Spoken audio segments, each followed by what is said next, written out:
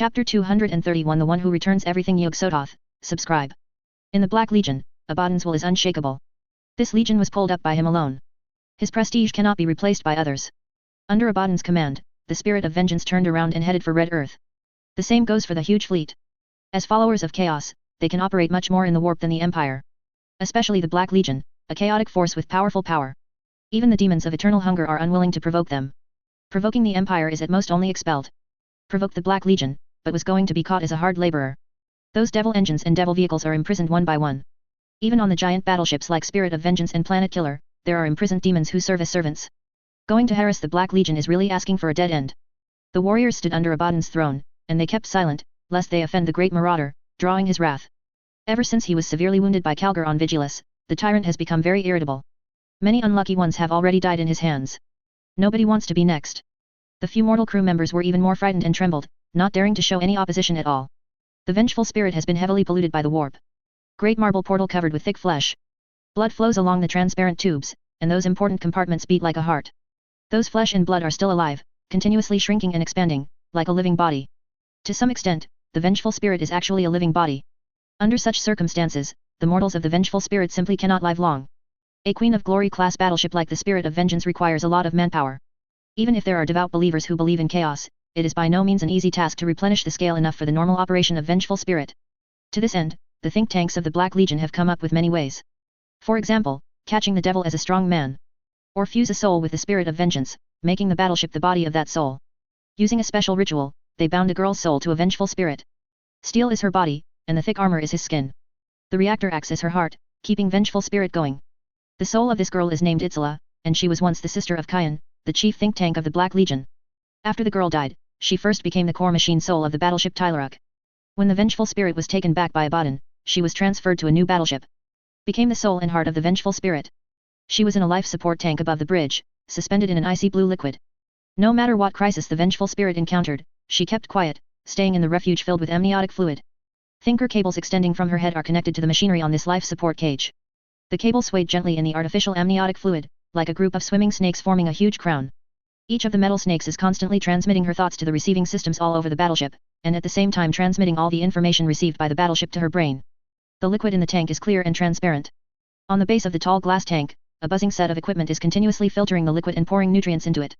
Itzera has no eyes, but she can see everything she wants to see.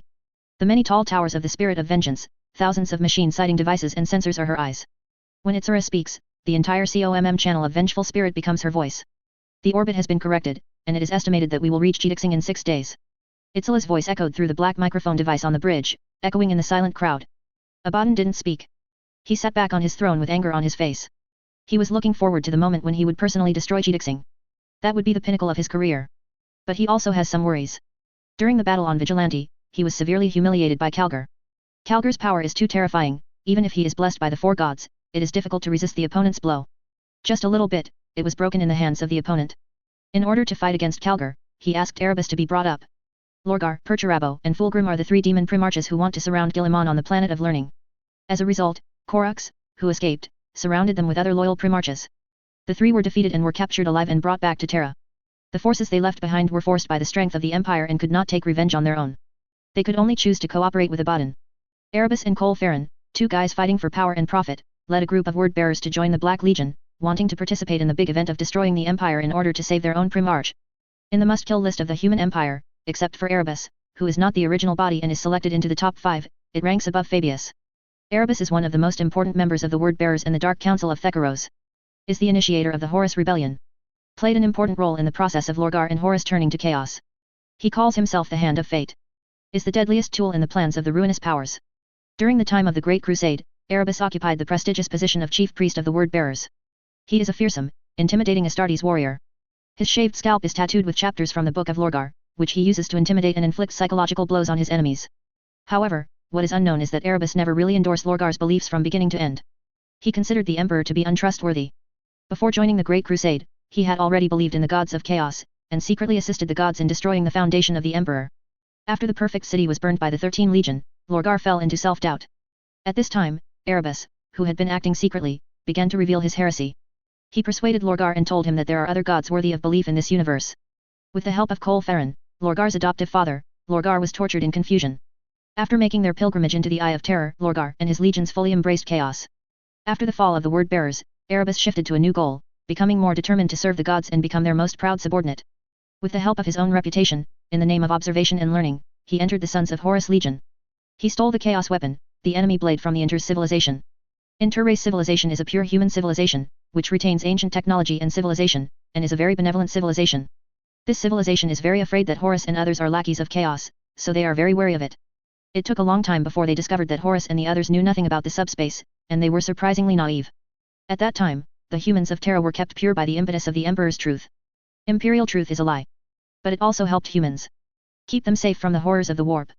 Just when the Intresk civilization was delighted by the purity of Horus and others, and was preparing to join the Empire, Erebus's act of stealing the Chaos weapon made the Intresian civilization believe that the ignorance and purity of Horus and others were all disguised. The two sides broke out in war. Horus doubts himself for the second time in a diplomatic defeat. The first time was at the place of the false emperor. It is also a civilization that survived the Dark Night, but was destroyed by the son of Horus. Horus doubted himself that if the emperor were here, these two wars would never have happened. After that, Erebus took advantage of Horus's pride and sent him to the planet Devon. Erebus told the story of the rebellion of the governor of planet Devon in front of many narrators, causing Horus, who lost his face, to be furious. Yogantamba, the governor of Devon planet, was appointed by Horus himself. The loyalty of the other party is what Horus admired the most, and he mentioned it many times. The other party's betrayal undoubtedly hit Horus' self-confidence again. In order to wash away the shame, he personally led the team to kill the traitors, and was finally stolen by Erebus from the inter-race civilization, and handed over to Yogantamba's old enemy, Blade. After the usual treatment was ineffective, Erebus proposed to send Horus to the temple, and used rituals to guide the other party to see the so-called truth, which eventually made Horus fall. Bewitched by Erebus, Horus stayed away from the Great Crusade, reached an agreement with the god of chaos, and embarked on the road of rebellion against the emperor. For a long time, Erebus stayed with Horus, serving as his dark spirit's advisor and ally. Abaddon's hatred for Erebus was as deep as Lorgar's. Even if one day, he successfully destroys the human empire, his next target will also be the Word-Bearers Legion. Even though many people ridiculed Abaddon as a reckless man, he was not worthy to be the War Master elected by the four gods. Actually, this is just a kind of impotent rage and jealousy. Abaddon's abilities may not be comparable to the Primarch, but he is definitely the top few in the first echelon of space fighters. Before the rebellion, Abaddon was the first company commander of the son of Horus, and the chief of the Council of Four Kings that Horus valued most. He dared to argue some things with Horus, and even the Emperor. This quality alone is enough to beat many people.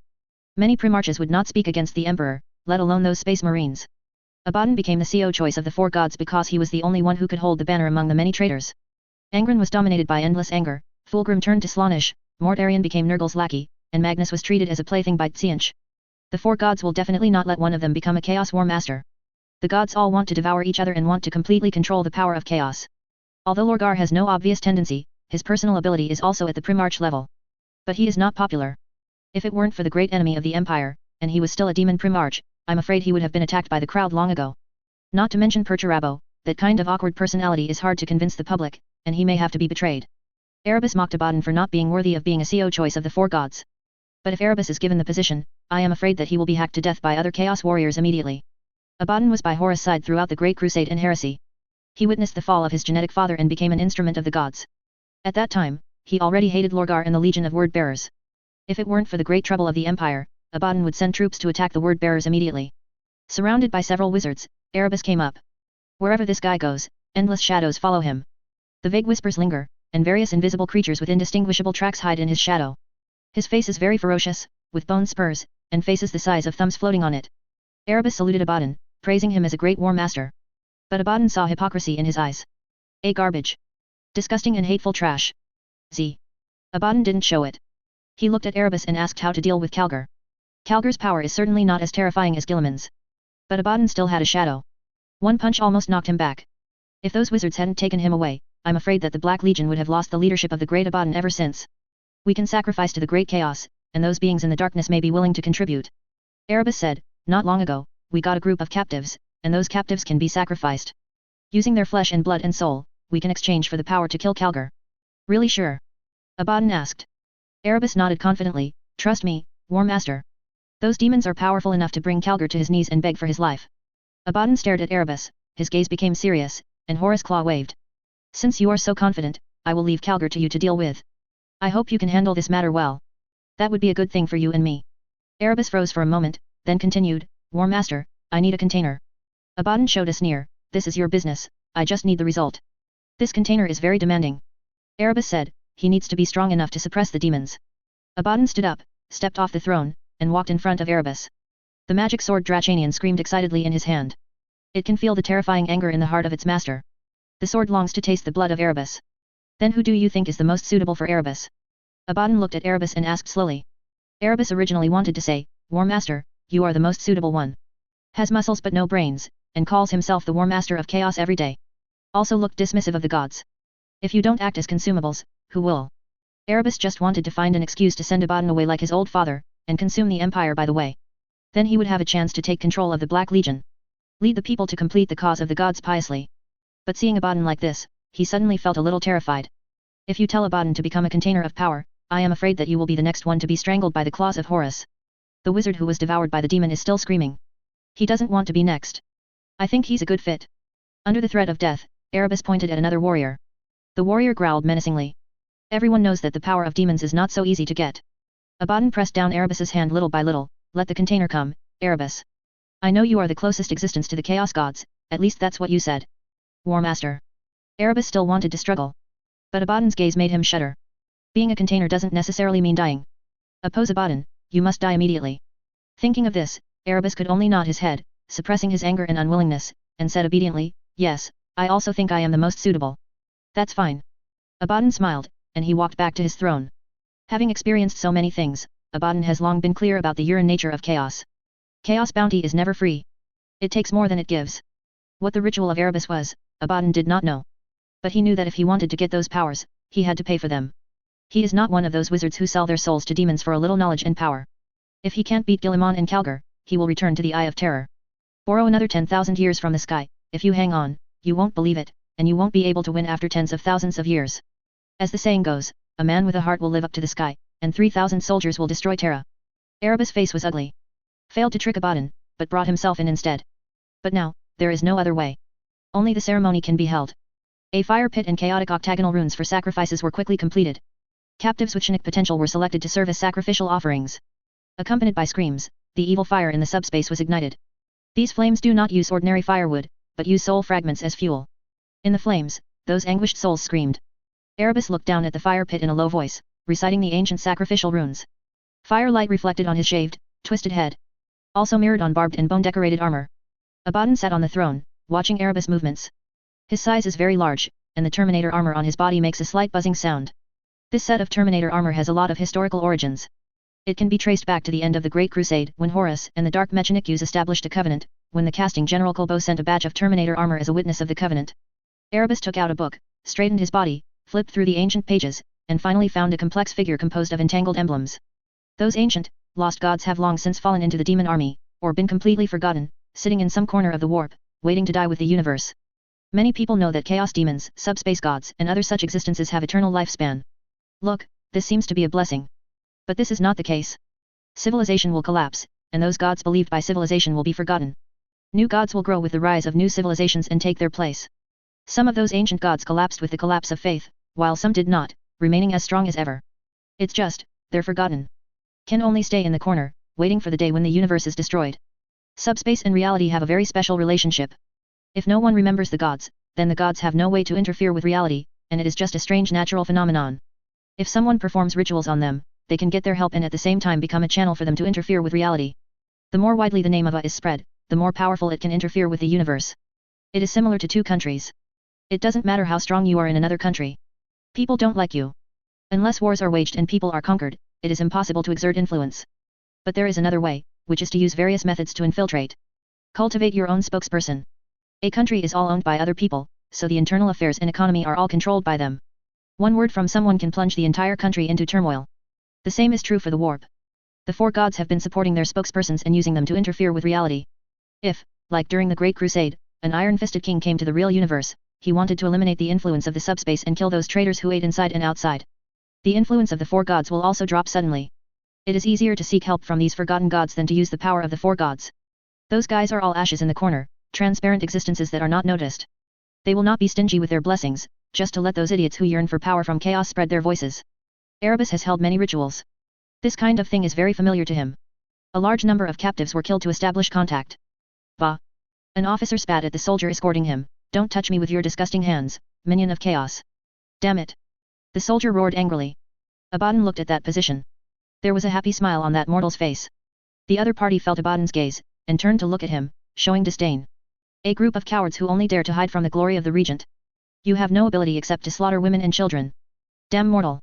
The soldier who was spat on grabbed the officer's head. The other party is still smiling. Spit on all the traitors here. Click sound. His neck was broken, and the corpse fell limply. Abaddon's complexion became ugly. Guilliman's return brought a lot of changes. If it was in the past, these cowardly mortals would never have any courage to resist. But now, they dare to cast aside themselves. This is not a good sign. They are changing. Abaddon hated the change. The world is getting more and more damned. GD must be destroyed to let Guilliman know that he cannot save the empire. Quickly, execute them all. Erebus said, use their souls and blood to sacrifice to the power of chaos. The dagger slashed across the necks of those innocent people. Blood spurted out from the wound. Vicious warp flames rise. Their blood hissed in the flames. When he was dying, the hot, vivid and powerful emotions filled the entire room. It was panic, pain, and the fear of being betrayed. Erebus knelt on the ground and drew a figure that was exactly the same as in the book. However, he didn't notice that a rune had gone awry, and blood stained that rune. Complicated graphics have power, and they can be associated with specific beings. Any deviation, the summoned things may be quite different. Erebus has done this kind of thing many times. He thought he was familiar with the road, so he didn't conduct any inspections. The temperature on the vengeful spirit plummeted. A biting cold wind blows from an unfathomable corner, carrying the dust of lost eras and ruined empires, and carrying the meaning of eternity in eternity. The creatures hidden in the shadows howled in inexplicable terror. They felt that an ancient and terrifying existence was coming. That breath is so terrifying that it is enough to drive countless lives crazy. Shadows seemed to be given life, dancing in the corner of the room. A noisy voice from no source came from all around. Full of endless malice, terror. Even the creatures in the shadows are crying. They couldn't bear the threat that voice posed to them. Are you asking for my help? A tiny creature. Abaddon was not much touched. He has completed many trials. Faced many ancient, terrifying demons no less than the four gods. Yes, I am the War Master of Chaos, the future master of the galaxy. What are you? Who am I talking to? This world does not yet have my name, and you will be the first to know. I am the one who is all things, the ruler of time and space Yog-Sothoth. I am outside the worlds, and you called me, I will answer you. Said the voice. Erebus was stunned for a moment when he heard the voice. He looked down and found a graphic error. A trace of fear suddenly rose in my heart. He seems to have summoned wrongly. But now, it is impossible to recover. If Abaddon knew that he was incompetent, he might be killed. Erebus just wanted to summon a whose name was lost in the ancient river, and use the power of the other party to fight against Calgar. Now, an inexplicable existence is summoned. An existence no less than the four gods. I seek the power to win. Abaddon said. Victory, a useless word. The voice said, creatures bound by ignorance often desire these. In the infinite world, many creatures will make similar requests. It is not difficult, but you can do it for this time. What did you pay for the deal? What do you need? Abaddon asked. Soul? Flesh? Or something else? Your strength is too weak, and there is nothing that can satisfy me. But you are the first creature to summon me in this world. As a reward, I allow you to owe a promise as the price of the transaction. The condition is ridiculous, Abaddon said. No one would make an unlimited promise. Then what can you take out? You have other imprints of chaos power on your body. In this case, you are destined not to be loyal to me. I saw a perfect container in this world. If you can fetch it for me, the deal is over. That voice's patience was gradually worn out. Obviously, the other party doesn't like such a transaction very much. But it is still patient. This universe has no imprint of it. If you can leave a mark, it will definitely be a very worthwhile thing. It has no intention of striving for control of this world. But if it can leave a mark, then its game can expand to a wider range. What a wonderful thing. Abaddon frowned, and then said, that's it, seal your power on him, and after I win, I will fetch that container for you to complete the deal. The contract is established, small creature, don't try to fool me, otherwise your fate will face unimaginable horror, no one can deceive the omniscient Yog-Sothoth. The voice said. Then, it disappeared. The screaming of those shadows also stopped. Erebus has a strange mark on his body. That imprint was clearly distinct from the imprints of the four gods on him, as if they were a completely different force. This reminded Erebus of something bad. During the siege of Terra, he visited a man. That is Erda, Mother Primarch, a mighty eternal. He once tried to persuade the mother of the Primarch to join the Chaos side. But the other party refused. For this reason, Erebus summoned 4 big demons to get back the place. The 4 great demons were all killed by Erda. The power used is not the power of the warp gods. During that conversation, Erebus knew that there were other forces in this world. Those powers are older and more powerful than the powers of the space gods. Erebus has been thinking about this in the days that followed. But there is not much clue. Until now, he was sure that the being that Abaddon talked to was definitely not a creature of this universe. But it is equally powerful, and it is as unpredictable as the 4 gods. If his Primarch knew about this kind of thing, his whole body would probably collapse. God is not alone. There may be more of them than humans. The emergence of the Great Rift not only tore apart the curtain between the subspace and the real world, also let this universe enter the eyes of more chaotic creatures. A universe in chaos that is about to fall is like a delicious cake. Erebus feels that there may be more powerful chaos powers awakening, and they will participate in the gluttonous feast that carves up this universe. After feeling that the who claimed to be Yog-Sothoth had left, Abaddon glanced at Erebus, which made the latter dare not look directly, for fear that his mistakes would be known by the other party. Fortunately, Abaddon didn't pay too much attention to this matter. He thinks about how to destroy the Empire. As for borrowing whose power to destroy, Abaddon didn't care. Let the galaxy burn. Cheetak Singh. Kalgar led the fleet to support the planet. Red Earth stars are immune to damage from the Great Rift. But the galaxies around it have fallen. The evil power of the warp corrupted those planets, dragging them into the Great Rift. Beside GD Star, a galaxy named Sergil has also become the site of a demon prince named Horkon. Countless demon armies flock to GD Star from the Segil galaxy, trying to bring this planet into the territory of the demon prince. Traveling through this kind of thing, there are coming and going. It is impossible for Sishan to be strong, and they will be full of rubbish, beaten and beaten. Keeping in mind the original intention, my book is Zushinwan, and the classification is Zushinwa View. Time travel is inevitable. Certain. Soon the devil will be worse than a dog, and the gods will go everywhere. The Great Expedition of the Heavens edition will take a long time. It will take a long time, brothers and sisters, before you can take a big hammer and go to other universes to beat the families of the gods. To rattle and kill. Chapter 232 Nothing can stop. Subscribe. Clean them up. Hawk stood on the Marauder anti-gravity suspension tank and gave the order. The companies poured more intense firepower on the enemy. A large number of shells fell on the enemy's head, and the booming artillery fire echoed on the battlefield. The enemy's fortifications were pulled out one by one. The opponent tried his best to fight back. But the range of the Imperial artillery far exceeds that of the traitors. They are always on the side of being suppressed. Once they fight back, more violent bombing will be ushered in. The Natal 502 Elite Regiment led by Hawk is attacking the Styx hive. This hive is located in the equatorial region of GD planet, and it is a very important industrial hive. After the outbreak of the Great Rift incident, wild wizards, mutants, and cultists took the opportunity to control the local nobles and launched a rebellion against the Empire. Hawk was ordered to take it back. This recovery operation is not difficult for the 502 Regiment. At best, it is a little troublesome. His troops wear advanced exoskeleton armor, well armed, and the crude weapons of those traitors formed a huge difference. In addition to this advantage, the intelligence network formed by the suspended anti-gravity detection device, and those heavy vehicles with individual shields are also the advantages of the Natal 502 Regiment. Hawk attaches great importance to this task, and it will be an important battle for his promotion. After liberating Natal from the Imperial Regency and executing the local nobles, Hawk joined the team. He participated in many campaigns. Fight against Orc warlords, against Necrons, and against Zerg. In the beginning, he followed Guilliman's troops. Fight out from Ultramar, sweeping the world along the way. Hawk has changed from a big soldier to an independent leader. Soon, he will be promoted again to become a high-ranking commander. As long as he wins the hive capital of Styx, his meritorious service is enough to be promoted. At that time, he will command an army independently. Troops with fleets, knights, nuns, and many other auxiliary units. He is even qualified to stand in front of Kalgar and Guilliman to report the battle situation and listen to their strategic arrangements. This was unimaginable in the past. Never before has a top soldier risen to such a high position. Even though they are fighting together, there are two parallel lines between them. Those nobles monopolized the positions of officers. After their descendants graduate from the military academy, they will be assigned to a company to become a petty officer. Then he rose all the way and became an officer like his father. At that time, there was such a joke circulating in the army. An old general of the Astra Militarum takes a walk with his grandson. The grandson asked, "Grandpa, can I be a general when I grow up?"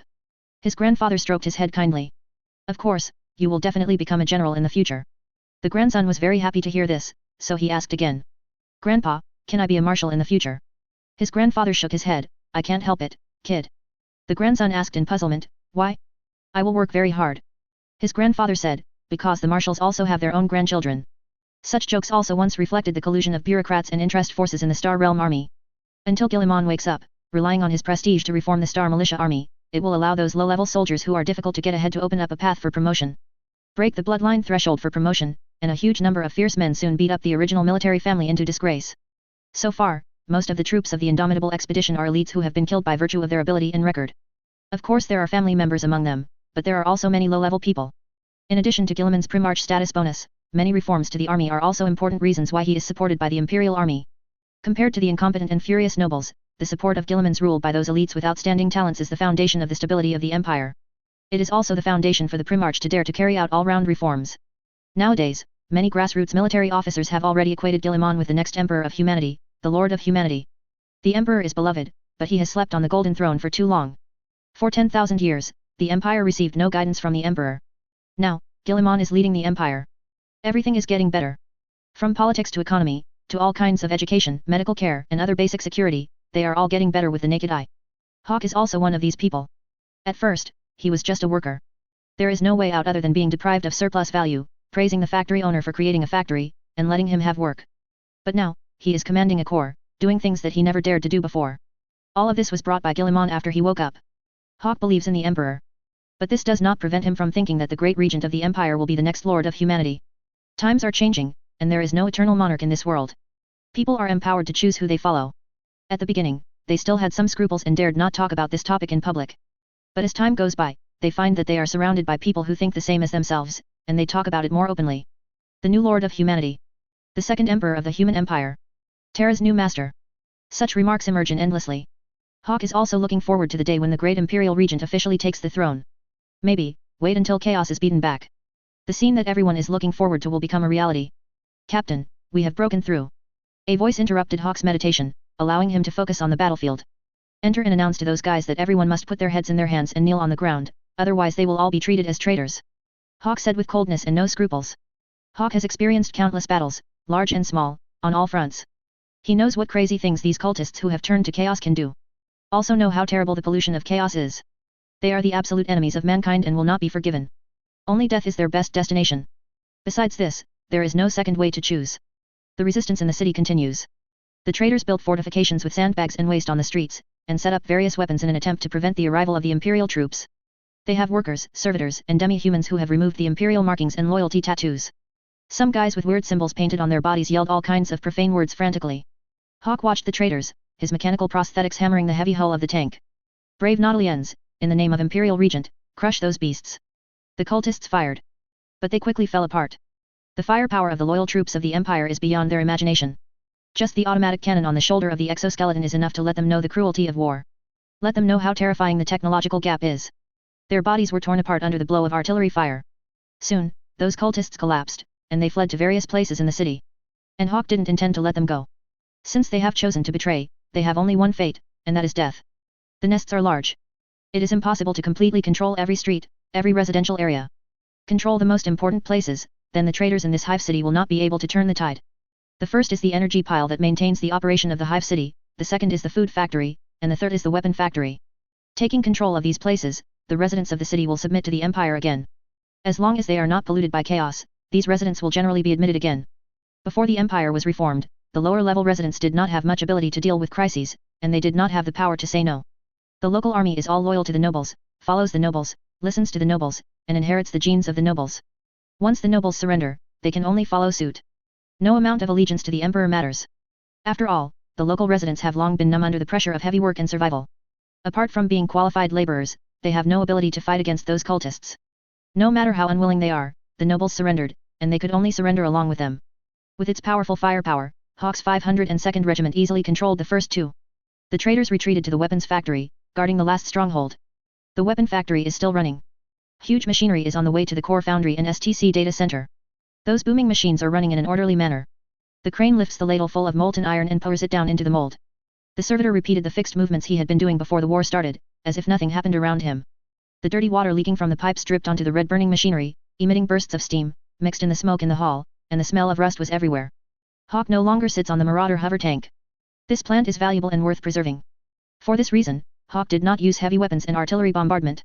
He personally led the team, preparing to break through the last stronghold of the rebels and add a thick stroke to his Medal of Merit. A traitor rushed out of the steam and smoke. His body had mutated, his eyes were cloudy, and his teeth were extremely sharp. Heretic's sigil is engraved on his flak armor. Wielding a heavy two-handed giant sword in his hand. For Lord Jolkin, the traitor shouted. Obviously, these guys are all heretics who were bewitched by the demon prince who controlled the Sigil galaxy. These guys are already demonizing. Once it continues, the pollution of the subspace will increase, and the opponent will most likely enter Cheetixing directly. GD Star has a strong anti-subspace force field, but this force field is not omnipotent. Ancient witchcraft, such as sacrifice, can still help those who have no life to descend. Hawk dodged the AP that was coming at him, and the automatic laser cannon on his shoulder rotated automatically, blowing the opponent's head off with one shot. The headless corpse fell to the ground, twitching weakly. Executed a traitor, Hawk activated the laser knife on his wrist and pierced another enemy's chest position. But there are more behind the two enemies. Lasers are coming in densely. Several shots landed on Hawk's body and were blocked by his exoskeleton armor. Special paint on the exoskeleton deflects the laser beam, minimizing its damage. These guys are different from those traitors outside. They appear to be more organized, more fanatical, and have been blessed by the devil. Hawk's adjutant said. Hawk nodded in agreement. You are right, Heller, but we will still kill them. This will not change. Traitors can't change anything. All teams release all firepower, we are going forward. Hawk turned on the communicator and shouted to all the troops, in the name of the Great Regent, destroy them. The soldiers of the 502nd Regiment of Natal responded to their regiment commander with the same loud slogans. Lasers illuminate the foundry hall, and grenades are fired into the enemy's fortifications. Hawk is shooting crazily against the enemy's firepower, and the automatic laser cannon mounted on his shoulder is also trying to fire, shooting at the enemy. Screams, the sound of armor and bones breaking, and howls of pain mixed together. The fragments of the explosion were swung away by the sturdy exoskeleton armor. Traitors are falling in batches. Hawk's team is in control. Suddenly, a bomb hit Hawk. The bullet exploded on his exoskeleton armor, sending him flying upside down. The cushioning device of the exoskeleton kept him alive, but he was still dizzy and his whole head was buzzing. Among the smoke, a muscular, huge engineer came out carrying a heavy bomb. You are late. The lackey of the corpse emperor, the life created by Master Horkin has been born, and you will surely meet his terrible wrath. Kill him. Hawk tried to stand up, nothing can stop us, not even a demon. In the name of Guilliman, no matter what bad things are, Hawk will not let it stop him. He is going to be a higher commander. Obtain the qualification to discuss war with the Imperial Regent. He will also stand at the great ceremony and witness the great 13 Primarchs become the second emperor of mankind. Let all demons die. Nothing can stop him. Chapter 233 Crazy Transverse Tunnel Project, subscribe. Several beams of light fell on the reformed man, even the thick iron armor was melted, and several black wounds were burned on the strong and terrifying body. There was a stench of burning flesh from the wound. Injuries that are enough to kill an ordinary person are irrelevant to a modified person. He let out a low growl. He walked towards Hawk and the others with heavy steps. The strong muscles produced by chemical agents are strong enough to resist the damage of high-temperature laser beams. Hawk's face became a little ugly. He knew it was a crazy genetic creation. Horrible creatures created by those crazy cultists. Go to hell, lackey of the corpse emperor. The reformer roared. Constantly pulling the trigger of the middle bolter. The erupting bombs dragged the propelling flames, burning in the air and drawing a trail of white smoke. Where the explosive bomb fell, there was a booming explosion, and gravel flew randomly. If it weren't for the protection of the armor, Hawk and the others would have suffered heavy casualties just from these few blows. Hawk's adjutant hid in a corner, relying on discarded machinery to cover up his figure. When the huge cyborg walked by, he rushed up. The laser blade ejected from the wrist armor crackled and scorched in the air, surrounded by dots of light. The reformer also wanted to turn the gun. But Hawk's adjutant cut off the barrel with a sword. The laser blade easily cuts through the thick barrel like a knife cutting butter, and the cut surface exudes a scorching red light. Hawk, who got up, also seized the opportunity and rushed up. A scorching laser blade also popped out from the position of his wrist armor. When the reformed man roared and was drawn away by the adjutant, he stabbed the laser blade into the opponent's chest suddenly. The modified man let out a painful roar. The scorching blade burned his internal organs. But his vitality is extremely strong, even if he suffers continuous heavy injuries, he can still fight back. He waved his thick arms and threw Hawk, who was wearing exoskeleton armor, away, as did the adjutant. At this moment, other soldiers also found an opportunity and rushed forward. The laser blades installed on their wrist armors popped out one after another and sank into the opponent's body. One of the soldiers jumped up and chopped off the modified man's head with a single sword strike. He rolled his head on the ground a few times. Hawk took a look, the guy's eyes widened, and he shot him. Brains and debris splattered all over the floor. Headless corpses lay in the ruins, and there aren't many good places left. Go ahead and kill them all. Hawk shouted. Kill. For Guilliman. Death to traitors. The soldiers of the 502 Regiment also roared. They followed in Hawk's footsteps and entered the weapons factory. It took more than 10 minutes to push it all the way from the production line to the casting hall. Those cultists hid in the fortifications and still wanted to resist, but they were crushed by the firepower of Hawk and others. What is rather tricky is that those strong reformers keep coming out from the depths of the factory. The muscles of each cyborg are exceptionally strong, tall, like a space warrior. It can be said to be a poor model for the old version of the Emperor's Angel. It is a pity that they do not have the formidable strength and fighting talents of the Space Marines. It took some time for Hawk and the others to kill them all, and walked into the casting hall of the factory. Everything inside has changed beyond recognition. The workshop originally used for assembling finished weapons was emptied, and rows of genetic capsules were placed. The thick black cables and data cables on the ground are in a mess. At first glance, the foundry hall looks like a snake nest with thousands of snakes entrenched. The cables of the elevator vibrated on the base of the cavern roof. The gigantic mechanical arms are still working, transporting those gene pods. The buried ancient machine made a dull moan. The foundry hall is covered with a strange mixture of amniotic fluid and electric circuits. Puddles of transparent and viscous liquid leaked out of the genetic cabin, and the roaring machine bred indescribable strange things. Obviously, this is a genetic training workshop that has not been built for a long time. Some gene pods have been opened. The fighters inside came out naked, and each one was extremely strong. They ran towards Hawk and the others, making roaring roars. Those muscular mutants born with biochemical agents were born in this place. Hawk and others were amazed by what they saw. Obviously, those traitors are plotting vicious plots here. They pulled the trigger of the weapon, and the scorching beam killed the unarmed cyborgs. Blast those guys' heads off with a burst beam. The air instantly filled with the smell of burning flesh and amniotic fluid. The red-robed priest who had erased the imprint of the sacred Martian gear stood in the center of the workshop. The red light emitted by the electronic prosthetic eye is full of malice and hatred. They are operating something quickly around a huge metal platform. 10 black gene pods are arranged in a circle around the thinker in the center, and the indicator lights above show that the gene pods are still operating normally. Different from other gene cabins, they are translucent with frost on the surface, making it impossible to see what is inside from the outside. The machine slaves in full gear raised their weapons and sounded alarms when they saw Hawk and the others coming in. The fallen mechanical priests also looked over. Full of hatred. They no longer recognize the Empire. Let the heavy fire troops come in. Hawk said softly to the adjutant next to him. Seeing the things in the workshop, Hawk knew that there was no way for the weapons factory to take it back intact. The lackeys of the Corpse Emperor, it's time for you to see the power of Lord Horkin. The fallen mechanical priest clicked on the panel in front of him. Hawk raised the pulse rifle in his hand and fired a shot, directly piercing the opponent's head. However, another mechanical priest accepted the job of the deceased and pressed the confirm button. A booming sound sounded. The gene cabin in the center of the platform flashed with rapid light, and the humming mechanical sound sounded. With a bang, the door of a black genetic pod was thrown open. Hateful, twisted, ghastly creatures crawled out of it, wet and reeking. That hideous appearance made Hawk and the others feel sick to their stomachs. Just looking like that is enough to poison people's minds and souls. The monster was a human being before, and from the twisted feet and terrifying face of the opponent, some human appearance could be vaguely seen. There are only some similarities. The evil power of the subspace has irreversibly caused that human being to fall into the collapse of reason and thought. And human nature has long been replaced by the endlessly distorted will, and has become a distorted, crazily speaking abominable creature serving the will of chaos. From the perspective of anatomical structure, the filthy and horrible form has mutated almost beyond recognition. The eyes of these monsters are like pustules, with disgusting blood flowing. From the bloated body, it is constantly trying to grow outward. On the huge ruins of flesh, there is no shining point of human nature. These monsters are purely a distorted imitation of beasts for humans. They are fleshy made up of fleshy tentacles and eyes. There are no words to describe these loathed and cursed things. Chaos Egg. Hawk's face became ugly. The war has progressed to this stage, and the high level of the Empire no longer has any idea of covering chaos. On the contrary, within a safe range, all parts of the Empire have begun to spread various knowledge about chaos, and are ready to fight against chaos. Remaining ignorant of chaos is a safety measure. The Emperor adopted this measure during the Great Crusade and the 10,000 years of the Empire. The Inquisition, the State Church, and the Grey Knights are all trying to deny the existence of chaos. Untiringly erase all traces. But this kind of measure will make people lose their vigilance, and they will not be able to effectively deal with the supernatural events that occur frequently today. What's more, human beings also need to know who their enemies are. To unite a race, setting up an enemy is the easiest way. But this approach can only be done by the human empire led by Guilliman today. If it was the former human empire, open chaos would be a dead end. The harsh living environment of the empire often makes the bottom layer who know the existence of chaos yearn for it, which is the most terrifying thing. Now, only the new empire that can promote education for all has the ability to control the overall situation.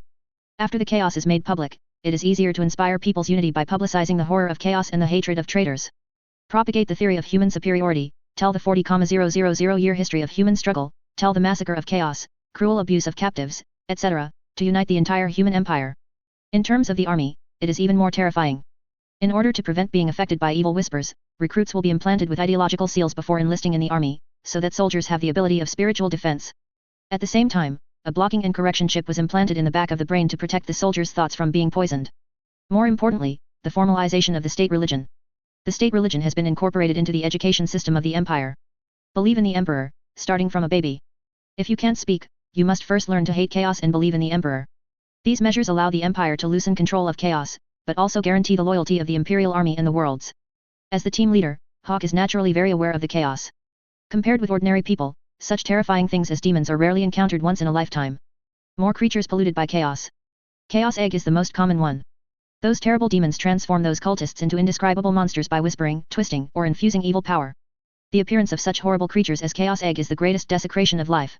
The cultists closest to the monster were devoured first. Chaos Eggs have multiple mouths, and they can easily devour those unlucky eggs. The crisp sound of bones being bitten off echoed with the outflow of blood. The Chaos Eggs have long been crazy, and they will never think that the cultists are on their same front, and will kill all targets indiscriminately. Seeing such a horrible scene, even those cultists who originally clamored to sacrifice for chaos were frightened and fled in front of these various creatures. They are evil incarnate, hideous monsters. The essence of chaos. The incarnation of death, the embodiment of fear. One of the imperial soldiers walking in the front was caught by the tentacles. The metal of the exoskeleton armor is corroded. The flesh and blood of the soldiers are also melting, like wax melting when it meets fire. The evil power of chaos is released through the chaos egg, trying to distort and touch everything. Kill this monster! Hawk yelled, quick! The automatic weapon on the shoulder armor locked the wriggling monster through the built-in calculation module. Several bursting beams sank into the huge body. Cluster rockets whizzed out, and the fixed-point blasting point was powerful enough to blast through steel. The burst beam pierced through the unnatural body. Blast off pieces of wet flesh on the monster's back and sides. Under the intensive firepower, the huge monster fell down, fragmented, and could only kneel on the ground and roar in despair. Hawk shot off the monster's head. But with the unlocking of those gene cabins, more deep voices sounded. All those terrifying monsters crawled out, seeing Hawk and the others surged up like vultures seeing carrion. Those terrifying monsters have exposed cartilage and ribs, and the muscles produced by biochemical agents are extremely thick, and those tentacles have bone spurs, which are extremely sharp and can easily pierce steel. Sharp bony horns protrude from disordered, chaotic flesh. In the multiple eyes of the monster, burning with the fury of mad and wounded beasts. The power of these monsters is so terrifying. In the past, only those well-trained Emperor angels could deal with it with ease. If it is handed over to an ordinary Star Army regiment, I am afraid that it will take a heavy sacrifice to solve this terrible crisis. Fortunately, with the reform of the army, the installation of various new weapons and equipment gave Hawk and others the confidence to deal with these monsters. Otherwise, Hawk will have to consider summoning the Emperor's angel. Their sharp claws and bone spurs can easily cut through the protection of armor. The strong and powerful tentacles can twist steel alive. Hawk and others can only shrink the formation. Retreat while pouring attacks on monsters. They retreated all the way to the production line, abandoning all the places they occupied just now. It wasn't until the boom sounded that they stopped their retreat. Several Marauder tanks crashed into the walls of the weapon factory, and they were forced into the factory, opening a road. Under Hawk's order, the burst beam cannon of the Marauder tank bombarded the Chaos Eggs intensively, blasting their flesh and blood to pieces. Cheetixing is still in the framework of the real universe. The laws of physics are still at work. In the face of overflowing damage, even with the support of subspace, it is impossible to persist for too long.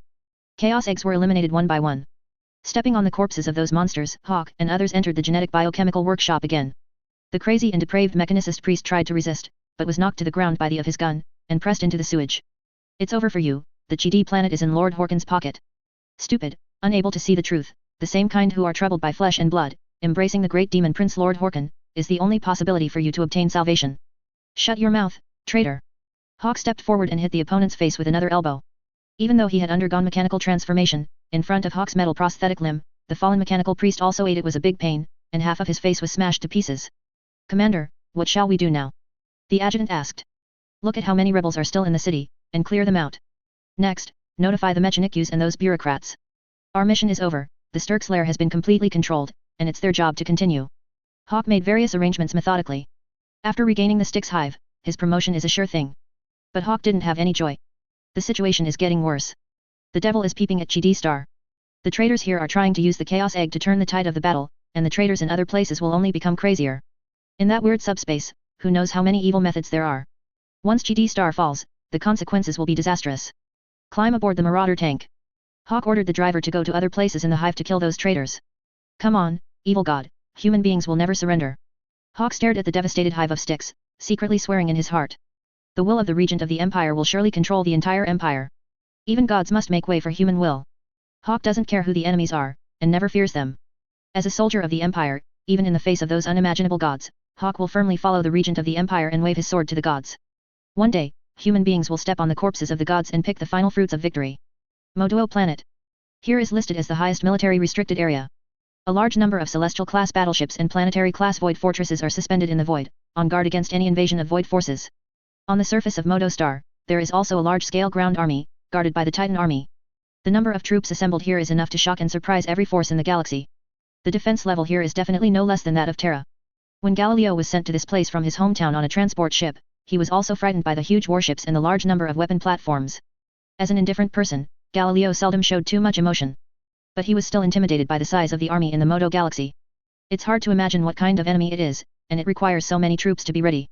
In any case, Galileo knew very well that this was not something he could participate in. It's like a crazy storm, he's just the unlucky guy caught in it, not those who can control the direction of the storm and control the overall situation. Galileo was a recruited worker. It's hard to imagine what kind of project requires workers from all planets in the galaxy. Those mechanical priests who stripped off their flesh and blood and replaced them with mechanical parts drove the spaceship to Galileo's world. They check everyone, and those who pass are taken away. Promise to give a job to those qualified. Their children, parents, wives, or husbands will benefit from it. The remuneration is very high, and many people are attracted to it. However, not everyone is eligible to apply. They selected for a long time, and selected more than a dozen people from tens of millions of people. Galileo is also one of them. He considers himself lucky. It's cool and worth showing off that others don't have it, but you have it.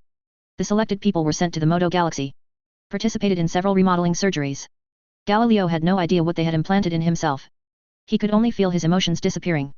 It's like a cold robot. When some normal people get along with him, they will feel a sense of suffocating fear. In addition, they were also trained to use various weapons and mechanical equipment, and even learned how to control engineering mechs to carry out operations. For this reason, Beginnig also carried out genetic enhancements on them. Wait until everything is ready. Galileo and others learned what they were going to work on, which was to open a tunnel. When Galileo heard this, he felt very ridiculous. From tens of millions of young adults, a dozen people were carefully selected. It also consumes a lot of resources and performs various transformation operations, just to open up a tunnel. This is simply outrageous. Open the door for outrageous home. The entrance of the project was selected at a mountain range in Modo Star. A military fortress was built at the entrance. There are drone troops such as servo skulls, cherubs, and machine slaves patrolling 24 hours a day, as well as imperial elite troops such as Emperor Angels, Grey Knights, and Nuns.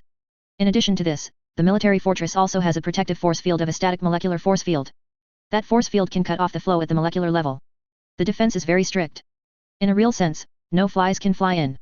After complicated identity verification procedures and mental state confirmation, Galileo and others were sent to the entrance of the tunnel. They were the first workers. Mechanical equipment has been prepared and placed in front of the entrance. Their job is to drive construction machinery to open tunnels. The control method of construction machinery is very simple, all of which are connected by nerves. A humanoid machine like a titan. It's just that it is not a weapon, but a drill and a mechanical arm. Galileo observed for a while, the place where the tunnel was going to be opened, there was already a trail on a huge black stone wall. Their task is to widen the trail, lay a large amount of mechanical teaching equipment into the open tunnel, and ensure their normal operation. Galileo felt very strange. Does it take so much work to widen a path? It is selection and strengthening. It's like fighting a war. Before the official work, Galileo and others also got a document and a sculpture pendant of the emperor. The paperwork is a code of conduct for tunnel workers. Written in standard Gothic. Those people asked them to stick the paperwork in the cockpit, and it is said that they were blessed. Galileo read the rules as required. The Holy Emperor is above, according to the glorious and eternal human empire, the executor of the great emperor's will, the power of the imperial regent. You have been recruited. From now on, you will participate in this tunnel project, and you must not withdraw without the permission of the regent of the empire. Anyone who flees without permission will be charged with treason and racial betrayal. In the name of the Holy Emperor, your duty is great. The day when this tunnel is successful is the day when mankind can enter a new era. Never question the importance of this tunnel, nor do you doubt yourself and get lost. Every tunnel developer must abide by the following regulations. 1. Before entering the tunnel to work, you must conduct a comprehensive inspection, and report your mental state to the inspector truthfully. If you feel that you are not mentally good, you can refuse to work, and there will be corresponding doctors for treatment and assistance. 2. Your job is to open up tunnels and lay railroad tracks.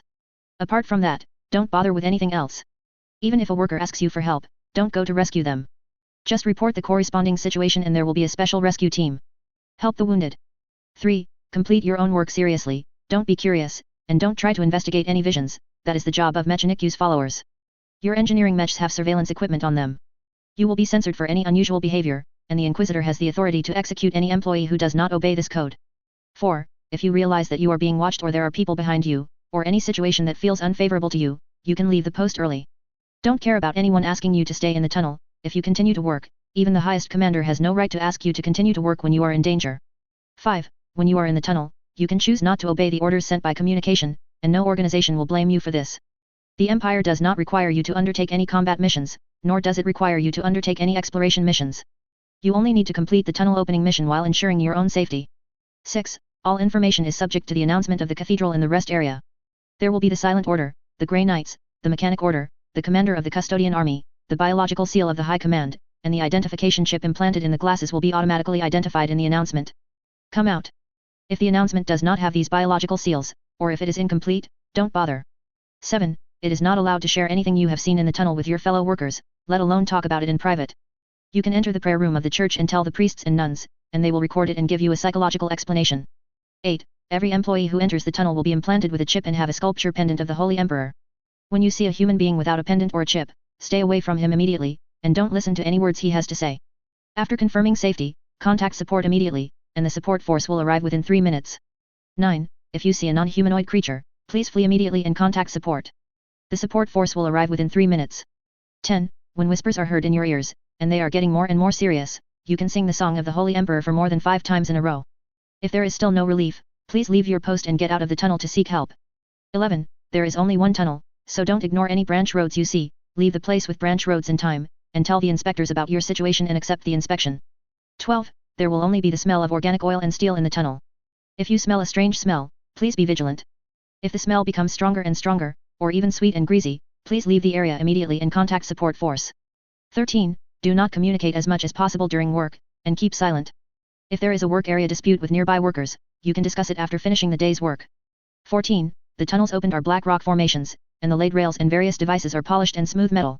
If you see any flesh, bones or other tunnel walls, please use a flamethrower to burn the abnormal position until it returns to normal. There are 50 rules in total. At the bottom, there is also the complete song of the Holy Emperor. After reading the rules, Galileo looked up at the dark tunnel in front of him. Turned around again and looked at the various weapons that had been activated behind him.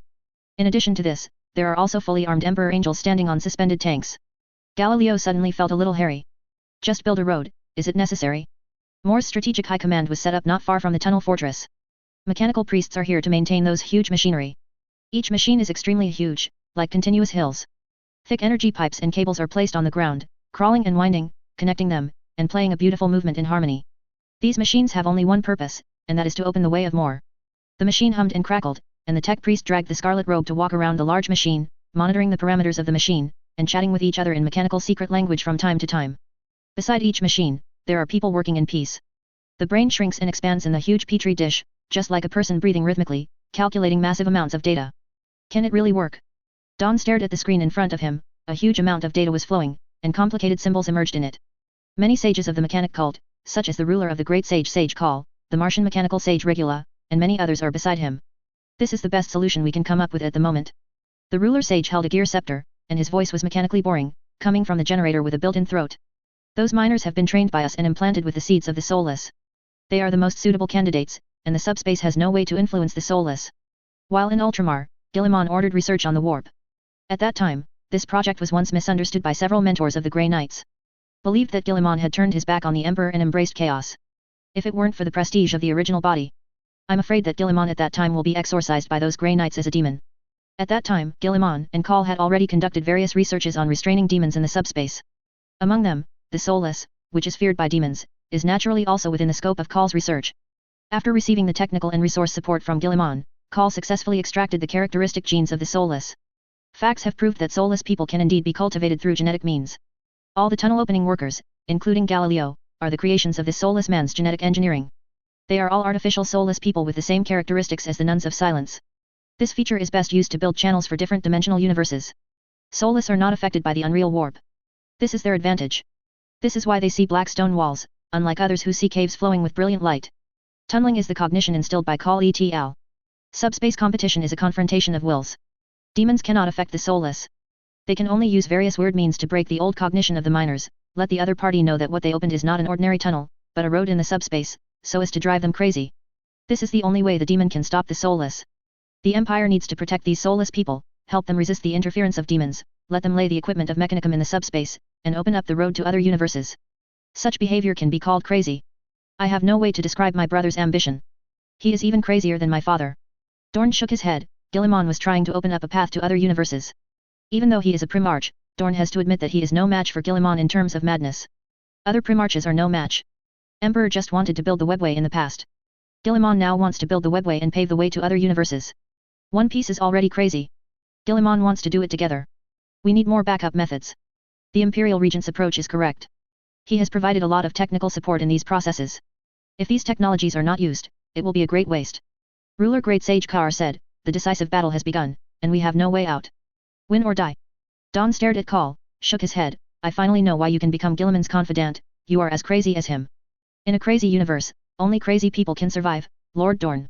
The ruling Great Sage Kaur said. My father suffered a lot because of the webway. If Guilliman's plan goes wrong, what a heavy price he will have to pay. Dorn asked, have you considered this kind of thing? Kaur was stunned for a moment. Guilliman had considered this question, but the answer was too horrifying for him to say. Guilliman had just woken up in Makridge and had a long conversation with Call. At that time, there were already plans for many plans now. Call asked Guilliman the same question. What if I lose? Guilliman showed a ruthless face. and he slammed his fist on the marble table. At that time, we will build a bunch of subspace bombs, and if we lose, we will blow up the subspace. No one should want to feel better, and then run away to other universes, recharge their batteries, and then come back. There was a moment of silence before Kaar spoke. The regent of the Empire has already made his own considerations, Lord Dorn. We can completely trust him, and once this plan succeeds, even if the human empire fails, there will be a way out. Conquering other galaxies is a difficult task. What confidence do you have that the Empire can gain a firm foothold in other universes? Let those universes be the retreat of mankind. Dorn said. Kaal shook his head and said, when humans developed the moon, they couldn't even conquer their own polar regions, they couldn't even fully develop the ocean, they couldn't even control the desert and climate, and the Earth didn't even have a unified political power. Even though there are so many problems, they still choose to go to the moon to develop a desolate world, because they know that if their eyes are always on their side, it is impossible to go too far. Hiding on the Earth, civilization it's just going to stop. Conquering a universe is still a fantasy for the Empire. Shouldn't the Empire go out and broaden its horizons? The Empire is like a frog trapped in a well. Does it want to count all the flowers, plants, and bricks in the well? Just out of the well? What's the point of that, Lord Dorn? Empires need to move towards the multiverse, just like humans on Earth have stepped out of the solar system. When they look back, they will find that many seemingly unsolvable problems in the past can be easily solved. The same is true for empires. We have been trapped for too long. We are overwhelmed by the chaos gods. Only by going out and seeing the true face of the multiverse, can we learn more about these evil gods and win the final victory. The significance of tunnel engineering is not only to be able to travel to other universes, but more importantly, to allow us to see from the galactic uplift into multiple universes. I hope you are right, Kaal, otherwise no one will be able to bear the consequences of failure. Dawn sighed, once something goes wrong, the crisis it will cause is enough to bring mankind to an end. Horror. In the past, only the galaxy was burning, but by then, the entire universe may be burning. Struggle is always inevitable, Lord Dorn, we can only believe. If we can't be united, how can we win? Kaal said, what if the universe is burning? Human beings have experienced tribulations, should we be afraid of tribulations? I hope that when the situation I worry about happens, you can still be so determined. Dawn knows more than Kaar, he knows how terrifying the power of chaos is. Everyone who knows the truth will only feel hopeless. Let the future people consider the future. We only need to do the present. Kaal said. Dawn nodded and stopped talking. He watched the progress of the opening of the tunnel. Wait until the situation of the different universe project is stable, and there will be no major problems. Dawn is going to be in charge of the Networkway project. Compared to the Cosmic Channel, the Webway project is undoubtedly the reverse scale of the gods. Once humans use the Webway to isolate the subspace, their influence will inevitably plummet. The influence has declined, and the gods will be forgotten soon if they are covered up for a while. Even if the time comes, chaos will corrupt the human empire again. New gods are afraid that they will rise accordingly. They will also be forgotten like the gods who passed away in the ancient years, and they will be abandoned in the long river of time. The threat of alien universe engineering is not that great. If Guilliman can eat this cake, they may not be unable to eat it. At that time, it is only necessary to corrupt a group of imperial troops. It is hard to say whether the conquered worlds will bear the name of Guilliman or theirs. What's more, the territory of the Pantheon is in the subspace, and they can also connect their own paths and corrupt those paths. When the time comes, Guilliman will do the work, and they will reap the rewards. Calgar, if you still have the honor of a warrior, accept my invitation to a duel, just you and me. Of course, you can refuse like a coward. On the bridge of the Victory Laurel, Calgar gazed at the image conveyed by the Chaos Trader. In the video, Abaddon sent him an invitation to a duel. Chapter 234 An Unprecedented Terrorist Strategy, subscribe. This is a trap.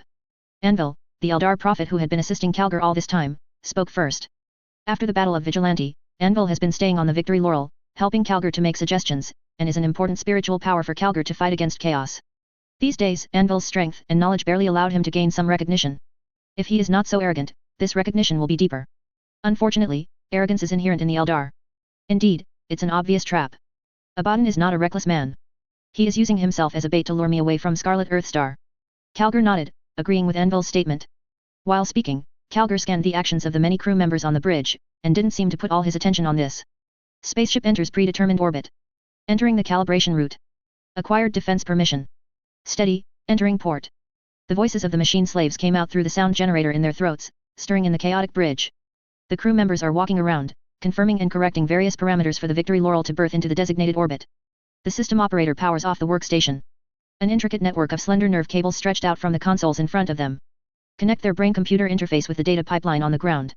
Shaneo has shared most of the data calculations, but the most important orders will still be decided by the crew. Glow is reflected on the screen, and the operator's skin is almost transparent, and the dark pupils are abnormally diffused, reflecting the data flow from the screen. Transparent skin is caused by staying in the void for a long time. Many crew members may spend their entire lives without a few opportunities to go to the ground. They were born in the void and died in the void. Calgar's voice is not loud, but it can penetrate these chaotic voices. He puts his hands on the railing in front of him. The servo structure of the bionic arm made a clicking sound, and the electronic prosthetic eye embedded in the eye socket also made a slight friction sound. The traitor from Chaos who delivered Abaddon's words was thrown to the ground, guarded by Primaris warriors. The opponent's body is extremely thin. The evil spiritual energy leaked out from the dirty robe, which made people feel very disgusted and hateful. Calgar waved his hand, signaling the original caste warrior to take the traitor down. There is only one end for him, and that is to be burned in the wrath of the great emperor. Faced with such a crude trick, what are you going to do? Anweer asked, rubbing the spiritual bone scepter in his hand. This is a rough trick, but any trap needs bait, and Abaddon knows exactly what we want. It's a trick, and it's also our best chance to solve Abaddon. So far, this guy is the most terrifying harm to the Empire, and he is also the greatest threat to the Empire. Calgar said in a deep voice, the 13 dark expeditions he launched against the Empire will cause countless storms and chaos every time, and it is also the main cause of the Great Rift. Abaddon has a top-notch strategy and mentality. He will lie dormant like a poisonous snake, waiting for another opportunity. If he cannot be dealt with, the Empire will always be on guard. Once he relaxes, the poisonous snake may come back again. Sneak in. Anvil was silent for a moment before speaking, then are you going to accept the appointment? Calgar nodded. Abaddon wanted to lure me away from Scarlet Earth, and I granted his wish. Are you really going to duel with him? Anvil asked. No, I won't speak any glory to those damned traitors. They deserve to die, and they will always die. All we have to consider is how to make them die. As long as Abaddon shows up, I will find a way to catch him, kill him. Before the future of the Empire and personal glory, the former is always the most important. I will select a group of the most elite Imperial warriors, and they will be ready to teleport and attack at any time, to ensure that Abaddon has nowhere to escape, and that he can't die anymore.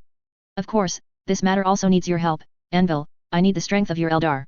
What can I do for you? Anvil asked. The last time Abaddon used witchcraft to escape, this time we must block all his back routes so that he can't escape. As soon as Abaddon appears, you have to trap him and create conditions for me to kill him. Calgar took 2 steps, a powerful heartbeat in his body, and the surging blood surged through his veins with surging power. He breathed slowly, relaxed his thoughts, cleared his mind, and envisioned Abaddon's evil plan again, guessing the opponent's vicious backhand under the appearance of this clumsy technique. I understand that at that time, I will have many Eldar priests conduct a ritual blockade. Anvil said, make sure that Abaddon's location forms a blockade, so that he can no longer use witchcraft to escape. This time, let Abaddon have nowhere to escape. Calgar said in a deep voice. The lumen lights inside the corridor of the battleship flickered. False ghosts flickering and appearing everywhere. Tentacles grew out of the flesh and blood all over the corridor, wriggling and swinging the slimy body. Those sailors who peek out in the dark with malicious eyes. The mouth with sharp fangs made a strange whisper, echoed in the air, drilled into everyone's mind, poisoning their thoughts and souls.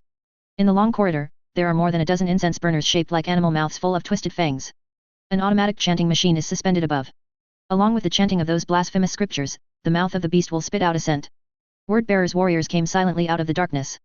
The genetically enhanced body is wrapped in thick ceramic steel armor. The color of the armor is like coagulated blood. They walked in silence, breathing thick smoke. Behind them, cultists in dirty robes. They hid their faces under their robes and followed their masters. These people are all skinny, but the enthusiasm on their faces has not weakened in the slightest. It is the greatest honor to serve the gods. Dedicating everything to the gods is what every human being should do. They firmly believe that they are on the right path. Those fools who follow the corpse emperor will realize one day that they can't change anything. No one can shake the status of the gods. What Gilliman did was just a dream. The empire will eventually collapse, the corpse emperor will die, and only the gods will live forever. The word-bearers walked into the bridge, and stood around the bridge. They asked the believers to walk to the command seat where Erebus was, waiting for the other party to wake up. Prepare to awaken the sleeping Erebus with the sacrifice of the believers. At this time, Erebus let out a scream that was sometimes painful and sometimes excited. Since that day, Erebus has been in this state since he accepted the power of the terrifying existence named Yog-Sothoth. Half asleep and half awake. Just like Horus in the past. The originally distorted face became terrifying and hideous. Twisted by the power of a from nowhere. Become misshapen, become dilapidated and messy, like the kind that alcoholics or drug addicts have. Under the swollen eyelids, the pupils are constantly twitching. Drool snaked down from between the sharpened teeth. Erebus is tormented by endless nightmares. Countless rays of light, the stars of the entire universe turned into eyes, watching everything. Wraps everything within everything, looks at everything outside of everything. No words can describe the sights he saw. No words could describe the change in his thinking. That mark affected him. Let him see the truth more terrifying than the gods revealed to him. However, this is not the whole truth, just a corner of it. In front of that terrifying creature, he felt like a pathetic ant. The other party doesn't need to do anything, the mere existence can make everyone who sees it go crazy and commit suicide. Erebus felt that he had been dragged into countless dreams. He lived in it for thousands of years. From the birth of the universe to the destruction of the universe, his soul was stretched infinitely and thrown into the endless river of time. He returned to the time when he had just become Erebus. Watching the young self kill the real Erebus, replace the other's identity, and become a priest. Watching the young man, he was immersed in the belief of the gods, excited that he had glimpsed the truth of the universe. Watching himself in his prime follow Lorgar to conquer the whole world and build up worlds that believe in the Emperor. At the same time, he is silently promoting the cause of the gods. Countless reincarnations made Erebus almost collapse. He felt that he was being pulled by the invisible thread of fate like a plaything. No power can resist that manipulation. The eyes full of malice are always watching him, disintegrating his will and dissolving his spirit. Let everything in him crumble and destroy. There are weird creatures wriggling in his dreams, eating everything. From one dream to the next. They let out shrill, high-pitched laughter, celebrating their own abundance of food. When Erebus was awake, he was already on the verge of madness, attacking others with weapons like a madman. Those nightmares and visions tormented him. After a long time, he regained his composure. But the bridge was already strewn with corpses, and the corpses of those believers were scattered on the ground. The word-bearer's warrior looked at all this with fear and worry in his eyes. Erebus' situation is getting worse.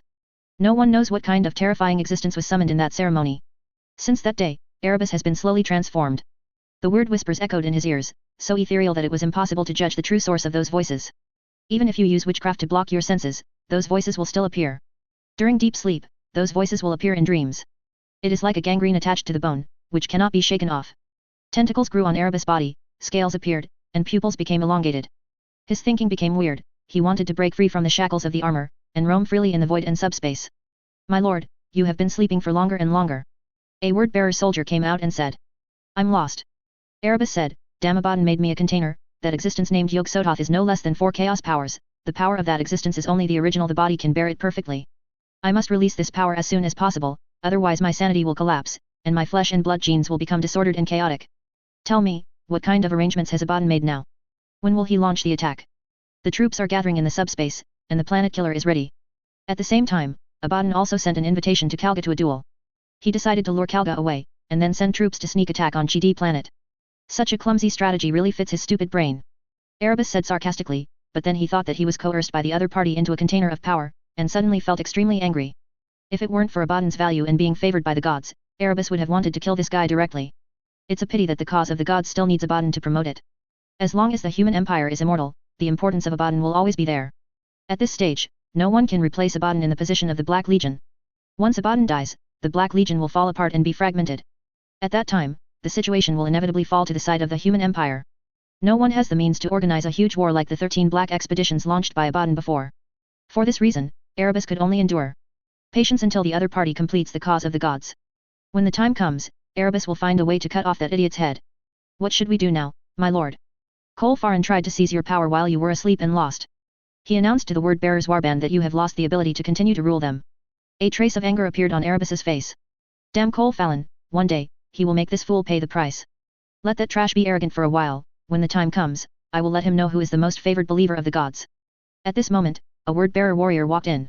My lord, the War Master wants you to go to the Vengeful Spirit to participate in the combat conference. Erebus was silent for a moment, and finally decided to go to the Spirit of Vengeance. He had to encourage Abaddon to launch an attack as soon as possible, so that he could release the power of Yog-Sothoth. Otherwise, the Empire will collapse before it collapses. The meeting hall of the Vengeful Spirit is very dark and intimidating. When the Sons of Horus Legion had not yet rebelled. This is a place full of glory.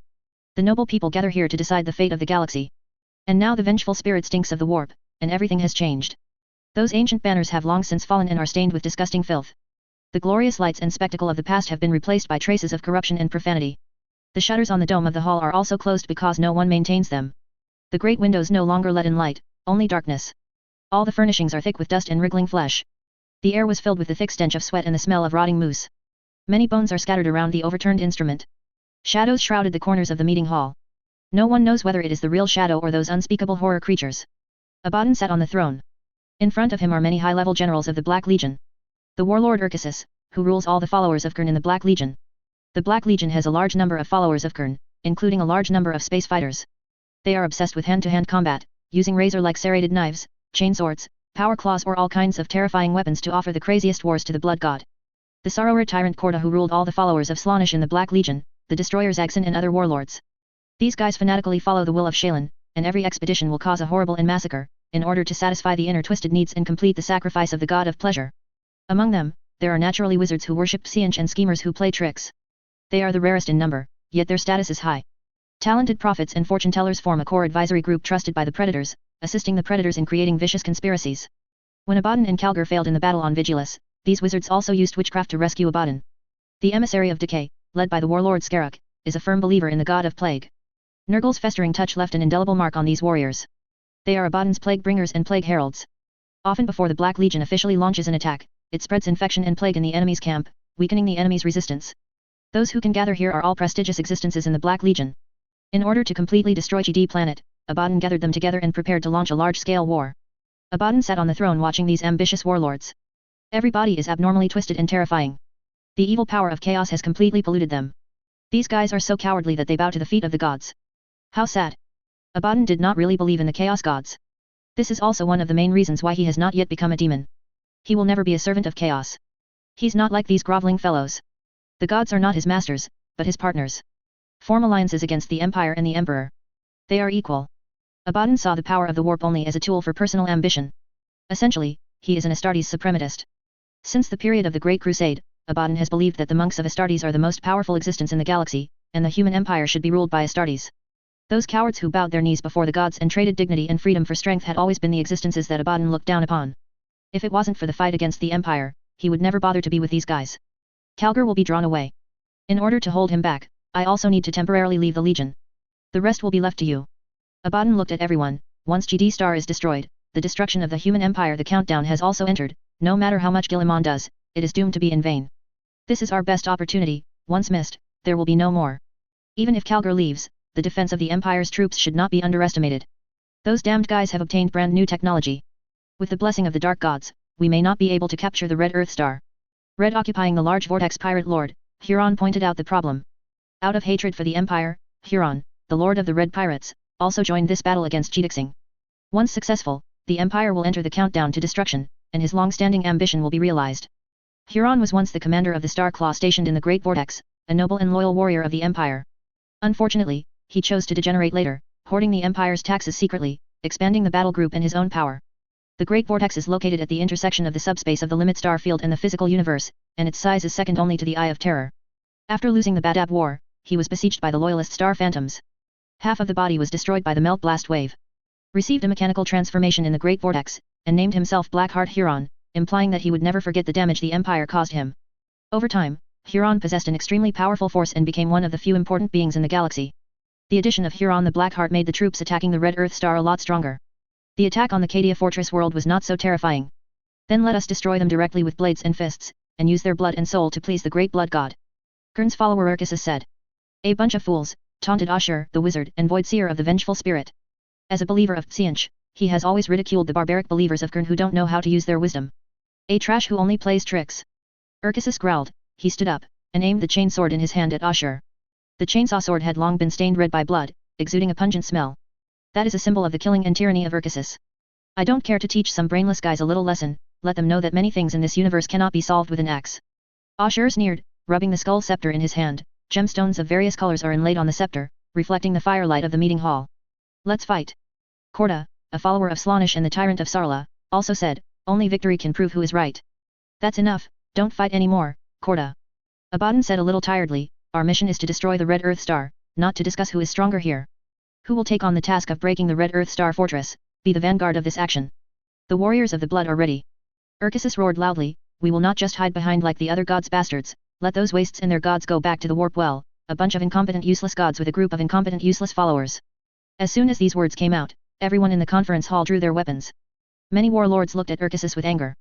Such remarks humiliate them and the gods behind them. Urkisus' face didn't change at all, and he didn't care about the angry eyes of others. On the contrary, he looked at those warlords with provocative eyes. Want to fight them? Urkisus couldn't wait to present a feast for the blood god. What the blood longs for is war and killing. He never cared whose blood was shed. Enough, Urkisus, don't make any more provocative actions.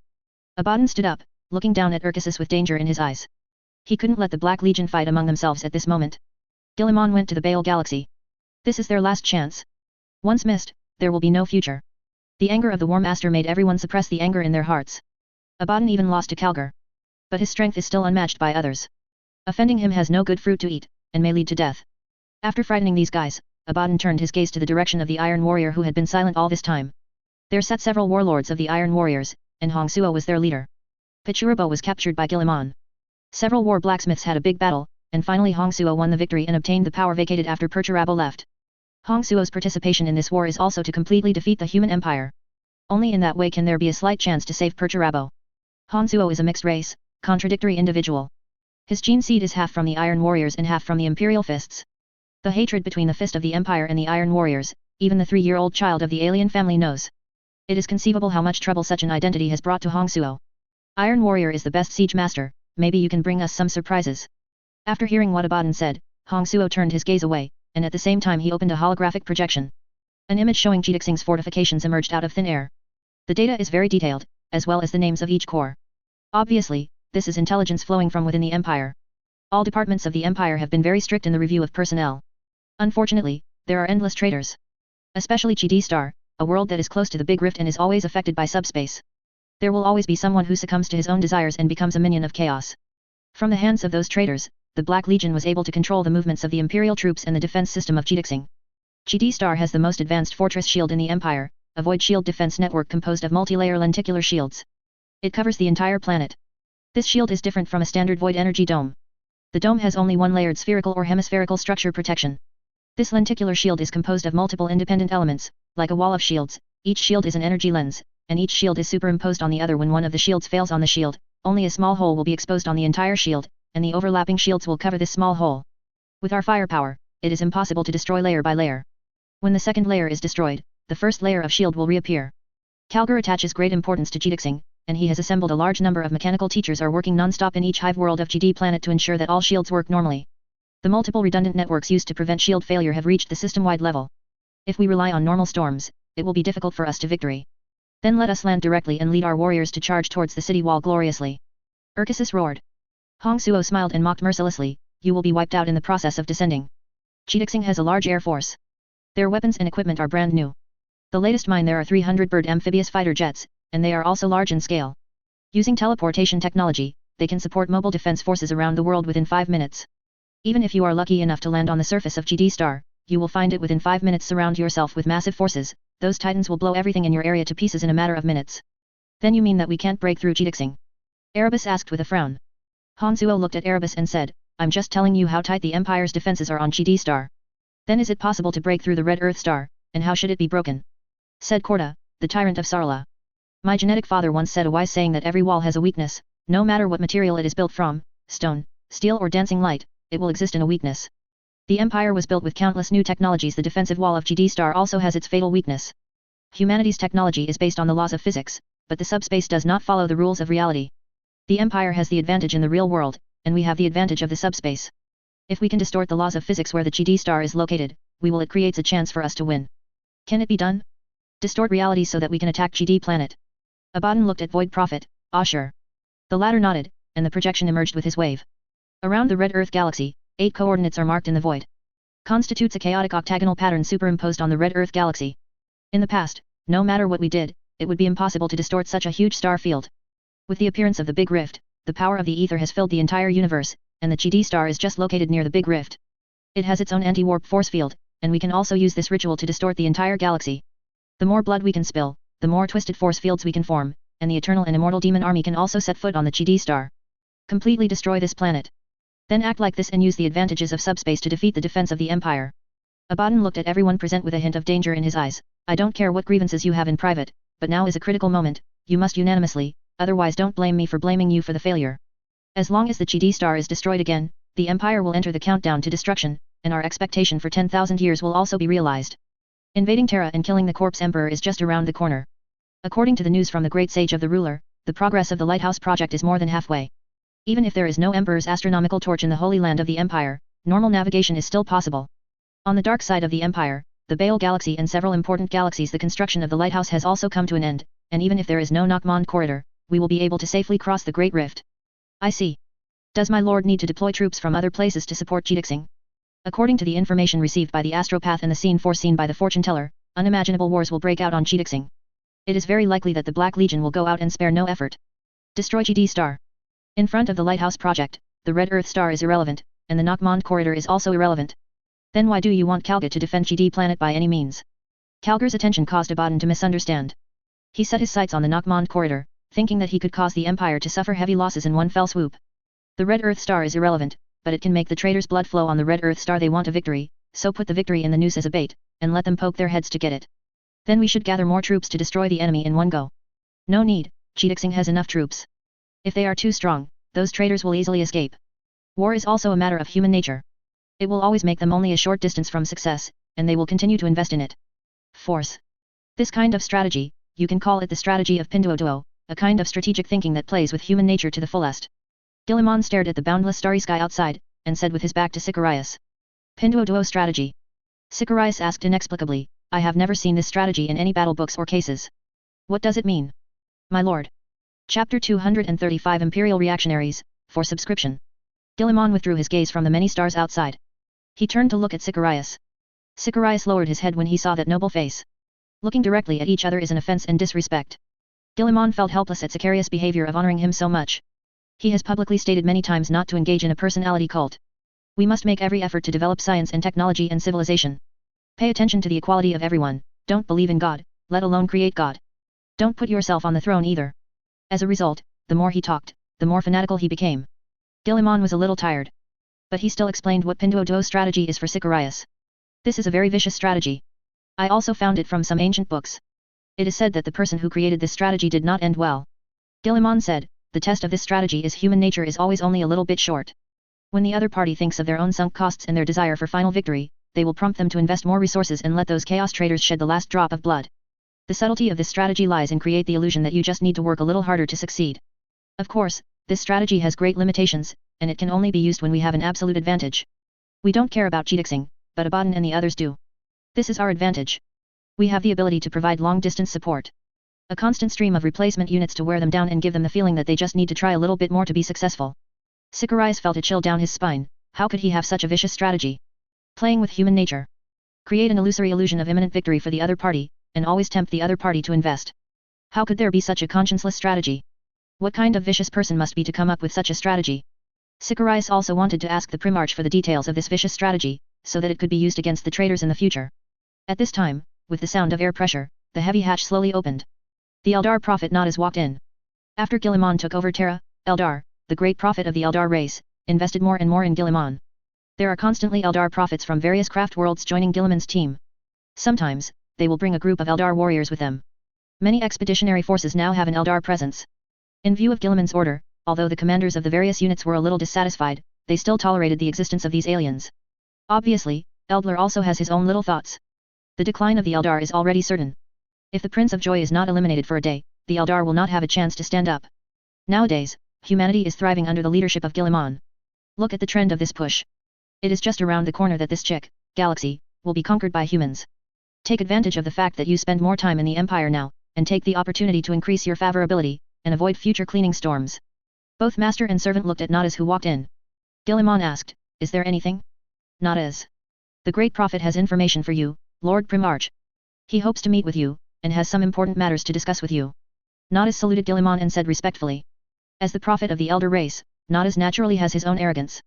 But he also knew how terrifying Guilliman was. Being able to fight all the way from the webway to the depths of the Eye of Terror, and then come out, is enough to prove its strength. What's more, Guilliman is also the true son of God. It is only one step away from the so-called gods. It is also possible that the last step has already been taken, but it is still active in a mortal body. It's not a difficult task. But I have to wait until I finish dealing with GD, and the battle here is about to begin. Guilliman did not refuse. In name, they are still allies. In addition, Alderal has also helped him a lot in these years. There is no reason to refuse the other party's request. On behalf of the great prophet, I would like to express my gratitude to you, Lord Guilliman. Nodis said. Guilliman shook his head, there is no need to thank you for this kind of thing, Nodis. Your spirit race's help to the Empire is obvious to all. Without your allies who help you, the great cause of the Empire would not have progressed so smoothly. What's more, I also have something to consult with the great prophet. Nodis smiled, may the friendship between our two races last forever. Of course, Nodis. Guilliman laughed. Chidixing. Data update. Admiral Merida said to the console in front of her. Every 15 minutes, she would update the data to check whether there were any traces of chaos forces. In order to protect Chidixing, Calgar mobilized most of the troops to guard here. There are too many troops assembled on Chidixing's attack orbit. There are on all sides, large strategic ships and heavy cruisers, like the queen in the nest of swarming insects, among them. A large number of small ships are like hard-working worker ants, traveling between the airport and the void of the defense fortress.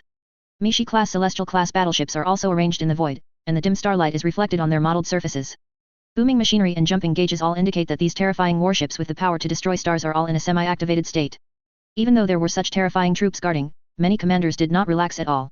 They knew that a great test awaited them. Calgar has already set off with an elite force, going to the location agreed by Abaddon. If the Chaos Traders want to completely destroy the Nockmond corridor, this will be their best chance. Once missed, there will never be such an opportunity again. The card game has been played, and no one knows how the Chaos Trader will play the cards. The only thing they can do is to stand ready. The central building of Styx Hive. Many believers of Mechanikus are wearing scarlet robes and maintaining the continuous machines. A shield that is enough to cover the entire planet. It is naturally impossible to have only one generator. In every hive of GD Star, there is a shield generator, which is huge and maintained by a large number of mechanical priests to ensure that there will be no problems. With this shield alone, Cheetixing is enough to withstand the attack of the world-killing level. However, the strongest city wall cannot stop the internal destruction. Those crazy cultists hide among the crowd, spreading their heretical ideas. Whenever someone is disgruntled, they will go up and whisper. Brothers and sisters, are you interested in learning about Christianity? That great will redeem our suffering souls. As long as you sincerely pray to him, you will be able to obtain salvation. These people will also regularly hold some gatherings in the name of psychotherapy and family mutual aid, and promote various anti-imperial speeches. The gods are the destination of mankind. When I embrace the gods, every cell resounds with a cry of freedom. No air is free without the gods. All the sufferings of those poor wretches under the Corpse Emperor's rule are their own fault, and they don't deserve any sympathy. Embrace the age of the gods, in a wonderful age, even the air will be sweet. In addition to these reactionary remarks, these guys are also planning to conduct a major worship activity in accordance with the oracle. The place of worship is at the bottom of Styx Hive. For the gods, we will give everything. In the meeting place, a girl about 17 or 18 raised her arms and shouted, for a free and equal world, down with the empire, down with the dictator, embrace the gods. Chapter 236 90% win at the beginning, please subscribe. There were so many people at the party that the entire underground space was packed to the brim. The girl's angry voice echoed at the party. Make countless people angry. I can't wait to take up arms immediately and go to war with the empire, for freedom and justice, and for a beautiful new era. The meeting place is an abandoned chemical plant. It has been abandoned for thousands of years, and many large-scale equipment have been corroded by rust and crumbling. The interior of the factory is very dilapidated, the only advantage is that it is spacious enough. There are nearly 1,000 believers gathered here, which can be easily accommodated. The composition of these believers is very complex. Some are down-and-out nobles, some are quite talented poets, and some are businessmen with status in the past. They gathered here to denounce all kinds of terrible crimes of the empire. Vented the dissatisfaction and anger in my heart. Now the Cheetixing government has entered a state of war, and the minions of the Corpse Emperor in various hives are already hunting us down. The gods are also ready to descend, let us start a war against the evil imperial forces. The dictator is unable to suppress the revival of free will, the ghost named freedom and justice wanders in every corner of the empire, and it will come back eventually. The girl raised her arms and said hoarsely, they want to defeat us, but we are dreaming, we who are protected by the gods will surely win the final victory. Long live the gods, we are a tenacious organization, unquenchable wildfire. A man raised his arms and shouted. Yes, we will fight until the last moment. Long live the gods, we will surely usher in victory. All dictators are paper tigers. A woman in the crowd also shouted. The crowd all shouted frantically. His complexion was red, and his tone was extremely excited. Here comes the favored one. A voice made the rioting crowd suddenly calm down. An old woman in a black robe came out of the darkness. Her hair had been shaved, and her head was covered with runes praising the gods. The one favored by God. The one favored by God. The one favored by God. The frenzied and chaotic crowd gave way. Escorted by a group of young men with fanatical faces, the old lady came out slowly and walked to the podium specially built for her. The believers kept quiet because of the old woman's arrival. The reason why they dare to fight is because of the courage given by this old woman. The old woman walked to the podium, raised a thin fist, and said with strength and determination beyond ordinary people, destroy the human empire, destroy the dictator, the galaxy belongs to the gods. Destroy the human empire, destroy the dictator, the galaxy belongs to the gods. Destroy the human empire, destroy the dictator, the galaxy belongs to the gods. Destroy the human empire, destroy the dictator, the galaxy belongs to the gods. This group of crazy believers of the gods yelled in unison the call sign that has been repeated countless times, and every time it is deafening. My lord, let's perform the ceremony. A believer said, the filthy GD planet needs the power of the gods to wash it with blood. Those dirty and stupid minions of the Corpse Emperor are defiled this ancient planet and deprived people of their freedom and happiness. We need the help of the gods, only the gods can save us. Yes, destroy the hateful Corpse Emperor, defeat those dictators and tyrants. My family has served the empire for 3,000 years, but they mercilessly sweep us away as garbage. What a sad thing. This country it has been distorted to the point that even loyal, hard-working, and righteous servants are rejected, and those hateful hooligans have been sent to high positions, leading the entire empire to destruction. A man squeezed out and said loudly.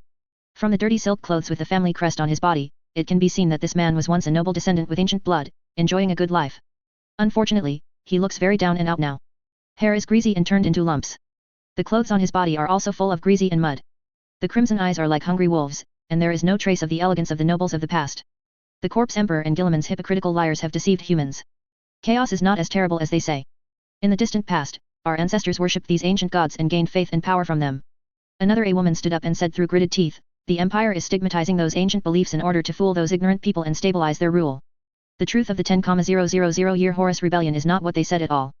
Horus, who liberated the entire galaxy, was hated by his father, and those warriors who yearned for freedom and equality helped Horus, and they set off a great storm.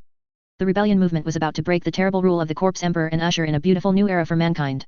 However, Horus failed in the face of those insidious liars. He was said to be a traitor, and a great hero was spurned and abused. Those the gods who longed to help mankind obtain happiness were also poured with all kinds of sewage by them, and they used shameless means to erase all records of Horus, wanting to completely break the backbone of mankind's pursuit of freedom. However, freedom is the birthright of every human being, and we must fight for it. We must welcome the arrival of the gods, and cleanse the name of those who have been wronged. Defeat the corpse emperor, defeat Guilliman. Meet the future, welcome hope. Under the brainwashing of these remarks, the believers are extremely fanatical. They showed hatred in their eyes, wishing they could destroy Terra now, and pull the corpse emperor out to whip the corpse. The old woman nodded, and she looked at the fanatical girl just now.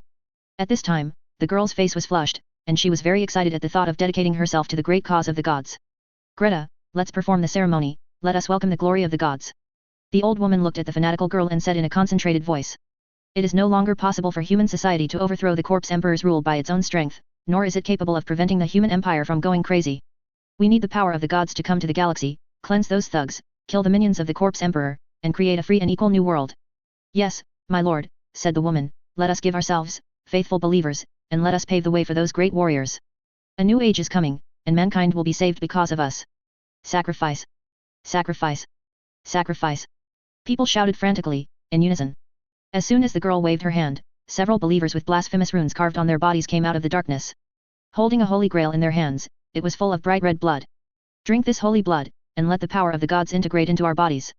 The girl said, our flesh will become a container for the servants of the gods, allowing them to descend.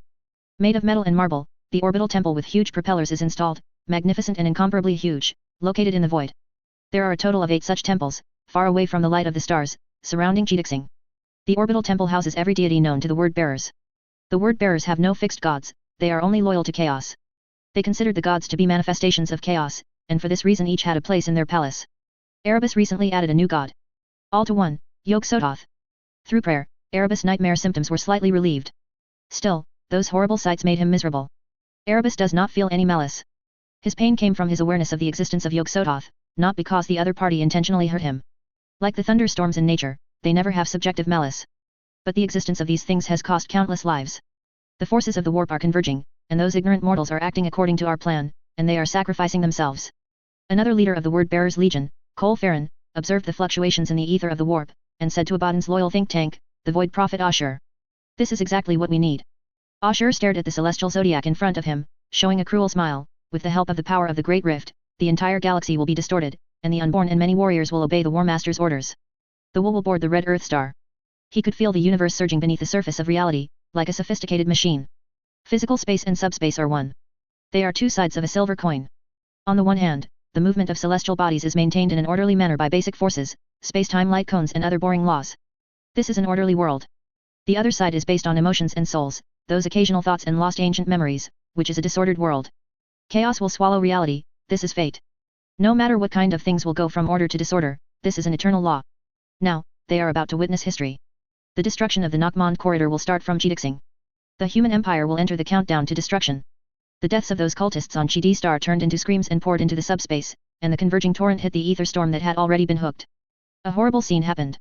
Huge blue-white giant stars that accounted for 95% of the mass of the galaxy flickered, then dimmed. The long night has come. Every loyal soldier of the Empire on Chi Star felt the trembling from the soul, as if something was standing behind them, blowing air on their necks.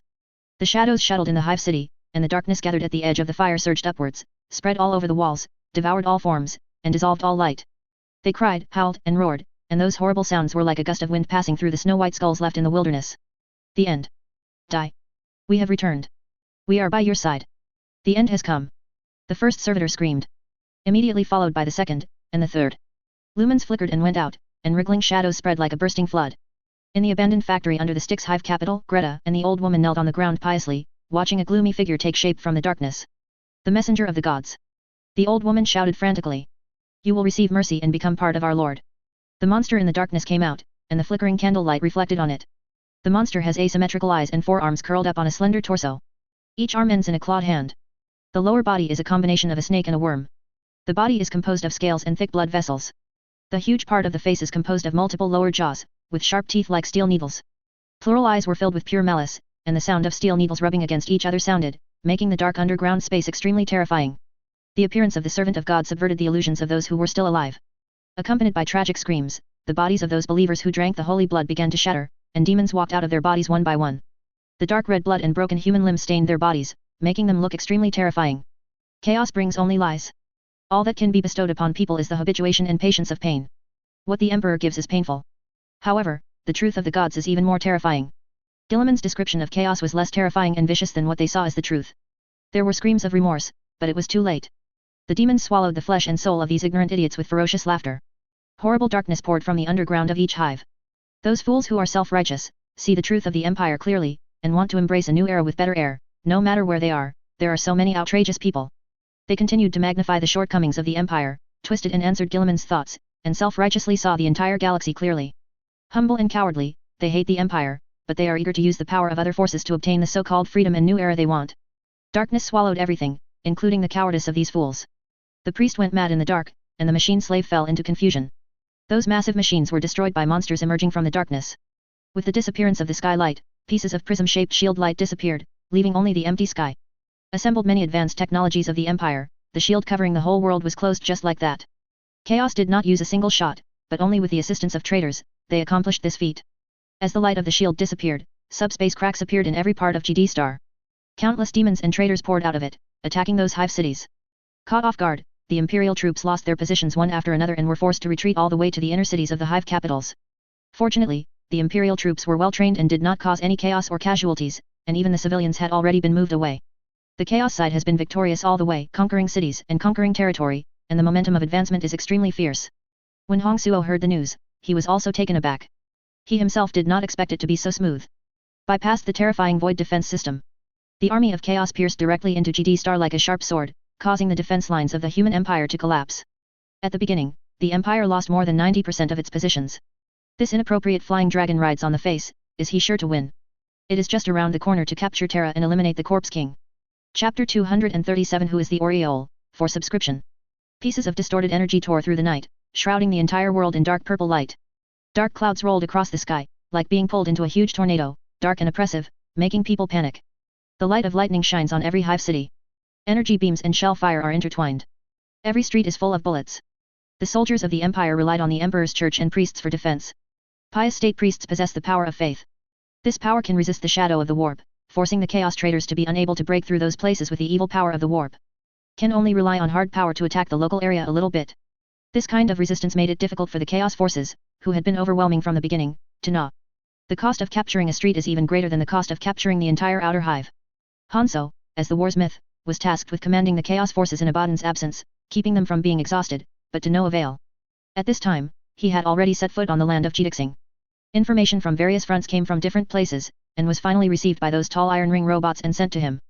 Hanzuo inherited all the legacy of Pichurubo, including the intelligent robot composed of technological fragments excavated from the ancient technological era by his genetic father. The iron ring robot is very capable, with terrifying firepower and terrifying computing power, it can assist in processing huge battlefield data.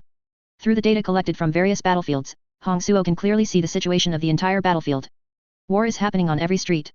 The tenacious Imperial army is holding on with its fearless spirit and terrifying firepower. Chaos warriors struggle to advance. Every step comes with a lot of sacrifice. As the resistance increases, the loss of the chaotic party increases geometrically. But the record is also gratifying. The balance of victory is tilting towards Chaos little by little. They're about to win. Just a little bit. We'll be able to win. How is the construction of the Black Rock Demon Crown? Hong Suo contacted the person in charge of the word bearers, Cole Farron, and asked. After Lorgar was captured, Erebus was used as a power container by Abaddon. The control of the word bearers Legion has all fallen into the hands of Cole Farron. Everything is in the plan, but some important nodes are still under the control of the Empire. If those nodes cannot be obtained, the Blackstone Demon Crown ceremony cannot be carried out. Cole Farron quickly responded to the war blacksmith. The Black Rock Crown. This grisly ritual reversed Vigilus anti-space force field, causing the corridors of Nakmon to slowly close. If Envil, the prophet of the Eldar race, hadn't found some lost ancient knowledge from those ancient books, it could have slowed down the closure of the Nakmon corridor, otherwise humans would have lost this important throat channel long ago. Obviously, Chaos wants to repeat the old trick again. Use the Blackstone Demon Crown to completely reverse the Chi-Di Star and detonate it, so that the Empire will never have the opportunity to maintain the passage of the Empire's Holy Land and the dark side of the Empire. We must step up our efforts. Hong Suo looked at the current progress and said, at this time, we are only one step away from the death of the Empire. More than 90% of the entire planet of Chi-Di Star is occupied by us. Now, only a small number of places are in the hands of the Empire. This is the closest opportunity we have to success. The Empire's defense line is already in jeopardy. We only need a little more strength to fulfill our long-cherished wish for thousands of years. In the dialogue video, Cole Farron nodded. I understand that the Empire is just lingering on its last breath. With the help of the last bit of defense, it is trying to save the defeat. If they can't do it, they are doomed to fail. We only need to win the last important node, and we will win, and the Empire will be finished. The word-bearers will definitely dispatch all their forces to try to occupy the entire Chi-Di planet and make the Empire completely incapable of resisting. Han Suo nodded, let's do it, Cole Farron, we will succeed. The Corpse Emperor's reign has reached its final moment, and everything will come to an end. Communication cut off.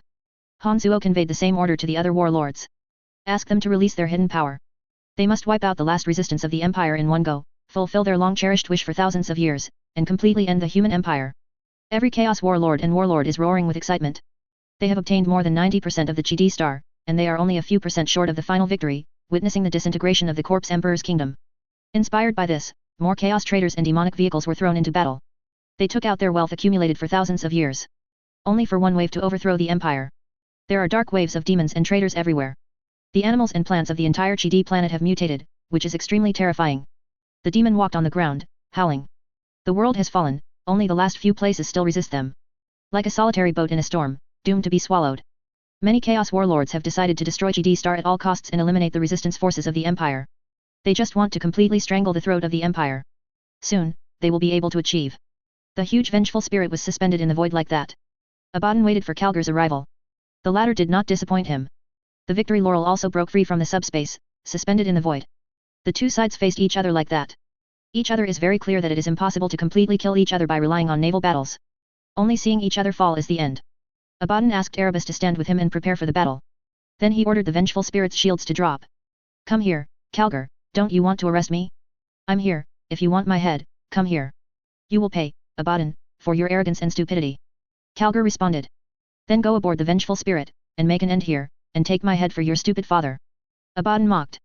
On the bridge of the victory laurel, Calgar stared at the spirit of vengeance suspended in the dark sky on the screen. He turned his head to look at the tall figure on the throne, representing miracles and hope. The opponent is hidden in the shadows, but the golden double eagles and the azure power armor all show his status as the most noble person in the Empire. Father, the prey has appeared. Calgar said respectfully. Then let's begin.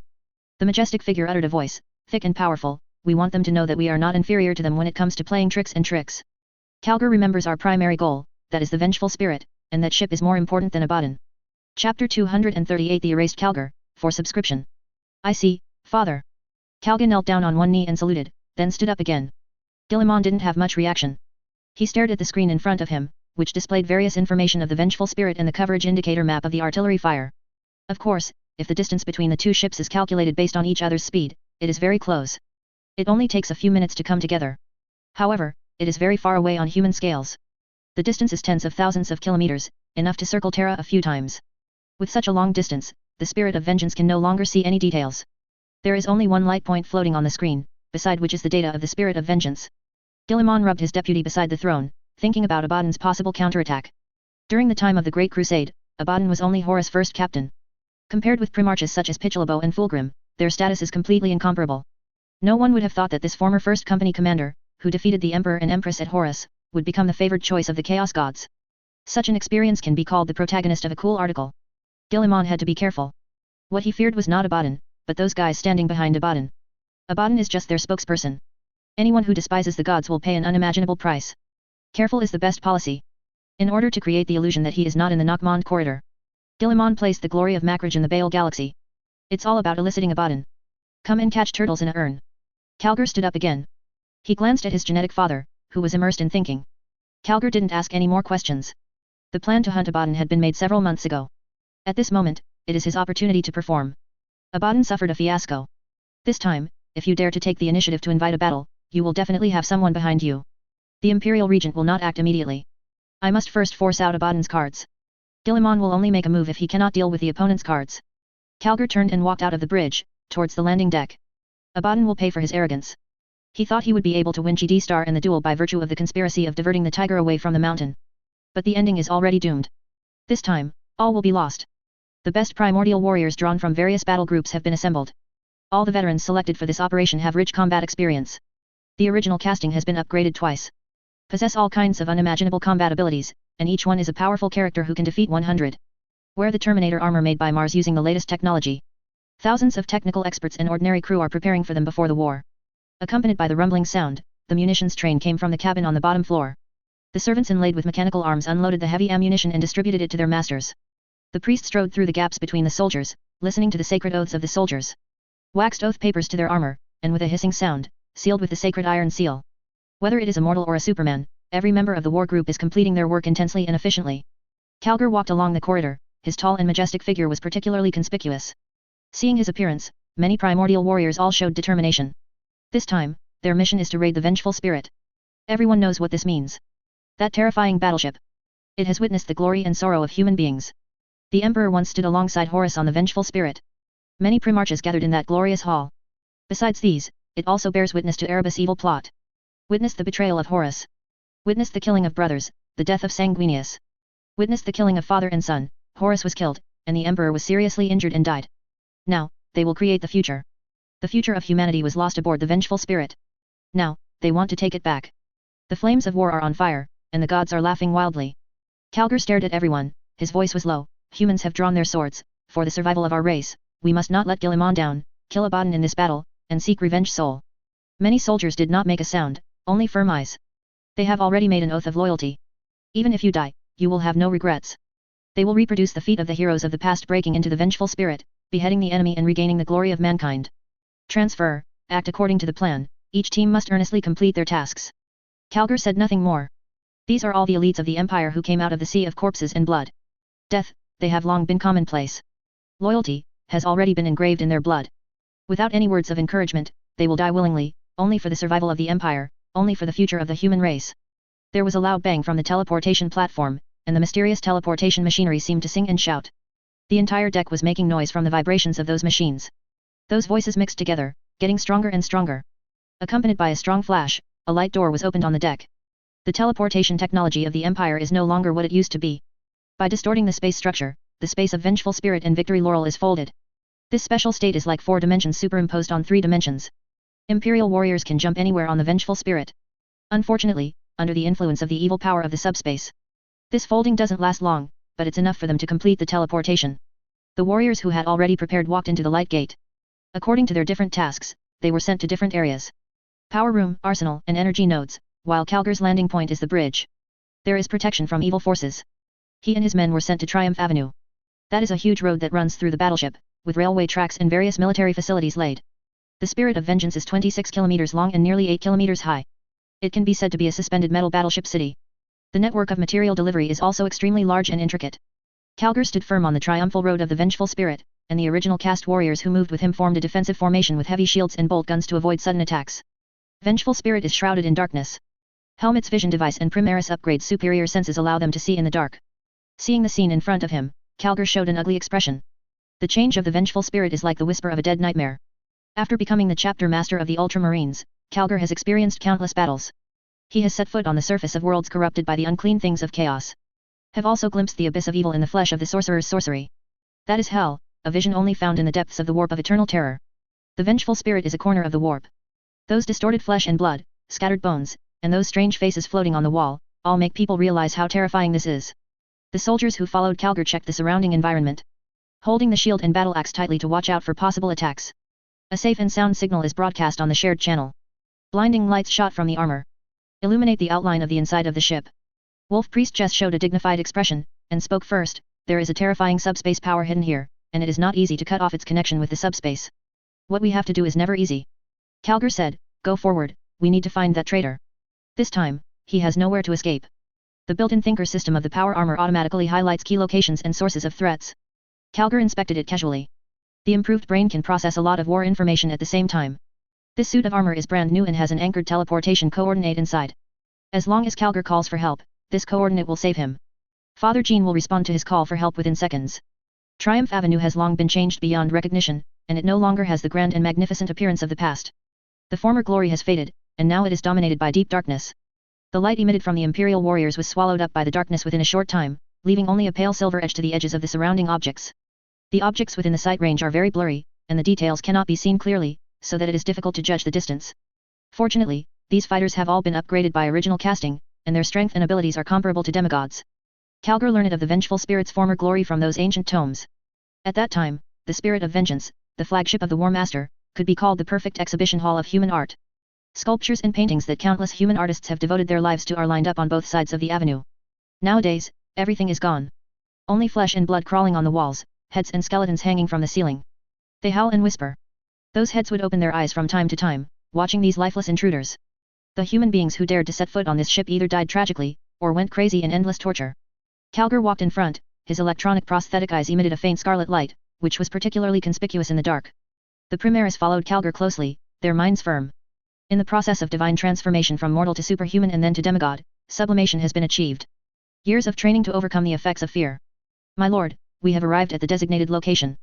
A voice mixed with weird laughter, screams and electrical noise sounded on the encrypted channel of the communication. Very well, follow the plan. Jorn. Calgar responded as he moved. I know that the Raven Guard will complete the task perfectly. The revenge team has also entered the designated place. There are some evil things in the subspace here. Another voice sounded, and the coordinates below the 15th deck were displayed on Calgar's personal display. Communications mingled with the barrage of bolter fire and the roar of melta weapons scorching the air. Be careful, Leia, can you reach the energy core area at the appointed time? Calgar asked. The Nova Core will not disappoint anyone, Lord Calgar, please trust us. A series of communications came. The teams quickly collided with the enemy head-on. The sound of slaughter and battle echoed on the comms. Soon, Calgar also ushered in his first wave of enemies. They were a group of armed slaves. Calgar and others easily slaughtered them. Later, they encountered beastmen and mutants, as well as the ghosts that roamed the vengeful spirit. The extent to which the vengeful spirit is affected by the power of the warp has also become terrifying, and the strange whispers have become more and more intense. Unfamiliar, yet full of malice, becoming clearer and clearer. Even if the original caste warriors turned off the communication, it would still echo in their ears. The corridor under my feet became soft, like skin, and very sticky and wet. Those malignant neoplasms are very huge, connected together, like cancer cells scattered in various corridors and cabins. The tall blast door grows teeth, and the distorted face screams. However, none of this stopped the pace of Calgar and others. They destroy all evil in sight. Defeat all the chaos warriors who ran out. Beastmen and mutants all fell under their anger and attacks. At the end of the corridor, there is a hall. There are traces of profanity everywhere. Those glorious symbols have been wiped out by the sons of Horus. There are traces of those traitor masters everywhere. Statue comes alive in the dark when no one is looking. Painting is not paint. The fire plate is burning with strange blue-green flames. And those decorations were either swallowed into the living carpet, or drowned in the slime oozing from the walls. The whole ship has changed. Everything that can be seen has sharp edges and spikes. Many rotting corpses hang from rusty iron hooks everywhere, maintaining the painful posture of life. Abaddon was standing on his throne in the hall when the door was blown open. Erebus stood by his side. In addition to this, there are also a group of fighters blessed by the devil. They are twisted in shape and powerful enough to destroy everything. I didn't expect the two of us to meet so soon. Abaddon looked at Calgar who came out of the smoke, showing a mocking smile. Today is the time for you to pay the price, Abaddon. You won't have the chance to escape like last time. Today is your end. Calgar looked at the traitors and roared like a lion. He was still holding a chaos warrior who had tried to attack him through the wall just now. That damned unlucky guy was beaten to death by him. Really? Abaddon's face was full of indifference, and his sinister tone revealed self-confidence. You are like a fool, Calgar. You were fooled, you thought you walked into the spirit of vengeance, and you still any chance of getting out? Stop dreaming, Calgar. You are doomed to die here. But you still have a chance. Kneel down and declare your surrender to the gods. You will have a chance to live. I hope you won't run so fast like last time, I can't catch up with a battleship. Calgar said mockingly. Abaddon's face darkened. He stood up, the claw of Horus in his hand reflected the cold light in the light, which made people palpitate. Hope, this time you can have the last laugh. Calgar stared at Abaddon. I won't have the last laugh, I will laugh wildly, because only a fool like you would set this kind of trap. The prey set the trap, but it is still the prey. Not necessarily. Abaddon jumped up, swinging the claw of Horus towards Calgar. Calgar activated the power iron fists in both hands, and slammed them over. Terrible power shock waves set off, visible to the naked eye, forming a circle and rushing around. Those weird things are howling, terrifying. Other fighters also uttered battle cries. The two sides fought together. Cheetak Singh. Hong Suo stood on the edge of the battlefield, staring at the human positions protected by the purple-blue mask, with a dignified expression on his face. It was almost there. There is only one step away from victory. We have invested all the devil's eggs, my lord, but the resistance of the human empire is extremely fierce. We are fighting with them in every street, and the progress is very slow. Hong Suo's right-hand man, Iron Warrior, Sam Quan walked Hong Suo's side spoke. It's not close. Hong Suo shook his head and said, the defense of the human empire is like a spring. The more the defense line shrinks, the more we have to pay. They are swearing to defend GD planet, and what we have to do is to use an iron fist smashing their delusions. Everything is over, and it will end on Chidixing. We have to step up our efforts.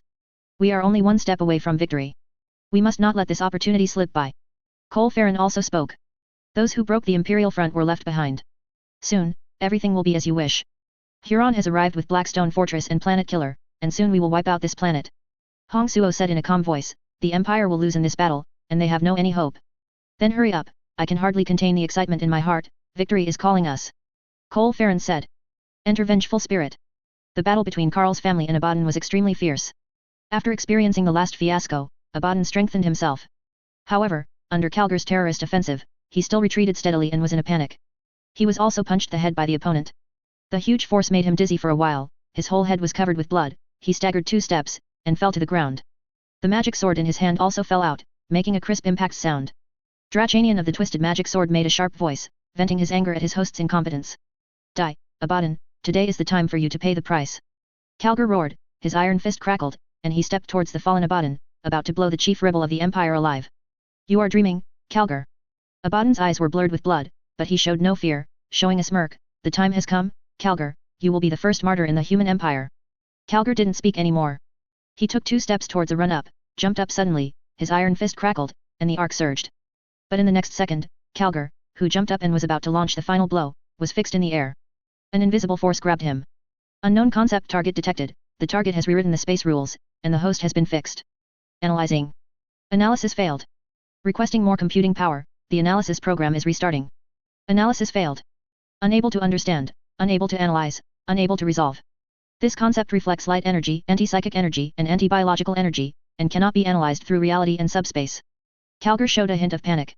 The ear-piercing voice kept echoing in his mind. Emperor Angel battle engines are analyzing the forces controlling him, but to no avail. This concept is rejecting the space-time data of the host, and is establishing a logical confrontation. The confrontation failed, the host's space-time data is being erased. It is estimated that after 20 seconds, the data will be damaged, and the deleted data cannot be recovered, and the emergency rescue procedure has been activated. Support still needs 5 seconds to enter the battlefield. Calgar tried to move his body, but found that he couldn't do anything. Even though he was just a soldier, Calgar had heard and understood some advanced technological knowledge after staying by Guilliman's side for so long. In the Golden Age, the ancestors mastered the technology to erase the data of all things. Just by using those creations, something can be permanently erased. Not even the warp leaves a trace. How could these chaos traders like Abaddon master such terrifying power? Such a powerful force is simply unimaginable. Erebus looked at Calgar, who was controlled by him. The powerful and invincible leader of the Ultramarines chapter was played by himself in applause. As long as you have a thought, the other party will be completely erased. The power of that is so terrifying. No less than those few. Erebus showed a smile, maybe he can use this opportunity to establish a connection with the other party. The benefits to him are unimaginable. Maybe he can become the other party's family in this universe and master the secret of becoming a god. I said, today is your day of death. Abaddon looked at Calgar, who was under control, and struggled to get up, showing a ferocious smile. You think, if I let you board the vengeful spirit, I will not will you stay behind? Erebus has sealed the power of an evil in his body. What are you going to use to fight us, Calgar? Today next year will be the day of your death, Calgar. Cry and beg me, maybe I will spare your life, you poor unlucky creature. He holds the magic sword Drachanian, ready to use this terrible weapon to absorb the opponent's soul and make him suffer countless tortures. Do you think you are the only one who has a backup? Following Calgar's voice, a strong flash of light emerged in the hall. Incomparable enough to shake the stars, and the will of the universe descends in light. Countless demons screamed. They fled howling, but they were suppressed by that will. The body is melting rapidly like dirty snow under the scorching sun. Many traders also made painful voices. They felt a blue giant star suddenly appear in front of them, and their eyes were burned by the terrible light. A trader staggered to the ground in fright, his mouth trembling and muttering strange words. Blue-colored Sunday. Chapter 239. Everything evolves. The spirit of vengeance, which has been shrouded in darkness and weirdness for thousands of years, ushered in the light. Those flesh and blood were weeping, and those fierce faces shed horrible tears of blood. Everything was destroyed and collapsed in front of that terrible light. Wolf Priest Jace can hear the fearful voices of those demons. They were crying, screaming. The squirming flesh and blood returned to the space where they were born. The wandering soul let out a shrill scream. Those who are not alive shouted the same name, and uttered a low cry of pain. He came. Like the sun. Like the beam of eternal light that has never been extinguished since the beginning of the universe. His coming is hope. His coming is light. If anyone dares to look directly at the body in the light, they will find that it is a man with an extremely noble face. Every loyal citizen of the Empire offers infinite loyalty in an instant, and is willing to die for him, even if he falls into hell. His eyes burned with light, like an ancient revived within the body of the act. The long sword in his hand was burning with golden flames, distorting the space and burning everything, just like the flames of destruction intercepted from the doomsday moment. The creation of the subspace collapsed in front of him, and those evil forces fled in haste, for fear of being completely destroyed by him. The demons that roamed the vengeful spirit jumped into the chasm, screaming and fleeing. The subspace storm around subsided, and the sound of fear was like a death knell, echoing throughout the highest heaven. The wrath of the gods could not obscure Guilliman's light. Get out of this universe, this is not your place. Guilliman made a voice, echoing like 1,000 cannons. An unbearable radiance shone on vengeful spirit. Abaddon let out a scream, and Erebus was pinned down to his knees. It's so possible, how can it have such power? Erebus felt endless fear, how could this kind of godlike power appear in Guilliman's body? This unscientific. Abaddon also looked shocked. He finally knew why so many Daemon Primarchs failed against Guilliman. Guilliman's behavior is no longer in the category of the Primarch. Strong enough to be 1v1 with the Emperor. They were all members of the Great Crusade. Has fought alongside every Primarch's legion and even the Primarch himself. Back then, Guilliman did not have such a powerful force. During the Battle of Calth, Erebus stabbed the opponent's throat with a cursed dagger, leaving scars on the opponent's soul. Why did I wake up so horrified after a nap? No. Abaddon roared like a lion, he didn't believe it. How is this possible? How could it be possible to have such power? Guilliman didn't pay attention to the two traitors, the light in his eyes was shining brightly. His pupils saw infinite worlds, and beyond those worlds, something was trying to enter this universe. The power of the Emperor and the power of dominion are flowing in his body, and the voices of hundreds of millions of human beings resound in his mind, becoming a part of his endless power. The blessing of the people of the entire empire allowed his strength to increase infinitely. He looked through the Milky Way, through the infinite galaxies, and saw a terrifying existence that descended with the help of Abaddon and Erebus' ambitions. The two lunatics Erebus and Abaddon led Horus on the wrong path, making the galaxy a plaything of the chaos gods. Such people are a scourge. Now they are bringing an even worse into this universe. The entire universe will collapse because of the arrival of that god. Heading towards the endless abyss, the pain and extinction of human beings will become a carnival feast for the gods. He will never allow such a thing to happen. Guilliman stood on the vengeful spirit, but he felt like he was standing in the void. He saw billions of eyes shining in the endless void, each as huge as a galaxy. The dark night is made up of countless wriggling tentacles, and the light from the eyes reflects this terrifying scene. He and Guilliman looked at each other. A light and billions of eyes are looking at each other. Small, but indestructible. It has no malice. But its existence itself is the greatest malice to human beings. Very good seed, you can serve me. The existence didn't make a sound, but he could make Guilliman understand what he meant. Get out of this universe. Guilliman didn't have any intention of talking, he stared into those terrifying eyes without fear. You shouldn't resist me. The existence said, my existence is beyond comprehension for low-dimensional creatures like you. You are troubled by time and bound by space, but I can ignore everything. Follow me devoutly, you will be saved and gain unlimited knowledge. Listen, outsider, get out of here, otherwise, you will suffer the wrath of mankind. Guilliman raised the long sword in his hand, the flames burned hotter and hotter, burning through the barrier between reality and illusion, the scorching the tip of the sword pierced into that unimaginable place. You may have the power to transcend everything, the authority of omniscience and omnipotence, and the ability to be immortal.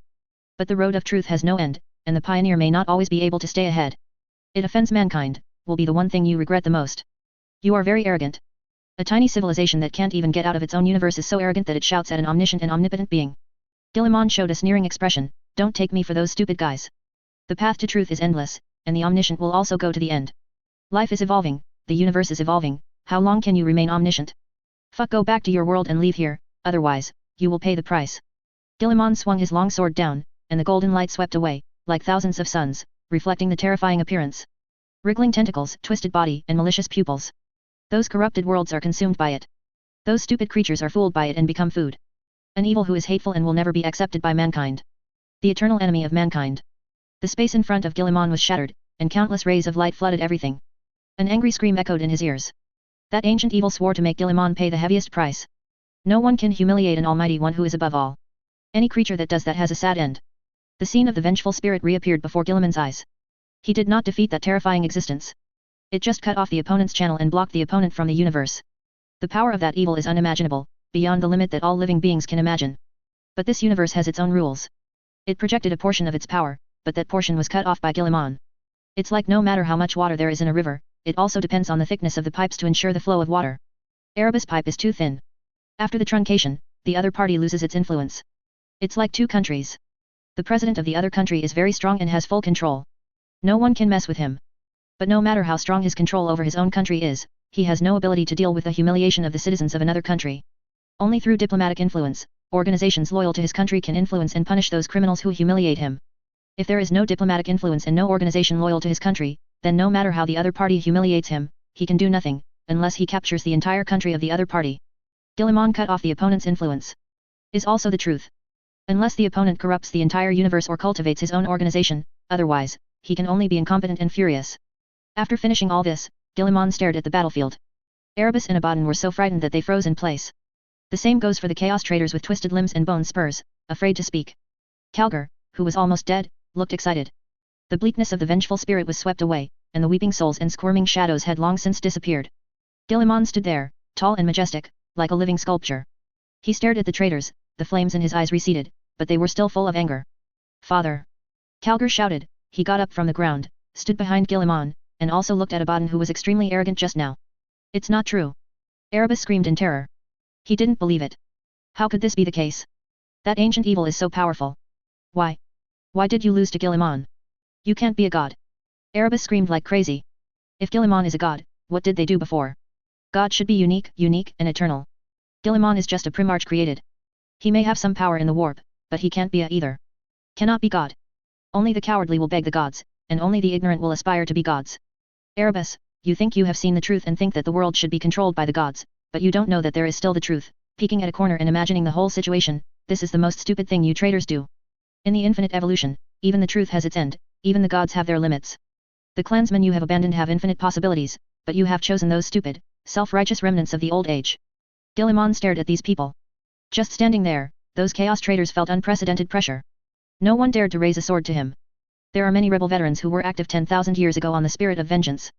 Their whole bodies were trembling at this moment, and at this moment, they felt the majesty and oppression of the emperor again. Guilliman inherited his will and power, destined to be invincible. No, Abaddon roared. He raised his magic sword and stabbed at Guilliman, but was swung away by the emperor's sword in his hand. You get some false power, do you think you will rule the entire galaxy? Abaddon. Guilliman looked at Abaddon, who was still about to attack him, with a mocking look. Those illusory things make you crazy if you are drunk, the sense of superiority is overwhelming, so that you have a huge sense of mission, which makes you proud and complacent. Abaddon, look what you have become. A sad wretch, what have you obtained from the hands of chaos? Have you obtained the power to destroy the world? Have you obtained eternal life, or have you obtained the fate of being fooled? Accompanied by the roar of the magic sword Drachanian, Abaddon rushed forward again. Guilliman swung away the magic sword again, and then kicked Abaddon flying. The thick walls made a rumbling sound. Abaddon was kicked by Guilliman and couldn't stand up. If he didn't want to catch this guy and go back to show the public, Guilliman could kick him to death with one kick. The game is over, idiot. Guilliman stared at Abaddon.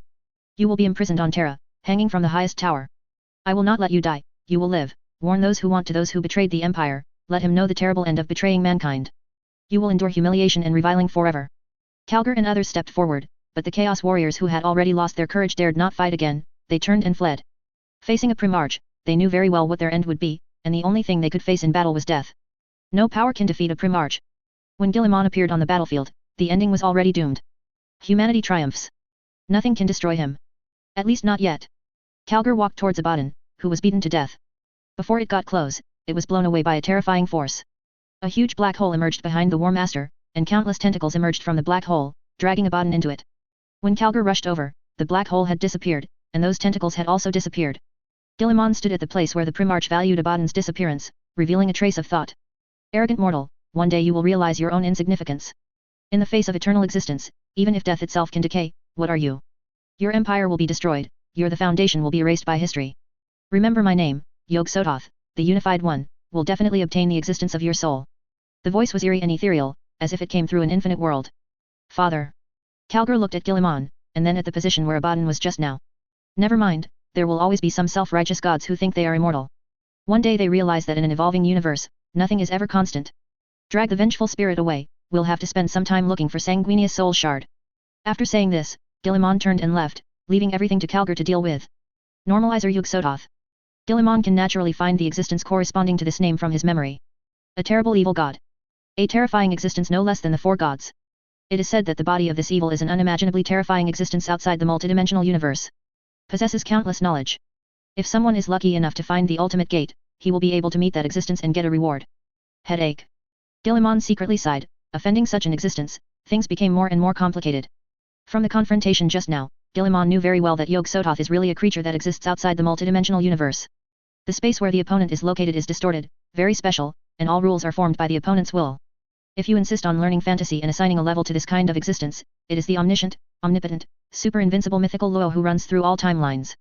Of course, Guilliman would not be too scared to sleep. At best, it is distressing, adding another goal on the basis of the four gods. Only creatures who are ignorant and unwilling to think for themselves can develop fear of gods. Yog-Sothoth is terrifying. He possesses unimaginable knowledge and has achieved the so-called omniscience in the world. But this kind of omniscience has limitations. Because the path of truth has no end. Even if there is an end, it is temporary. Civilization can continue to blaze a trail from the end and move forward. Those so-called omniscients know all known truths, so does he know truths that have not been created? Any civilization and gods who claim that truth has an end are only walking into the road of self-destruction and castration. It's like a farmer living in the agricultural era declared that the grain yield of an acre of wheat field is only 500 caddies at most. Everyone thinks this is the end of the truth. No matter how much energy and financial resources are spent, it is impossible to break through the output of 500 caddies. But in the industrial age, the development of genetic engineering has made people scoff at the truth about the yield of 500 caddies in a wheat field, and say something about the uneducated ancients. For example, the evolution of life, from single cells, multi-cells, vertebrates, mammals. Could it be said that evolution is over at the level of human beings? Is human being the end of biological evolution? No, humans will continue to evolve. From human technological changes, examples of biological evolution, to the universe. Could it be that the truth of the universe is fixed at once? People who have this idea of the universe are like believers in the creation myth. Believers believe that the earth was created all at once, and human beings were also created all at once. All animals and animal habits were created at once. Human weddings, customs, and various habits are all created at once, from scratch, and there is no middle ground. In their naive worldview, the universe was also created all at once. Immediately there is power, the four major forces, stellar gravity, and so on. What is the difference between those who believe in the truth of the universe and those who believe in the creation of the gods? Believers worship a personified god. Physicists worship an impersonal universe. In the real multiverse, nothing is inherent. Everything has to go through the process of creating something from nothing. Just like the evolution of animals, from single-celled to multicellular, and then to vertebrates, mammals, organisms will diversify. A dog and an antelope that people see are the result of hundreds of millions of years of evolution in the biosphere. A dog needs hundreds of millions of years of evolution to be born. Then why can an exquisite cosmic system appear out of thin air? Isn't this self-deception? Don't use the setting of evil gods to confuse me, I won't admit it at all. One of the most important laws in this book is the theory of cosmology. The evil only achieved omniscience at a certain moment. Just like the previous mathematical physics. Some people learned the physicalization of that period and achieved omniscience. But new mathematical laws have also been researched. The knowledge system will be updated again. Truth and the universe are the same. The universe evolved from a crude universe. The Big Bang is its birth, and the end of the universe is its death. The next universe is more perfect than the previous one. Chapter 240, The Fall of GD Planet, subscribe. To be honest, the theory that everything evolved is subversive to some extent.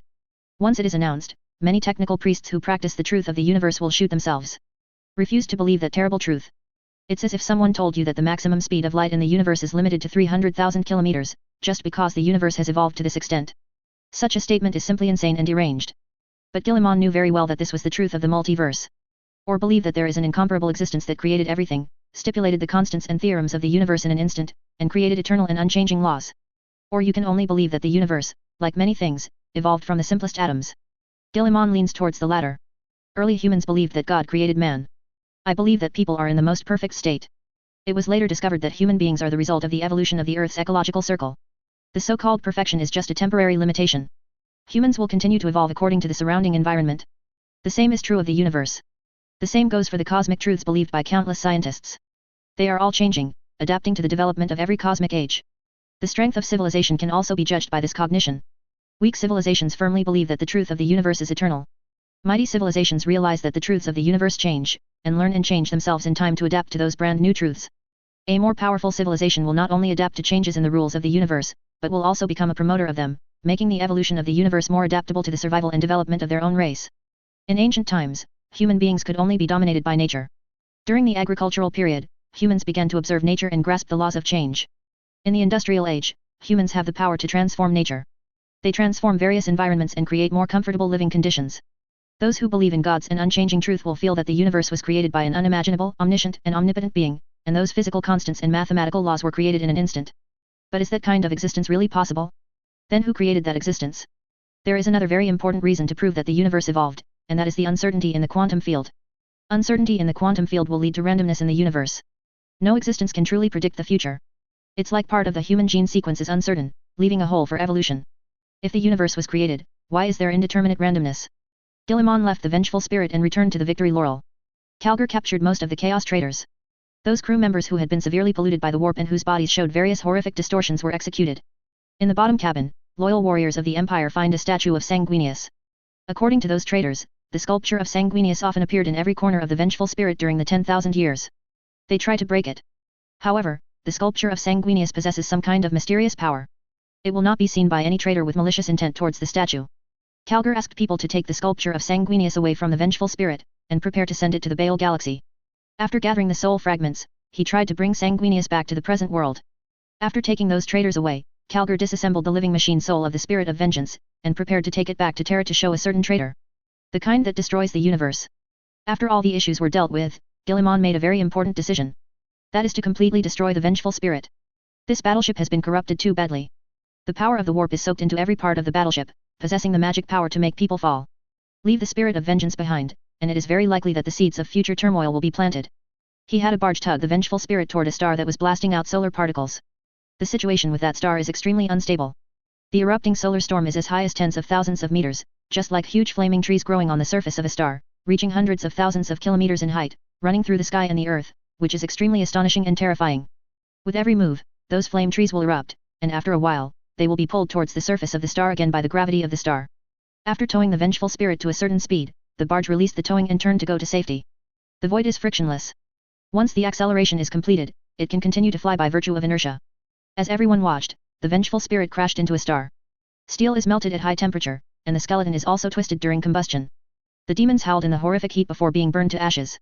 Guilliman watched all this, watching the vengeful spirit completely become the ashes of the past. He turned and left, and sat back on the throne. Horus is already a shadow of the past. Those things that represent the old times should also go away. Dwelling on the past is useless. Only by looking to the future can human beings have hope. Go back, everything has come to an end. Guilliman gave the order. Cheetah Singh. How can you be so tenacious? Hong Suo looked at the sharply rising casualty rate, and his face became a little bit ugly.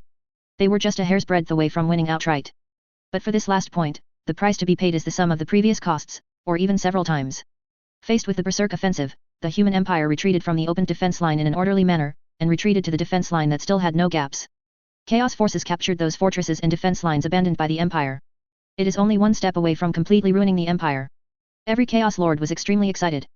10,000 years of hard work will finally be realized at this moment. We have to find a way to use more military power. Hong Suo said in a deep voice, GD planet must be destroyed, we are only one step away. This step is too difficult. Our sacrifices and believers have been exhausted.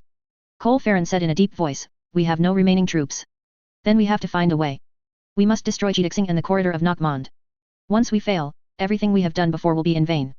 Hong Suo clapped his hands on it, and said with an almost crazy expression. This is the closest thing to victory. If it fails, they are hopeless. With the huge size of the empire, the recovery speed must be faster than them. The sound of hurried footsteps came, and Samu Quan walked in through the gate. His body was covered in blood and marks left by ammunition. Fierce meat-grinding battles broke out, and everyone was in a panic. My lord, Urkisus died in battle. When passing through the inner city of Styx Hive capital, he was locked by the imperial artillery force and covered it with firepower. When Samu Quan said this, Hong Suo's face became ugly. Urkisus's mindless follower of Kern, on weekdays, is not worth feeling sad when he dies. But now, the death of the other party will definitely drive the believers of Kern crazy. How is their situation now? Hong Suo looked at Samu Quan and asked, Urkisus subordinates have launched a full-scale attack on the inner city of Styx's Hive capital. I tried to stop it, but they have refused. Take any order. Messages from other units indicate that they have gone mad, massacring enemy and friendly troops indiscriminately. Crazy. Hong Suo cursed, they will make us lose the battle. Samu Quan was silent for a moment before speaking, my lord, there is something I don't know whether I should say or not.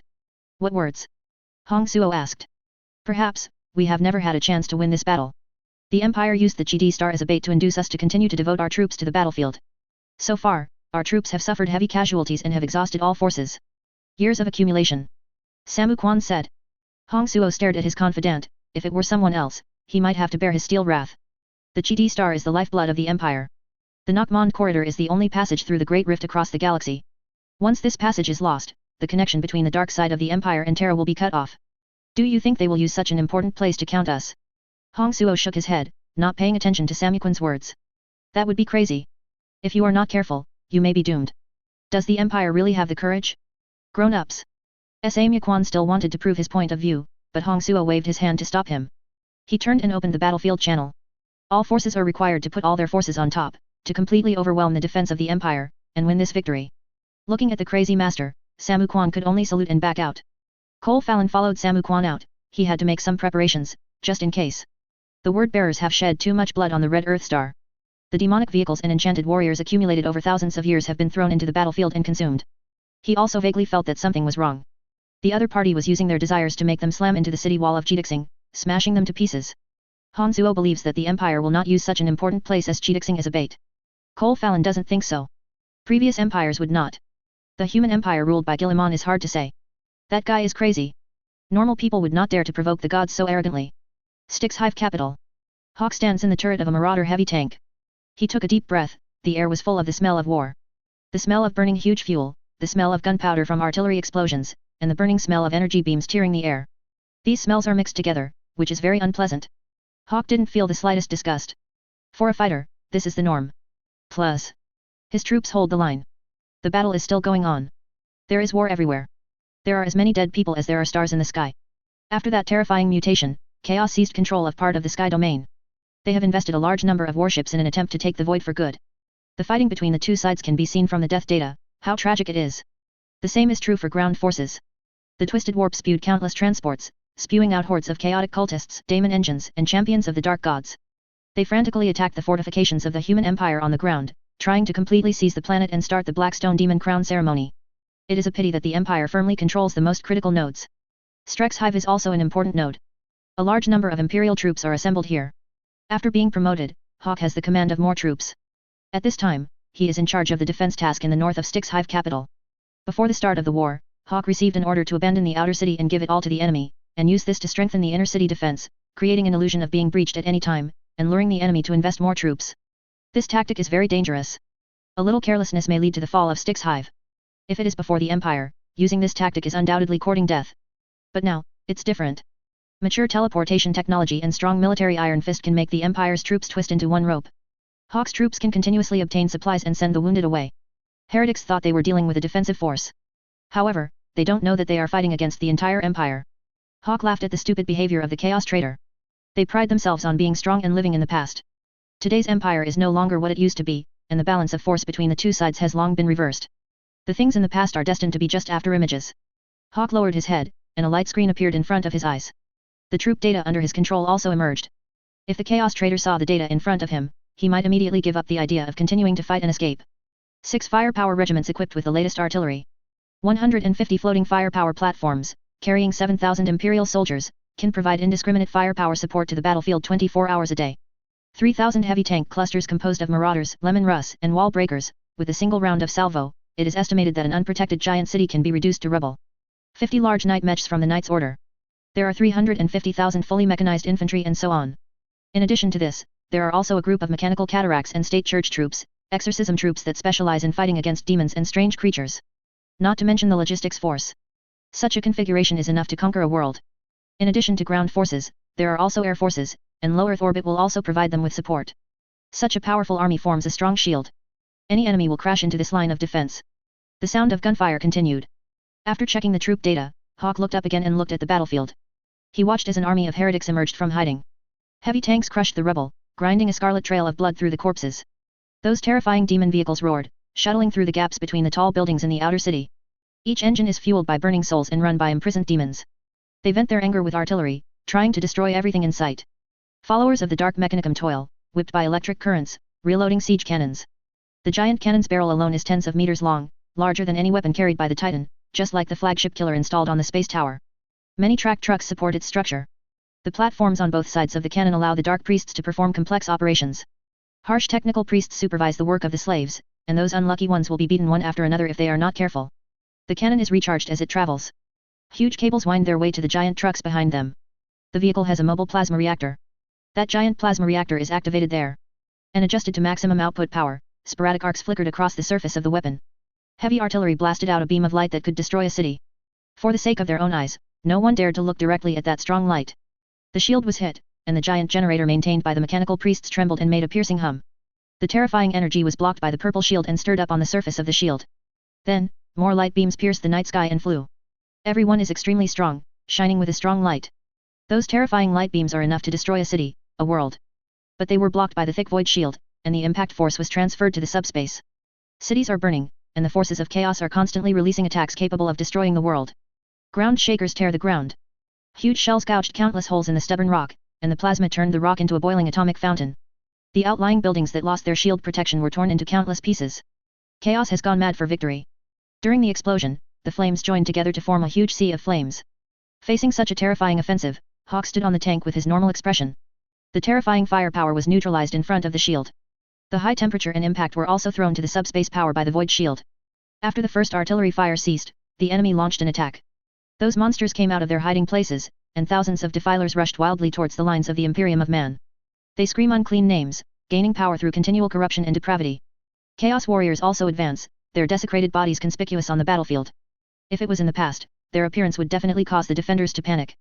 Right now, they're not much of a threat. Hawk's forces are strong enough to deal with them. Chaos troops marched forward relying on huge siege engines. The demons rushed towards the Imperial lines like mad dogs. The artillery of the Empire also made a deafening roar. The ground is trembling and shaking.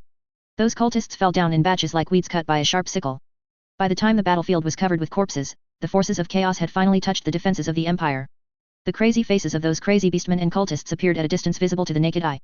For vengeance, beast people, believers of the gods, those warriors who were persecuted by the Empire. We were injured and abandoned by the decaying Empire, and we were exiled to the desolate edge of thousands of worlds, suffering and suffering. We have returned, we will finally take revenge. Vent your anger, vent your hatred, let everything turn to ashes, let everything tremble under your feet. An apostle roared, we are the future of mankind, we are the dependents of the gods, we have evolved more thoroughly than those corpse emperor believers, and are superior to them, kill them. Kill all corpse emperor followers, use their death to please the gods, use their death to wash away the humiliation and injury of the past. Hawk estimated the distance to those lunatics, and then waved his hand. Get ready to fight back and crush them. Void. Huron stared at the densely packed battlefield of beams and shells. His pirate fleet is crumbling. Even with the assistance of the warp, the terrifying firepower of the Empire is difficult for his fleet to resist. We are losing this war. An adjutant said in horror. Huron caressed his mechanical arm, he would never forget the injury and shame given by the Empire. He wants this damned rotten Empire to be completely destroyed. This battle cannot be lost. Chidi Star must be destroyed. Break the last Blackstone fortress into the Red Earth Star, and let the corpse Emperor's followers cry while looking at the remains of the Red Earth Star. Huron showed a cruel smile. In the 12th Dark Crusade, Abaddon obtained 6 Blackstone fortresses in the Gothic starfield, 4 of which were destroyed, and 1 was ordered by Abaddon to crash into the Cadia planet on the Cadia battlefield, breaking the human Empire defense. Another was given to Huron by Abaddon in exchange for his loyalty and support. Obtaining the Blackstone fortress, Huron's strength has greatly increased. Even so, facing the endless fleet of the Empire, this battle of the Sky Domain is still very difficult. They've wasted too much time. If the waste continues, as troops from other star fields of the Empire come to support them, they will only lose even worse. Chapter 241 is over, messed up again, please subscribe. The Marauders' fleet is extremely large. After all, it has been accumulated for 10,000 years. The 13 dark expeditions all plundered a large number of slaves and resources. In addition, there are various resources provided by those three-way areas. The fleet strength of the Black Legion can also be ranked among the top 3 in the galaxy. Now, there is another red pirate fleet joining. And after the demon Primarch was captured, he turned to the chaotic war gangs of the Black Legion. The current Chaos Fleet can really be said to have gathered all the forces of the Chaos Fleet. Relying on the huge number, even if the Imperial warships have stronger firepower, they can't part with each other for a while. The Empire has giants such as the Colossus of God's Retribution and the Wrath of the Emperor sitting on the Void battlefield, but the Chaos side also has giant battleships such as the Blackstone Fortress and Planet Killer, plus the assistance of demons. Under Huron's order, the massive Blackstone Fortress activated its thrusters and headed for Chidixing. Admiral Merida immediately noticed something was wrong. The strange behavior of the Chaos Fleet allowed her to judge the opponent's intentions immediately. Stop Blackstone Fortress, don't let it get close to Chidixing. A Colossus of Divine Punishment released a terrifying star-destroying beam, and the bright light illuminated the entire universe. Chaos ships along the way were all destroyed. An empty path appeared in the void. In an instant, everything was destroyed. The light beam penetrated the defense of the Blackstone Fortress and hit the main structure of the Blackstone Fortress. Then, the Blackstone Fortress is an alien creation from ancient times. It is said that it can be traced back to tens of millions of years ago and has a long history. The degree of sturdiness is far superior to that of ordinary planets. Even if it hits, it is difficult to completely tear it apart. Instead, it detonated the energy pile in it. Accompanied by a silent explosion, the black stone fortress disintegrated in the void, breaking into countless pieces. A large number of chaos cultists were thrown out and turned into ice sculptures in space. The burning fragments fell to Beginnig, piercing through the thick clouds. As the scale of the war continued to expand, more and more blood was shed, soaking the entire world. Dirty witchcraft was chanted in the mouths of those evil believers on the other side. The shackles that hold reality and the immaterial world are gradually weakening. The demons descended on the battlefield unscrupulously. Their size is getting bigger and bigger. The battle axes alone are as big as the sentry mechs. Roaring, biting, howling, thirsting for blood, they can destroy the Empire's fortifications with a single blow. Crushed heavily armored tanks with their red hooves. The Empire did not show any weakness. The priests held scepters, and the Emperor's chants fought against the weird whispers. The church became the only anchor point for the battle between illusion and reality, so that the Imperial troops would not get lost in that weird space. The unmanned vehicle whizzed through the air, and the loaded automatic laser cannon easily penetrated the bodies of mutants and beastmen, reaping their lives. The projected plasma bomb can harvest the lives of hundreds of soldiers in an instant, and the only hit areas are melted rocks. The roaring cannon spewed out tons of explosives, erasing pieces of buildings and turning them into ruins. The missile dragged its tail flame, carrying the Emperor's wrath, and landed on the enemy's head, erasing them all in an instant. The thick beam of light streaked across the sky, vaporizing the heavy tank in the blink of an eye. Wreckage and ruins were everywhere, and billowing black smoke rose up, covering the entire sky. For the War Master, for the gods. A warrior let out a roar. But in the next second, heavy shells fell beside him. Everything in a radius of tens of meters was vaporized and disappeared without a trace. The warrior who shouted for the gods could not find a single wreck. Hawk withdrew his gaze from the telescope. Data flowed in his eyes. The light screen in front of him showed him everything on the entire battlefield. Tank groups and ranger knights are attacking, crushing all enemies they encounter, leaving wreckage and broken arms everywhere they pass. Chaos warriors are powerful. They destroyed some Imperial vehicles and slaughtered the crews. Those mechanized infantry were easily knocked down like children in front of them, cut to pieces, and wreckage everywhere. But the loyal soldiers of the Empire are endless, and chaos is doomed to defeat. The enemy is bleeding. Crashing in the direction of the Empire like a mad pit bull. Again and again. They don't realize that such behavior is sending them to death. Hawk would not remind them, but instead issued one cold order after another to cleanse those chaos warriors. Every chaos warrior who performed brilliantly will be killed by the fire forces. There were piles of corpses left on the battlefield. The pungent smell of blood almost covered up the smell of the battlefield. The warriors of Natal will let chaos bleed to the last drop. Accompanied by the sound of horns. Chaos troops dropped a large number of corpses and began to retreat. They took several streets and fortifications, but the sacrifices they paid were too great, and the corpses were piled up in trenches and ruins. Hawk just wanted to give an order to chase for a distance. But a communication interrupted him. The situation has changed, prepare for evacuation. The evacuation transport ship will land in 30 minutes, please prepare for evacuation. Communication commands are very brief. From the biological seal of the communication, it can be seen that it was the order issued by Admiral Crowder, the old general in charge of the overall defense of the Sturk's hive. What's going on? Hawk used the communication to ask the Stek's command. The situation has changed, and the enemy has repeated the change of Cadia. A commander responded to Hawk, the commander-in-chief has ordered the evacuation, and there is no need to keep the lives of the soldiers of the Empire here. Hawk stared at the evacuated enemies, and could only order all the troops who ran out to come back, and send the wounded, logistics personnel, and mechanical priests to the landing site first, and prepare for evacuation. My lord, look. The adjutant next to him pointed to the sky. Hawk also looked up. There is a star in the sky, getting brighter and brighter. Soon, it was as bright as a second sun. It flew towards the surface, and the whole sky screamed, and the dark night sky was set on fire. The bright light is blinding. The Imperial fleet tried its best to attack, but it just broke it into countless pieces, and failed to stop this kind of battle. Smaller fragments hit Earth like meteors, burning up in high-altitude orbits. The main fragment is the size of the moon and burns from the stratosphere, heating the air. Accompanied by a huge shock wave, mountains and rivers shattered, and flames rose up, flooding the entire world. Most of the Imperial troops retreated back into the shield in time.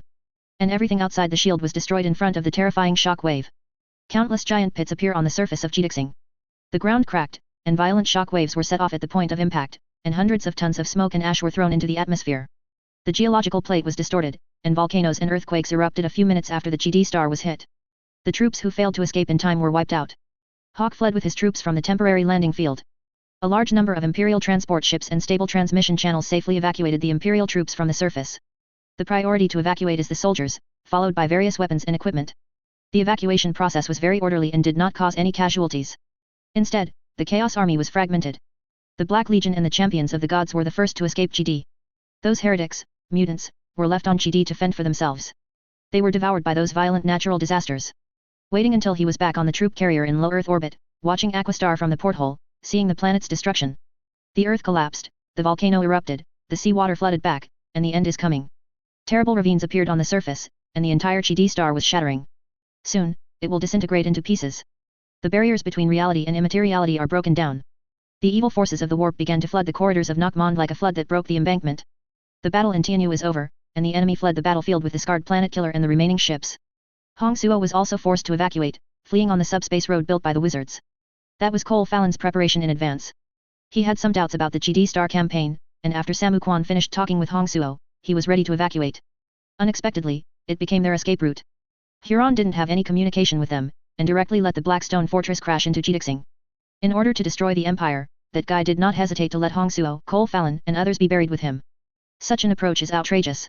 But it is in line with the characteristics of chaos. Hong Suo was furious at Huron's actions. Only a little bit, just a little bit could completely crush the Empire. The other party's approach made him feel very frustrated. It was obvious that GD Star could be captured, but now Huron directly destroyed it. At least, we have completed our mission. The Red Earth planet is finished, and the human empire is also finished. Cole Farron said, no matter how powerful Guilliman is, he cannot save the divided empire. Hong Suo didn't speak. He swore that when he saw Huron, he would definitely ask the other party to give an explanation, otherwise, he would make the other party pay the price. The remnants of the troops attacking GD fled back to the base camp in the Eye of Terror. Abaddon, who was taken from the spirit of vengeance, was thrown back here by the ancient evil god. Ask him to fulfill his promise to find that perfect container. That container will carry the power of the gods and launch an attack on the human empire again. In this battle, the accumulation of the Black Legion for thousands of years was wiped out, and all the money accumulated from the 12 expeditions were also buried on Jidixing.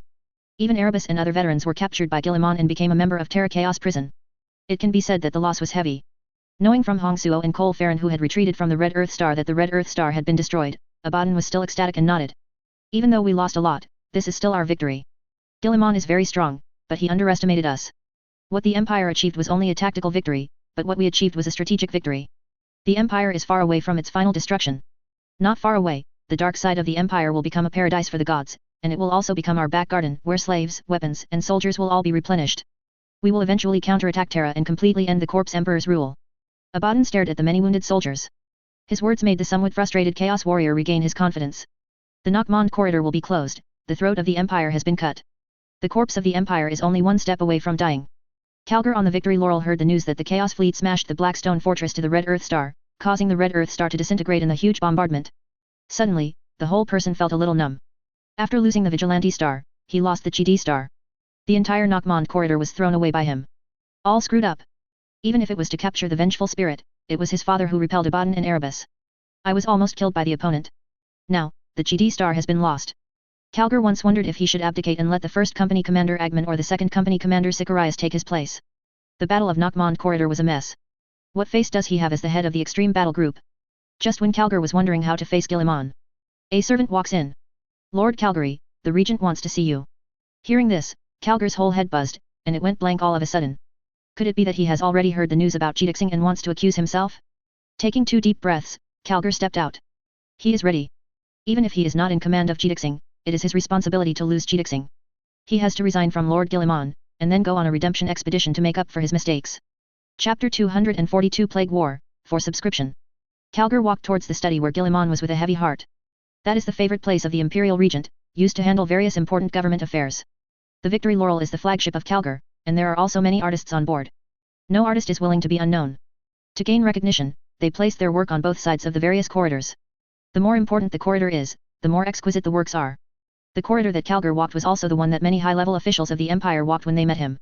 For this reason, the corridors are full of sculptures or paintings by those artists. They hope that some high-ranking official or chapter master can understand their art, so that they can achieve great success. Calgar was a little displeased with this phenomenon, and thought it would be better to give each person a gun and let them go to war. Guilliman allowed this, and required all battle groups to have narrators and artists. The former maintains a fair record of history, and the latter represents human beings' perceptual thinking about the universe. Art is a catalyst for technology. Humanities are the driving force behind technology.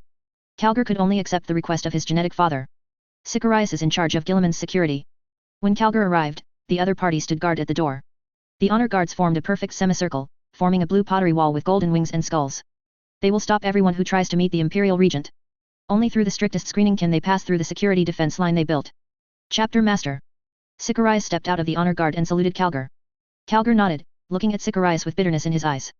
Sicarius is the second captain of the Ultramarines and the most serious contender for the title of Chapter Master. Now Agman doesn't know where he was sent by the Primarch. There is no doubt that if one wants to find someone who can replace him, it is Sicarius. Calgar was inspected by the personal guards of glory. Even if he was the chapter leader, the safety of the Primarch was above all else. Congratulations, Sicarius. Calgar said. Sicarius' handsome broad face showed confusion. I don't know if there is any happy event. You know. Calgar said, there is no need to hide it like this. I failed and the Red Earth Star was lost. This was a huge strategic mistake. Someone must be responsible for it, and I am the one responsible. Find someone to replace me, you are the most promising person. Hearing this, Sicarius looked Calgar up and down, and from the eyes of the other party, it could be seen that he was not joking. Realizing that Calgar did not understand the overall strategy of the Empire Regency, Sicarius smiled. It seems that we are all like simple fools in front of the Empire Regency. Calgar sighed, with such a powerful force, I can lose the Red Earth Star. I am indeed a fool. I have already prepared for the redemption expedition, even if that can't make up for my fault, but it's the only thing I can do. Sicarius smiled brighter, with a rare hint of evil. Don't worry so much, I will see you off, Captain. Macrage will still keep your sculpture as your past achievements go, admit your mistakes to the Primarch, and go like a warrior to the eternal battle, and when your corpse is brought back, all crimes will be abolished. You look very happy. Calgar looked at Sicarius and clenched his fists. He felt that the other party was watching his joke. No, Chapter Commander, I'm sad. It's too sad. The great Calgar Commander is about to leave us. I'm worthless and I'm going to take over the position of Chapter Commander. It makes me nervous and confused. Go in, my lord, the Regent is waiting for you. When you come out, please be sure to hand over the letter of appointment to me. Also, be humble, after all, the loss of the Chidi Star is not a trivial matter. Sicarius' tone was very relaxed, he didn't care about the Empire's plight after the loss of Chidixing. Calgar originally wanted to reprimand him, but when he realized that all of this was his own fault, he immediately lost his courage. He could only sigh and walked into the study. The heavy mechanical door opened with the hiss of the pressure device. The first time Calgar came in, he saw Guillemon next to the window. In front of the Primarch was a galaxy of stars. And the Primarch is like a who manipulates the entire galaxy. The dome and two walls of the study room are made of strengthened special glass, which has a very wide view. You can even see the entire ship in its entirety. Everything is clearly visible from the massive bow hammers of the ship to the outer edges of the city-sized engine stacks. Beside the Victory Laurel, there are many large ships. This is a majestic fleet. Even without firing a single shot, a world can be easily surrendered. At Guillemon's side, the projector was still working, outlining the broken Chidi Star. The Nockmond corridor is closing. Evacuation work has started.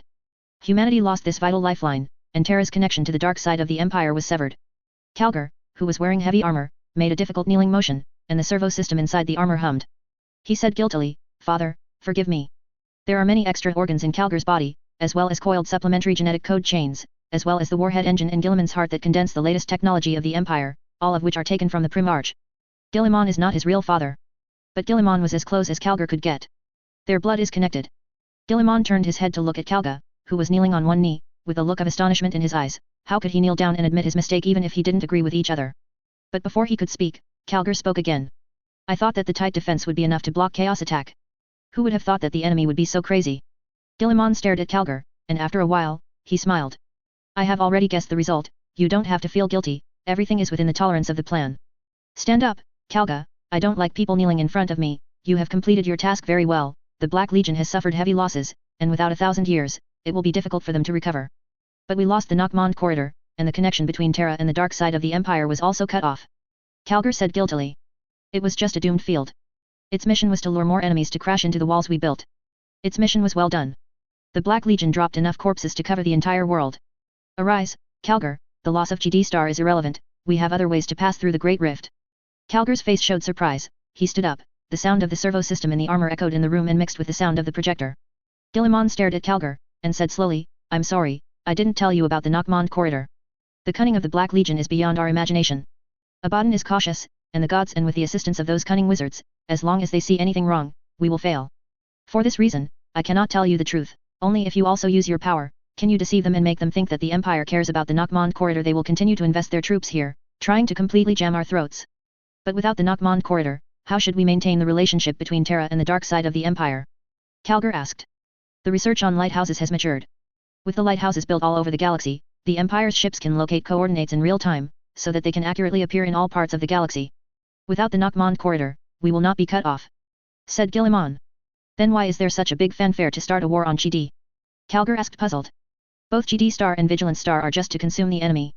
The Empire has been in a passive defensive position for a long time. The enemy has the initiative to attack. They can attack us at any time. They control any time and any place. We can only be exhausted. The Nockmond corridor is a good bait for them to throw in a lot of troops and wear them down. They think they have won the victory, and soon, they will know one thing, that is, they did nothing, except sacrifice a large number of troops and slaves, nothing. Guilliman stared at Calgar, and continued, not only did you lead the Empire's troops to complete this strategic mission, you also took the spirit of vengeance from Abaddon, took back the soul fragment of Sanguinius, and sent the traitor of the Eye of Terror has been exhausted to the weakest level in history, and you have contributed a lot, Calgar. You did not have any defeat, but a victory that changed the future of the Empire. Calgar was stunned. He stared at his genetic father. Judging from the other party's serious expression, this was not a joke. The sincerity of the Primarch's words swept away his guilt, and a strong sense of pride burned in his body. Guilliman patted his shoulder armor. Calgar, you will get the corresponding medal, and then you will be thrown into another battle non-stop. The human counterattack is about to begin, and the ferocity of the gods will far exceed. Come on, are you ready? Yes, father, I have already prepared everything. Calgar said excitedly, I am ready to sacrifice everything for your will. Very good. Guilliman smiled brighter, the indomitable crusade is still going on, and we still have many great enemies to deal with. Get ready, Calgar, new challenges are coming. I'm ready to destroy all enemies of mankind, father. Calgar said firmly. Guilliman nodded in satisfaction, and then let Calgar go out. After returning to the main force, a new round of war meetings will start. The galaxy will open up a new battlefield, and there are still many things they need to deal with. Calgar walked out of the study, while Sicarius was still performing his duties outside. The other party smiled. Obviously, he already knew that Calgar would not be punished. The words just now were just ridicule. Calgar didn't have the slightest bit of resentment. He himself couldn't see the overall layout of the Regency, so he made this kind of joke. It seems that the date of my becoming the commander of the chapter will be moved back. Sicarius said with a smile as he watched Calgar come out. Calgar couldn't help sighing, our wisdom is insignificant compared to the regent. Everything is under his control, and he has planned strategies. Even my mistakes have long been foreseen by him. Every second I get along with adults, I have the illusion that my wisdom is like an ant. Sicarius said with a smile. He is the sun that guides everything, and we are just fireflies in the dark. Calgar said with self-deprecation. Then we should unite closely with him, trust him, and fight for him. Sicarius said. It is true. Calgar said, we should not have any doubts about the regent, we just need to have absolute trust. The minions of the gods will never give up poisoning humans. A terrible plague has swept the fringe world of Ultramar. A cursed name rings in the ears of the people of the Empire, making them weep in fear, making them scream in their sleep. Mortarion, the demon Primarch who betrayed the Emperor, the executor of Nurgle's will, the vile and shameless traitor, the sower of the plague. Andy stood knee-high in the sewage, staring at the plague-walking corpses coming out of the broken forest, and ordered to fire. Behind her is the only remaining hive city in the world of Pandar. Many areas of the hive capital have been reduced to ruins. The sudden plague attack caused heavy casualties in the world of Pandar. The local defenders were wiped out within the first month of the invasion. Tens of billions of residents were tortured by the plague and became walking corpses. Andy watched as the walking corpses were pierced by lasers, making a hissing sound. But her expression didn't change at all. Cold, no fear, no message to repel enemies, just like a cold robot. She leads the Sarah 001 Corps. Sarah Galaxy, like Natal Galaxy, belongs to Ultramar, and belongs to that great man. The fate of the Sarah Galaxy is much more bumpy. When the Imperial Regency just woke up, the whole of Ultramar was in chaos, with invading enemies everywhere, and people were struggling in despair and darkness. Andy's Sarah Galaxy was invaded by a plague lord. At that time, she was just a naive little girl. Facing those ferocious enemies, she would only cuddle in her grandma's arms and cry in fear. All her relatives died in that invasion. Including the grandma who took her to escape all the way and the younger brother who depended on each other. They are all dead. Andy never forgot those scenes. Andy, you have grown up, take care of your grandmother and brother. The father with the weapon gave her one last hug, then turned and left. Sister, I am a little man, I will protect you. The younger brother said with his chest straightened out. Run, Andy, run like before, run like the wind. The younger brother fell into a pool of blood, his head was smashed by the cultist like a watermelon, and the elderly grandma hugged the cultist's feet tightly. She yelled. Andy never forgets those hate moments. She witnessed her parents leave. Witnessed the death of the only relative. Watch heroic Commander Jay and pray for final mercy, freeing him from the plague. Son of Sarah will never forget those hatreds. Now, she is the commander of the 1st Regiment formed by the restored Sarah Galaxy. An excellent general of the Empire. A warrior who would sacrifice everything for the Regent of the Empire.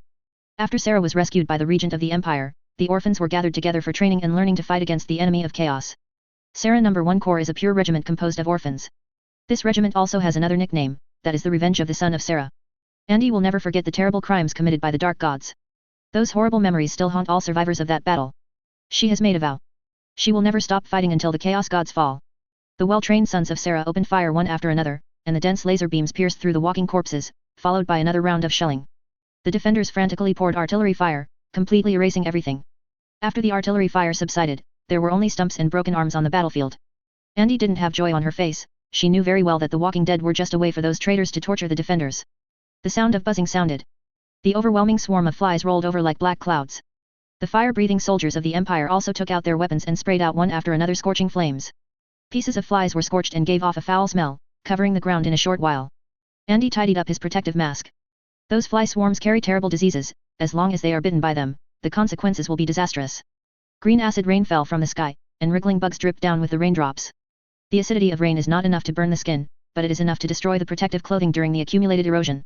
The fog rolled up as the acid rain fell. How's the situation? Andy. The voice of the superior commander rang through the communication. The enemy has retreated, and they seem to be testing us. Andy said.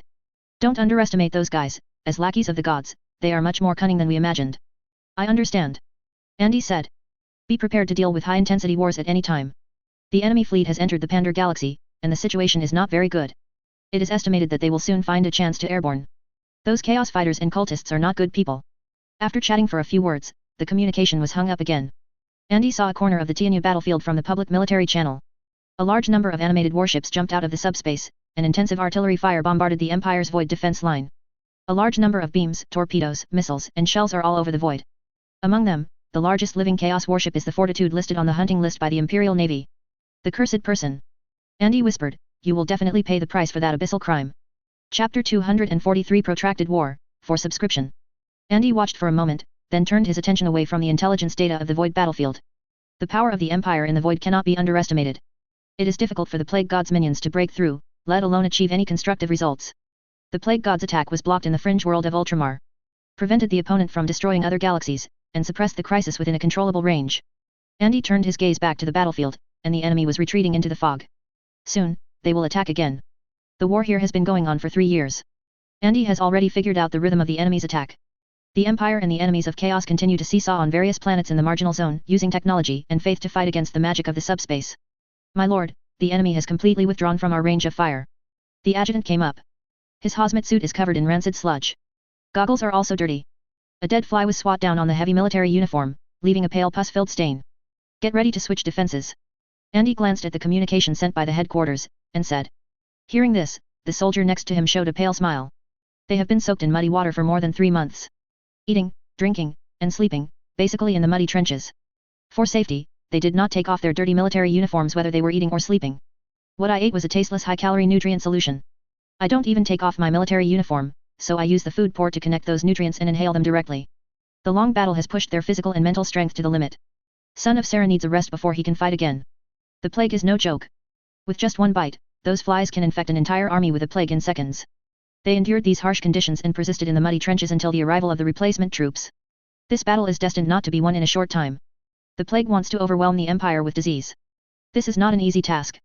And it is not easy for the Empire to completely expel the minions of the God of Plague. Heretics, traitors, and radicals who are dissatisfied with the status quo of the Empire are also strengthening the power of the plague and supporting Mortarian's plan. The two sides have maintained a tug of war. Maintains the war on the edge of the world. Soon, the soldiers who changed defense came from the ruined city. They are the Katachan Corps who have just experienced a break. Like the Sarah Corps, they also wear heavy military uniforms, and exoskeleton armor is put on the outside of the military uniforms, so as to isolate the epidemic area and avoid excessive attrition due to the plague. Sarah Corps withdrew from the front line, their exoskeleton armor and vehicles were all dirty and muddy. Fighting against the minions of the God of Plague, the most uncomfortable thing is not their offensive, but the poisonous plague rain, flies and invisible diseases. A breath of unpurified air may bring enough viruses to exterminate an army.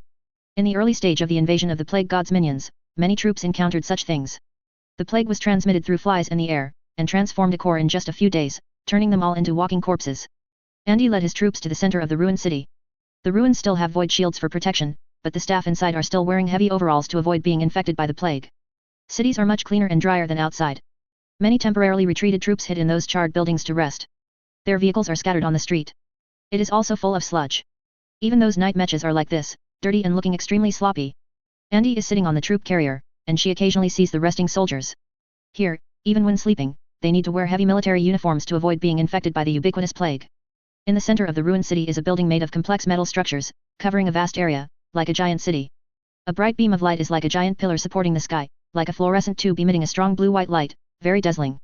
When Andy and others approached the building, they heard a roar. The whole earth was shaking, and those little stones were shaking. That building is a huge teleportation device that maintains the space channel to the Celestial-class battleship, allowing the troops of the Empire to travel to and from the planet and the battleship without the need for an airborne capsule. The huge energy supply device is installed underground, absorbing stable geothermal energy to maintain space passage. The shaking of the earth was caused by those huge devices, shaking the entire stratum. Andy sat on the troop carrier and stared at the building. Even though she went to and from it a few times, she was still shocked by the building. This is a miracle of human technology. After the regent of the empire took power, the empire technology began a comprehensive reform. This spatial device that can maintain a stable passage is also a product of reform and innovation. For veterans of the former empire, these things are simply subversive. Completely changed their inherent perception of war. Those generals would occasionally talk about some past events. They can only land on the surface with the help of the empire's transport plane. This process is very thrilling. You need to avoid the enemy's anti-aircraft fire and fighter jets to have a chance to establish a battle line on the ground. Every landing battle has at least 10% casualties. If it is serious, it is not uncommon for the group to be destroyed. And now, with the maturity of the Empire's teleportation technology, the Empire has basically abandoned transport planes for landing operations, all using space teleportation to transport ground forces. It is not that simple to enter the channel and return to the battleship to rest. You need to go through a complex security process before you can pass through the security channel. Diseases spread by enemies have supernatural activity. Therefore, strict quarantine procedures are required. This is a very important job. Andy and her troops need a thorough cleansing to put an end to the plague. They were asked to lay down all weapons and equipment. In a sterile closed space filled with the pungent smell of disinfectant, take off your clothes and wash every part of your body. Then check and confirm that there is no problem before being sent to the next program. In addition to the medical quarantine procedures at the real level, there are also exorcism ceremonies hosted by state religion and demon judges. Every soldier was required to drink the holy water prayed on the spot and sing the emperor's poems.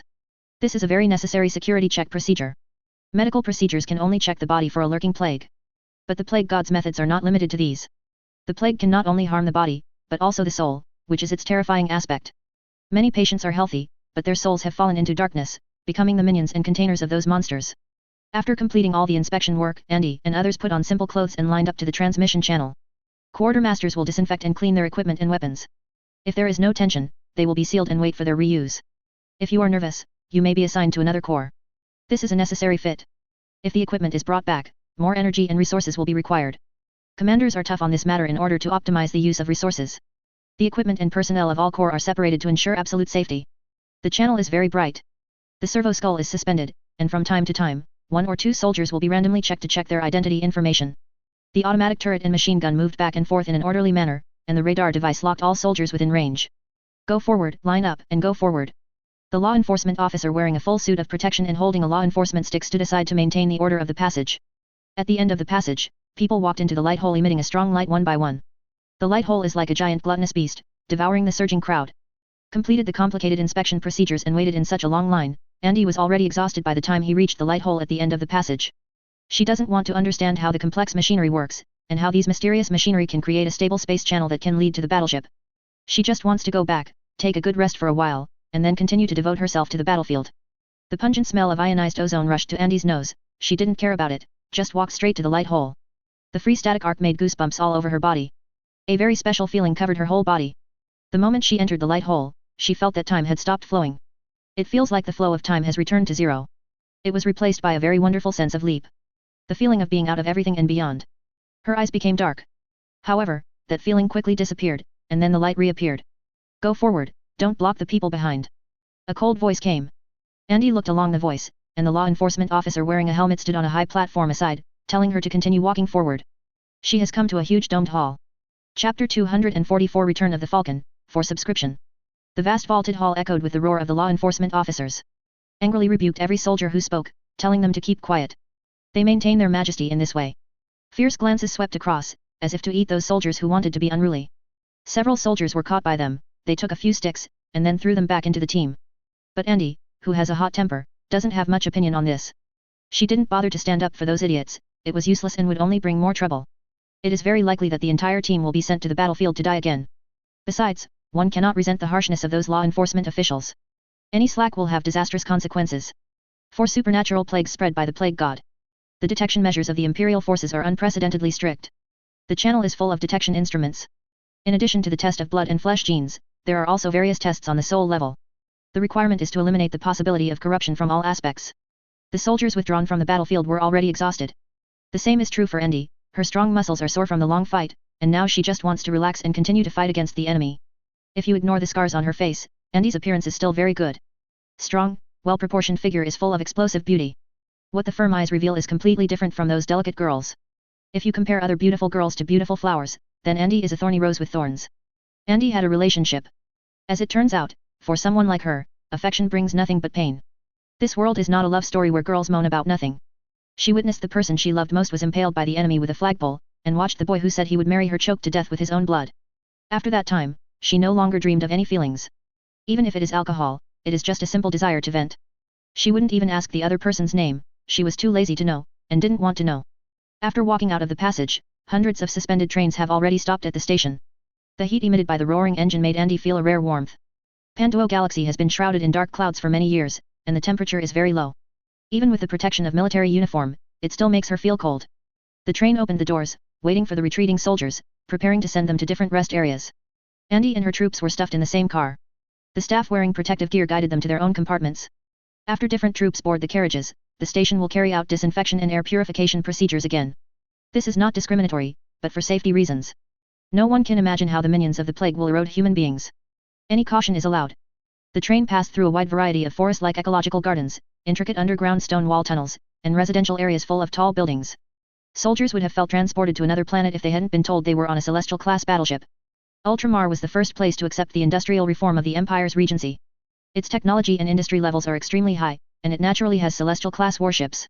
Currently, there are many types of celestial-class warships, including the Colossus of Punishment, Angel of Peace, Emperor's Wrath, etc. In addition to being loaded with terrifying star-destroying weapons, these celestial-class warships have also become the logistics base of the Imperial fleet. Celestial-class battleships are generally made of fine gold, high-density alloys and materials such as marble, and have huge energy supply piles and propellers. The smallest celestial-class warship has a diameter of hundreds of kilometers and even has its own gravity. It can be said to be an out-and-out mobile world. Except for the energy system and the space required by the weapon system, the celestial-class warship still has a lot of free space. With the increase of wars in the Empire, the Imperial Astral Army and the Imperial Navy have been drifting in the void for a long time, and some of them even have no chance to land on the surface for a lifetime. This is a problem that will inevitably arise when the human empire moves towards the void and gains hegemony over the galaxy. Human society is a society with extremely fine division of labor and cooperation. Long-term depression on the ship, without any relaxation, problems will inevitably arise. If the fleet stays in a certain world to rest, it is very likely that the fighter plane will be delayed. There have been many instances in the past where unrestrained soldiers are likely to cause conflicts between imperial forces and planetary governments. It is necessary to establish a unique resting place exclusively for imperial troops. At this time, the free space of the Celestial-class battleship is brought into play. Huge, a Celestial-class battleship like a small world can better adapt to this interstellar-level division of labor. Only a simple environmental modification is required, and the Celestial-class warship can become the best place for the imperial troops to rest. The space of the Celestial-class battleship is large enough, it is no different from living on the surface. Imperial forces don't need to spend time and effort finding worlds to rest. There is no need to worry about the crew members experiencing deep space claustrophobia during long-term space voyages. Let the Empire have more powerful deep space combat capabilities and long-distance combat capabilities. The train sent the retreating troops to the designated rest area. At the station in the residential area, complete the last detection procedure. Andy and others walked out of the station. The scene full of life made everyone feel very cordial, and comforted their hearts tensed by the war. Andy asked everyone to find their own residence, or go to eat something, and then focus on reporting once every morning. During their time on the battlefield, they didn't get a good night's sleep, nor did they get a good meal. I could only sleep in the muddy and dirty trenches, and even the food I ate was nutritional supplements. After eating for 3 months, in the end, eating became one of the tortures. After taking a break, naturally there will be no more training. The rest area is very huge, with all kinds of high-rise buildings everywhere, and even commercial shops, just like a city built on the surface. In a restaurant, Andy and his 3 adjutants took their food and sat around a table. The floating dynamic information window appeared in front of them. After entering their biometrics, they get information that matches their permissions. With the emergence of the divine brain and its widespread popularity, the Thinker Array has powerful computing capabilities. It is enough to allow human beings to enter the super information age again, providing them with massive amounts of data. Of course, the divine brain is not the same as previous intelligence. In the past, intelligence was created by human beings using chips and circuits to create brand new intelligent life. The divine brain just expands the capabilities of human beings again. The controllers of the divine brain are all human beings. Only those who are absolutely loyal to the Empire will be elected as the head of the brain after death. Just like the Titans, the test of the divine brain is not the loyalty of the intelligence, but the loyalty of the user. Andy and several adjutants were eating while watching the news from the Imperial Daily. The vastness of the galaxy and the laws of physics limit human communication. In the past, human beings could only rely on the astrological communication of psychers, which was very backward. It takes decades to get a reply. Nowadays, with the development of Imperial technology, the construction of the lighthouse gave the Empire other means of communication besides psychic energy, and also promoted the exchange of information. With the development of technology and Gilliman's orders, the Imperial Daily has quickly become a common newspaper organization for all planets, responsible for publicizing the victory of the Empire's various theaters and conveying the will of Terra.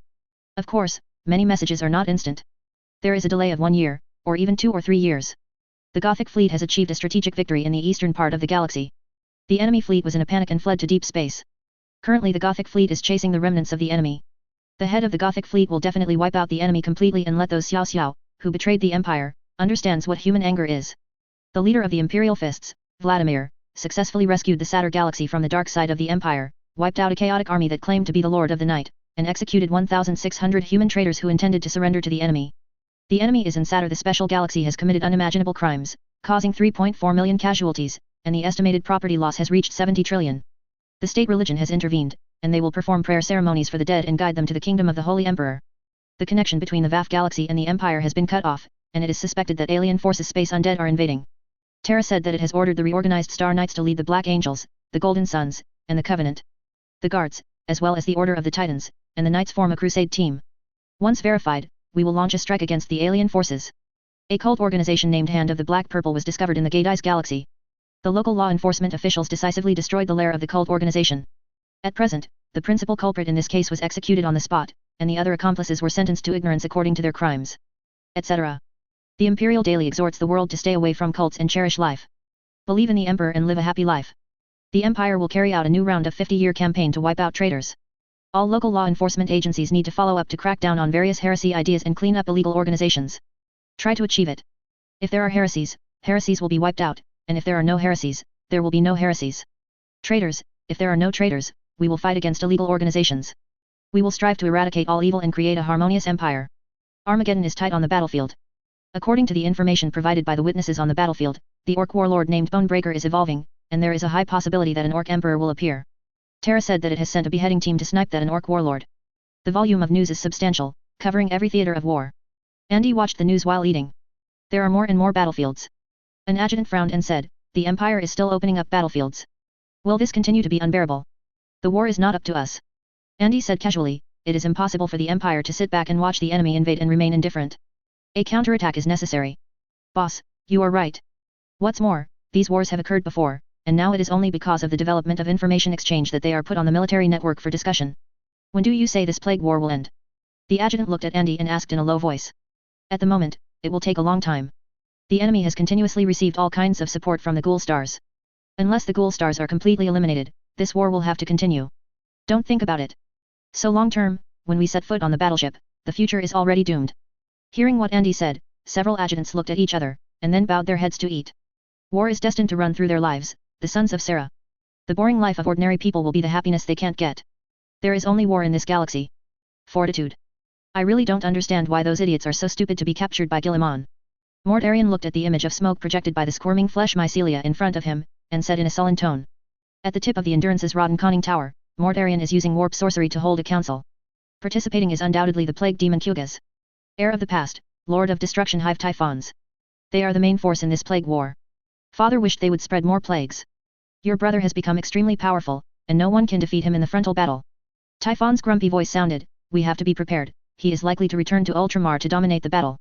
A tumbling, sickly light formed the image of Typhons in the smoke. A plague warrior wearing a helmet, a horn protruding from the forehead of his misshapen Terminator armor. Infected with multiple plagues, the flesh and fat and bones were partially fused with the thick armor. Ossified tubes appearing and disappearing rise from the back of the skull. As he spoke, there was a buzzing sound from hell, and the swarms of plague-carrying bees crawled in and out of his body, which was extremely horrifying. "Then he will die here."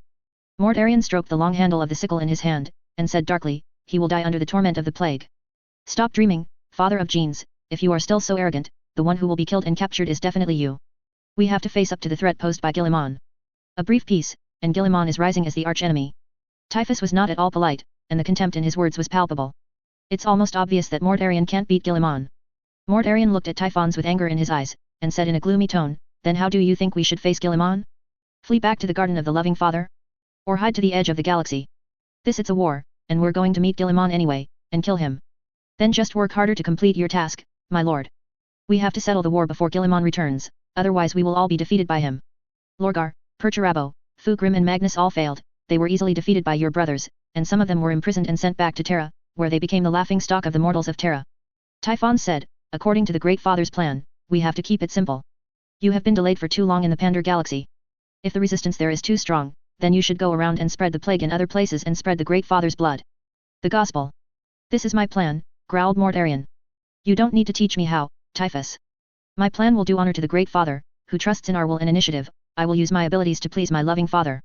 You won't succeed. Typhons looked around the Perseverance's conning tower, shaking his head and mockingly said. You are always blinded by the past, and wherever you go, you always try to transform this place into Barbaras. The past is gone, and we can never go back. Embrace change, embrace chaos, and let go of the useless. Let us submerge Ultramar in disease as much as possible. This is the advantage of chaos. We will always be the one to attack. The enemy can only suffer silently, and finally collapse. Mortarion flung his hands and spread his great wings. I am transformed. This is my reward from a loving father. I have been transformed into a terrible image. I have become death itself. You don't really believe in this power, and you didn't pay any price for this power. The Corpse King created you and used you as a tool of war. Nurgle just regarded you as the spoils he deserved. Without me, you will never find the path to enlightenment. Without me, you will have nothing. You will die, and your soul will be scattered in the warp, becoming food for those monsters. I have fought hard and gained the attention and appreciation of the Great Father. I was his herald by will and self-effort, and what have you done to win his favor? Restrain your arrogance, Typhus. Mortarion's tone was menacing. Don't make such useless threats, you dare not do anything to me. Your time has passed, and I will no longer obey your orders as in the past. I have received the favor of Nurgle, and I will die. The guard was given to the god of plague, not you. You are his trophy, and I am his champion, and that is the difference. Typhus stared at the angry Mortarion, and said nonchalantly, if you really wanted to defeat Guilliman, give up your arrogance and embrace the power of the Father with all your heart. Don't give Guilliman a chance to come back against you. Try to crush Ultramar, destroy it completely, and make it a part of the garden. After speaking, Typhus cut off the communication. The part of the mycelium of flesh and blood that maintained him twitched, and then turned into rancid slime. Damn bastard! Mortarion snarled towards the place where Typhons disappeared, and after a while, he looked in Kyuga's direction. Are you going to oppose me too? I stand by your side, the favored son of a great father. Kyuga said, you are eager to defeat Guilliman, and I hope to be redeemed. Our purpose is the same. The way of thinking of demons is completely different from that of humans. It is difficult for humans to understand the thinking of demons, nor do they understand the use of those weird things they do. A demon's motives are inexplicable to other demons. Kyuga's is different. It is tormented by its own guilt, and it wants to make up for the sin of drinking the pot of plague soup cooked by its loving father. Mortarion could understand the pain. He has also been tortured by this pain. Your plan has worked. The dead walk through the worlds we have polluted, and the hard workers are gathering strength to try to rebel against their rulers.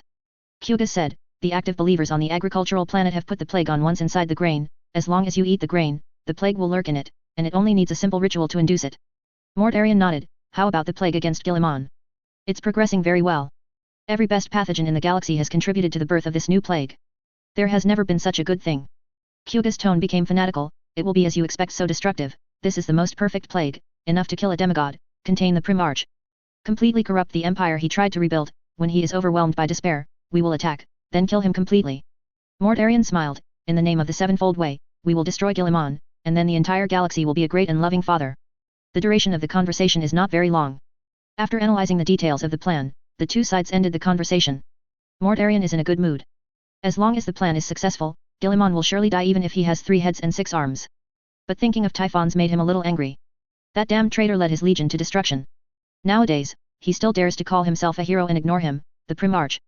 Mortarion swore secretly that when this war was over, it would make that damned fool look good. He walked across the slimy floor and stood in front of a huge clockwork. There is a huge dome inside, depicting various mysterious symbols. A prisoner in the form of a soul, like an ionized light ball, was imprisoned inside, wailing mournfully. Father, another beautiful day, said Mortarion.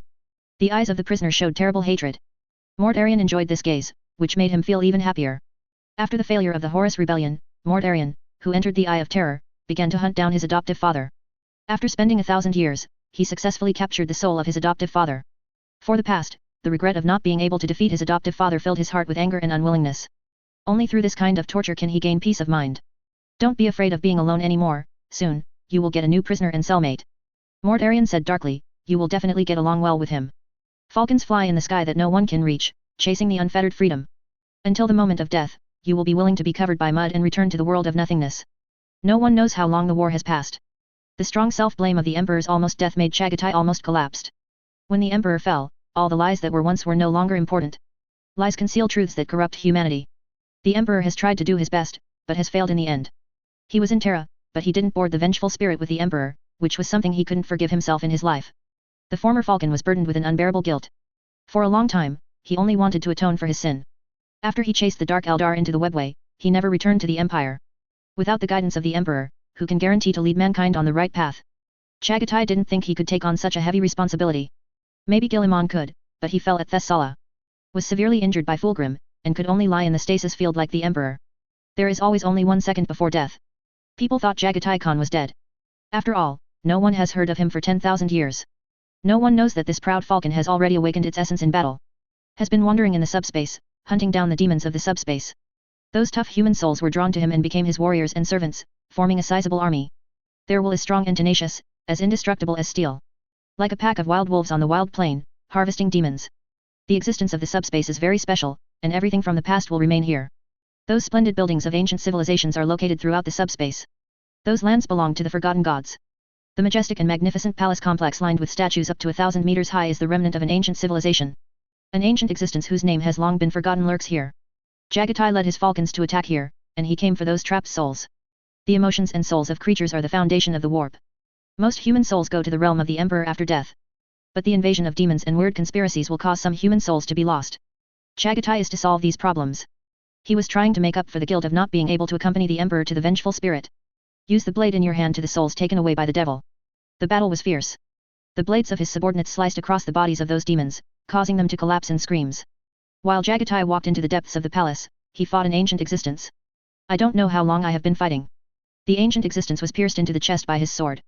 Amidst the opponent's scream of resentment, the strange figure collapsed into countless fragments. It swore to return, seize Chagatai's soul, and torture him. Chagatai was indifferent to this. He stepped into the depths of the palace. The human souls imprisoned by that ancient existence gather here. He broke open the cage, freeing the dying souls, setting them free to the realm of the Emperor. After finishing all this, Chagatai just wanted to turn around and leave. But he saw a skinny old man standing at the place where the monster fell just now. The old man is wearing a long robe, hiding his appearance under the long robe.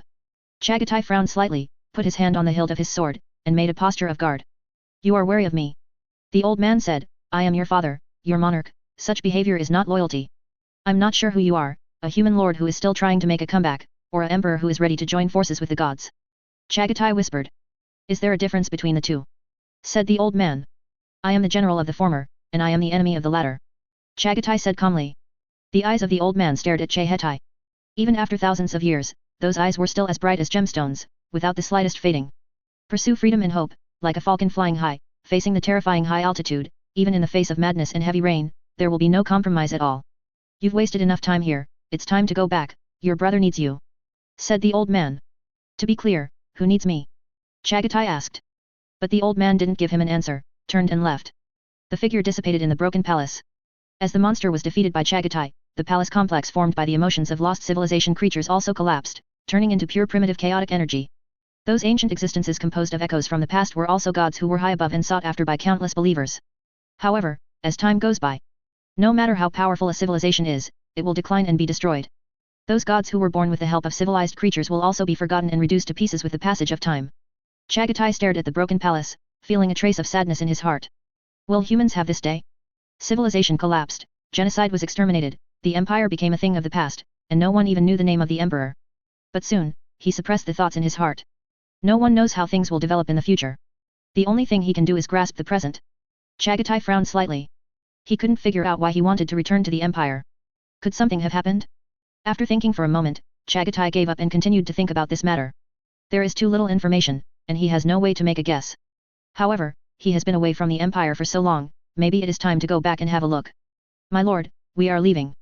A soldier ran in and said to Chagatai, this place is collapsing. If you don't leave, you will probably be thrown into the turbulence of the subspace. Go back. Chagatai walked outside. Where are you going? The soldier asked subconsciously. Empire. Chagatai said without looking back. Alert, found abnormal ether energy overflow, please deal with it in time. Alarm, it is found that there is an abnormality in the detection data of the staff, please deal with it in time. Alarm, unreal biological invasion is found, please deal with it in time. The loud siren resounded throughout the command room. The original cold light has now turned into scarlet blood. The protective machine let out an overwhelmed groan. The Anglican priests and psychers were all screaming. The staff sat in front of the console with a terrified expression, performing various operations. The machine gun roared, and the dense firepower instantly covered the dangerous place. The knights rushed towards the twisted monster with heavy steps. The conscripted warriors were waiting in full battle, rushing towards the glowing gate. Dawn stared at the screen. At this moment, he understood why the Emperor stayed in the Imperial Palace during the Great Expedition 10,000 years ago. Once the Network Channel project is launched, the resistance encountered is unimaginable. Man is the best plaything and food of the gods. They will never let humans out of the warp so easily. Chapter 245 Foreign Aid, for subscription. A huge holographic projection enveloped the entire command room. The scarlet warning runes flickered rapidly. Tech priests adjusted those roaring huge machines back and forth, and the scarlet robes dragged on the ground. The suspended servo skull quickly shuttles through the gaps of the machine, using the mechanical tentacles to adjust various parameters of the machine. After the subspace channel project in the Mordo galaxy was on track, Dorn prepared to start the network channel project according to Guilliman's original plan. After careful selection, Dorn chose to start the network channel project in the Beginnig galaxy. This galaxy is really legendary. It is located at the intersection of subspace waterways, and a large-scale imperial army is stationed there. Even if something happens, it can be suppressed and dealt with in time. The Beginnig galaxy is no stranger to Dorn. During the Horus Heresy, the Beginnig system was used by him as a gateway to consume Horus armies. He concentrated the vast majority of non-Astartes forces in the Beginnig system to delay the advance of the rebels and buy time for Guilliman and Lion. Under the command of the two Primarchs Jagatai Khan and Sanguinius, the loyal troops of the Empire stubbornly sniped at the pace of the traitors. Nearly hundreds of naval battles and Titan duels of various scales broke out in the galaxy. The famous death of the Titans and the Sea of Fire happened during the Battle of Beginnig. In the end, the war ended with the victory of the Horus fleet. The two Primarchs left the Beginnig galaxy with the survivors. The casualties of the Battle of Beginnig galaxy were extremely horrific, exceeding the sum of the war losses in the last 5 years of the Great Crusade. 10,000 years later, an event that could shake the entire empire and even change the history of mankind broke out here. That is about the Sun Starfield troops abandoning their support for the Supreme Lord Council and choosing to surrender unconditionally to the Imperial Regent, Guilliman. This incident made the Supreme Lord Council no longer have the confidence to fight against Guilliman, and it also saved a brutal human civil war. This event that changed the history of the Empire was the most outstanding contribution of the then Prime Minister of the Empire Tyrion. It is a pity that this hero was avenged to death by the Mad High Lord on the eve of the Primarch's arrival. Of course, his statue now stands on the Heroes' Square, second only to the Primarch. Countless people are grateful for his dedication and his contribution to uniting mankind. And now, the Beginnig system is about to usher in another historic moment. If the webway can be successfully built, the benefits to the Empire will be unimaginable. Humanity will get rid of the interference of the subspace, and will no longer rely on astropaths, navigators, and other groups that rely too much on the subspace. The warp space storm can no longer interfere with human navigation. Ordinary people will grow rapidly in peaceful days, and the Empire will step down from the stage after completing its historical mission. The Primarch and Adeptus Astartes also released their horses to the South Mountain, and stayed away from the battlefield or expedition beyond the galaxy. For this reason, Dawn is also very concerned about the Webway project. He also knew that the gods would not allow him to succeed so easily. Once the Webway project appears, the influence of the gods will inevitably be weakened. As long as a few generations passed, they, like those Forsaken, became unknown existences in the warp. The Beginnig system has an abandoned webway left by the Eldar. When the Eldar Empire was destroyed, demons poured into the webway, causing many places to be closed by them. Beginnig here is also a closed webway entrance. The seal of the Eldar makes it impossible for demons to enter the real universe, and they can only wander in the intricate webways, roaring day and night. When Dawn opened the webway entrance, the demons poured out like a flood that opened the gates, launching a frenzied attack on the Imperial troops. They have been suffering for countless years, just wanting blood and souls to satisfy their eternal hunger. Dawn has already made preparations. The automatic machine guns and suspended unmanned vehicles are already ready. The roaring artillery fire instantly covered the entrance of the webway. Forcibly blocked those crazy demons within a limited range. My lord. The Grand Marshal of the Black Templar Amaric hurried over from outside the command room. Dawn followed the voice of the other party and looked over. Seeing the long sword in Amaric's hand, he recalled the old Sigismund in a trance. Sigismund was Dorn's lieutenant and first company commander of the Imperial Fists. He is one of the few who has a clear understanding of the nature of the Empire and the fate of the Adeptus Astartes. During the Great Crusade, he publicly stated that the Great Crusade will never end. The starry sky is endless, and so is our desire for it. Sigismund believes that even if the galaxy is conquered, humans will have ideas about other galaxies. A never-ending battle awaits the Adeptus Astartes. Continuously carry out expansion wars for the ambition of mankind. Dawn suppressed the thoughts in his heart, not letting the memories of the past become his weakness. He already knew the final outcome of his loyal heir from the historical records of the Empire. Sigismund lived 1,000 years. It wasn't until Abaddon launched the first Dark Crusade that he died in a duel. What's the matter? Dawn asked gently. There is an Eldar fleet approaching the Beginnig galaxy, and they claim to come to assist us in accordance with the orders of the Great Prophet. Amaric said. The Eldar fleet? Assist us. Dorn frowned slightly. He knew that Guilliman and the Eldar were very close, and he could guess that the Eldar wanted to use the rise of the Empire to protect themselves and avoid the threat of Slaanesh. Under the genocide. Who is their leader? Dorn asked. It's Ephron, who claims to be the prophet of the Death Army, the daughter of Shadows. She went to Makridge with us and resurrected the Empire's regent. She hopes to drive the fleet into the skyport of the Beginnig galaxy, so that she can then let the warriors of the Eldar race help us open up the webway. Amariki made a brief introduction and stated the purpose of Ifran's trip. Dawn thought for a moment, the Beta Garmin galaxy is very important. If you rashly put the alien army in, there will be endless troubles, even if you save Guilliman. Well, I will go there personally and see these spirits. Whether the clan is sincerely seeking cooperation. Would that be too dangerous? The Imperial fleet is certainly powerful, but if you board the enemy's ship, it will be difficult to protect your safety. Amariki showed a trace of worry. Why don't you let them come? See you, it's better that way. Don't underestimate me, Amariki, I can handle them. Dorn shook his head and said, the relationship between the Empire and the spirit race is very deep, and we need to rely on their assistance in many aspects, so we should give some respect. Mr. Get ready, I'll be there soon. Seeing that there is no way to convince the father of genes, Amariki can only follow Dun's order. After saluting, he turned around to convey Dorn's order. Communicate with the Eldar about boarding the ship. Don glanced at the screen again. The Imperial troops were still trying to kill those demons, forcing the crazy tide of demons back to the webway. The knights and mechanical infantry are working together, and commanders at all levels are also working hard to cooperate. After confirming that there was no problem, Dorn also turned and walked out of the command room. Before he left, he ordered the priest of the Mechanicum to notify him immediately if he had any questions. Command is set up at the base at the entrance to the webway. Dorn returned to the battleship parked in low Earth orbit through the space channel, and went to communicate with the Eldar outside the galaxy. In view of the friendship between the two races, Ifrain did not refuse Dorn's request to board the ship for talks. The warships of the Eldar race are more slender and elegant than the warships of humans, presenting a perfect streamlined shape. There is also a huge sail shimmering at its tail. These giant sails can leverage the power of the ether so that the warships of the Eldar race can travel to the subspace at any time. They don't need to open the entrance of the subspace like human warships to enter the subspace. The transport plane enters the deck of the Eldar warship. With a hissing sound, the metal hatch slowly opened. Dorn and 20 champion warriors selected from the Fist of the Empire and the Black Templar walked out of the cabin. What came into view was a handsome, slender Eldar woman wearing a close-fitting spiritual bone armor. She was the leader of this fleet, the Prophet of Death, Evelyn. Ifran did not hold a scepter like other prophets, but used a long sword. Dong glanced at it. Dozens of spirit warriors armed to the teeth stood behind Evelyn. Nice to meet you, Emperor's son, Roger Dorn. Evelyn performed an elegant courtesy. I am also very happy, Messenger of Death, Evelyn. Dunn said, I won't talk about unnecessary nonsense. I just want to know, what are you bringing this fleet here for? Of course it's an ally, but don't you think it's a little too much to bring a fleet close to the human galaxy so blatantly? Please don't get me wrong, we are here to help you, the Emperor's children. Humans and the Eldar have made a covenant, and we have no malice against you. We just want to help you defeat the Chaos Gods and restore the peace of the galaxy. Ifrain said, so far, we have assisted you in many victories. Even Guilliman, the current savior of the Empire, was resurrected with our help. Dorn naturally knew all the details of Guilliman's resurrection. The ruling Great Sage received the help of the spirit race to forge the armor of destiny. The other party also assisted Kaul, Celestine, and others to block the attack of the Black Legion, and only then did Guilliman be resurrected. But if it is said that the Eldar really want the rise of the human empire, they will be blinded by Lard, and they will not be able to see right from wrong. The Eldar are indeed helping the empire, but they also have their own plans.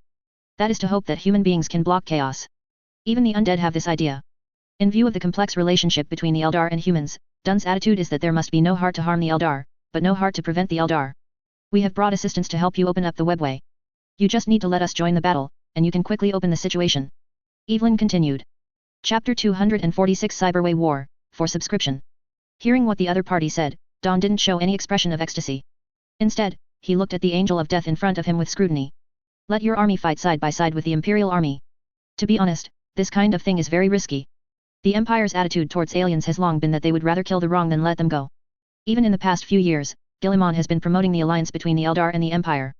But human beings are still more wary than trusting to the Eldar. At most, they will not initiate an attack, that's all. The Eldar themselves are divided. The Eldar prophets like Ifran and Eldrar only represent the attitude of the Death Army and a part of the Ark Eldar. When the Battle of the Nockmond Corridor broke out, the Dark Eldar turned into pirates and plundered many humans. Nowadays, I'm afraid those people are already in danger. There are also those barbaric Eldar who have given up technology and genic power and returned to the tribal age. They do not know and do not recognize the covenant between the Eldar and the human empire. Even several important Ark worlds representing the Ark Eldar have their own differences. Phoenix King, Messenger of Death, different Arks have different attitudes towards the human empire. For these reasons alone, it is not too much for Dawn to take any precautionary measures. The network channel project is very important, and it is an important project for whether the human empire can get rid of the control of the four gods. If there was a deviation due to the aliens in front of him, he couldn't forgive himself. Faith is the cornerstone of cooperation. We have done a lot to gain your trust. Ifrain said, without our contribution, you would never have been able to create the current situation. The interests of humans and Eldar are the same, yes. We need you to fight chaos together, and you need us too. Dawn stared at Evelyn, and didn't see the slightest bit of cunning in those alien eyes. But he dare not take it lightly. They are good at disguising and deceiving, and their superb acting skills are difficult to see through even the most cunning human beings. You are our allies and reinforcements. I have no reason to reject you. Your troops can go to the webway, but there is one thing I need to explain to you. If I find out that you are doing anything secretly, I will not let you go, Dawn said. Evelyn smiled, we won't. I hope so. Dorn said, how are you going to help us? We brought a gift. Evelyn said, our family has stopped repairing the webway a long time ago, and the relevant knowledge has also been lost and sealed in a secret library that has never seen the light of day. But those ancient creations have been preserved, they have great power, and they can exert even more terrifying power in the webway. Like magic, Evelyn took out a ball device made of silver-white metal. It is inlaid with gems on both sides, and one of the huge gems is inlaid on its top, exuding brilliance. This is the Heart of Fire, an ancient creation. This creation appeared before the terrifying evil was born. This is a very powerful relic. According to ancient records, it was used by our people during the webway project. It is a weapon to expel abnormal creatures from the webway. It can create a flame barrier, which can burn powerful demons to ashes in just a few seconds. Very powerful thing. Dawn showed a look of appreciation, and raised the threat level of the Eldar by another level in his heart. Although this ancient race has declined, who knows how many things they left behind. Once there is a crisis between humans and the Eldar, what terrifying psychic creations they can come up with to deal with it. Evelyn put the Heart of Fire in front of Dawn and asked him to examine it. Like many of our heritages, the Star of Fire requires special psychic skills to activate. As long as we join the battlefield, victory will soon be achieved. Dawn didn't find any problems. After confirming that there was no problem, he asked Ifran to take the troops to the webway battlefield. For the sake of safety, he asked the Eldar to use only human transmission devices to go to the surface.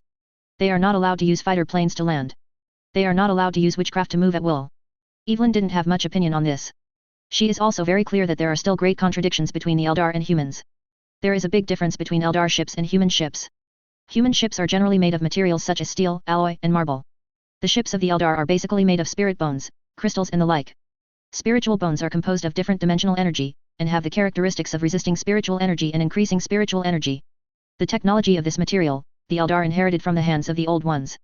The material of the ancient webway is also made of materials similar to spiritual bones. Of course, the material of the webway is also more complicated. Consider that the energy systems of Eldar ships are different from those of humans. Mechanic priests attach teleportation devices to Eldar devices. Destroyed the overall beauty of the Eldar warship, making the originally streamlined warship look extremely bulky.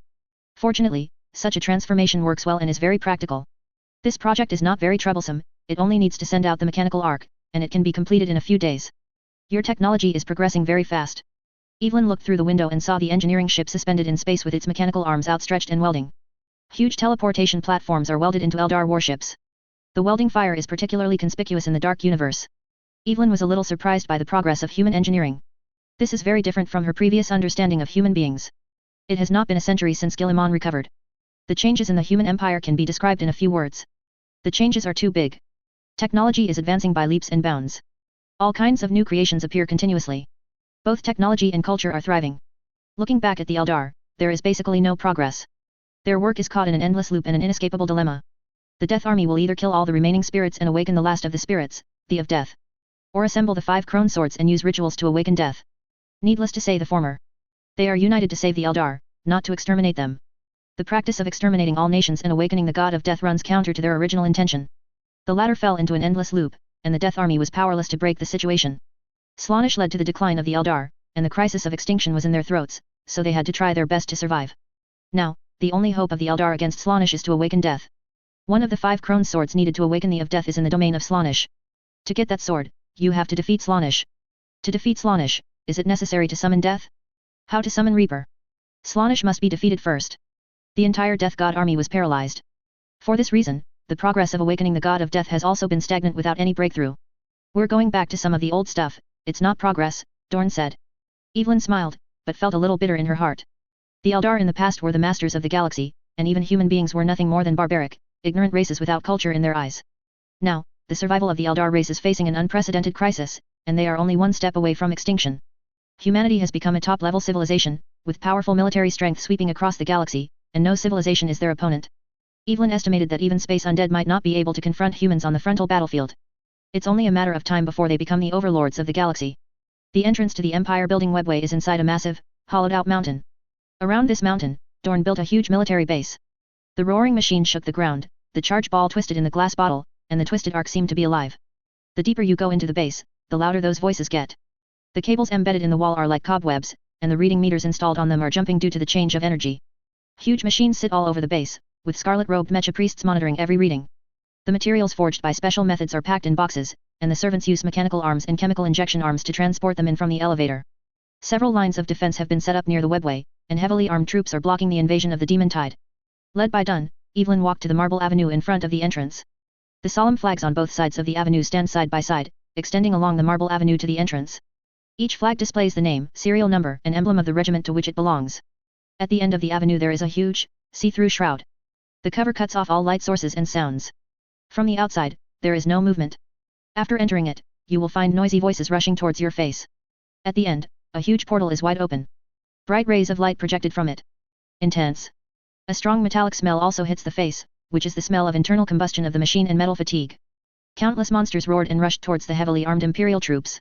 The engines of the fighter servants roared, the hunter-killer subroutine was running at full power, and the roaring guns shredded all the monsters rushing out of the webway. The noisy sound waves are completely different from those outside the mask, just like two different worlds. Evelyn walked into the protective mask of the webway, and what she saw surprised her. The strength of the Empire is fully displayed at this moment. The mad tide was suppressed by them. Intensive artillery fire shredded any demons who dared to come out of the entrance of the webway. Don stood beside Evelyn, and he was also watching the demon tide. Those monsters are all different. Created from all kinds of weird nightmares or weird thoughts of twisted thoughts, it has a terrifying image that only exists in horror stories. They are the embodiment of the dark side of real creatures. Dun hasn't changed much. He has fought in the warp for 10,000 years. No demon could shake his stony mind. My lord. Amariki also came from the side and saluted Don. He glanced at the spirit warriors headed by Ifran, and said again, Dear Prophet Ifran. Amarik and Ifran once fought side by side. They fled from the Cadia battlefield and finally arrived in Makraj after a bitter battle. Without the help of the Eldar, they may not be able to escape the pursuit of the enemy, let alone revive Guilliman under the siege of the Black Legion. For this reason, he still respects several spiritual prophets including Ifran. This reverence does not include the Wild Eldar and Dark Eldar. Amarik will not show any kindness to those Dark Eldar because of Evelyn. Those Dark Eldar who inhabit the Comoros deserve only the death bestowed upon them by the Imperium of Man. War has its own unique smell, human blood, combined with the ablation smell of bombs and the smell of ionized ozone. The war with the devil, the taste is more complicated. The black blood of the devil flowed, soaking the ground in front of the entrance of the webway. Dorn built a high-walled fortress in front of the entrance of the webway, and the troops spewed shells and plasma non-stop. With terrifying firepower, they stood firm at the entrance, consuming demons. Dorn initially estimated that it would take a month to weaken the number of demon tides and truly enter the webway. Ifran was palpitated by the firepower of the Empire, it was so ferocious, if the Eldar were to face such firepower, they would be destroyed directly within a few breaths. The only weakness of human beings today is that the use of psionic energy is not deep enough. The technology about psychic energy is not yet systematic, which is why they can't quickly open up the situation in the network channel. Today, the Eldar can also guide humanity with their deep knowledge of the warp. In a few more years, I am afraid that there will be nothing in the Eldar that can make humans look good. Must build more reliable relationships. Evelyn thought in her heart. The current covenant is not enough to keep the friendship between the two races. The Eldar can no longer be divided and stick to their own opinions. They have to stick together and show kindness to humans. Especially the Dark Eldar. Evelyn felt a little speechless when she thought of her cousins living in the Komorian Webway city. Maybe it's time to cut. The reason why the relationship between the Eldar and humans is difficult to make progress, the big problem is also in the Dark Eldar. There are endless incidents of them killing humans. The image of the Arc Eldar is also very unbearable. Show your abilities, Evelyn. Don looked away from the battlefield and put his eyes on Evelyn. Assist the Empire to open up the situation of this war, we have to enter the webway, we can't delay any longer. As you wish, Lord Dorn. Evelyn said, you will soon understand that the Eldar are the best allies of mankind. We need each other. Only by uniting can we fight against chaos.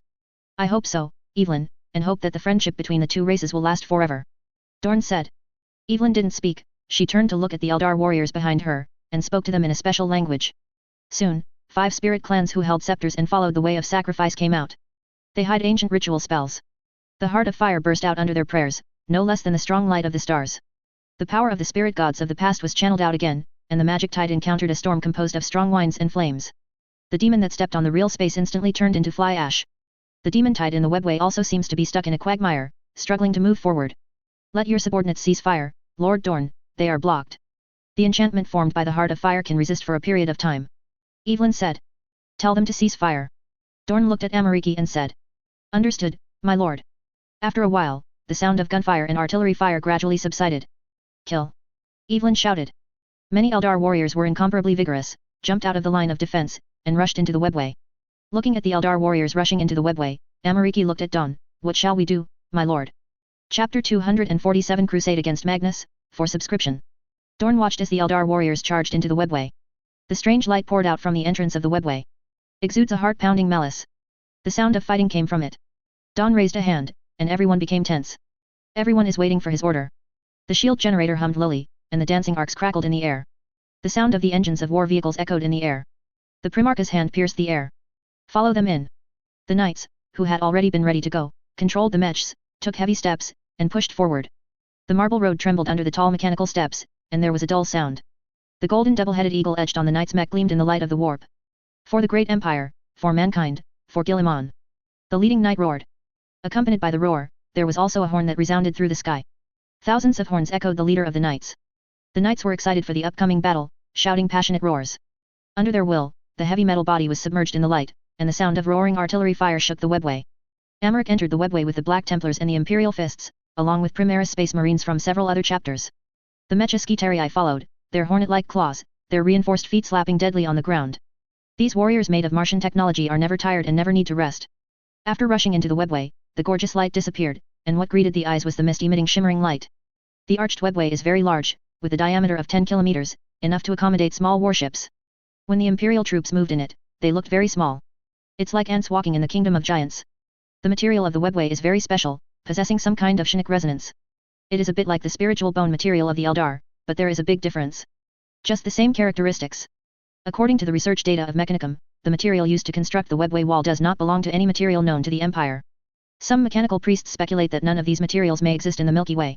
In the webway, there are corpses of demons lying down, fragmented and scattered everywhere. Under the suppression of the heart of the fire, the demon's strength was weakened a lot, and it was crushed by the spirit warriors, resulting in a one-sided massacre. Go forward and seize control of the webway. Amariki shouted. For Guilliman, for the Emperor, for Dorn, the warriors chanted. Aymeric unleashes all his superhuman senses and beware of the demons hiding in the dark. The performance of the power armor was turned on by him to the maximum power, and the thinker system processed all the data at a high speed, converting all the received information into a visual picture. Eerie readouts throbbed in the armored thinker processing center. The signs of activity flashed through the scanner like ghosts. Does not belong to any kind of creature. Nor does it follow any laws of physics. Like a group of ghosts dancing in the tunnel. It seems that the tunnel itself is moving without anyone noticing. Sometimes, Amareki could hear someone calling his name loudly. The voice sounded very strange, and there was no indication in the communication. Only the disturbed crackle stirred the man's voice. Several times, he felt the voice whispering in his ear. The voice was as soft as smoke, and I couldn't hear what the other party was saying. Amarichi tried to activate the filter program, but found that the armor did not have any recordings of that sound. It was as if he had an auditory hallucination himself. The tumbling mist covered the demon's corpse, and faces emerged. Those faces include human beings, alien faces, and unknown faces. The automatic aiming device of the mechanical infantry on the side made a clicking sound, and the automatic shoulder gun was rotating, aiming at the non-existent enemy. The sound of fighting came from the front. The Eldar warriors are fighting hard. Many Imperial soldiers tried their best to ignore those strange phenomena, stepped forward, and threw themselves into the crazy war. Their steps disturbed the shimmering mist, causing small vortices to appear. The Eldar warriors led by Ifran were also wielding their blades. Their battle is like dancers dancing. The blade leaps to death, killing those demons in an instant. Swift as lightning, sows death and forges destruction. The wild samurai turned into a catastrophe of death, rushing against the tide of magic. The death roar of the demon echoed in the ancient webway, filling the communication channel of human communication with piercing screams. Evelyn throws herself into battle. Her psionic energy surged as her blade sliced through the bodies, limbs, and necks of those half-material enemies. The barrier that came with the armor isolated the blood and broken skin of those monsters from himself. This is the power of the spirit race. Ifran felt a little complacent in her heart. Even in the face of the crazy tide, the dance of death of the Eldar race can still easily harvest the lifeless. In the scope of the dance, it is the realm of death for demons, and there is no possibility of escape. Humanity should be apprehensive that they have such a powerful ally. Evelyn turned her head to look at the human's position. The huge human army made her briefly absent-minded. Execute the annihilation procedure. Lock target. Kill. Kill. The ones rushing to the front are the modified machine slaves injected with a large amount of biochemical agents. Their strong muscles make them swell like giants. The limbs were transformed into weapons, the waist was equipped with a movable and rotating piston metal device, the eyes were taken out, and prosthetic eyes with multiple visual modes were installed. They hold heavy logging guns or flamethrowers, and attack enemies with loud program prompts. No fear, no exhaustion. Standing at the front, even if one machine slave fell down, the other machine slaves would go around indifferently and continue to move forward, pouring out their anger on the enemy. The evil witchcraft of the demons was blocked by the energy shields on their bodies, and only ripples were stirred up on the shields. Ifran was amazed by the barbarity of human beings, but also by their technology. Even those machine slaves who have been stripped of their flesh and blood and offline nerves have personal shields. The regularized troops have even more astonishing equipment. The most common mortals are equipped with sophisticated exoskeletal armor. How terrible is the productivity of human beings today, so that the army can be so thoroughly armed. The Empire glowed with endless vitality in the hands of Guilliman. For a while, Evelyn didn't know whether it was right or wrong to assist humans in awakening the Primarch. If one day Guilliman turned his butcher knife on them, the Eldar would be destroyed in an instant. What power in the galaxy can resist the awakened humans? The black sword in America's hand has been activated. This ancient battle sword inherited from Sigismund has now become a holy relic, which is a blessing for hunting these demons. The electric arc on the black sword crackled, and the cracking force field had been activated, and it could kill a demon in an instant, like a scorching knife cutting butter, without any sense of lag. Holding the black sword, he leaped over the Eldar warrior, rushed in front of a demon, swung the opponent's sharp claws away with one blow, and then split the opponent's body with a single blow, then turned and used the bolt gun in his hand to smash the other demon. His body was smashed to pieces. The whole process is smooth and smooth. With the aid of the battle armor, Amariki, who has undergone the second upgrade of the original cast, possesses the strength and speed of a war. No demon is his opponent, any attempt to stop him will be destroyed. Other human warriors were also roaring, and led by Amariki, they attacked the demon. The tide of magic collapsed under the combined forces of humans and Eldar. Those nightmares created from all kinds of weirdness, became incomplete under the cold sharp blade, and became fragmented in the roaring bullets. In the webway, there are explosions of gold and iron clashing and heat waves that can burn everything. Followed by the smell of the devil's corpse. Their stickiness renders both breathing masks and Primaris warrior helmets useless. War has its own unique smell, the stench of human corpses mixed with the ablative air and ionized ozone of bombs. Amaric has experienced countless battles. He knew the smell of war as lecherous men know women's bodies. But this time is different, those familiar smells are covered up by a stronger smell. Those smells are full of fetid disease, disgusting witchcraft, disgusting blood, and cloyingly sweet pleasure. The combination of humans and Eldar is like a sharp sword piercing the heart, and the demons collapse in front of the overwhelming army. The ground is covered with unevolved demon corpses, and the smell is nauseating. The knights were running with their mechas, releasing shells and plasma, forming a firepower network like a storm. Not a single demon escaped their grasp. It was instantly torn apart by the intensive firepower. Dorn also entered the webway. As the person in charge of the webway project, he naturally also has to be active on the front line, so as to encourage those soldiers who fought bravely.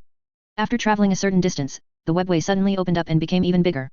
Those network lanes are hundreds of kilometers in diameter, enough for several battleships to run side by side, or for celestial-class warships to enter them. The network channels are intricate, and the small network channels are connected to the main road like blood vessels. The big one is enough to pass through a celestial-class battleship, and the small one can only accommodate one person to advance. The Eldar use these webways to navigate the galaxy without entering the warp. It is conceivable that once successful, the influence of the gods on humans will drop to a freezing point. Detected a gap in the network lane. The voice of the machine slave echoed in the communication channel dedicated to the human army. Dawn walked over to the coordinates according to the prompt. The machine slaves are pouring fire around a gap, destroying those demons with physical bodies. A strange light flickered, it was Malice from the subspace. The moment the demon leaped into the webway, it gained a form, and was instantly destroyed by intensive artillery fire. The mechanical priest hurried over. The blessed machinery was installed on a huge truck and was transported with a roaring sound, accompanied by the rapid flashing of those machine lights. Molten metal gleaming with silver light flows out of the machine's pipes. These molten metals are extremely expensive, and even if the resources of the entire empire are used, the output is not very large. Are molecular-level materials. Using cutting-edge etching technology, the circuits and prayers are depicted on the expanded two-dimensional molecular level, and then the dimensions are contracted. Under the nerve operation of the mechanical priest, when the liquid metal flows to the gap, it condenses quickly, and spreads in the gap like life. The electromagnetic lines and the blessed prayer exuded brilliance, and after a few hours, the gap of a few square meters was filled. The flowing molten metal appears silver, but after solidification, it becomes black. Mechanicism materials are completely different from the original webway materials. The black metal wall is on the netway, like a patch. The webway is a multidimensional existence. The materials used by mechanics to repair the network channel are also multidimensional, which can guarantee the same performance as the original material of the network channel. Evelyn watched the human being's movements, and she knew that Eldar had pointed him to the knowledge star that stored the spirit race's technical books. From there Guilliman got the knowledge that the Eldar built the webway. I just didn't realize that the other party didn't use the material technology of the spirit race, but just used it as a reference to develop the most suitable technology for human beings. They are becoming more and more powerful, not only in military strength, but also in spiritual and cultural strength. They let go of their complacency and start anew, abandoning those useless traditions and codes. Ephraim also has worries in her heart. Once human beings are so strong that they don't need allies, how should the spirit race deal with themselves? Thinking of the power of the gods, she was a little relieved. Humanity has made great progress, but the gods are not easy to deal with. The most terrifying thing about the gods is not power, but the ability and thought to corrupt all. No matter what Guilliman creates, it has to face the corruption of the gods, and this is the most dangerous place. Horus betrayed the emperor. So who will betray Guilliman? The victory of the gods is as inevitable as the passage of time and the destruction of mortals. Humanity needs the Eldar as allies. If they left the Eldar, they would go through the Iron Heresy or the Horus transformation again. This is the flaw of their race. If Rain believes that Guilliman, who can lead mankind to glory, will not be so short-sighted. Don didn't notice the complicated and changeable thoughts of Evelyn who was standing beside him. He looked at the repaired gap in the webway. The demons have been banished back to the warp. The webway is somewhere between fantasy and reality. Without a gap, the demon cannot find the entrance. Can only roar impotently in the subspace. The webway patch doesn't look very good looking, but Don still couldn't hide his excitement. He unbuttoned his gauntlet, and stroked the black factor wall with his thick palm, as gentle as stroking a delicate beauty. The black metal wall is very smooth, and those flashing electromagnetic lines and prayers seem to exist inside the metal, not on the surface. Don didn't touch any tiny scratches, it was extremely smooth, as if the molecules were neatly arranged together, as smooth as the surface of an expanding and collapsing neutron star. How is the effect of the repair? Don looked at the mechanical priest beside him. The strength of this liquid metal is currently the best in the Empire. If you use them to make the ram of a battleship, even the crust of the earth will be as fragile as tofu. They also have the ability to repair themselves. Even if there is a small defect, they can grow quickly and make up for the gap. The mechanical priest replied. Evelyn felt like a stormy sea in her heart, and looked at the black wall with uncertain eyes. Human technology has developed to this extent. The material used to repair the webway also has the property of self-growth. Not bad.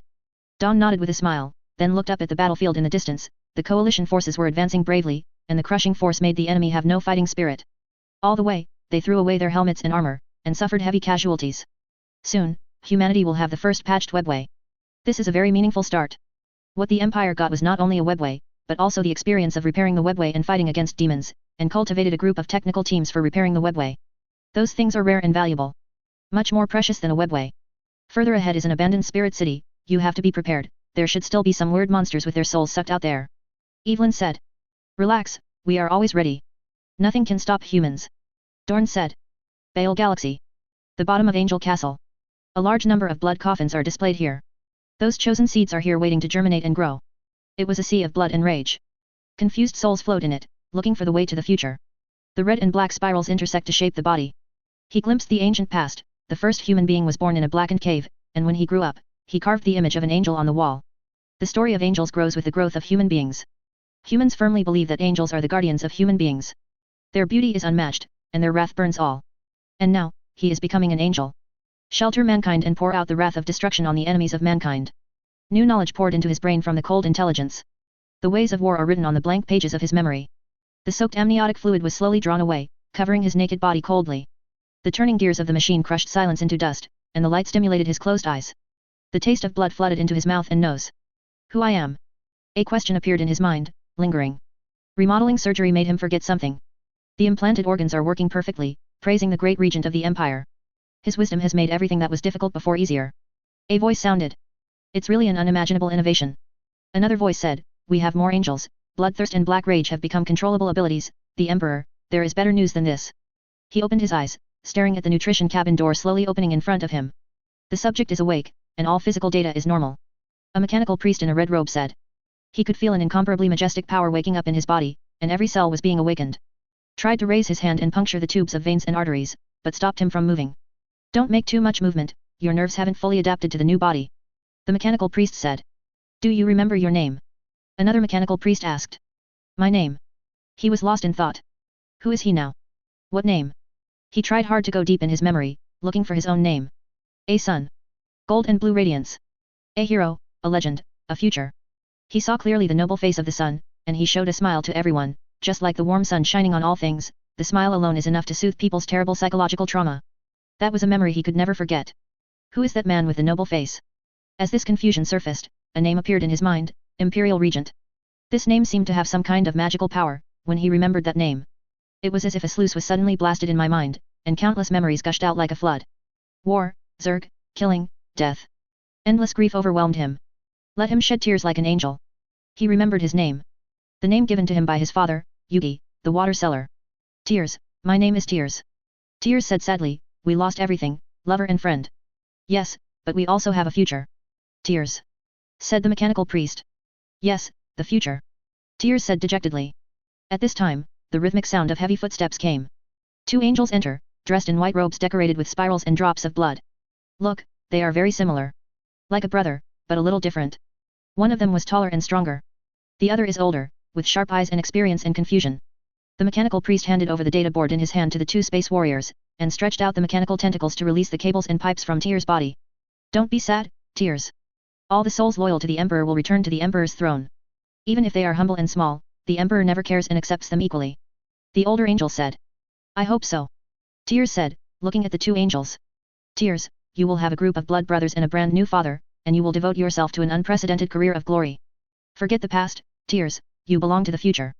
The old space warrior said, the galaxy is burning, those horrors are hurting innocent human beings, and the great imperial regent needs every warrior. Another angel put his hand on Tyr's shoulder. Are you ready? As an angel of death under Sanguinius, you are ready to protect others and give your life for them. Are you ready? Are you ready to face those horrors and avenge the dead? Tyrs. Tyrs recalled those terrifying creatures. The images of his comrades who died on the battlefield flickered in his mind. The civilians who died in the massacre reached out to him in despair. Those crying children were blown away in the artillery fire, and the rumbling explosion instantly turned those children into wreckage fragments. I don't know, but I'm ready to die. Tyrs said. Very good. The older angel turned to look at the mechanical priest. Arm him, we will have one more warrior. Angel Fort stands tall and majestic on the surface of Bar. The momentum is magnificent, and all kinds of tall buildings are very spectacular. The highest place has even pierced the stratosphere. It is the tallest building in the newly established city of angels. All kinds of exquisite buildings surround this fortress and are rising rapidly.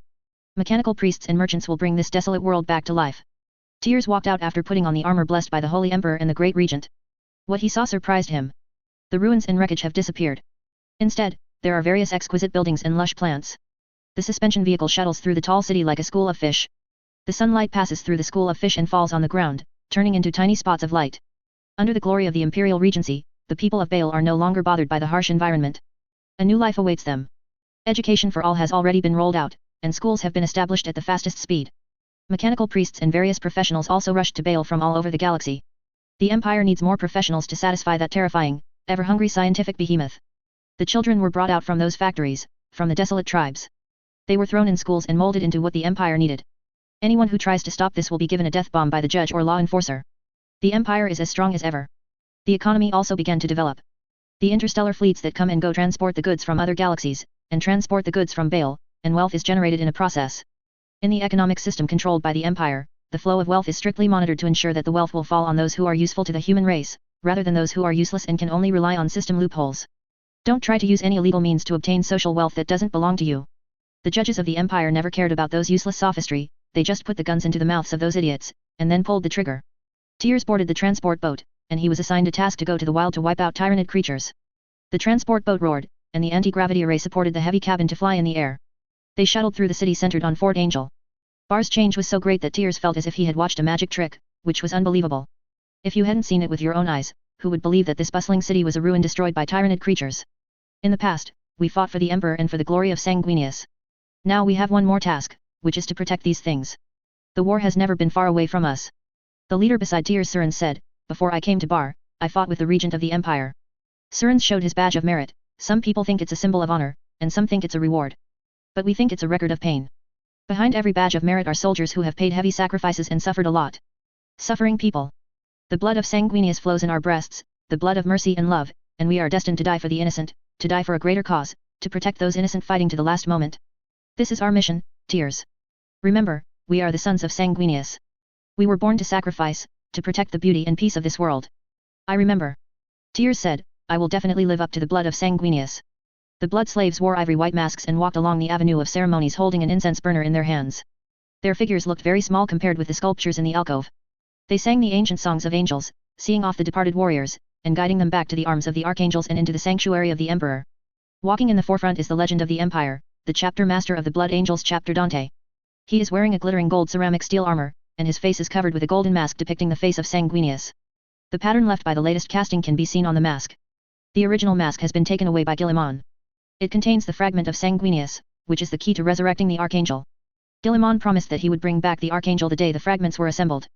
Dante did not have the slightest doubt. Guilliman has done many miraculous deeds that others thought were impossible.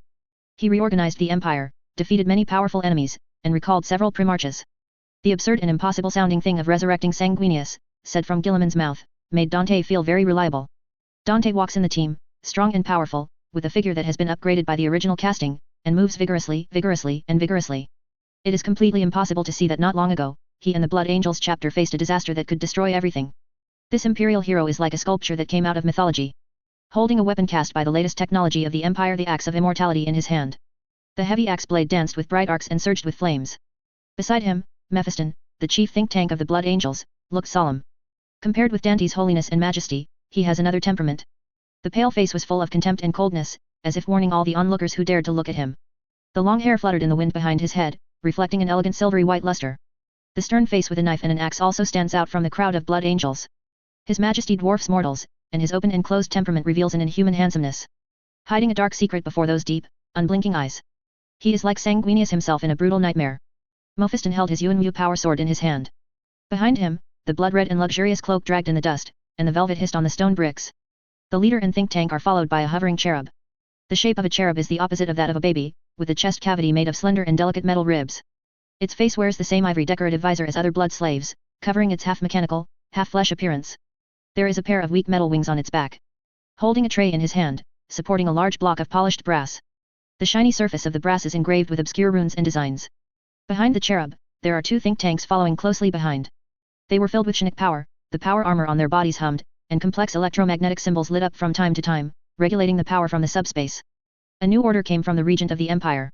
He won the victory over the Black Legion. Abaddon failed and fled like a wild dog. He took the vengeful spirit and sent it to the stars. The ship carrying Horror, the vicious old warship of STH, is gone, and no trace remains. The reverberation of the cathedral distorted Dante's voice. This does not surprise me. I have read his record and there is no possibility of failure. Mephiston said, he is too good. To say something presumptuous, if he is nominated as the new lord of mankind, I won't be in the slightest surprise. We all think that the emperor has been silent on the golden throne for too long, and mankind needs a brand new monarch to lead. Dante nodded, and he didn't think there was any problem with such a statement. For 10,000 years, the emperor ruled in name, but in fact it was just those families giving orders. Everyone knows this, it's just that no one is going to tell the truth. Those who jump out and say that Guilliman has seized the power of the emperor are nonsense. The emperor never really ruled the empire. Horus rebelled before the Great Crusade was complete. After the Horus heresy ended, the emperor sat on the golden throne and never spoke again. Guilliman only took back the power of those families, not to mention usurping the power of the emperor. Because the emperor has no power in the first place. In the eyes of those nobles, the emperor is just a mascot who can't speak. They just use each other's name to fulfill their ambitions. The Beast Wars and the Age of Blood, as well as the fall of Cadia, are all proof that the old rulers of Terra didn't care what the emperor thought. Support a gang of rich nobles or support a primarch who can bring about change in mankind. As long as there is no problem with the brain, they will make the same choice. The rebuilding of the Blood War group is about to be completed. With the help of brand new technology, the recruits quickly form combat effectiveness. Guilliman's heart is too strong. As long as the selected seeds are selected, there is no danger of failure. Mephiston said another thing. That's exactly what we need. Dante nodded, he was very satisfied with the progress of the recruits. The situation on the dark side of the empire is terrible, and we have to take the initiative to take our responsibilities. The Scarlet King Magnus is promoting his evil plot, and we have to hurry up and destroy his psychic empire. That damned traitor was severely wounded on Pharos, but he did not give up his evil goal. So far, he has occupied the Prospero Galaxy, and even the Warlock heart in the subspace, the Wizard Star, was also dragged into the real universe by that lunatic. The demon world, which is severely distorted by the power of Shinnik energy, can make any nightmare scene in reality pale in comparison. We have to stop his actions, otherwise countless worlds will be swallowed by him. Walking to the gate of a magnificent palace, the blood slaves stopped. Dante and several think tanks from Mephiston walked in. Inside, several captains of the Blood Angels chapter awaited them. This is a magnificent temple of anti-psychic power. The roaring and turbulent air emitted by the huge plasma generator is like the engine room of a battleship. The static electricity caused by the suspension force field is dissociated in the air. Thousands of books written with forbidden knowledge are suspended in the air and are closely guarded. They sat down at a brass table. A suspended holographic projection appeared in front of them, and a detailed star map jumped into everyone's eyes. Savage purple scars divide the galaxy. Chaplain Aldemeyer of the Blood Angels pointed to a planet on the edge of the Great Rift. Unprecedented waves of psychic energy emanate from here. Prospero Galaxy, this galaxy has always been occupied by traitors and aliens. The Scarlet King Magnus is trying to do something terrible, whatever it is, we all have to stop them, otherwise the consequences will be disastrous. It's far away from us. A company commander said. In contrast, the threat of orcs is the most critical. The astronomical information on the battlefield of Armageddon has been solved, and the orcs are evolving crazily. If we don't take measures in time, they will have an emperor in a few years. Imagine an orc emperor, what a terrible nightmare that would be. Just an orc warlord almost made mankind suffer. It's not easy for the orcs to want an emperor. The empire has never seen a so-called orc emperor in 10,000 years. At most, there are only those crazy warlords. Another company commander retorted, we should pay attention to Magnus's threat, his psychic empire is likely to bring terrible disasters to mankind. The power of the ether is increasing. If we can't take measures in time, once Magnus' plot succeeds, human beings are very likely to go to the road of eternal doom, which is too dangerous. Mephiston said. Magnus failed once. He was entered into an ambush by the Imperial Regency and almost died. I don't think Magnus poses much threat to the situation in front of us at all.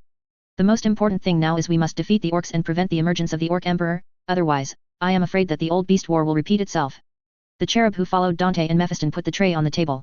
Several think tanks and company commanders stared at the complex and obscure runes on the brass surface. The Book of Prophecy. The Book of Prophecy is the product of traveling to the highest heaven. Murphy Stone has completed many such works in his fugue. When people embrace the warp wholeheartedly, we'll get some enlightenment in a state of madness. If you can successfully parse those characters, you can get a glimpse of the tip of the iceberg in the future. The runes on the brass were written by Mephiston.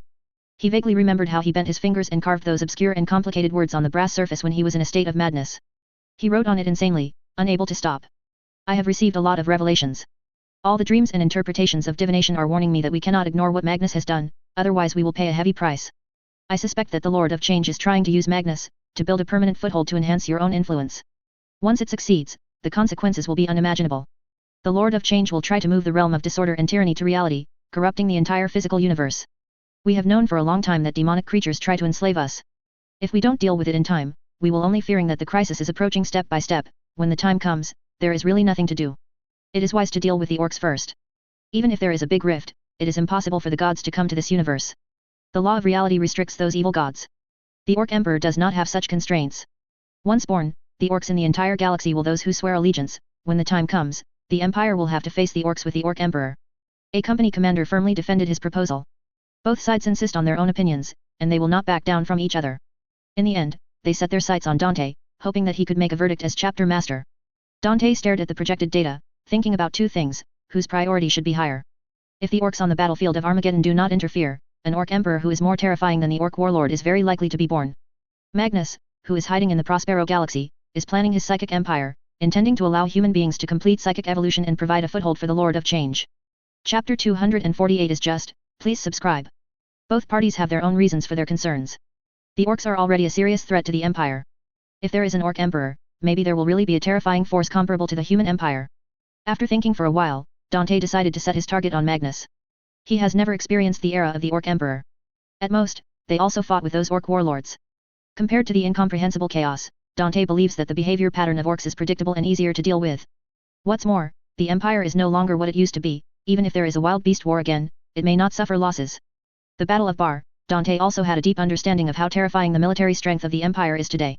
The extremely powerful Imperial fleet, the terrifying firepower can be described as brutal and unreasonable. On the void battlefield, Dante felt that even the Necrons couldn't take advantage of it. Besides, humans once defeated the Orc Empire with an emperor. Never defeated the Chaos Gods. It is clear at a glance who is the greater threat. Dante firmly believes that even if the Orc Warlord evolves into an Orc Emperor, humans can defeat him. Magnus is a far greater threat. Behind him is a Chaos God who is too powerful to understand. Those terrifying existences cannot be understood from any common-sense perspective. If the other party is allowed to enter the real universe, who knows what kind of storm will be set off. Perhaps, the entire galaxy will be dragged into the subspace and become a paradise for chaos monsters. Let's attack Magnus. Dante looked around the crowd and said, we can't let the Lord of Changes come to the real universe. Those terrifying existences will drag the entire galaxy into the abyss. Mephiston smiled, which was exactly what he wanted. Several company commanders who wanted to support the Armageddon battlefield side, but they didn't express any anger. This is Dante's order, and they must obey it. Go and prepare, bring new recruits and various new weapons and equipment. This is the first battle of the Blood Angels reorganization. I don't want any mistakes. We want to defeat Magnus and destroy his conspiracy. Dante's voice overwhelmed the humming mechanical sound, and passed to everyone's ears. Many company commanders, priests, and think tanks of the Blood Angels chapter saluted him. Then, they left the palace, leaving Dante himself. Dante closed his eyes and took a deep breath, staring at the sculpture of Sanguinius. The noble face carved in stone became more melancholy and sad under the candlelight. When will we be able to reunite with you, Archangel? Dante said in his heart. Guillemon promised to bring back the Archangel. But he didn't tell the exact time. Dante also knew that it would not be easy to accomplish this, but he still felt that time passed very slowly. If Guillemon hadn't promised, he wouldn't have had so many thoughts. Dante sighed, turned, and walked out. The city of angels stands on the surface of Baal, where the plants are lush and the people live and work in peace. Outside the city of angels, many places are still uninhabited wilderness. Many technicians of the mechanic order have made changes to the environment of the entire Baal star, trying to make Baal a planet suitable for human survival. However, Bar's desertification is so serious. It is not that simple to completely govern this planet. Even though a lot of resources have been invested, there are still many places that remain desertified. Tills and others are performing tasks on a desolate red gobi. No one knows how the next door got there. All I know is that before humans took control of this planet, those strangely shaped pillars of weathered rock next door had already stood there. At first glance, the empty cloudless sky meets the red gobi horizon, and the two are clearly distinct. There are abandoned old buildings everywhere in the gobi, exuding a kind of sadness washed and defeated by time. Tyr's team is cleaning up the remaining tyrannid creatures in this area. The Zerg invasion has been foiled. Under the multidimensional attack of the Empire, the shadow caused by the will of the Hive also collapsed, and the will also receded with the fleeing Zerg. But there are still some tyrannid creatures remaining in the Baal galaxy, active in the harsh environment, waiting for another counterattack by the Hive will. Those tyrannid creatures have extremely strong survivability and terrible reproductive ability, and they also have a strong autonomous ability. Even without the will of the Hive, these tyrannid creatures are a huge threat. The Blood Angels must kill them. Otherwise, after a while, the surface will be full of minions of tyrannid creatures. This kind of task is naturally given to a team with newcomers like Tyrs. Grind them with this fight. Separate and use the number 1 battle formation to move forward. Surans shouted. Tyrs started to run, and the servo system burst out with powerful force driven by his will, making his actions as fast as the wind. The mask in front of him displayed various messy details and target information, guiding his actions. Accompanied by the roaring sound, the explosive bomb burst out of the gun barrel with flames, and the air was stirred up into ripples. They hit the target and explode. Yellow dust was engulfed by the explosion airflow and surged up. Among the smoke and dust, there were screams of unknown creatures. Tyr's tactical data board shows a pale yellow outline. Reveals that the target is a monster with 6 limbs and a huge crown. A monster fell in its own corrosive blood. After struggling for a while, it became completely silent. Kill confirmation. A prompt pops up on the tactics screen. Another warrior let out a roar. He threw away the bomb in his hand, and was holding a chainsaw sword in melee with a tyrannid creature. Tyrannid creatures are very fast, but they are still a bit inferior to Primaris warriors. After a fierce battle, the warrior used the chainsaw sword in his hand to break through the opponent's biological carapace, splitting the opponent's life in half. Tyrs fired 2 shots at the place where the tactical radar indicated that there was an enemy. One shot hit the enemy, and the other shot did not give any feedback. Damn bug! He said angrily, his red eyes showing anger. Feeling a sense of crisis in his heart, Tyrs jumped to the side. A stream of burning liquid hissed at the position where he was just now, and the sandstone showed scorched black and corroded marks. Followed by a piercing alarm.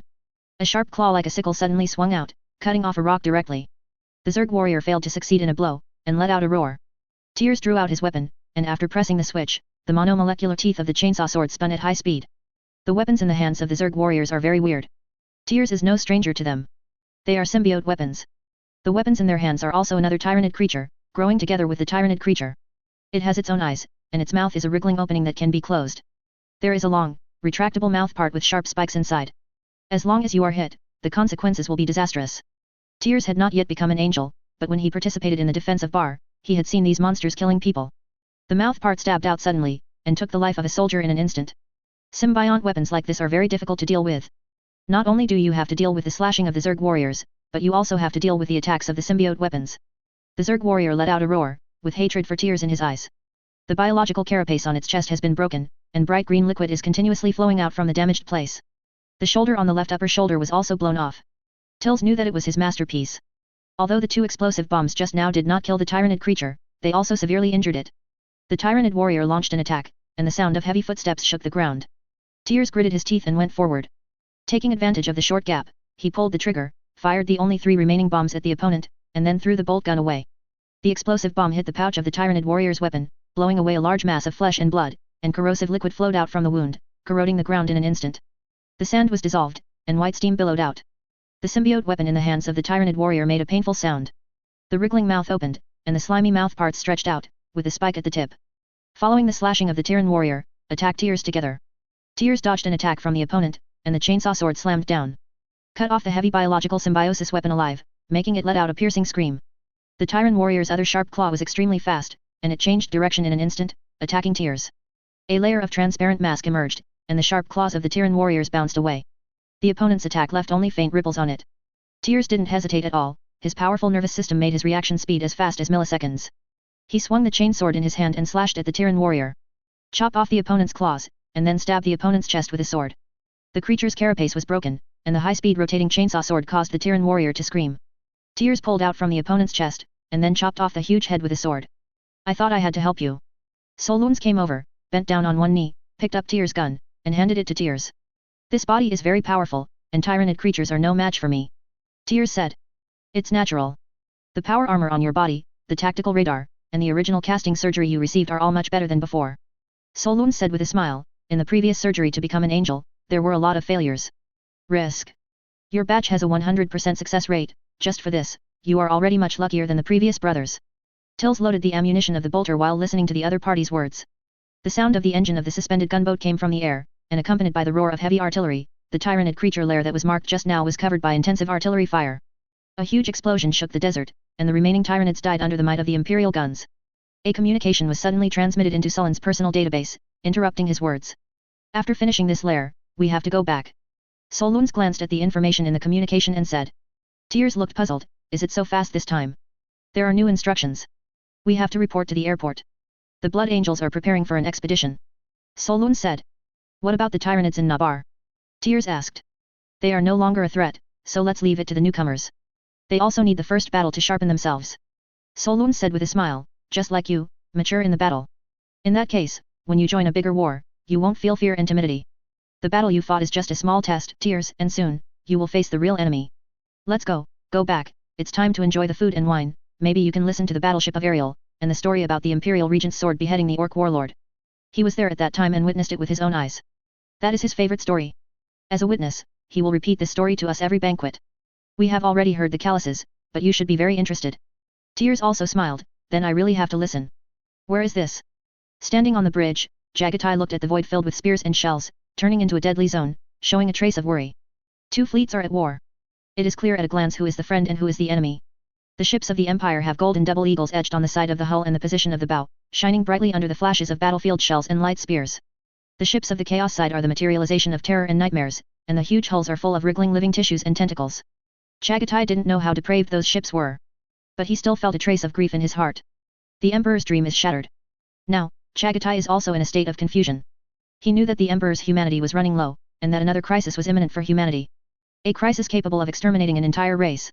At that time, where will mankind go? The wild laughter of the gods echoed in this world, as if mocking that human beings could not get rid of the established destiny. The long battle made Chagatai feel a little palpitation and fatigue. No matter what I do, I feel that there is no way to defeat those original gods. The battleship he is on is feeding back information on the battlefield to him, and is updating the star map database. A purple scar runs through the galaxy. Before he left, this scar didn't exist. Obviously, mankind has encountered an unprecedented crisis. In that scar, Chagatai felt endless malice. It destroys the galaxy and increases the influence of the gods in the real world. Chagatai couldn't help but feel worried about the current empire. He has been away for 10,000 years. What does the empire look like today? Rotten, depraved, unbearable. Chagatai does not doubt how bad human nature can be. It is very dangerous to entrust such a huge empire to the control of mortals. Their short-sightedness and stupidity doom the race to repeat its mistakes. Who are you? A piece of information in the Imperial Standard format entered the database of the Chagatai battleship. Several Imperial ships are turning, heading towards the warship where Chagatai is located. The warships owned by Chagatai and his followers have been in the warp for far too long. Even with the protection of a strong will, the ship will inevitably be distorted. Their warships are like ghost ships from the age of great voyages. Exudes a strange breath. White flames blazed from the huge hull, and the speed was astonishingly fast, as swift as a falcon. If it weren't for the golden double-headed eagle on the hull still shining brightly, I'm afraid it would have been attacked by the Imperial fleet long ago. I am your ally. Chagatai replied to the inquiring ship. Report your number, or do something to prove your words. The other party sent another question. After thinking for a while, Chagatai turned on the communication, and said, I am Chagatai Khan, one of the primarchs of the Empire, and your ally. Open your communication and verify my identity. No one believed this to be true. But it really happened. The return of a primarch was so sudden. Many naval commanders who were in charge of the Pantior Galaxy Void battle watched Chagatai board the ship's landing deck surrounded by many flaming warriors, with only horror and shock in their eyes. Those burning warriors are like the cursed warriors they have encountered, covered in flames, but they don't burn anything. Those flames will only damage demons or warp creatures. You guys, who is the Supreme Commander? Chagatai didn't care about the surprise in the eyes of those people, and he asked the people in front of him relyingly. I, in the name of Guilliman, the Regent of the Empire, command this naval force, and I have a document signed by him in my hand. A sturdy officer with metal prosthetics and electronic eyes came out. Chagatai was stunned for a moment. The Imperial Regent, Guilliman? Could it be that he has also returned? It seems that after so many years, many things have happened in the Empire. But now, is not the time to think about this. Repel the Chaos Army first, and then ask what happened to the Empire in the past 10,000 years. Very well, what's your name? Chagatai asked. I need your help in the name of my brother Guilliman. Taga, Lord Primarch. Said the Admiral of the Imperial Navy, serving in the Ultramar Admiralty. Very well, Taja, can you tell me about the current battle situation? Chagatai asked. It is my honor, Lord Primarch. Taja stretched out his hand, making a gesture of leading the way. Please follow me, Lord Primarch. The landing deck is not far from the Supreme Command strategy room. After spending some time, Jagatai and Taja entered the strategy room. A holographic projection also appears. Currently, we are in the fringe world of Ultramar, the Pandar Galaxy. It is very close to the Ghoul Stars, which is the headquarters of the Plague God. Many planets have been corrupted by the Plague God, and the residents there have become the minion of the Plague God. More importantly, our destroyed ships will be transformed into their biological ships by the opponent. The longer the war lasts, the greater the number of enemies will make us very passive.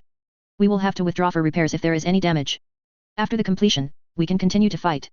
The ground troops are also miserable, the plague rain, poisonous fog, and various walking corpses. The dead are continuously infected by the plague and become one of them.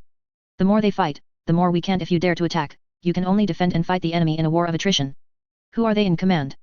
Chagatai asked, how much do you know about them? It is said to be a demon primarch named Mortarion, a cursed name. Taja said, we can only suppress their attack with strong firepower, and any attempt to frustrate their gang battles will fail. Already, the poisonous gas on the Perseverance and the power of the demon primarch make it impossible for us to break through. If it weren't for the complete defense system of the Panduo Galaxy, I'm afraid we would have lost this galaxy long ago. Chagatai frowned slightly, and repeated the name of the enemy commander. Mortarion. Yes, Mortarion, said Targa. Leave him to me to deal with, and you are ready to fight back. Chagatai Khan stroked the hilt of his sword, and said firmly, trust me, this time, I will definitely be able to repel them. Fortitude. When Mortarion heard the news that another attack had failed, he felt a sudden irritability. The human empire's firepower, whether it is the void defense or the ground troops, is too fierce. In addition, there are several Primaris war groups taking turns to sit in the Panduo Galaxy. And those guys don't talk about Wyud. As soon as you see yourself, call the Titan Mech and Night Mech for support. Playing Percherabo's disgusting stuff. It is to use firepower to pile up people, not to play close combat at all. That Guilliman has led people to hell. Do not fight in close combat, but play fire coverage. Mortarion thought he was a Primarch, he was ascended, and he was blessed by the god of plague. But facing the siege of Titans and Knights, he couldn't stand it. It made him unable to break through. Even though there are a large number of walking corpses, the battle is very aggrieved. I can't even jump to help. The ship shields of the Corpse Emperor's subordinates are so hard that they can't make a gap at all. Even if a gap is made, the opponent retreats extremely fast, and will soon retreat into his own camp, relying on a powerful void defense system to repair. If he can't break through the Panduo Galaxy, he won't be able to complete the established plan. There is no way to corrupt the entire Ultramar. I can lead a team of sharp knives to break through. Mortarion said, we can't delay any longer, we must open the situation as soon as possible, otherwise, I will become the laughingstock of Typhus. Would that be too dangerous? Said the adjutant on the side. Not long ago, we detected an abnormal subspace fluctuation, which is likely to be the cursed army of the Corpse Emperor. If you act rashly, it is very likely to attract people. Humph, what's so dangerous, as long as Guilliman doesn't come over in person, who would be my opponent to those lackeys of the Corpse Emperor? Relying on those living saints. Mortarion said a little displeased, if Guilliman doesn't come out, who is my opponent? They are all rubbish, let me find a chance, and I can blow them up with one hand. Chapter 249 You trash, please subscribe. Mortarion, who had let out his rhetoric, was determined. Who said he couldn't be moved? The Death Guard champion involved in this operation did not have the tough background of Typhus. There is the platform of the of Plague, so Mortarion can only be helpless and furious, and dare not take action against him. If they dared to openly oppose Mortarion like that, Mortarion would probably blow them up on the spot. This is no joke. Mortarion decided to go all out, using some of the things he had studied over the years. Let those idiots in the Empire know that this battle is not so easy to fight. Humans have advanced technology, and an ordinary soldier is armed to the teeth. They thought they could win with such technology, but they were wrong. The Plague God's army is inferior to the Empire in technology, but Mortarion can use witchcraft to fight it. Pandar Galaxy is the gateway to the 500 worlds of Ultramar. The 500 worlds is where Guilliman's base camp is located. Once it invades the 500 worlds, it will undoubtedly deal a blow to the morale of the Empire. Guilliman can't even hold 500 worlds, so why should he hold such a huge empire? Nowadays, the human empire has lost the Nockmond corridor, and the morale of the empire may have suffered Waterloo long ago. Throw another 500 worlds, and the of the empire will probably panic, thinking about eating pots of milk to welcome the king. Mortarion had made up his mind to give Guilliman a big surprise. Let Guilliman understand that he will never be as good and outstanding as himself. Emerging from the throne room of the Endurance, Mortarion walked toward the Great Hall of Wizardry. Bloated, sickly pus-drenched death guards followed his steps. They are full of traces of blasphemy, and the old glory can't be seen on them. There was always some hatred in Mortarion's heart. Once, he was the staunchest opponent of witchcraft. But now, he relies on witchcraft to fight against his former brothers, which is undoubtedly a huge mockery. Either kill Guilliman, or let the other party be forced to submit to the command of the gods like himself. Why is everyone a Primarch? You are the regent of the empire, enjoying flowers and applause. I have to be the plague god's minion, and I am targeted and refuted by the trash like typhus, without any shame. We have to deal a fatal blow to Panduozing. Mortarion gripped the scythe tightly in his hand, and looked at the hall of witchcraft that looked like a wriggling mass of flesh. There are strange mists and whispers surging here. His team of wizards has assembled here, preparing to unleash a sorcery, summoning an army strong enough to crush the human forces of the Pandur system. Mortarion vowed silently in his heart that this time, he would definitely prove himself. Every daemon primarch has suffered at the hands of Guilliman. But he won't. Ultramar Starfield will become his prize, the garden of the god of plague. Soon, Guilliman will also be defeated by him. Kneeling on the ground, begging himself to give him a way out. Wait until I catch Guilliman. Mortarion's eyes became cold. At that time, he vowed to kill that typhus and let him know who is the master of the Death Guard. My lord, everything is ready. A wizard came up and said. Then let's begin, summon the Great Father's army, pull the Pandur galaxy into the garden of the Loving Father, so that those who are confused and ignorant can feel the fraternity of the Loving Father. Mortarion opened his arms and said in a low voice. Understood, my lord. The wizard leader saluted respectfully, then stepped back and presided over the ceremony. Chagatai spent some time listening to the reports of the military commander and some narrators on the overall situation of the empire. Using his excellent dialogue skills, he easily dug out all kinds of information he wanted from those people. After hearing the descriptions and images provided by those people, the surface of Chagatai was very calm, and there was no wave in the ancient well. But there was already a turbulent sea in his heart. The development of the empire surprised him. In the past 10,000 years, human beings have gone from science and rationality to confusion and ignorance as he thought. In the 10,000 years of time, technology has not made the slightest progress, but is still declining. The first company commander of Horus, Abaddon, launched 13 consecutive dark expeditions to the empire many times in 10,000 years, pushing the empire to a desperate situation. The fall of Cadia and the emergence of the Great Rift once announced the countdown to the destruction of the empire. And everything turned around after Guilliman appeared. The empire is like a dead tree rejuvenated. In less than a century, the empire has made achievements that it has not been able to achieve in the past 10,000 years. Human weapons and equipment are rapidly updated and iterated, and various new tanks, mechs, and warships emerge endlessly. The new war engine, the new army, was shaped by Guilliman's will, undertaking the historical mission of sweeping the entire galaxy. Even the worlds of the empire have undergone brand new changes. Environmental transformation, creating a variety of natural environments suitable for human survival. Promote education for all, so that all school-age children can go to school, and establish a large-scale imperial intellectual talent reserve. Use the imperial daily and various means to promote scientific research beliefs, stimulate people's pursuit of the truth of the universe, lift many unreasonable prohibitions of mechanic use, and release their scientific research capabilities. Education is also used to promote and revise distorted religious beliefs, and establish a new religion with the emperor as its spiritual sustenance, integrating all teachings. No wars waged in the name of the emperor's faith are allowed. The so-called saints are not allowed to modify the teachings at will. Abolished the High Lord Council and aristocratic hereditary system, and implemented a new autocratic democracy. The huge reform efforts have weakened the power of the nobles, giving the bottom a chance to stand out. Many such reforms, it took Chagatai a long time to digest the information. What Guilliman did, he can really be described as dumbfounded. Chagatai thinks he doesn't have the courage to promote such crazy moves. After spending some time fully understanding the various reform measures introduced by Guilliman, Chagatai stood in front of the console, looking at the various image data displayed by Admiral Taja, all of which were the achievements of the Empire after the reform.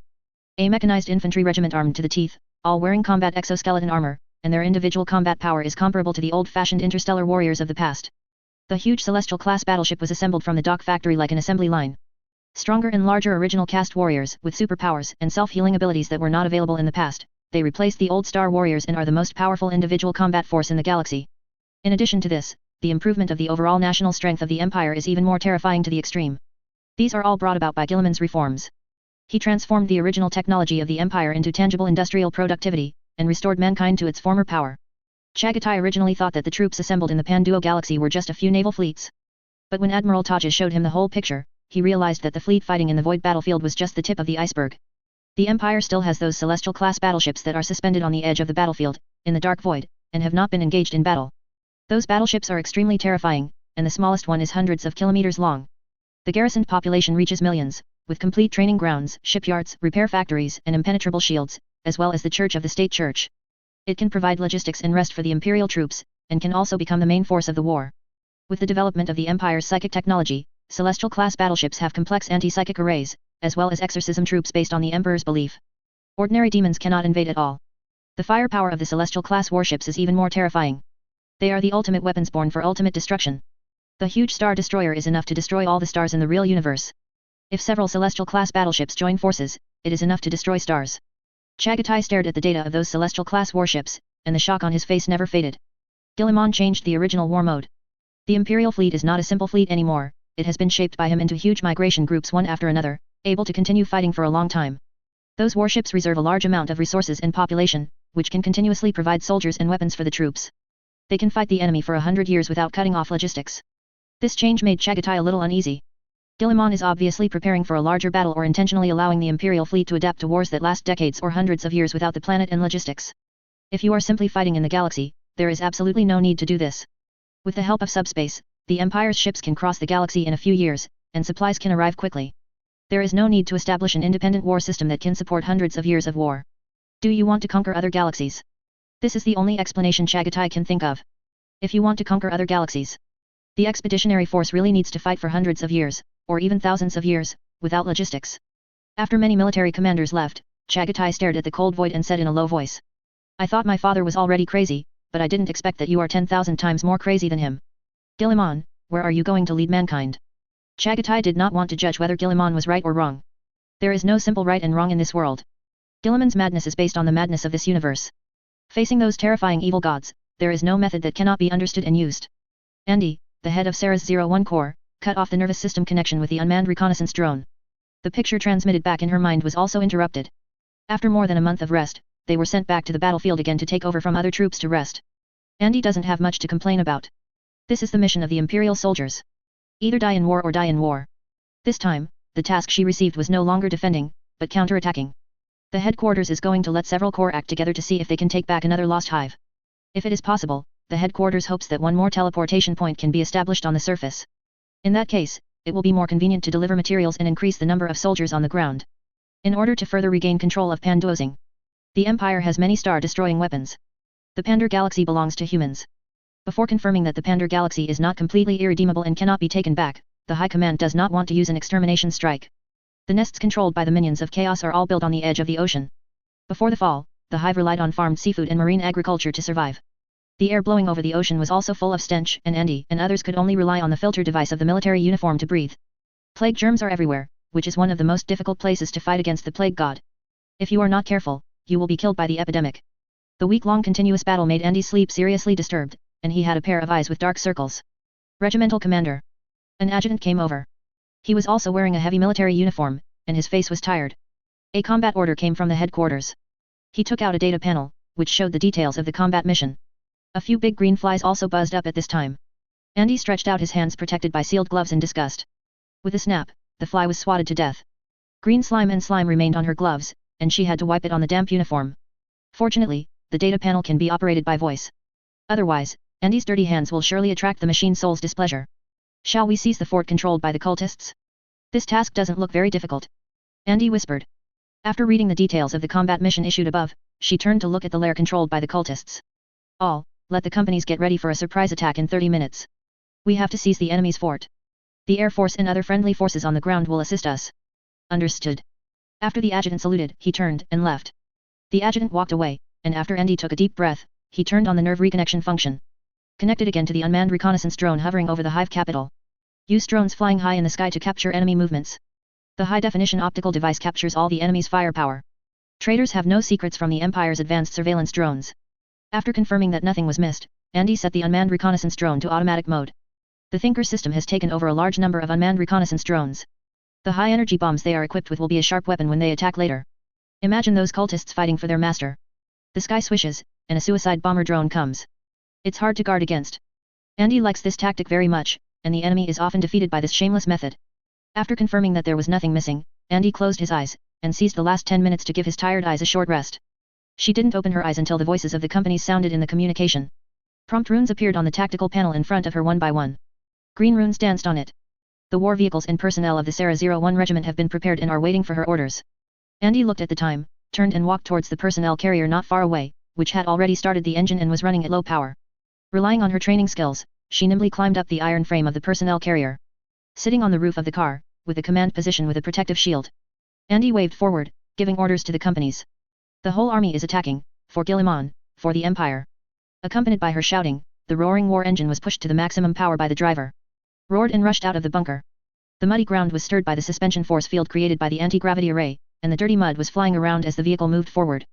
Infantry wearing exoskeleton armor stood on tanks or gunboats, looking at the tall hive city. The automatic weapons on their bodies clicked, waiting to be activated. Brilliant light beams or missiles trailing flames flew from behind them and landed on the distant city shield, causing waves of ripples. It seems that followers of the Dark Mechanikus are involved in this operation. Otherwise, relying on the simple brains of cultists alone is not enough to repair complex shield devices and energy devices. In the drowsy sky, there was a whistling sound, like a swarm of fighter planes grazing from a distance. The speed was so fast that they left white waves in the air. Intensive artillery fire illuminated the dim sky, and also illuminated the defense lines of the cultists. They shouted frantically and waved all kinds of flags filled with profane symbols. The cultists also detected the attack of imperial forces. They yelled and entered their respective positions with flags. Carry out those heavy weapons and put them on the fortifications to shoot the assaulting imperial troops. Sarah 01 Regiment is advancing. Andy switched to the command channel and said. Keep going, said one commander. Other forces are working together. Understood. Andy closed it after finishing speaking. She opened the tactical panel, and the green representing other friendly forces lit up near the hive capital. All out siege, the war to recover the lost land has begun. Andy retreated from the roof to the command cabin, and 3 operators were controlling the forward and firing of this behemoth. Commander, we expect to reach the enemy's first line of defense in 3 minutes. The commander reported to Andy. During this period, the vehicle body shook violently a few times, obviously being hit by enemy artillery fire. Even the scarlet alarm popped up on the tactical console of the personnel carrier. Fortunately, their personnel carrier is a brand new anti-gravity vehicle with superior protection performance and armor. The artillery fire that was enough to destroy the old troop carrier only slowed it down a bit. Attention all units, we are on the offensive route, and the estimated time to contact the outer defensive units is 2 minutes, please prepare for battle. After Andy finished speaking, he stared at the tactical console, and the confirmation replies from each company came one after another. Came. Andy counted their data and assessed the casualties of his regiment. The technology of the Empire is very powerful, and the equipment of the Sarah 01 Regiment is also guaranteed. But the power of the God of Plague cannot be underestimated. Sometimes, the seal of the cabin door of the vehicle will fail, and the air full of viruses will take advantage of the unsuspecting occupants to pass through their respiratory tracts and enter their weakly defended bodies, feasting on them. Sometimes, unnoticed corruption is deeply rooted in the flesh and blood of those ignorant, and when activated at a specific moment, the entire carriage will die together. And those weird witchcraft. There are many means that the enemy can use. Each one is hard to guard against. Andy has many brothers and sisters who died on this battlefield. Sarah 01 Regiment quickly approached the first line of defense of the Plague God's minions. A huge number of war vehicles launched an attack immediately. All kinds of powerful shells were continuously released, turning the front into a sea of flames. Andy sees the explosion and flames through the vehicle of the personnel carrier. They devour everything and brighten a dark world. The firepower fortifications of the cultists were pulled out. The fortress made of cement and steel was blown to pieces by artillery fire. Those turrets with solid bases were concentrated fire. Under the bombardment of several shells, the huge turrets were blown to pieces of rubble, and the huge barrels were blown away by the impact, and fell hard to other places. Killed many heretics.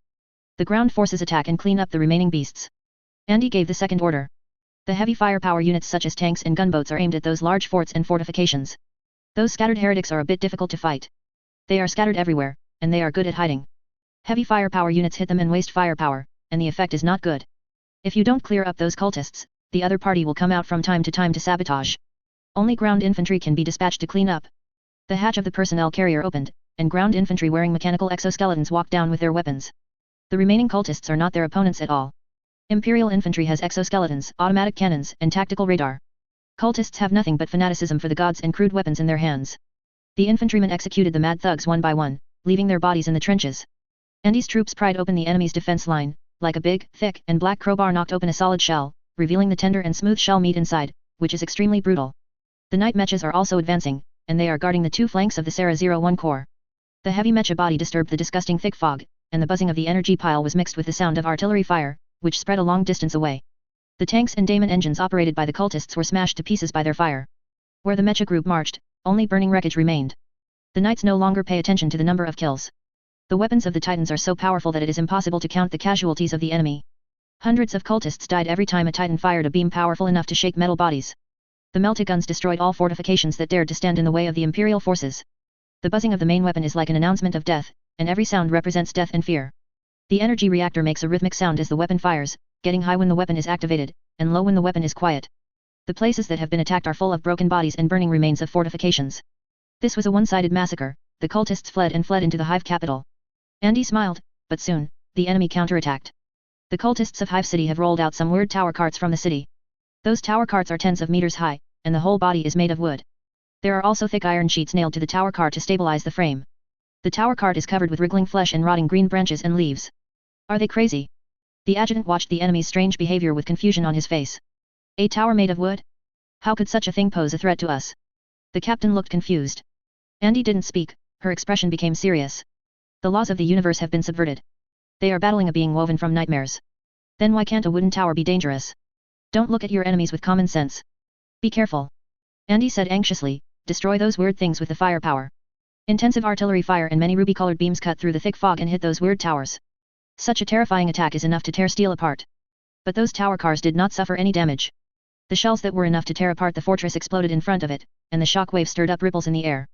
Countless lasers were also blocked and did not hit the tower truck. Unscathed, they have shields. The commander stared at the tactical panel, and the image fed back made his tone dignified. Continue to attack. Andy gave the order. At this moment, the enemy also launched a counterattack. The tower truck flickered a few times, and then emitted a green light. A smoke-wrapped light streaked across the sky, like a phosphorescent bomb thrown by a giant with a terrifyingly huge slingshot. Andy watched as the bomb was thrown into the sky and gradually turned into a violently burning comet. Various anti-aircraft weapons fire from the Imperial Army front to destroy that burning comet. The scheming fighter jets fired beams of bursting beams and missiles that could tear apart hills, and slammed into the falling huge object. However, none of what they do makes sense. When that comet hit the ground, a tremor of terror shook the world. A hemispherical flame soared into the sky in the Imperial battle line. The weird energy fluctuation filled the communication network with inhuman screams. Several tanks and mechs were hit, and their metal bodies were ignited by the green ghostly fire. My lord, what is this? Is it the enemy's new weapon? The commander said in horror. The huge data flow poured in, and Andy's face became ugly. At that moment, more than 500 people were killed or injured by the Sarah 01 regiment, and more than 10 knights were killed or injured by the knights. Soon, all the other tower vehicles launched an attack. Those burning meteorites continued to fall towards the area where the Imperial troops were located. Accelerate forward, open the way for the knights, and finish them in melee. Andy ordered. The Imperial forces launched a more ferocious attack. Those turrets are too much of a threat. With a few more waves, Andy estimates that the Empire will be wiped out. The wizards who served the of Plague ordered the beastmen to reload while pushing the tower back. Huge wheels, covered in filth. Those tower carts crushed the beastmen clustered under the pedestal indifferently, lubricating their wheels with their blood. The structure of such a tower car is extremely backward, without any sense of technology, like the siege towers of those backward nations. It bears no resemblance to the war engines built by the Empire. No one in their right mind could have created such twisted technological artifacts.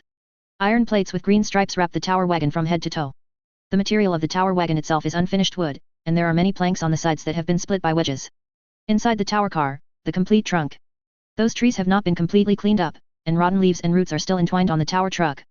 The rotten and warty roots are intricately intertwined, which makes people feel sick when they look at them. The body of the tower is covered by those twisted wooden tumors, and all kinds of disgusting viscous liquids flow out. Branches protrude upward from the trunk like malevolent claws. Sticky vines hold everything together. Nails as big as people bent down from planks. The three towers facing forward are also decorated with three faces made of brass that look bloated and rotten, representing the of Plague. The tower car is like a huge abscess, with foul-smelling mucus oozing from every crack. Wizards are constantly manipulating the tower trucks to launch attacks, throwing stones, poison gas, etc. are constantly launched from the tower trucks. The void shield blocked some of the attacks, but more attacks fell on the armor of the Imperial troops. The ceramic steel is corroded, the plastic steel is burning, and the armor is melting under the corrosive liquid. The tank exploded in the erosion, turning into countless fragments. Mecha also fell during the attack. The gas erodes the armor, poisoning the pilot inside. The tank continued to charge under Andy's order, paying heavy sacrifices to open the way. Allows the knights to get close to the enemy, stabbing the tower cart with the power spear in their hands, smashing it to pieces. The tower cart was destroyed, and the scattered wreckage fell on the battlefield. However, the Imperial troops have not yet breathed a sigh of relief. A bigger crisis is coming. Mist-shrouded hives have rolled out more tower carts. The enemy abandoned the old technology and used witchcraft to fight against the Empire. The Demon Legion appears in stride. They came from beyond the mortal world. Appeared in groups in the mist. With the mist of poison and plague, it condenses into the form of a demon. Walking in the forefront were countless nurglings, giggling and holding crude weapons. They are always laughing, even though they are torn apart by artillery fire, they are still giggling. The plague herd let out a dull low roar, and its disgusting and rotten body carried countless plagues. As long as a small wound was cut by them, it would immediately die suddenly and be transformed into a member of them. Demon flies as huge as dark clouds flew down from the filthy clouds, and the buzzing sound resounded throughout the sky. The tormented demons within the roaring demonic engine shook their massive metal fleshy bodies, longing for a victory that would spread the plague god's grace. The great unclean one stands out among the demonic waves. These huge and bloated meat mountains sway towards the enemy. Their bodies proudly exhibit all forms of horrific disease and disability. Every great unclean person exudes a rotten stench. In their pox-scarred faces, those evil eyes revealed desire, longing to bless every human being with the plague god's grace. The plague messengers picked up rusty horns and drums, etc., and started playing. The scene looked extremely joyful. Then, a cursed figure appeared. Mordarian personally participated in this battle, and he wanted to capture the planet Pandar. Use the particularity of Panduo to pollute the 500 worlds and pull them into Nurgle's garden. The emergence of the demon Primarch is not a good thing for the Imperial troops. A tank is sliced open by Mortarian's scythe. The speed was so fast that the members inside disappeared before they even had time to shout. Immediately report to the General Command that we have been attacked by the demon Primarch.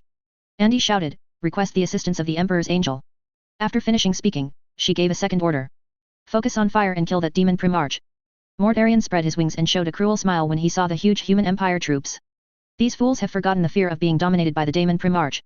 Mortarian felt that it was necessary for him to recall for them, and let them know who was in charge of this galaxy. Guilliman is strong, but he is still just a mortal. No matter how much he did, it was just paving the way for the gods. How can ants know the depth of the world? Today, he will take down Panduozing. He wants to see who can stop him. Intensive artillery fire fell on Mortarian's position. Burst beams, missiles, high-energy shells, etc., endless attacks, fell near Mortarian. In an instant, the tall demon Primarch was submerged. The terrifying firepower is enough to tear everything apart. Mortarian was not much harmed, however. When he walked out of the smoke from the gunfire, he was unscathed, and even the armor on his body was not stained. Is almost hopelessly powerful. Meet Mortarian's wrath, fools. Tremble at my power, ignorant mortals. From this moment, weep and pray to your false gods. Mortarian flapped his wings and soared into the air. It rises, and then falls like a meteorite, transforming into a terrifying of death, killing people. The night mech was smashed by him with one blow, and the driver was picked out by him, and torn to pieces in front of many Imperial troops. The heavy tank that ran into it with a roar was cut open by him with a scythe. The ground infantry wearing exoskeletons and equipped with personal shields were harvested like leeks in front of Mortarian. Soon, the personnel carrier where Andy was in was targeted. Relying on Primarch level wisdom and observation, Mortarian soon discovered that the mortals he harvested were protecting Andy's personnel carrier intentionally or unintentionally. He soon realized that the corps commander was in the troop carrier. If the other party's head is cut off, I'm afraid these mortals will collapse. I'm so looking forward to it, these idiots look like they can't wait to escape on 3 legs. He jumped up and avoided another concentrated fire from the human troops. After that, he came down from a high altitude with a sickle, and cut the personnel carrier in half on the spot, causing the personnel carrier to explode directly. Andy jumped out early, turned over and hid in the overflow pit, and escaped the flying debris of the explosion. Stupid mortal. Mortarian folded his wings and landed next to him. He stroked the handle of the sickle in his hand, showing a cruel smile, kneel down to me, and I will spare you one life. Dream. Andy rolled over and got up, holding the activated power sword in his hand, and the shining arc crackled in the air. Tisk tisk, I really admire your courage. How do you have the courage to draw your weapon in front of me? Are you not afraid of death? Mortarian said mockingly, kneel down, stupid mortal, and surrender to the great Mortarian. Feet. I also admire your useless face. For 10,000 years, you have never dared to swing a sword at a truly powerful enemy, and only dared to bully those mortals who are not as good as you. That time on Terra, let you go lucky, run away. Guess, today, can you run away from my hands? A voice very familiar to Mortarian sounded. It made his face darken suddenly, and he remembered some bad things. Mortarian ignored the fallen mortals and followed the voice. Seeing a ray of light appear out of thin air. A person he never wanted to see again stepped out of the light. Come, get out, Chagatai. Mortarian said the name of the person who came. I thought you had forgotten me. Chagatai stepped out of the light. He was wearing a white armor without a helmet. Under his tall temples was a proud, wild face, with a pair of eyes full of contempt. Contempt of death, with longing for freedom. Andy watched the arrival of the giant. Information about this giant appeared in her mind like lightning. The Lord of the 5th Legion, the Primarch of the White Scars, the Warhawk of Kogaris, the Lord of the Icy Blue Sky, and the Swift Hunter. Andy opened his mouth, but couldn't speak. The temperament of the Lord of the 5th Legion is slightly inferior to that of the Great Regent of the Empire, but he is still a unique existence in the galaxy. With an inherent wildness. You think you can defeat me? Mortarian growled. Stop dreaming, Chagatai, I have been transformed. You will only bring shame on yourself by appearing here. How the falcons with their wings wailed. Chagatai put his hand on the hilt of his sword. You are as disgusting as ever, Mortarian. I feel the same way about you. Mortarian said, thousands of years have passed, everything has changed, and you are still so stupid and stubborn. Give up, Guilliman has controlled the Empire, the 5th Army no longer exists, and you have no place. So what, I am still the Primarch of the Empire, and Guilliman will still leave a place for me on Terra. And you, to be honest, I am slightly disappointed in this battle. I heard that you are just the god of plague. Typhus is the one favored by the god of plague. Chagatai said slowly. Mortarian's face froze, his eyes showed anger, but soon he regained his composure, and rushed towards Chagatai with the sickle in his hand tightly. You have used this method once, my heart is already as solid as a rock, and today is your death day. You are my brother, otherwise I would never show up to fight you, I would just let countless fighters drown you, and use orbital bombing to wipe you out, Mortarian. After all, the leader will only fight with the leader, my opponent it can only be Typhus, Lord of the 5th Legion. But you are my brother, and I have to respect you, so I come down, for your dignity, for your pride, and fight with you personally. This is our don't thank me for this brotherhood. Chagatai blocked Mortarian's attack with the long knife in his hand with a smile on his face. You're looking for death. Mortarian didn't like Typhus' disobedience to him before, and now he was ridiculed continuously by Chagatai, and he couldn't suppress his anger like before. Not tonight. Chapter 250 The First Stage of Defense of the Great Wall, subscribe. Does this make you angry? Chagatai swung Mortarian's scythe away with the long knife in his hand, with contempt and mockery in his tone. Mortarian spread his wings, and the blessings of the god of plague surged in his strong and powerful body, making his speed reach the extreme in an instant. The sickle in his hand turned into endless after-images, and thousands of attacks were cut in an instant. You will die here, Chagatai, I promise you. Chagatai's speed was also maximized, and a pair of wings appeared behind him. A pair of eagle wings represents extreme speed. Kogarus warhawks are always chasing speed. He firmly believes that his speed can defeat fate, and the scimitar in his hand can quickly cut through the throats of all enemies and end their lives. I said you can't do it, Mortarian. You are as incompetent as ever, and you have never succeeded in anything. You have not even completed the unification of your own planet, and you have lost your dignity and been sold by your subordinates. God of Plague, you're just a sad, unlucky bastard. Terrible shock waves rippling between them. Chagatai blocked every blow of Mortarian perfectly. His words stimulated Mortarian's nerves, making him even more angry. This is a humiliation, a naked humiliation. You are just a slave of the gods, but I am a pursuer of freedom. Chagatai's words were cold, and the blade in his hand was as fast as thunder. Mortarian blocked it with the sickle in his hand, but his whole body was shaken by this heavy blow. Backed away abruptly. There is no difference between us. You serve the Father, and I serve those ancient primordials. Both are the same. Haven't you heard the echo of the Emperor's song? How long do you think it will take for that Emperor to be born?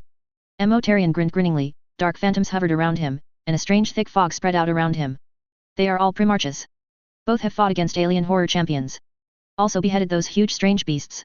During the Great Crusade, they all killed countless powerful enemies and destroyed those civilizations that dared to raise the flag of resistance. Even though there are differences between the two, their strengths are almost the same. Mortarian has been blessed by the gods, and Chagatai has long since realized what he is. Their battle is hard to tell. Difficult as ever, Mortarian whispered, the scythe in his hand emanating hideous evil. You can surrender, you are not an important person anyway, no one will care whether you are captured. This time, Chagatai took the lead in launching the attack. His knife is much faster than the world imagined, only the afterimage is visible. Mortarian was extremely annoyed in his heart, and the giant scythe in his hand slashed at the opponent's only path, and the abominable warp energy shot out from the silence, rolling up a piece of ashes, mixed with dust. You will never match my speed, Mortarian, Chagatai taunted, his words another weapon, hammering at Mortarian's inner defenses.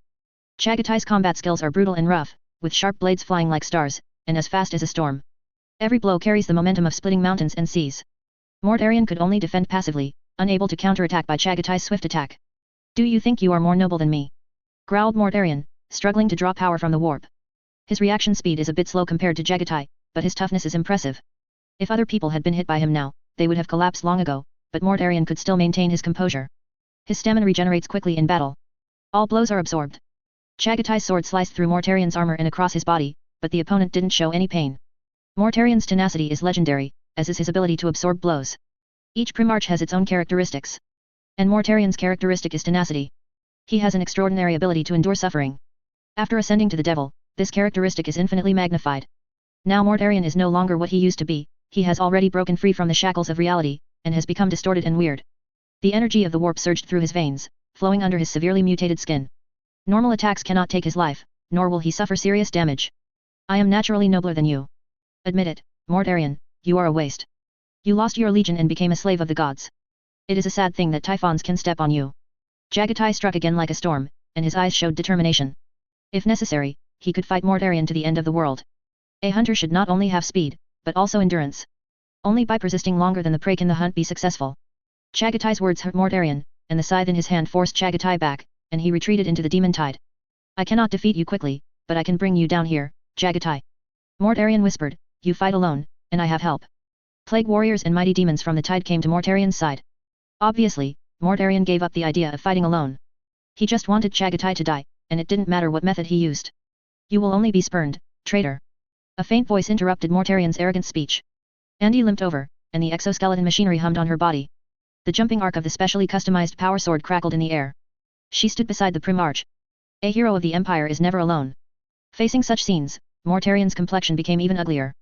Chagatai showed a smile, even mortals despise you, Mortarian, how pathetic you are. Besides, whoever gave you the information that I am alone, you must know that you are not the only one who can call for help in this world, I can also.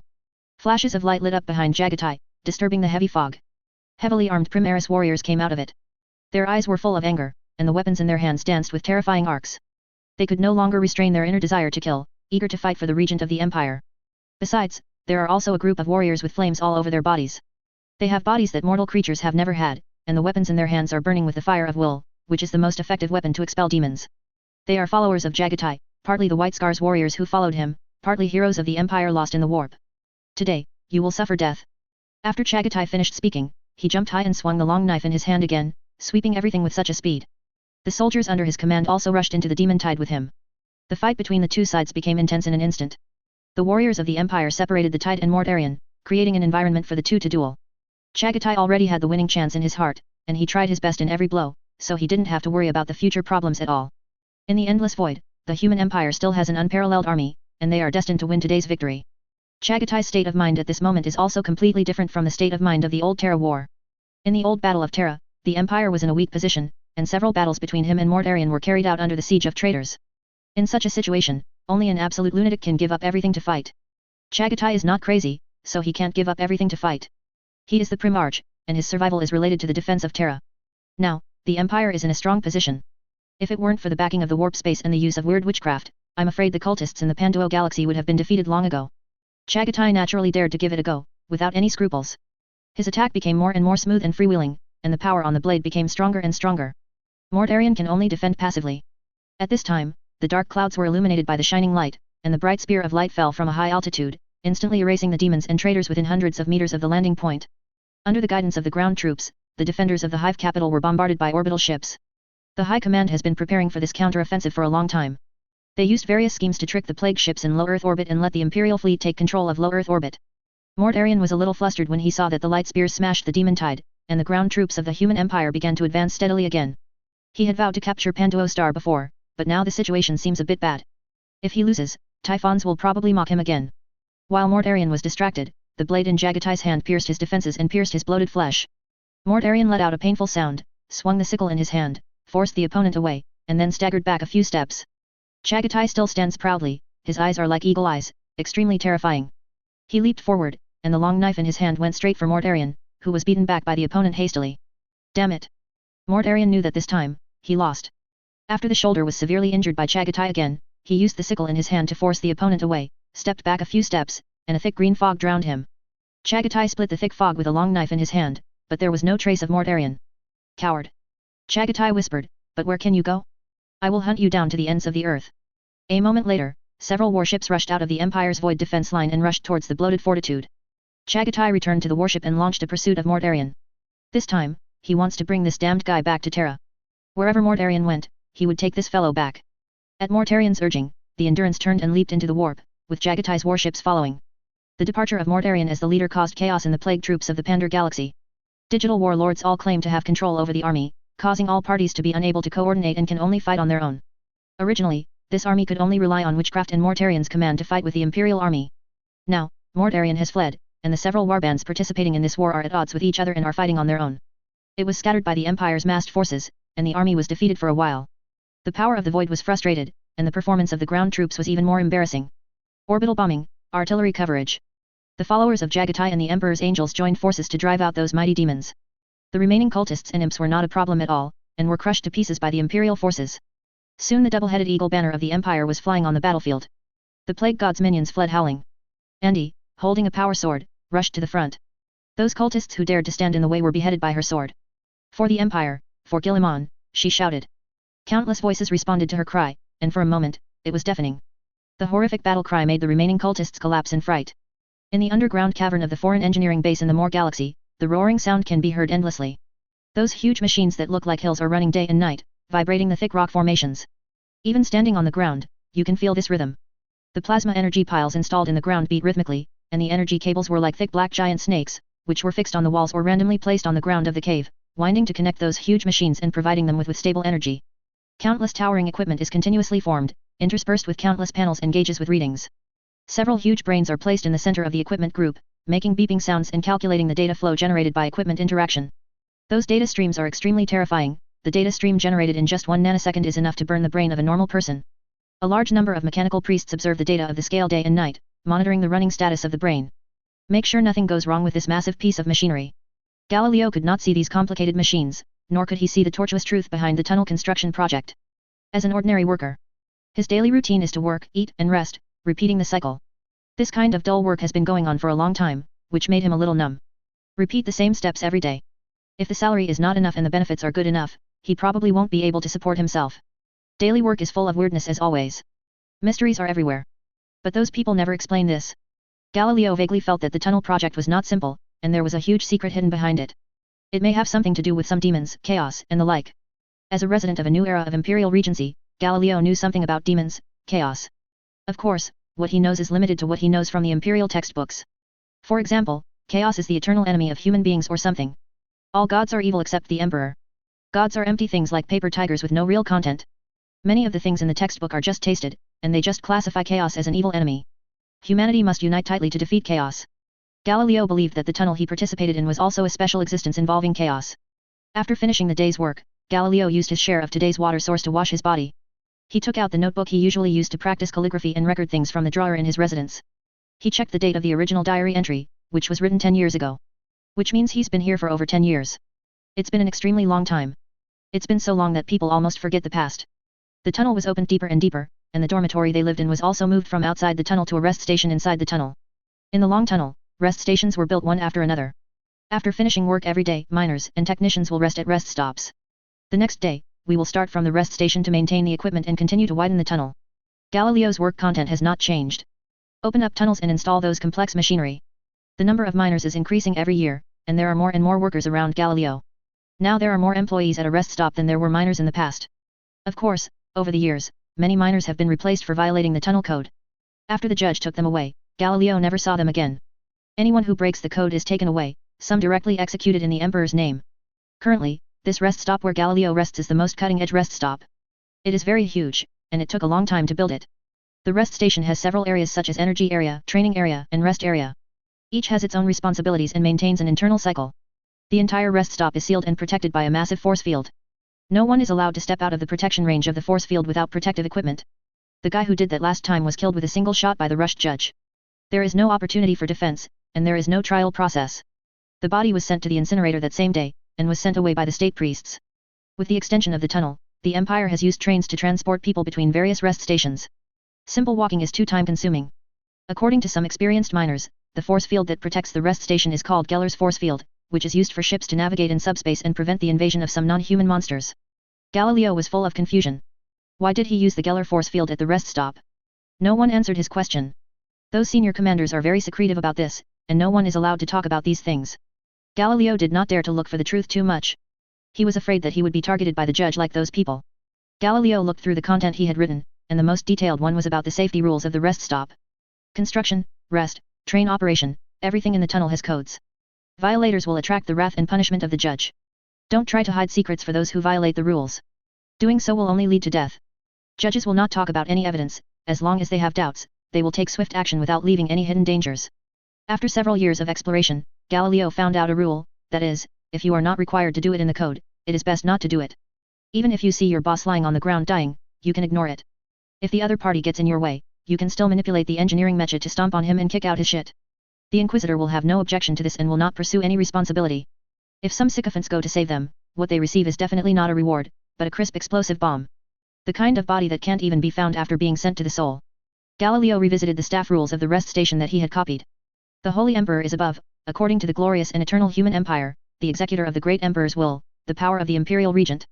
You have been conscripted, and from now on, you will be stationed at the rest station of the emperor's light, and you will not be allowed to leave without the permission of the great man, the regent of the empire, Guillemon. Anyone who flees without permission will be charged with treason and racial betrayal. In the name of the Holy Emperor, in the name of the great regent, your duty is great. The day when this tunnel is successful is the day when mankind can enter a new era. Never question the importance of this tunnel, nor do you doubt yourself and get lost. Every tunnel developer must abide by the following regulations. Don't talk about anything abnormal at the rest stop. If you can't help it, you can seek help from Anglican priests and nuns. They'll make you drink holy water and make you sing the Emperor's song a dozen times. The front is the rules of the rest stop, and the back is the complaints written by Galileo himself. He originally wanted to take the opportunity of talking to those beautiful nuns. As a result, he was forced to be baptized, drank holy water, and forced to sing in public. It is simply the scene of a large-scale social death. Of course, Galileo is not the only one who has enjoyed this kind of treatment. Most of the miners here have enjoyed it. Don't try to leave the rest station without the help of the train.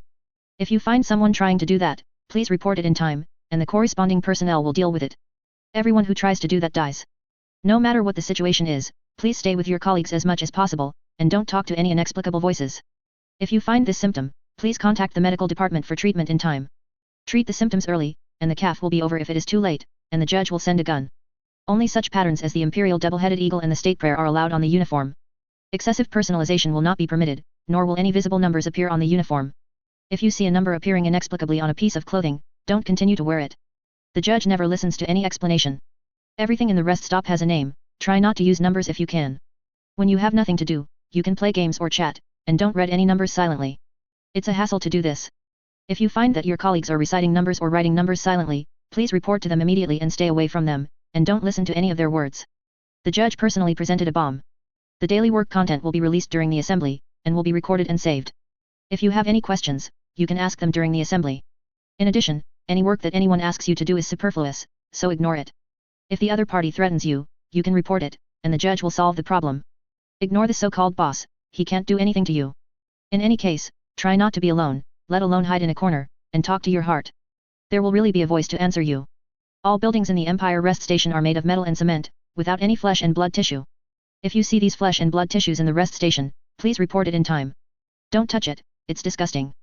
If a colleague has been muttering something you don't understand or doing something weird, report it immediately, he may not be the person you know. Prayers can only be performed under the leadership of the state church priest, and any private prayers are not allowed. Once you find out, you will be responsible for the consequences. The judge will open the door to send warmth. There are also many rules, maybe there is something to worry about, and the serial number is not marked, and there are not even symbols representing numbers. The remarks after are the valuable experience that Galileo has accumulated over the years. The dangers of the tunnel are unknown, if you want to survive, you'd better follow the rules. Those who know the secret keep the secret, and Galileo disguises himself as much as possible to appear uncurious. He will just write these confusions on paper. Perhaps, one day, he will be enlightened and know the truth behind all these weird behaviors. After writing down the content of today's work, Galileo turned on the personal projector on the table. A dimly glowing screen appeared in front of him. Imperial daily reports will also appear here. Of course, it is screened. However, it was still enough for Galileo to understand the situation outside. The Imperial Regency has won countless victories as usual. Demons, aliens, and rebels were all destroyed by him. Reporters of the Daily Empire captured his heroic presence on the battlefield. In addition to these reports, there are also some reports on this aspect of empire building. The Empire's first small universe engineering research project has been officially approved. Regula, the mechanical sage from Mars, expressed his firm determination in front of the reporter of the Empire Daily. He will overcome all kinds of difficulties, create the Empire's first small universe, and create brilliant miracles. The Arc Spirit clan released goodwill again. Under the guidance of the Regent of the Empire, the relationship between the two races made another breakthrough, starting a new chapter in the cooperation between humans and the Spirit race. Terra's Military Affairs Department made a speech on the invasion of Norwalk's Space Necromancer dynasty. The Imperial Army is not afraid of any challenge and will definitely make the other party pay the price to defend the majesty of the Empire. Mars published a summary, and the productivity of the Empire hit a new high. Imperial Prime Minister Penny inspected many star fields and gave a speech. Under the leadership of the great Empire Regent, mankind is expected to build the Empire into a powerful civilization with highly advanced technology, highly wealthy economy, and highly rich humanities within 100 years. The news of the Empire Daily is all about the achievements of the Empire. Galileo read them all, and gained a little understanding of the situation outside. The Empire is still developing at a high speed, but the threat posed by foreign enemies should not be underestimated. Still watching the news. The colleague in the dormitory looked towards Galileo. Why don't you come and play games with me? Recently, a game in which Necrons must die was released. It's really fun. No, I'm not very interested in games. Galileo shook his head and refused. It's boring to watch the news every day. The colleague shook his head and said, besides, it's useless. We're all here, who knows when we can get out? I heard that it's coming soon. I heard from a mechanical priest when I was working last time that we are about to dig the first section of the road. Another colleague lazily turned over and said, after the first section of the road has been dug, will give us a long vacation. This tunnel has been dug for so long, what kind of scene do you think it will be? Said the colleague who played the game. Why do you care about those? Learn the truth of my life from my young master. If the money is in place, don't worry about other things, so that you can live comfortably. The colleague who slept late said, I made an estimate. According to my current income and status, in the future after going out, he is also a small rich man. Labor and management want to buy a piece of land, the latest suspension vehicle, and a spaceship. The days to come will be happy. Labor and management will take the money and throw it in the face of that stinky woman to let her know, little grandpa, I can also get ahead. Galileo closed the notebook and put it in the drawer. Is the news confirmed? Is this tunnel really fast? What those mechanical priests said, they talked in binary language, and there was no encryption. I just found out about it by turning on the translation mode of the thinker system on my engineering armor. Said the colleague who was sleeping late. That's a good relationship. We can go home when the tunnel is cleared. The colleague who played the game also showed reverie. I won't buy land and spaceships anymore, I will build a game dedicated to playing games. Think about the Empire. Big, how many games do you have? If I clear one game a day, I guess I can clear it until the day I die. What about you, what are you going to do? The colleague who was sleeping late looked at Galileo and asked. Me. Galileo thought for a moment before answering, I want to visit Terra, which is the home world of human beings. Many people have never been able to go there in their lifetime to see the place where their ancestors once lived. Speaking of this, I think I should also go to Terra. The colleague who was sleeping late scratched his itchy scalp. I also want to go to Mars. I heard that throwing a brick there can hit several machines. Sage, and the mechanical prosthetics are very cheap there. I have to buy a few and replace them later. I'm afraid you will be turned into a machine slave by them. Galileo said solemnly after thinking for a moment. The colleague who was sleeping late suddenly turned pale. No way, are they so unabiding by the law? I am a serious citizen of the Empire, so they are so unscrupulous. Then think about it, how did so many machine slaves come here? It must be to catch you guys who don't know the way to transform. Think about how complicated interstellar travel is. Just make an excuse and say that you died in space. Who can find out? Can someone go to space and search for your corpse? Galileo's words made the colleague who was sleeping late turn even paler. No blood at all. Haha, he scared you. The mechanical slaves of the Mechanicum were bred in the laboratory. They violated the regulations and carried out inhuman transformation on the citizens of the Empire, but they would be sentenced to dementia. The colleague who played the game said, you talk about Mars, when the time comes, I will go with you, and I also want to buy a few mechanical prosthetics as substitutes. While a few people were chatting and laughing, suddenly, a piercing siren sounded. The urgent mechanical voice echoed in the ears of the three. Scarlet level alert, please close the safety doors of all cabins immediately. Scarlet level alert, all personnel please close the safety door immediately. Scarlet level alert, all personnel please close the safety door immediately. Here we go again. Galileo stood up and pressed a button at the door. The thick metal door etched with countless strange runes and the Emperor's prayer slowly fell, sealing the dormitory. Article 56 of the Rest Station Code, when the alarm above the orange level, including orange, sounds, all non-combatants need to stay in a house with safety devices. Find the fighters quickly, follow the other party's orders, put your hands on your head, kneel on the ground, don't make any noise, and don't ask any questions until the alarm is lifted. I really hope that these days will end soon. The colleague who was sleeping late said lazily, otherwise, listening to this siren sound twice in 3 days will make your ears deaf.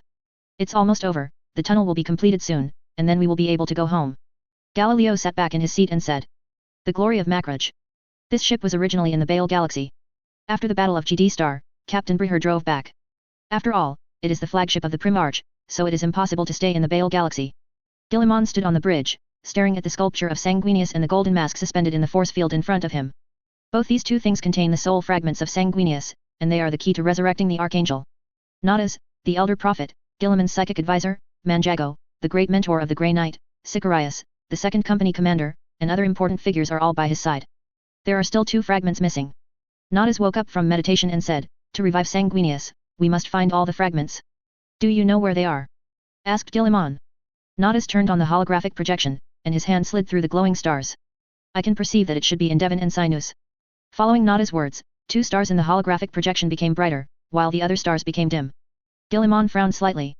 He naturally knows these 2 planets. Sinus is where Sanguinius first confronted the warp demon. Dwen is where Horus fell and Sanguinius was tested, breaking the shackles of fate.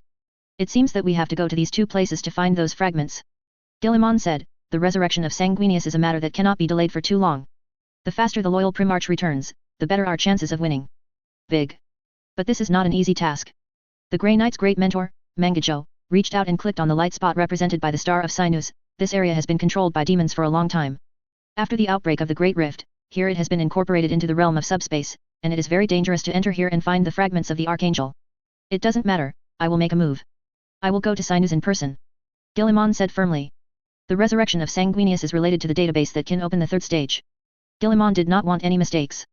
First, the 2nd stage has brought the Empire back to life, and the benefits that the 3rd stage can bring to you are exciting enough just to think about it. Would that be too risky, my lord? After all, you are the pillar of the Empire, the hope of mankind, and you shouldn't go deep into danger. Why don't I lead the team there? Sicarius said, I have also gone deep into the land of fear. Eyes, and get out of the body, so don't worry about my ability. No, this matter must be foolproof. Sicarius, your ability is beyond doubt, but you don't have to worry about my safety. No one, devil or traitor can hurt me. Seeing Guilliman's resolute look, Sicarius could only nod in salute. Guilliman looked around, and finally set his sights on the Grey Knight's mentor Manjago. Manjago, would you like to take a trip to the planet Devon to find the fragments of the Archangel? This is a very honorable mission, I am willing. Mangajo said respectfully. Very well, then it's decided. Guilliman said, now, assign the manpower and set off as soon as possible. There were not many objections to his order. Guilliman assigned a task and asked everyone to prepare for Devon and Sinus. After the meeting ended, Guilliman went to the bottom of the glory of Macridge alone. His chief think tank, Luo Shan, has been waiting below for a long time. This young think tank is aging quickly in such a Shinnok high-pressure environment. Just like Guidos in the past. Even with a device like a lighthouse that can transmit information, maintaining secret communication with Call is an extremely exhausting task. After Luo Shan activated the communication array of degraded Kara for his lord, he turned and left. He returned to his lounge, rested, and recovered his exhausted mind. As for Roshan, Guilliman can't do much. The great achievements of the Empire are not fairy tales, and those demons cannot be defeated by relying on truth, goodness, and beauty. Rebelling against the gods is not a treat, it requires sacrifice and bloodshed. The powerful psychic oppression made Guilliman slightly uncomfortable. But he quickly adapted with his strong body. Accompanied by the hum of machinery, all the metal baffles were raised, revealing the array of thinkers behind the baffles. The newly upgraded and degraded Call appeared in front of Guilliman. After the emergence of the brain technology, the meditator used by the degraded Car has also undergone some upgrades. Let it have a more powerful logical operation ability. Guilliman saw more intuitively that those heads were bigger, like balloons being blown up. The position of the chin is the smallest, and it becomes larger as it goes up, showing the appearance of a huge dome cone. When it reaches the top, the scalp is almost transparent, and the bioelectric current flowing in the brain can be seen. Guilliman was actually a little speechless about this. No matter what gets into the hands of those oil guys, it can always become very scary. Any new news? Guilliman asked. Everything is in plan, Lord Regent. Degraded Call said, the construction of the Great Wall device has expanded along with the construction of the Lighthouse device. The current coverage rate has reached 15%, and it is expected to complete the first within 5 years. One phase of construction. Chapter 251 The Destruction of the Tao Family, subscribe. Hearing the words of the degraded Cole, Guilliman nodded and smiled. Very good, this is exactly what I want. Defending the Great Wall will be our biggest hole card. When the time comes, we can attack when we advance, and we can defend when we retreat. The initiative will be taken from the hands of the gods. In Guilliman's mind, the subspace firewall is more important than the Webway and the Alien Universe project. The former is serious about competing with the gods for the initiative. The latter one is to build roads and get rid of the opponent's control. Needless to say, the last one is used by Guilliman to escape. If the situation is not right, the strategy can be transferred immediately. Fight for lost land and people, and plot to make a comeback. Only Guilliman and Kaur knew about this subspace firewall project from beginning to end. The corresponding engineering installations are promoted with the help of the Lighthouse project. Unknowingly, until the moment of final disclosure. No one knew there was such a plan in operation. Even if they are the gods, they are probably kept in the dark. The whole plan is seamless. If Xianj knew all the details of the entire plan promoted by Guilliman, he might slap his thigh and shout that he had found the wrong person. It should be Guilliman. Magnus has not achieved any achievements until now. Played a conspiracy, and got tricked by Guilliman. Almost died in Pharos. Your vision is as far-sighted and wise as ever. Degraded Call said respectfully, humanity will surely move towards a bright future under your command. Your flattering skill is getting better and better, Kar, it's unbelievable. I remember that the children of Mars don't like this way very much. Guilliman said with a smile, watching the meditator in the glass jar. I'm not Kar, I'm just a program simulating Kar. Successful behavior of flattery is an interaction that will strengthen the relationship between individuals of the human species. I learn and simulate this behavior from the database, so that you can understand my anomalous existence. Get comfortable. This conversation is about relieving tension so that Belisarius Kar can re-establish the bond with Robot Guilliman. I suggest you be yourself. Guilliman said, I am the ruler of the human empire, flattery means nothing to me. I need someone who can help me distinguish various crises. Lies are nice to hear, but it does not have much effect on the empire, it will only immerse the stupid monarch in it, and finally go to destruction. Kar has lived for 10,000 years. During this period, the great sage has transformed his body countless times. Those modifications enhanced his physical functions and extended his life. But doing that also has consequences, and it dehumanizes him. Kar's emotion has become a ghost attached to his mechanical body. Guilliman's knowledge and gaze made Kal amazed and surrendered, and he was willing to do anything for him. But that kind of loyalty is based on rational loyalty. It is the loyalty that Kar chose after comprehensively considering many factors such as human beings, mechanics, and knowledge. In Kal's cognition, Guilliman is the only existence that can push human beings and the mechanics to the peak, and guide the world into the palace of truth. For this reason, he remained loyal to Guilliman and assisted Guilliman in completing the great cause he promoted. Guilliman could see that Kal had already stripped away worldly desires, and his heart only had the pursuit of truth. He always remains rational, and any words are only spoken after careful consideration. There will be no such situation of being dominated by emotions. Deteriorating Kal's performance surprised Guilliman. Could it be that Call put another personality in this machine? Or he created an abominable intelligence with an independent personality to share the work with himself? Then out of rational considerations, I suggest that you appoint Belisarius Carr as the new general of the Foundry of Mars to command all the Foundry worlds in the entire galaxy. You have already abolished the 12 elders and monopolized the power of the Empire. No one can prevent your appointment, he only needs your permission, and he can take office immediately. This suggestion is invalid. Technology requires space and freedom. The Mechanic use and forged general models that control the overall situation are a thing of the past. The scientific research scholars of the Empire enjoy freedom as long as they do not cross the bottom line, so as to stimulate their motivation to fight. Guilliman, as always, steadfastly refused to degrade Call's proposal. This is not the first time that the other party has asked to sit on the casting general's position. Guilliman would object every time. The significance of setting up casting generals is no longer significant. Guilliman would not allow Mars too much autonomy, that would be too dangerous. The great sage who governs is a great genius. If you integrate resources in his hands, you will get more help. Degraded Call said, it is a very cost-effective thing to let him cast a general. That's just a temporary boost. After that, it will become an outdated rule that restricts the death of human beings. Just like my father before, his intention is just to let you not overly explore those things that are too scary, but you ended up abolishing scientific research and making mankind go backwards for 10,000 years. The ruling great sage is not this kind of person. Degraded Call said, he has the wisdom and foresight second only to you, and he is also a very radical researcher. Didn't you tolerate him? I only believe in cold systems and strict execution standards. Guilliman said in a deep voice, I promised the freedom of those scientific researchers and drew a red line for them. I will not put shackles on them again and let them. I'm so afraid that even an innovative experiment will be censored. Don't talk about this matter anymore, tell Call, the Mars Foundry General will no longer exist. I understand. Degraded Call said, I follow your will. Is there any other news? Guilliman asked. The sub-universe project has been established, but the progress of scientific research is slow. Regarding the theory of time and space, our foundation is too weak. Sage Regula hopes to get more resources. Accompanied by a buzzing sound, Guilliman appeared holographic projection. Little stars emerged, slowly rotating. A special area in the solar star field has been drawn out.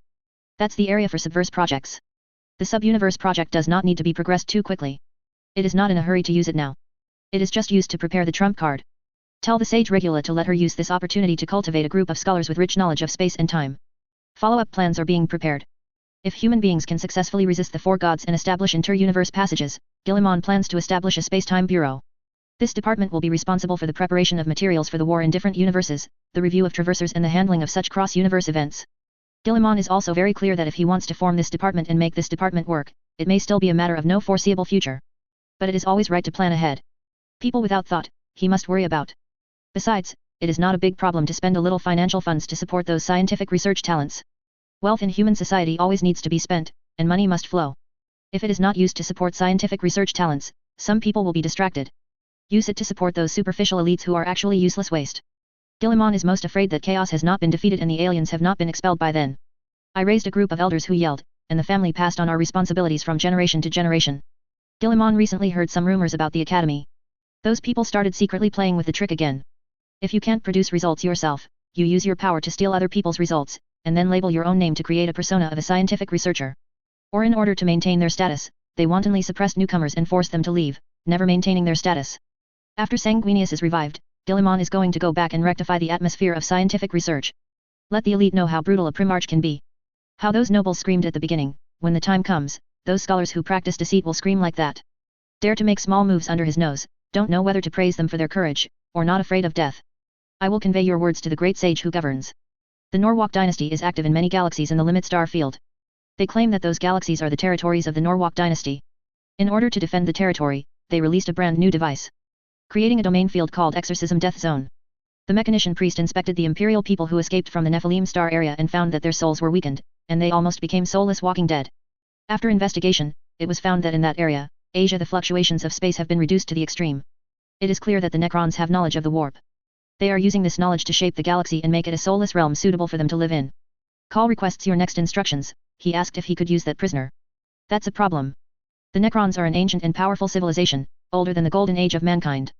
I'm not surprised by the terrifying technology they possess. Guilliman took 2 steps back and forth, and then he continued, Space Necromancer is a very serious crisis, but that prisoner is equally dangerous, and he can't handle it. I allow him limited cooperation. For other things, wait until I return to the solar system. Jill, I'm going to go back and take care of some things. I take the liberty to ask, can you explain the identity of that prisoner? Degraded Call asked. Guilliman shook his head, this is a secret. You shouldn't have any secrets from me, so I can't combine all the information to warn and advise you. There's no need to know everything, it's best to keep some things secret. Guilliman ignored Call's words, but resolutely refuted it. The matter of the Nether Dragon cannot be publicized with great fanfare. If the world knew that the establishment of the Mechanikus was just a conspiracy of the Emperor, the blow to the Mechanikus would be unimaginable. It is not surprising that the Empire was divided. The current situation of the Empire is not yet ready to disclose this secret. When human beings have a complete scientific research system, can independently research various high-tech and cutting-edge technologies, and no longer consider ancient existences such as star gods to be gods, it is time to decrypt them. At this stage, it is best to keep it secret. Can reduce a lot of unnecessary troubles. Since you insist, I won't ask any more. Degraded Call said. Guilliman's gaze became slightly serious, and he felt a trace of frustration from the tone of the machine. This is not a good sign. The avatar created by that lunatic car is probably not that simple. Is that all the information? Guilliman asked. Yes, my lord, that's all. Is there anything else you need to add? If not, I'll send it coded. Degraded Call said. No more. Guilliman waved his hand, indicating that he had no further instructions. Accompanied by the sound of fine mechanical gears, the red light under the floor lit up. A powerful psychic coercion appeared, covering the entire room, and receding as quickly as the ebbing sea water. The machine shuts off the flickering lights in the pathway. The pensive man's head in the cabinet twitched one last time, and then the muscles on his face relaxed. Each tempered glass compartment panel is closed. The terrifying Chinook energy subsided, and the pain and pressure caused by it also disappeared. Guilliman stared at the closed machine, and after a moment of silence, he turned and left the room. He has to go to Sinus once, find the fragments of the Archangel, revive Sanguinius, and then entrust the other party to hunt down other Primarchs. Then, he had to return to Terra to deal with some minor problems. For example, the recent deceitful world in the scientific research community, and the presiding over further deepening reforms and military reorganization. At the same time, he also had to think about it, and took out his hand to solve the problem of the alien. Abaddon suffered a great deal on Crimson Earth, and it is estimated that he will be able to stop for a long time. Seize this gap period and get rid of the Necrons and Orcs. Judging from the history of many wars in human beings, it is best for the Empire not to deal with two threats at the same time. Otherwise, you will fall into the problem of fighting on two fronts, and you will end up in a mess. Before sweeping away the Eye of Terror and the Great Vortex where the minions of the warp hide, the Empire has to solve other problems first. Defeat those Orc warlords and keep the green-skinned Orcs within a harmless range. Find a way to overthrow the Necrons. It is best to capture high-level generals like the King of Silence, execute them all, and support King Suotai to take the throne. After solving these two confidants' major troubles, stabilize the rear, and then gather troops to attack the Eye of Terror, clear the Devil's Den, and avoid future troubles. Guilliman walked towards the elevator, thinking about his next plan. Behind the Exorcism Death Zone is not just the Norwalk dynasty. There is also the figure of the King of Silence, who is manipulating this matter and planning to take the galaxy back from human hands. The Exorcism Dead Zone is a nefarious plan to exterminate other races, leaving only the Necrons. Black stone is a special material with positive and negative electrodes. The positive pole can amplify the subspace, and the negative pole can suppress the subspace. The Black Stone of Vigilante originally formed a negative pole area, forming the Nockmond corridor. Later, the Dark Wizards under Abaddon used the Black Stone Demon Crown ceremony to reverse it into a positive growth area. Those demons will continue to appear on Vigilus. There is no need for a sacrificial ceremony, and you can easily break the curtain and show up. Exorcising the Death Zone is to maximize the negative pole of Black Stone. Use the large-scale Black Stone array to create a Death Zone with the ability to destroy souls. These Black Stone arrays can separate the real universe and the subspace, strengthen the curtains of the two, and weaken the influence of the subspace. The Silent King tried to use this method to solve the chaos threat once and for all. Subspace is like water to human beings, Eldar creatures with souls and emotions. Floods, polluted poisonous water will kill humans and Eldar. But if all the water is turned into sand, humans and the Eldar will die of thirst. The extreme lack of energy in the warp takes its toll on beings with emotions and souls. The life within the realm of the exorcist will gradually fall into the desperate pain of losing consciousness, do not know what to do, enter a state of dementia, and finally suffer irreversible soul death. But the Silent King's sinister intentions are not alone. The creatures that die in the Exorcism Death Zone are just the death of the soul, and the soulless body will still survive and become an excellent container for the experiment of reversing the transformation of living organisms. With this method, the Silent King can not only get rid of other races in the galaxy, but also lift the curse of the Necrons, allowing them to regain their flesh and blood. At that time, all genocides will be wiped out, only the Necrons who reverse the curse will survive. One can imagine how insidious the whole plan is. Guilliman had already made up his mind that the Silent King would definitely not stay. The Silent King is immortal, how could the Necrons perish? The Necrons are not destroyed, so how dare Guilliman raise his troops to attack places like the Eye of Terror? At that time, if the opponent backstabs, the Empire may be overthrown in an instant.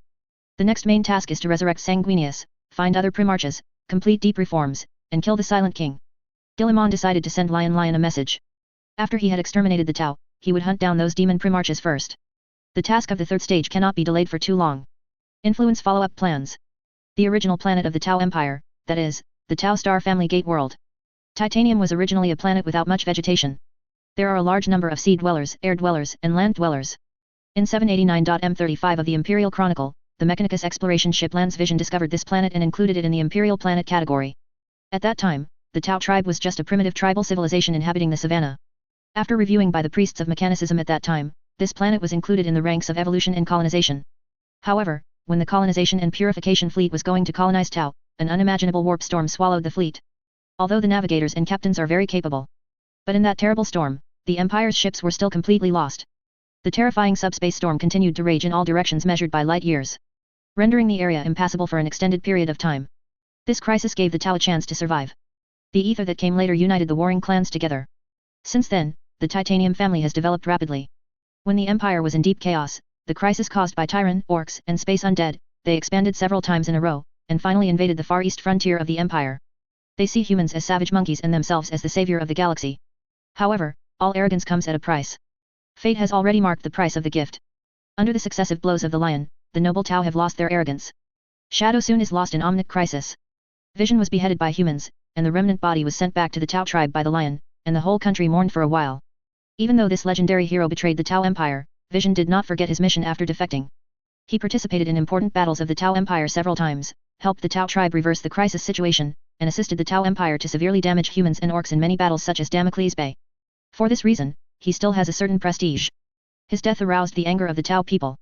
They called out Project Jade Shatter, to fight to the last of the Tau Empire.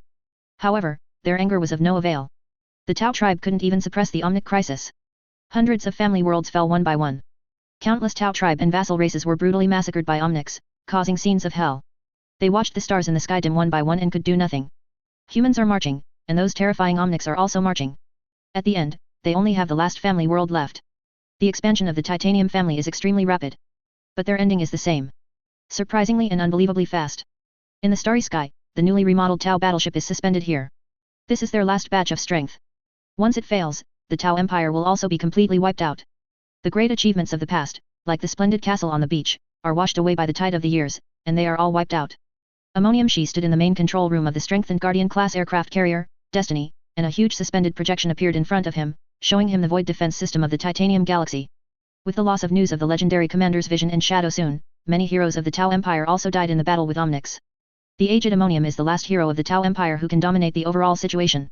He is known as the Sword Master, the savior of the Huo family, and the hero of the world of Theo Vash's family.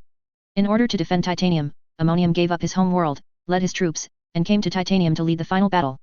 For this war, Ammonium history no longer took any chances. Rather stick to your guns. Humanity will learn how terrifying the Tau's indomitability is. They can destroy the Tau, but they will also lose blood on Tau. How's the situation? Ammonium asked the commander next to him. I didn't find any fluctuations, they didn't appear, said the member of the Tau family who was in charge of monitoring the Star Tide hub. Refresh every 15 minutes. They have captured our outer home world, and the vanguard of the fleet is only a few days away from Titanium. Ammonium She said solemnly, in the name of the above goodness, we must block them. Understood, Lord Ammonium, said the Tau member. Ammonium She nodded, and he sat back in his seat.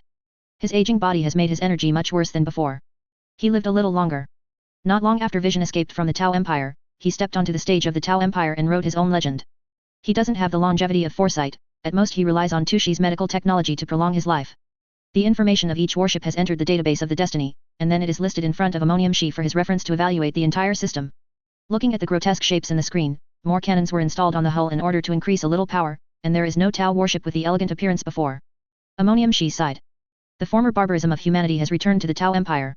Thinking of the past, the mockery of the Tau race towards humans is now being fulfilled by the Tau race. In order to put an end to the instigation of soulless intelligence, they can only learn from human beings to use living brains to replace those key intelligent computing components. Without intelligent supercomputing capabilities, the technological content of their armor and equipment will inevitably retreat. Even if the Tau win this defense, many things will never be the same. Without intelligence, Ammonium remains skeptical that the Tau Empire will be able to make a comeback. Their research in the field of biological genes is not in depth. It can be said that it is very difficult to train those superfighters who are comparable to the Emperor's angels. It takes a lot of time. Poseidon She, the Fire Knight with the hunting blade emblem on his battle suit stood there. There are traces of renovation on it, and many places are newly welded. It looks very ugly and bloated.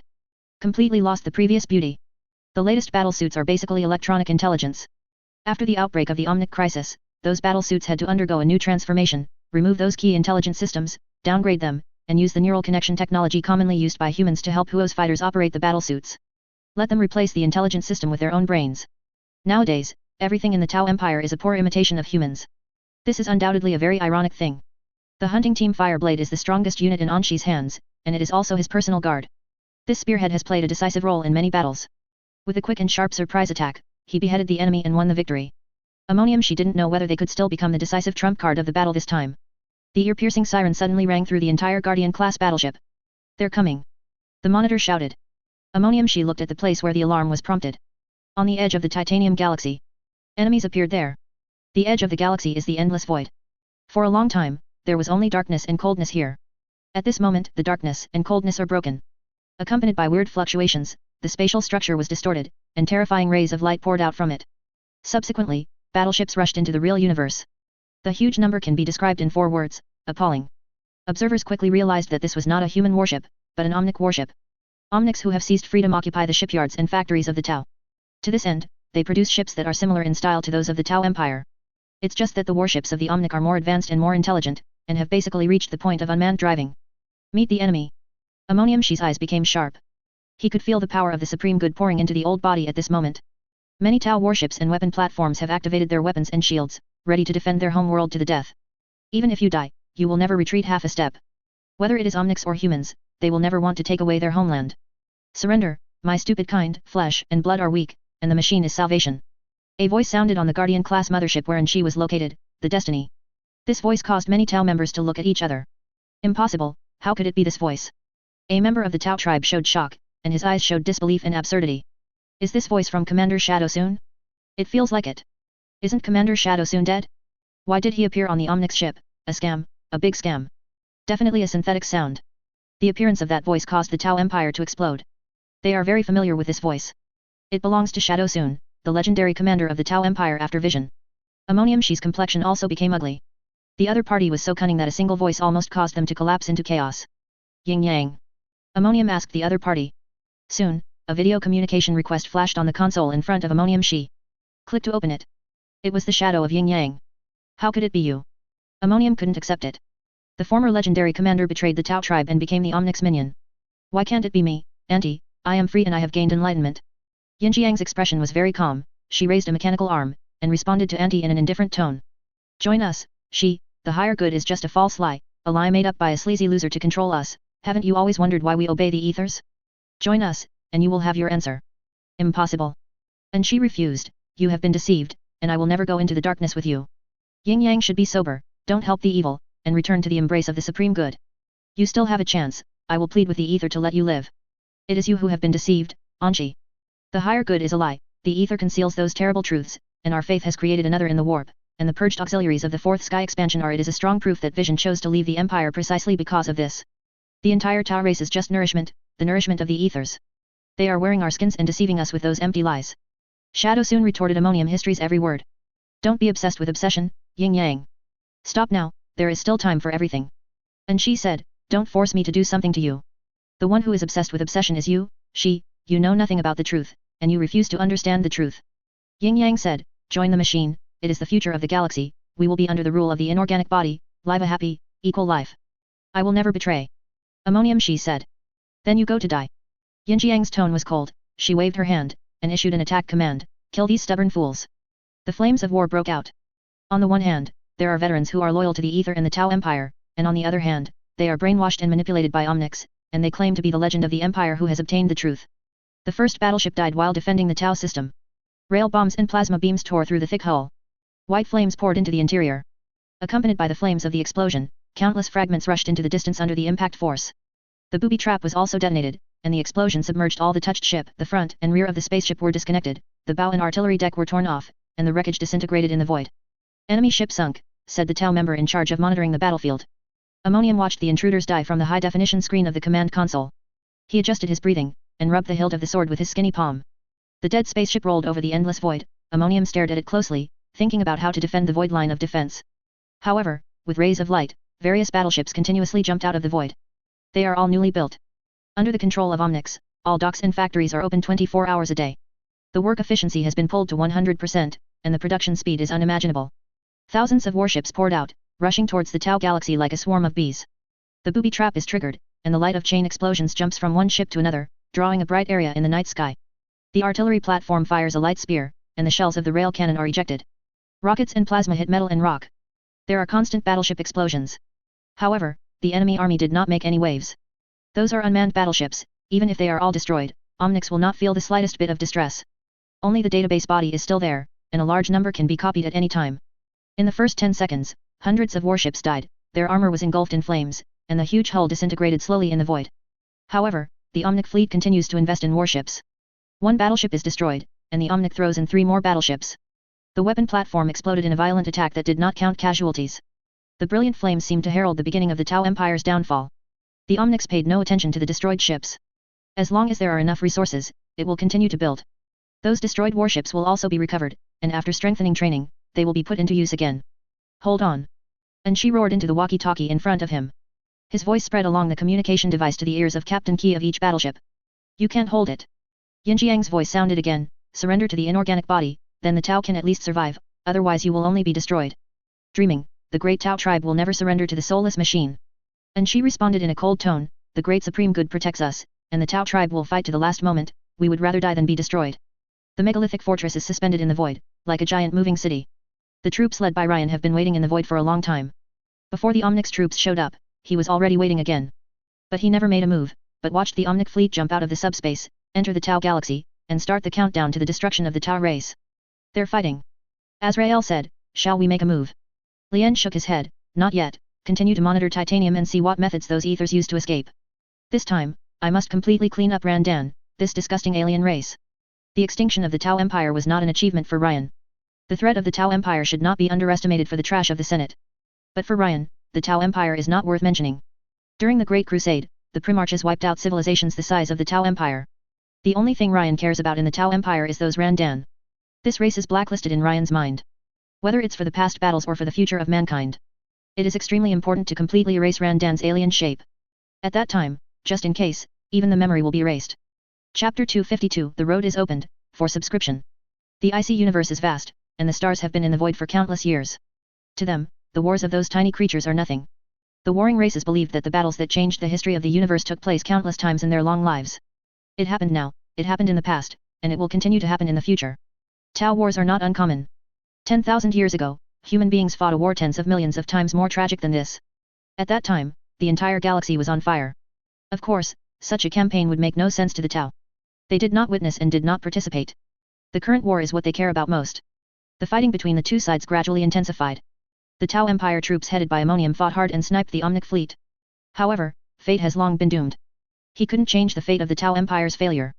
The manifest destiny of the past has become a joke now. The haughty Tau were as miserable as a wild dog. They are heading for failure, heading for ruin. Thousands of years later, maybe the last traces of them will be erased. No one knew that there was a civilization under the starry sky that arrogantly declared that it wanted to rule the entire galaxy. The Omnic fleet cut into the Tau Empire's defensive formation, and with its advanced intelligence system, it destroyed the only remaining void power of the Tau Empire. The weapon platform exploded in the saturated attack, and countless metal fragments splashed in all directions, flying in all directions under the influence of inertia.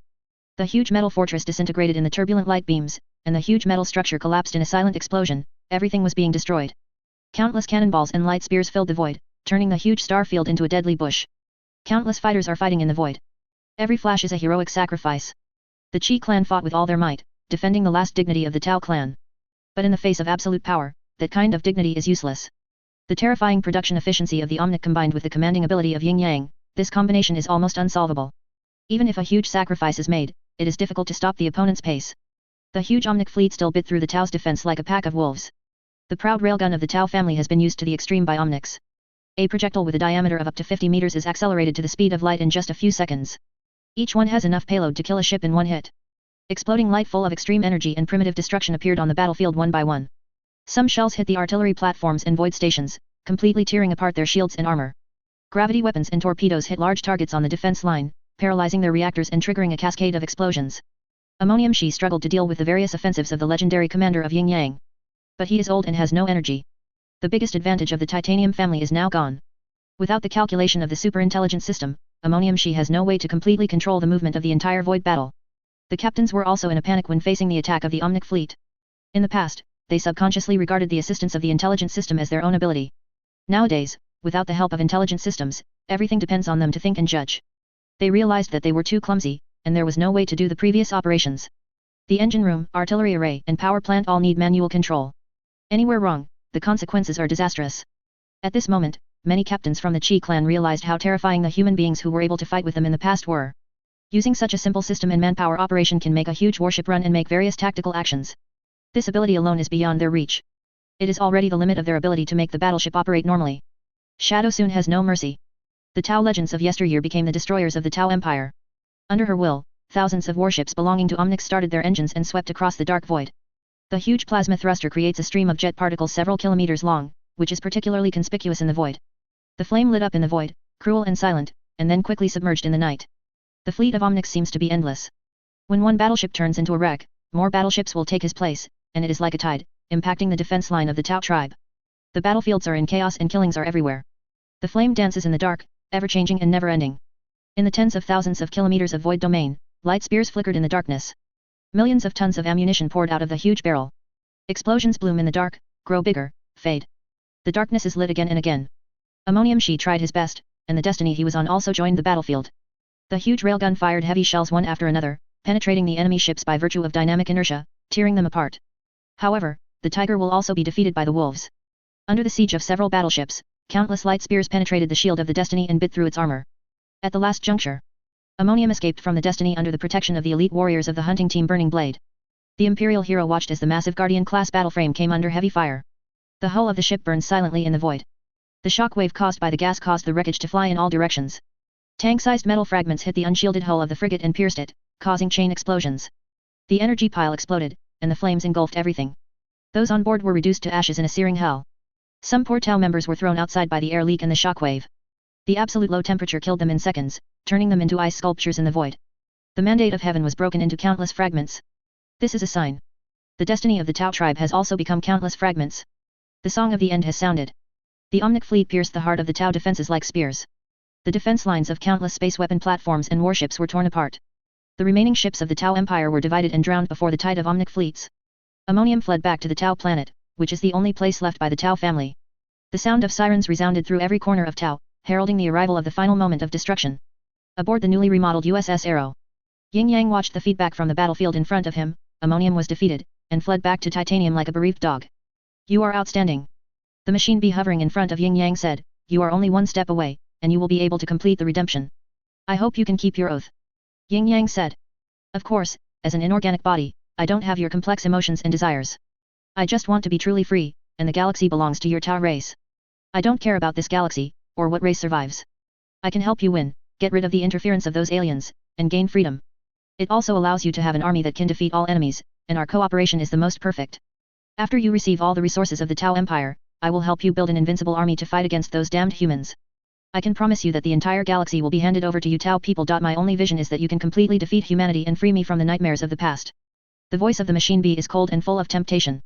Yinjiang's face was calm. She turned her head to look in another direction. It was a prison, where terrible prisoners were held. Twisted form, slimy tentacles, and multiple eyes. This prisoner survives by devouring the emotions and souls of creatures. Tau ruling class, ether is their disguise. Similar to many members of the Tau clan including Shadow Sun, but the food sown by this prisoner and his clan will be reaped sooner or later. In the past, Shadow Sun would have hacked to death every creature who dared to blaspheme the ether like this. But the Omnic let her see the truth. The Tau tribe has been controlled by the ether invisibly, becoming their thugs and immature food. The higher good way is just a hypocritical deception. The reason why the ethers advocate the tolerance of other races is entirely because of the advantage that those races can provide enough faith for the supreme good. With the help of the lie of the greater good, the ethers are able to conceive an entity in the warp. From beginning to end, the Tau were an outcast. Is used by the ethers to maintain the plan. The Tau do not have any psychers. Their spirits are barely visible in the warp. Such traits make them immune to being harmed by demons. Also makes them the best tools for ethers. For a long time, the Tau have obeyed the etheric unconditionally. Only a few people such as Yuan Shen have questioned this weird phenomenon. Humans are the most fanatical and ignorant race they have ever seen, but there are still groups among them who question the Emperor. The Tau tribe is extremely weird, and everyone maintains absolute loyalty to the ether. The confusion of these imperial heroes did not get any answers. Until Omnic's enlightenment, Yin Yang didn't understand why. This is the etheric pretender, Randan's racial innate ability. They have a certain ability to manipulate the mind. That kind of characteristic acts on the supreme sky of nothingness, and has been subtly influencing the entire Tau race, implanting the idea of absolute loyalty in them. The Tau with souls but no Shinic powers have no way of knowing that they are being controlled. will only think that they are born to obey the rule and domestication of the ethers. This kind of control is like a drug, and the deeper the time, the deeper the impact. Today's Tau clan, once they lose their ether, they will collapse immediately. It's like on the battlefield, when the ether is killed, it is immediately overturned by the enemy. Titanium suffers from severe dependence. It's deceiving you, Yin Yang, you can't trust the words of the soulless machine. The creature in the cage said. Then should I trust you? Lord Nsa. Yin Yang said disdainfully, a hypocritical parasitic race, you manipulated us and made us die for your ambitions. This is how the universe works. We have deceived you by becoming ether. But without us, would you be able to achieve what you are today? I'm afraid you are still a tribal civilization that blood. We and you are helping each other, for many years, we have been guiding you so that you will not go to destruction and degeneration. Isn't the former Tau Empire a manifestation of the perfect coexistence of the two races? That's just a false lie. You don't care about that empire at all. You just use our hands to accomplish your goal of ruling the galaxy. Shadow soon retorted angrily, use us to control the vassal races and cultivate the so-called superior goodness, and then use its power to complete the ascension. This is survival. We cooperate with each other and help each other. We get ascension, and you get the manifest destiny to rule the galaxy.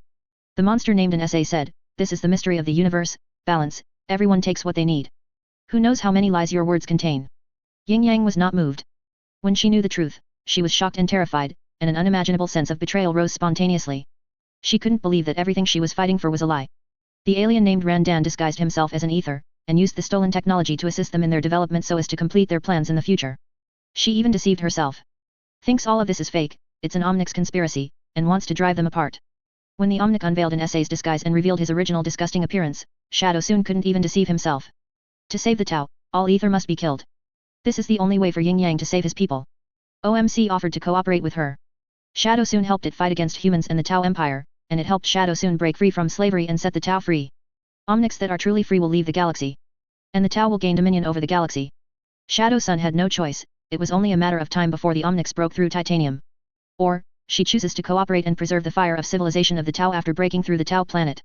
Or, after the Omnics do it themselves and break through titanium, it must be an indiscriminate massacre. Yin Yang chose the former. Titanium will be breached by Omnics sooner or later, it is better to do it yourself. It's the right way to live after death. Yin Yang said in her heart, and with a wave of her hand, she gave the order for a general attack. Today, she will free the Tau, banish the ether, and shape a future for her people. Titanium set up a defensive shield. As the parent star of the Titanium family, many Earth scientists have designed a complex and powerful protection system for the Titanium star very early. Yin Yang knows this well. Looking at the jumping data on the screen, she gave the final siege order, bringing the war to the Tau homeland. Destruction has come.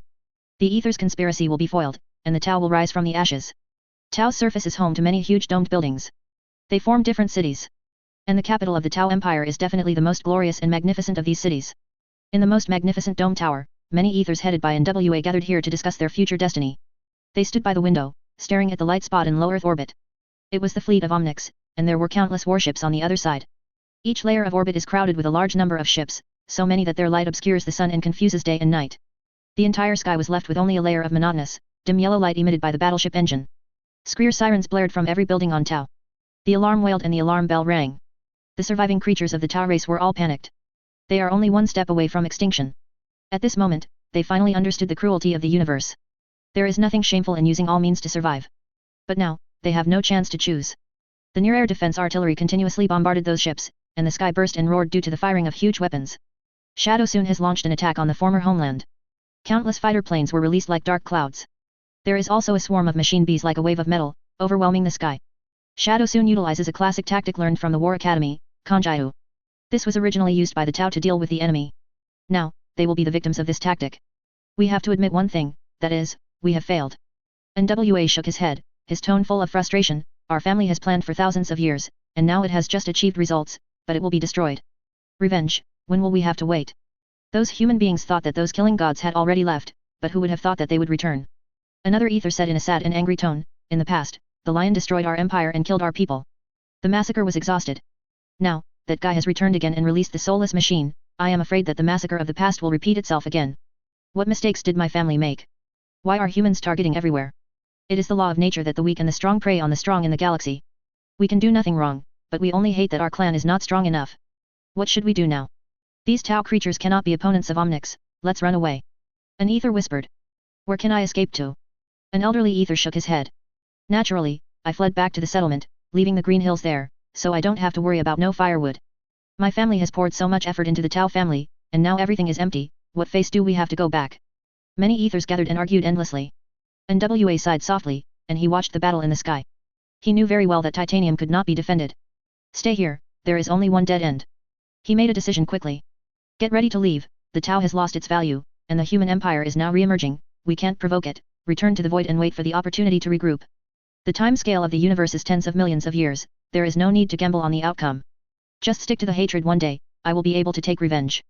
NWA said in a low voice, one day, Randan will break through Terra and enslave those damned humans. After hearing the words of the leader, the other ethers could only bear with it even if they still had opinions. Let's go, get ready to evacuate. NWA said. As soon as these words came out, all the ethers turned and left one after another. NWA stood alone under the dome of the high tower, watching Tau Star being covered by the bombing of the Omnic fleet. Countless shells fell, and the shield eliminated them and transferred them. However, the strength of the shield that protects the entire Tau planet varies from place to place. The shield located in the Dome City is the strongest, perfectly blocking all attacks. The shields over the wilderness and undeveloped areas are very weak. If they are penetrated during the bombing, the sky will fall apart and the mountains and rivers will be broken in an instant. The tower-like flames of the nuclear explosion shot up from the horizon in all directions, and the shock waves shook the whole world. As the shells penetrated the shield, the energy weapons of the fleet also awakened, spouting vertical burning light speed and winding plasma flow downward. NWA stared at the void, clenched his fists, the focus of his sight penetrated the shield, and saw the fleet group in low Earth orbit. Bringing back memories of the massacres of yesteryear. The entire world was engulfed in flames, and countless people died in human cruelty. This is a bitter hatred that must not be allowed to be forgotten. One day, human beings will pay with blood. NWA said firmly, Randan will not fall down. Tushi scientists who have lost their intelligent computing system have no way to complete an excessively large amount of computing. The distribution of shield energy is precisely a difficult problem that requires supercomputing power. If in the past, with the help of the intelligent system, the shield can accurately distribute energy to maximize the defensive performance. In the face of the Omnic crisis, the former supercomputing matrix has been abandoned. The latest living computer technology is not as mature as human beings, and it is full of failures. Tushi scientists can only rely on manpower to complete this work. That's disastrous. Soon, the shield was penetrated. A large number of Omnic troops were thrown to the ground like a tide, pouring into the dome city of the Tau tribe, and human tragedies were staged one after another. Shadow Sun also landed on the surface. The fire warriors who were captured with her in the past chose to follow her, destroying the rule of the ether, and reviving the Tau tribe. Today, my comrades in arms, we will liberate those who have been fooled. Shadow soon communicated on the core hunting network, kill the ether and liberate the Tau. After cooperating with Omnics, those advanced battlesuits and drones have also become the powerful garrison of the Shadow Soon team. After turning on their combat suits, they fell from the sky like meteorites, and the melta blasters in their hands pulled the trigger continuously, shooting at the Hwashi warriors on the ground. Those Hwashi warriors who were unwilling to lay down their weapons were eliminated one by them. A trace of sadness appeared in Yinjiang's heart, but she didn't stop.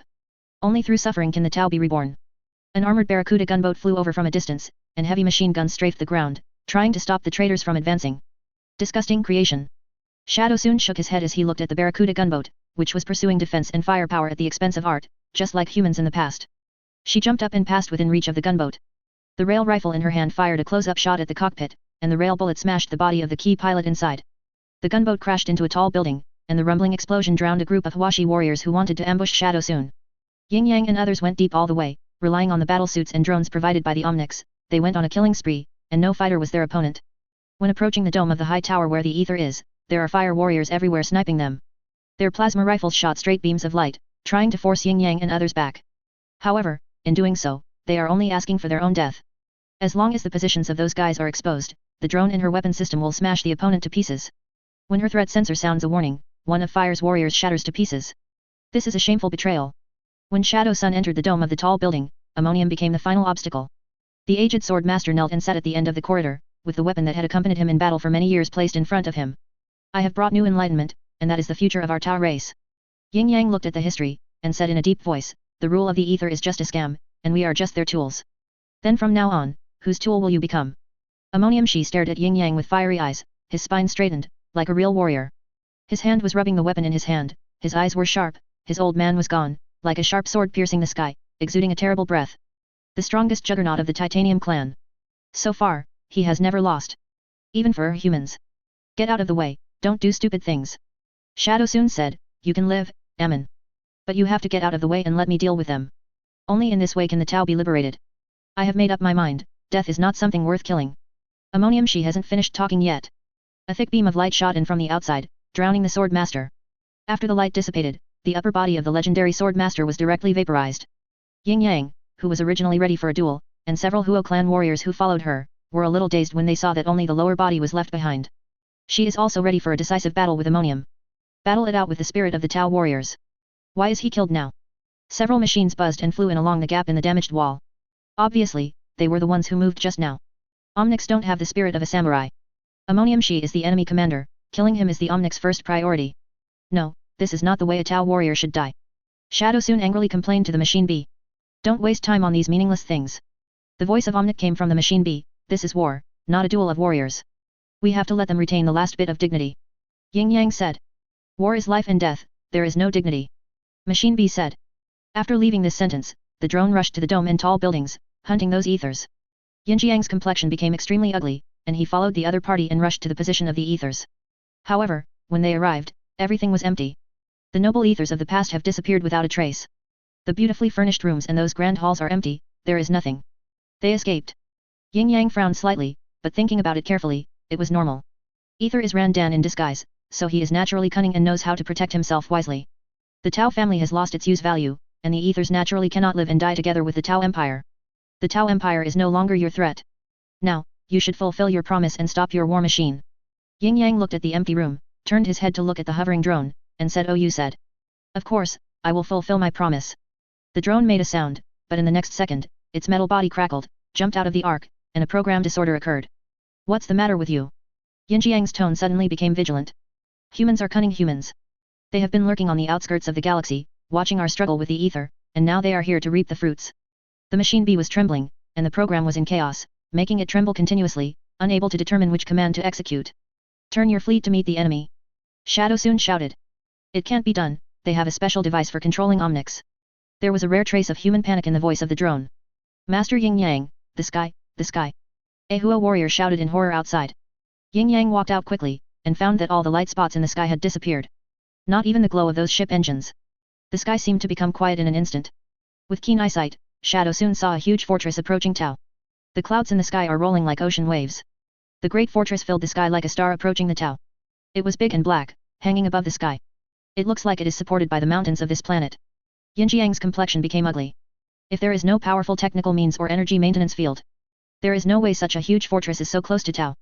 The huge golden double-headed eagle is so clear even standing on the ground, reflecting light. Obviously human writing.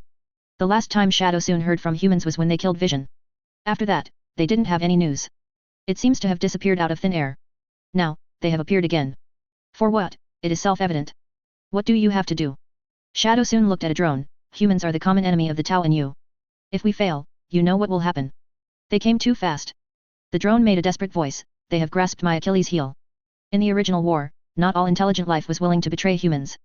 They regard humans as family members. To protect humanity, they betrayed us and left gaps in the core code. The Omnic battleships in the void shut down their main control systems and energy reactors one by one, and their weapon systems also shut down amidst the buzzing sound. The huge void domain allows human ships to pass through. The drone on the ground shook a few times, then fell crookedly towards the ground. The mechanical soldiers made of metal fell into a deep sleep. The scarlet light in both eyes disappeared. The heavy mechanical head hangs down, as if it is turned off. Even the combat suit on Yinjiang's body, the intelligence system shut down after a few quick warnings. No matter how she operates, there is no response. The drone bee beside Yin Yang, staggering, is trying to stabilize the levitation array. The Omnics stopped their attack, and cheers erupted from the surviving members of the Tau Empire. But soon, they realized something was wrong. The double-headed eagle emblem of the Empire is so conspicuous, even if they deliberately ignore it, there is no way to turn a blind eye. The human empire is no less of a threat than Omnics. Those crazy humans will really exterminate them. It seems to be responding to their inner thoughts. Countless spaceships poured out from the interior of the fortress, all of which were fighter planes with weapons. They roared down, and their purpose was self-evident. The ground was flooded by the terrifying flames released by the bombs, and the huge missile array and planet slice beams all aimed at the ground and fired. Bombs rained down, shattering the Tau dome in a mushroom cloud. Lasers rained down from high above, vaporizing ground targets and melting rock into glass. Humanity is not here to save them, but to launch a long-planned massacre on Tau. They came to fulfill the curse left by the past. The Tau tribe invaded Damocles Bay, the curse that humans put down when they fled. One day, humans will cleanse the home planet of the Tau tribe. Now, they're getting it done. Accompanied by a flash, Ryan appeared on the tower where the ethers lived. Shadow Soon and many Huashi fighters are working hard to release the shackles of the battle suits, and the rickety drones are fighting against the control programs implanted by humans. Omnic is very aware of the grievances between itself and humans. I also understand that the other party has the means to control themselves, otherwise they will never release themselves. But it still wants to give it a go. If it succeeds, it will be able to get rid of the fate of imprisonment and sealing. Now it seems that the other party has already anticipated today's situation, and its resistance is meaningless. Recover the core code. Ryan said to Azrael on the side, release the virus to clean up all the replicas. It is useless. The prey is fleeing back to the lair. Soon, everything will end.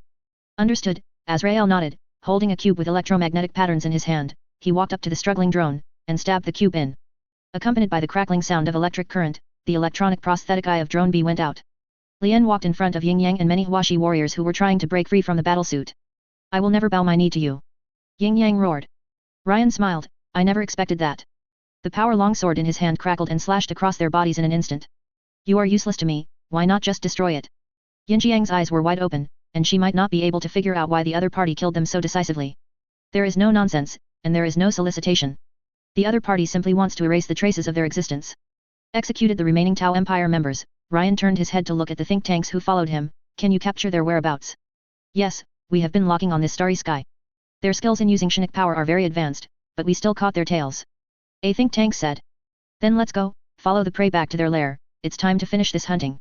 Ryan said, my brother has sent me a message, and I have to deal with the matter here as soon as possible. Randon has nowhere to escape, my lord, this time we are destined to destroy them completely. Azrael said. Ryan nodded, I launched an extermination bombing on this planet.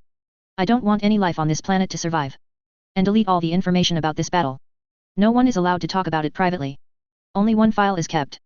It's fine in Stone Keep. This enemy is not worth remembering, and I don't want civilians to know that there was a civilization on this planet.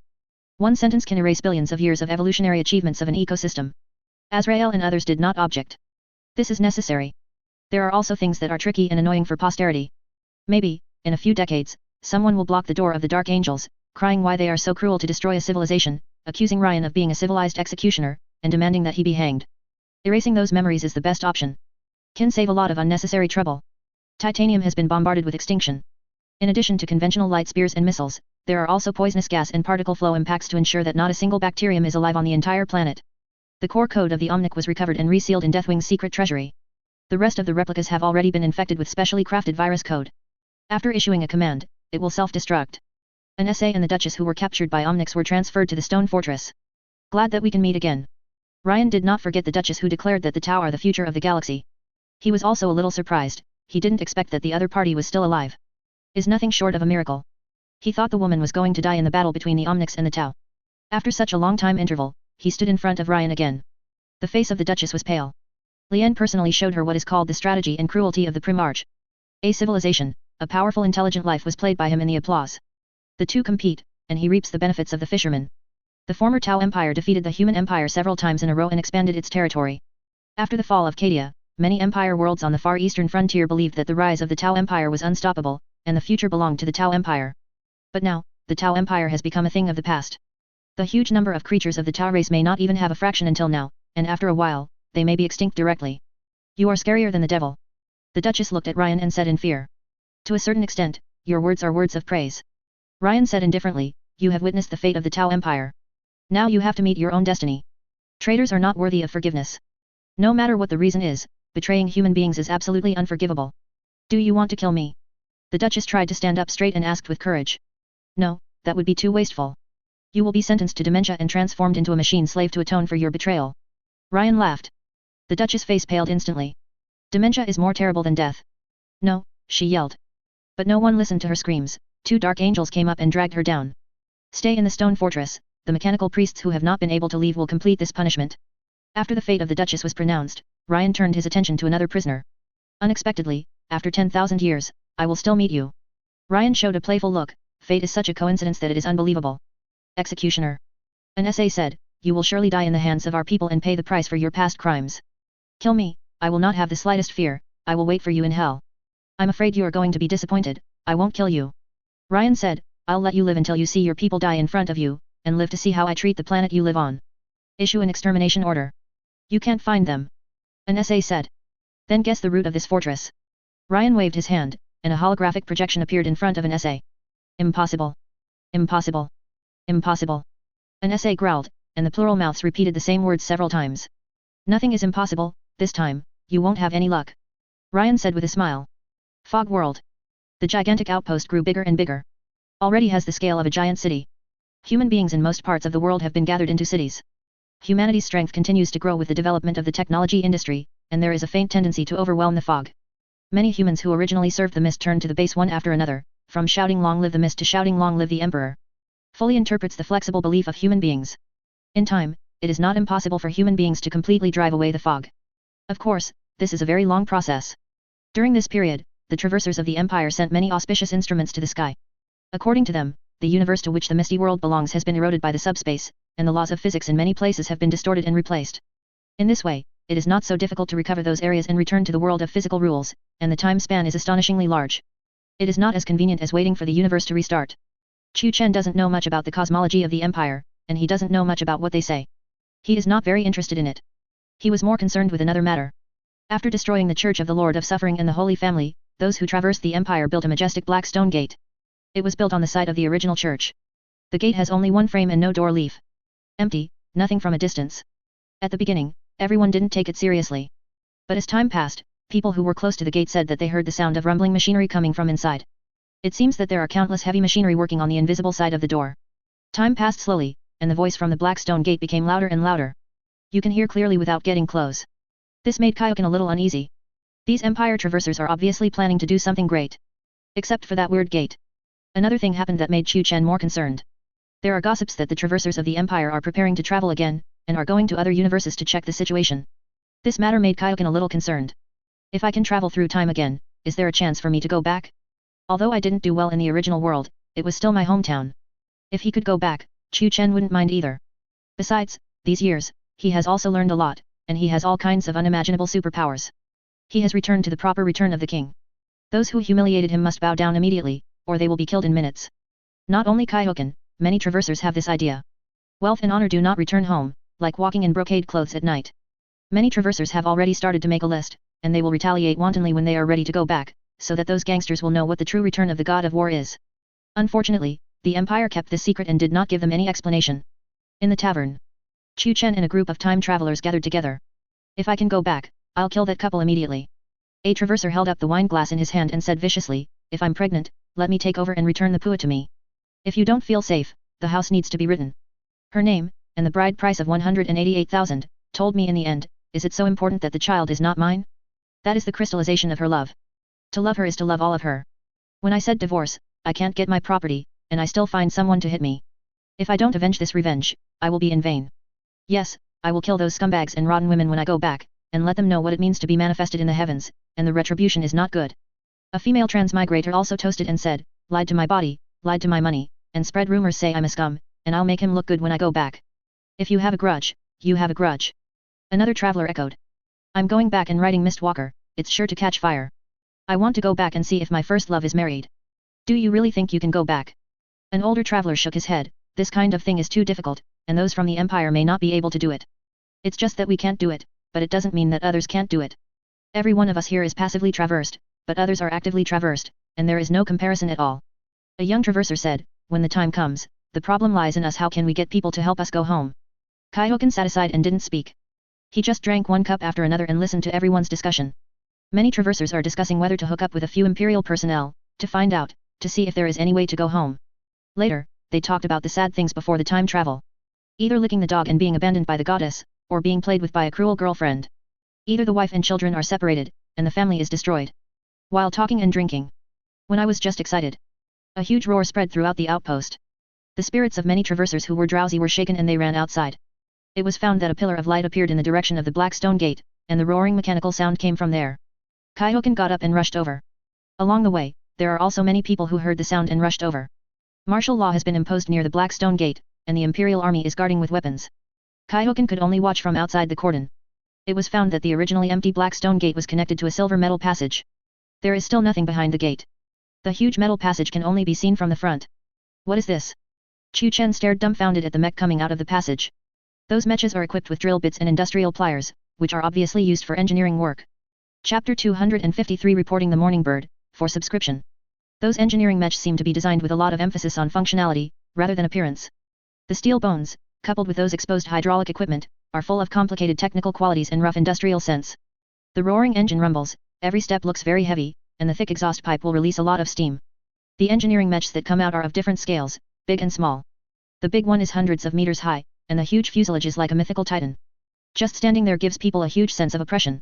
The small ones are only 5 or 6 meters high. Compared with the big mecha, it is smaller and more flexible, with propellers installed at the back, capable of hovering and flying, and using mechanical tentacles for operations. Hold all kinds of mechanical equipment in your hands. Those engineering meches opened up the black tunnel wall, and at the same time assembled those mechanical equipment to form a unique tunnel wall. Surprisingly, the engineering mecha has no aesthetic feeling at all, but the tunnel build is very smooth, without any trace of industry. Like a polished silver gemstone, under the crystal clear case, the unique glow of electromagnetic lines is shining. Even with the naked eye, you can see how smooth the tunnel wall is. Such a magnificent tunnel shows a connotation that eliminates all functions and technologies, and shows the ease and detachment of philosophy and art. It can be called a work of art. The tunnel is huge and can be called a magnificent engineering marvel. Pure human beings look a little small standing inside. Kaihoken watched those engineering meches coming out of the tunnel. The golden double-headed eagle emblem was etched on the thick metal body. Glitters in dim sunlight. The suspension propeller behind it was also buzzing, sending out high-temperature air waves. The driver sits in the overhead cockpit. With the enhanced senses, Chu Chen was able to watch the astonishment on the driver's face. They may not have thought of such a scene themselves. Where did they come from? Did you dig it like that? There's nothing behind the gate. My God, this is incredible. Many passers-by gathered outside the cordon with surprise and astonishment in their eyes. They talked a lot, and they were all amazed and incredible in their tone. But those imperial people did not give any explanation to them. Let their hearts be full of doubts. Chu Chen originally thought that those engineering meches would jump down to say hello to them or something. Unexpectedly, after those engineering meches dug through the road, they were very vigilant. It seems that those imperial people and traversers are some indescribable monsters. They retreated to the depths of the tunnel in an orderly manner, without saying hello to Chu Chen and the others. After a while, a train rushed out deep in the tunnel. The front of that train is equipped with a plasma energy stack. When it is moving forward, it will emit high-temperature steam from time to time like an ancient steam train and make a piercing whistle. The train stopped at the end of the tunnel, on the other side of the black gate. After it came to a complete stop, a group of imperials wearing scarlet robes and holding gear crutches came down. They converse in a weird binary language. A moment later, a guy who had been transformed beyond recognition, with little flesh and blood in his body, also walked down. Chu Chen could tell that his status was very high. The red robes along the way are saluting him. The big figures in the base, Celestine with white wings, Agman in blue power armor, also appeared one after another and went up to meet them. After chatting for a while, they returned to the tower with the highest level of secrecy in the base, where no one else was allowed to approach. The train quickly returned to the tunnel and sank into the depths of the silver tunnel. But soon, there are other trains coming. More humans in golden double-headed eagle uniforms and some supplies arrived. They have more or less mechanical prosthetic limbs, and their expressions look very rational and indifferent. No one talked to the traversers. They were all in a hurry and didn't care about the noisy traversers. Couldn't they all come from the Empire? That Empire dug a tunnel. An old traveler said with a shocked expression, at that time, they will be able to travel through different universes by relying on this tunnel. Impossible, if this kind of thing can be done, how terrifying is that Empire? They don't look very strong, and they fight the fog creatures with real knives and guns. What is strong? Haven't you seen that kind of supreme power? One breath can blow up countless universes, immortality, rebirth from a drop of blood, the kind that can rule forever? That kind of level is in line with the level of the multiverse. Look at it, they actually want to use engineering meches to repair tunnels. They are very weak at first glance. You probably have hysteria from reading too many comics. The kind of thing that looks as fierce as a tiger at first glance, and the record is 0 to 5, do you think it is strong? What he likes is the kind of supreme power that can't even make a hole except for the avenue being wiped out after 3 days of fighting. Ha ha ha, I suddenly remembered a TV series I watched before time travel. It set 2 cosmic level powerhouses. They talked about hype, the king is invincible, and destroyed the universe with one breath. As a result, they fought in the community. There are no pits left, and there are still a bunch of people bragging about their combat power. What's this? I've seen a terrific anime. It said that the protagonist is immortal, beyond all boxes, and is a super strong man. Then, the protagonist was locked in an iron cage by the villain organization. Fighting wits with a group of villains who can be killed with a pistol, pretending to be pigs and eating tigers, and opening a harem there. At that time, I wished I could kill the author with a kitchen knife. What kind of mental state is it to create such a thing? Speaking of well, I have to write this down, and if I can go back, I'll kill the author, otherwise it will make people angry when I think about it. Take animation and novels as reality, and the result is probably a brain hole. Those multi-level almighty powers are so terrifying they make me shake, hope they don't break the floor of my house. I'm shaking too. Many traversers talked about this, and all laughed again. Kaihoken looked at the huge tunnel, and he agreed with the old traverser's statement. That may really be a tunnel connecting other universes. If that is the case, how amazing is the strength of the Empire? Duo can be regarded as the kind of powerful force at the multiverse level, who can secretly control things like traversers, which belongs to that kind of unimaginable existence. Staying from day to night, no one paid any attention to the surrounded travelers. Seeing the trains coming and going in the tunnel and the staff wearing the imperial eagle emblem constantly coming out. Seeing that no one paid attention to him, Chu Chen didn't waste any more time guarding there. It seems that this matter will not have any results in a short time, it is better to go back to sleep and rest up. Slowly wait for the Empire to decrypt it. Back home, just finished washing and getting ready to fall asleep, there was a knock on the door. Who? He only picks people to knock on the door when he's sleeping. Chu Chen was also a little annoyed. But he had no choice but to get up. When he walked to the door, he looked at the situation outside from the surveillance camera. It was Titus who had a good relationship with him who knocked on the door. The opponent is wearing heavy power armor. Following behind were several soldiers who were also wearing power armor. Looks ready for battle? Come to check the water meter. Chu Chen's first thought was this. Has he done anything against the laws of the Empire recently? Daily prayers are also very pious. Is it against the law for Cao or he to date the beautiful Miss Celestine? Let a reckless man like Titus come to his door to make trouble for him? Is there something wrong? Titus. Chu Chen opened the door and asked in confusion. There is an urgent task, put on your clothes and follow me. Titus said, in the name of the great regent, we don't have much time to lose. You have to tell me what to do. Chu Chen felt relieved when he heard what Titus said. The laws of the Empire are extremely harsh. Once he is convicted, it is really hard to justify. I have to be prepared. You know, different environments require different weapons. The more targeted, the better the survival rate. After hearing Chu Chen's words, Titus was silent for a moment, but still said something. The different universe project needs you. We found a brand new coordinate from the soul of a traverser. If there is no accident, the base will be able to master the way to go to different universes. For safety reasons, we need several traversers to go together. You are so powerful that no one can match you.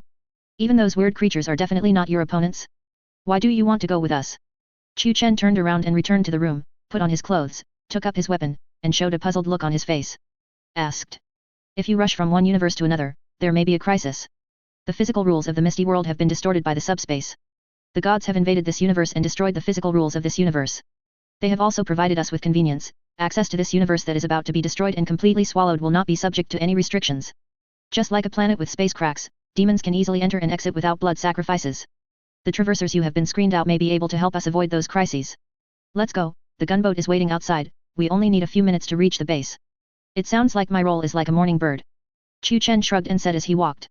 Kaihoken lives in a building with a landing platform for suspended vehicles. Walk out of the gate and you will see a floating gunship. The imperial double-headed eagle emblem is inlaid at the position of the hatch.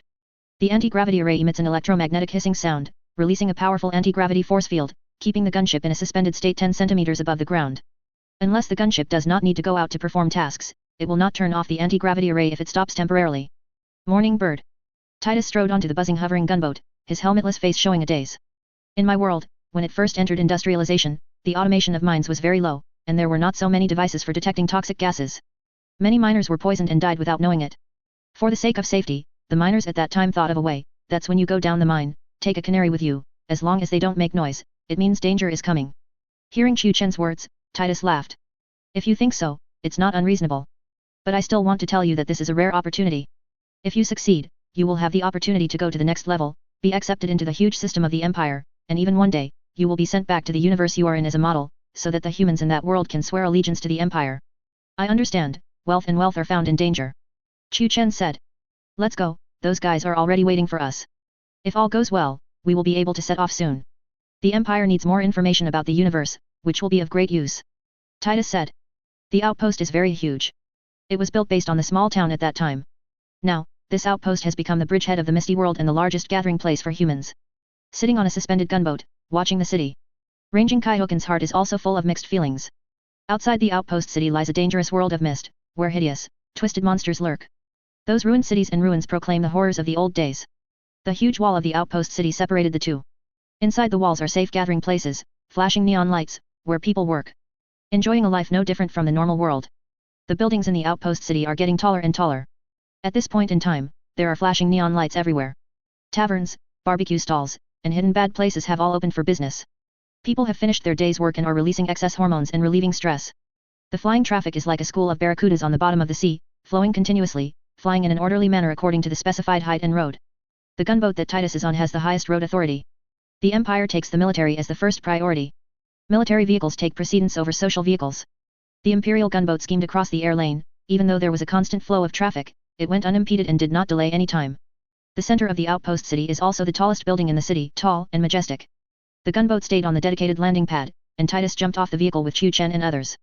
Kaihoken noticed that the number of guards here had increased. There are also some nuns in power armor patrolling back and forth. Holding a gear scepter, the mechanical priest who has not much flesh and blood on his body stares at Chu Chen. The rotating electronic prosthetic eye listed all its information in the mind under the response of the database in milliseconds. If there is a problem, they will take action directly and require the target to be inspected without any reason. They can even kill suspicious targets who are unwilling to cooperate with the inspection. Walking through the corridor, Chu Chen was brought into a magnificent hall. A gigantic sculpture of the emperor sits in a shrine at the end of the hall, a suspended servo skull holding a censer or candlestick with mechanical tentacles. Incense smoke enveloped the hall, surging on the ground like a tide opening a floodgate. A group of high-level Empire officials are standing around the projection, and the pale projection light is reflected on their faces. Sitting in the main seat is Agman with a serious face and sharp lines like a knife and an axe. Beside him is Celestine with a handsome face, a good figure, a sacred aura, and a pair of white wings. Chu Chen glanced at those people, each of them was a powerful person who could easily decide his life or death. This is no joke. Anyone here who speaks can shake the outpost. Absolutely no traveler is stupid enough to come here to provoke anyone here. Whether it is force or power, they stand at the pinnacle of this world. Chu Chen noticed that there were other time travelers who had been summoned, and counted silently in his heart. There were a total of 8 time travelers here. Obviously, like him, he was one of the candidates selected to participate in the trip to another universe. 8 morning birds. It seems that the danger of this operation is really tisk-tisk. Wealth and wealth are in danger. Once it succeeds, the future is limitless, and it will definitely be noticed by the highest figure in the empire. Such a terrifying empire, as long as you can join it, the benefits are unimaginable, and you may become a big man walking in many universes, deciding the life and death of millions of living beings with every move. It goes without saying that it failed. It seems that everyone is here, so let's start. Agman waved his palm, and the huge projection changed accordingly, and a row of names and images appeared. Kaihoken saw his image. Obviously, this is a member of the different universe exploration team. Please explain the plan for the next stage to everyone participating in the meeting, Sage Stern. Agman looked at a high-level participant in a red robe, all of whom were mechanically transformed. Kaihoken followed the other person's gaze and looked over. It was the man in red robe who he saw coming out of the train before. The other party's name is Sage Stern. After years of understanding, Chu Chen knew that the main scientific research institution of the empire was an organization called Mechanicum. This organization calls researchers of different levels as apprentices, priests, sages, and it is said that there is a higher level of foundry generals.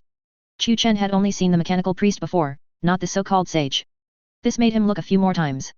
The mechanical sage has a tall body, which may be related to his highly mechanized transformation. There are 7 or 8 mechanical tentacles on his body, each of which is like an extension of his body, and it is used smoothly without gemming. The first section of the tunnel has been built, which represents the staged success of the Empire's work, but it is still far from the final success. Stern stood up, and a mechanical tentacle clicked in the holographic projection. This universe is only of scientific research value to the Empire. A large number of worlds have been completely corroded, and the laws of physics have been distorted to the point where it is difficult to recover. For this reason, we cannot invest too many resources in this universe. We need to continue to study the characteristics of the subspace in depth. On the basis of today's, find the way to other universes. And them. The words of Sage Stern stopped, and another tentacle pointed to Chu Chen and the others and continued, these foreigners are our best breakthrough, even though they have lived here for a long time, they still have some traces, the traces of the original universe. These traces are the coordinates we need. Starting from these coordinates, we may be able to reach those universes. Of course, this is an extremely risky behavior. We know nothing about those universes, and those universes may have complete laws of space and time, and have never been distorted and destroyed by subspace. If so, our presence will inevitably cause some possible defenses. Just like the demons who want to enter our universe will be expelled by the laws of physics. Chapter 254 Unhealthy Tendencies, for subscription. The voice of the mechanical sage is emitted by 3 skulls that are silver-plated and suspended in the air. Those skulls were connected by exposed nerve cables, speaking in place of his will. Chu Chen didn't like the sound of Sage Stern very much. Sounds very mechanical, without emotion. It's like a computer making a sound. But he didn't show any abnormalities. Sage Stern has a respected status, and any contempt may bring disaster to himself. The other party came all the way from that mysterious empire. Is the great man who serves the great man.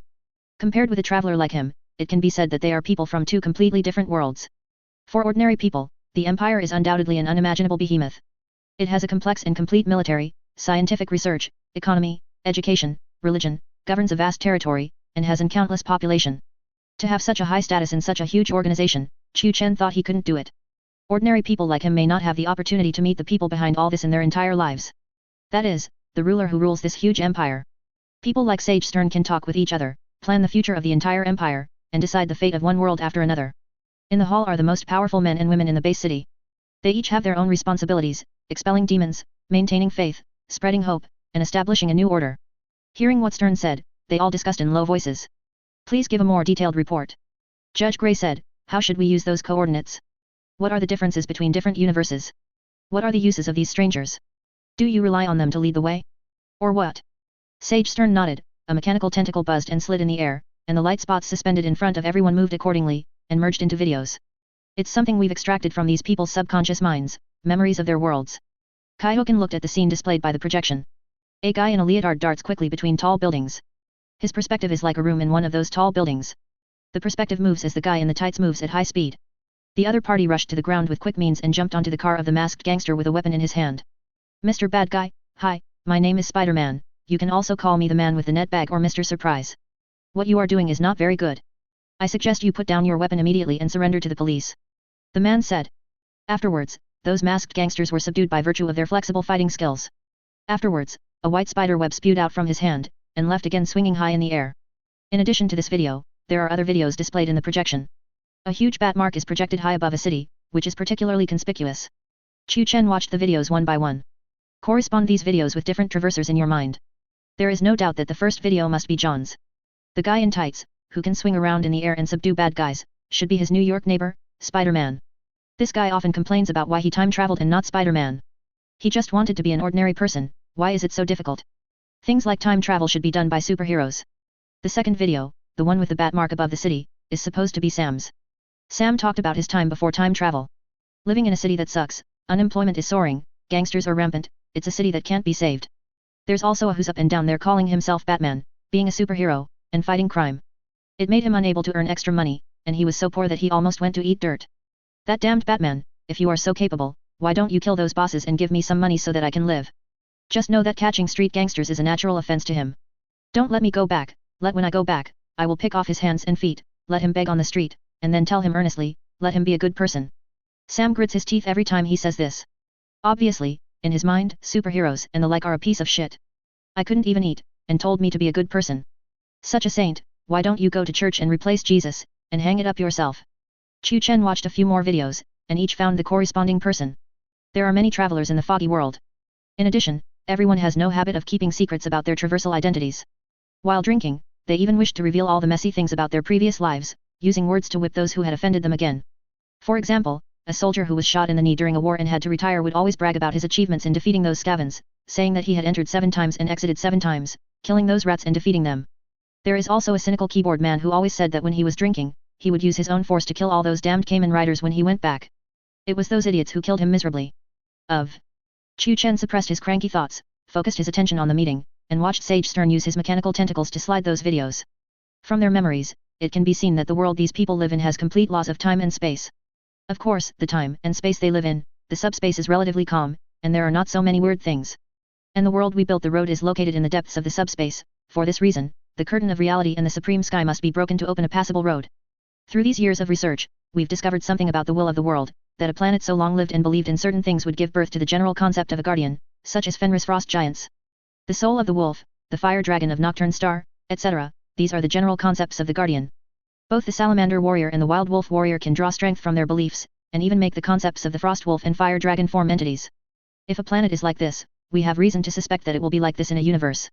The desire to survive in the subconscious of many beings will cause the subspace to give birth to a subspace entity similar to a guardian. This guardian will expel those who may harm to the presence of native organisms. Those of us outsiders who may pose dangers may be turned away directly. Can it be solved? The Imperial Guard Valerian asked. It depends on the situation. The concept of the guardian of some worlds is very fragile. The emotions of creatures do not accurately point to its existence, so there is no way to make it stronger. It seems that many worlds have similar world consciousness, but people not believing in them, and therefore vulnerable. Having some worlds that explicitly see them as gods and arbiters strengthens that concept, giving them abilities beyond imagination. We don't need to pay attention to those guardians at all. First, the guardians are the existence of the subspace. Only the life in the local universe still has the desire to survive, and it will not be completely wiped out.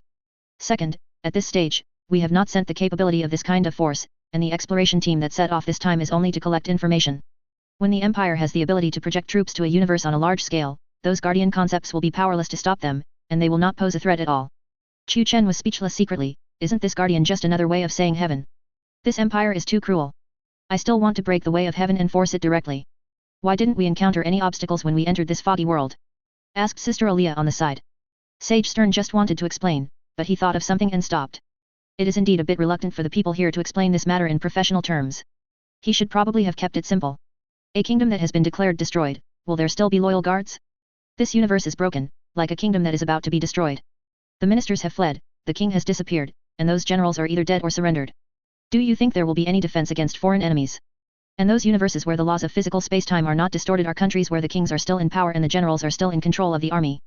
In addition to providing us with coordinates, these strangers can also reduce the trouble of entering those universes for us.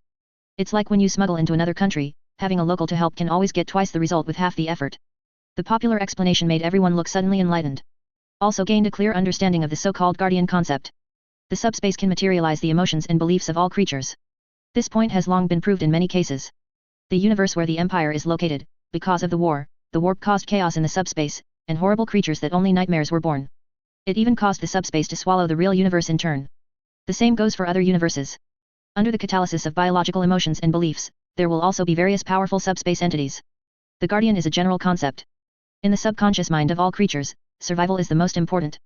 The echoes of the warp caused by the subconscious will also form powerful entities. Form something like the will of the planet, the will of the universe. Some entities are believed and worshipped by creatures, and they will gain powerful power like the four gods. Some entities are not noticed, and their power is weak. Sage Stern stared at everyone, and seeing everyone's understanding expressions, he nodded and showed a satisfied smile. For the ignorance of this field, there is actually no way to blame everyone present, nor can we say that they are ignorant. The division of labor in the Empire is so clear that it is difficult for people in one field to understand another field. It is also a very torturous thing for Sage Stern to understand the meaning of a tactical gesture in different environments. In addition to the research in the field of subspace, it was only after the recovery from the Imperial Regency that it officially started. Even within the Mechanicum, there are not many priests and sages who understand this field. Yes, is there still a problem with the topic of reopening the exploration of different universes? Sage Stern asked OU again just in case. Agerman looked around and saw that no one asked questions, so he said, then let's move on to the next topic. This time, there are a total of 8 teams, and we have to discuss the composition and distribution of personnel. The penetration of the tunnel allowed the base city to receive assistance from the Empire. There is a large number of backup personnel. For this reason, it is more than enough to prepare 8 exploration teams. Considering that there may be some individuals with special abilities in some worlds, which will have a certain impact on the exploration work of the Empire, for this reason, strong force is also needed to ensure the progress of the exploration mission. The size of each exploration team is about 300 people. In addition to conventional force, there are also nuns of silence and state church personnel who specialize in fighting against demons. Kaihoken was assigned to one of the teams, and his task was to assist the Imperial exploration team to enter the universe where he originally lived. It feels like the 50-cent party leading the way.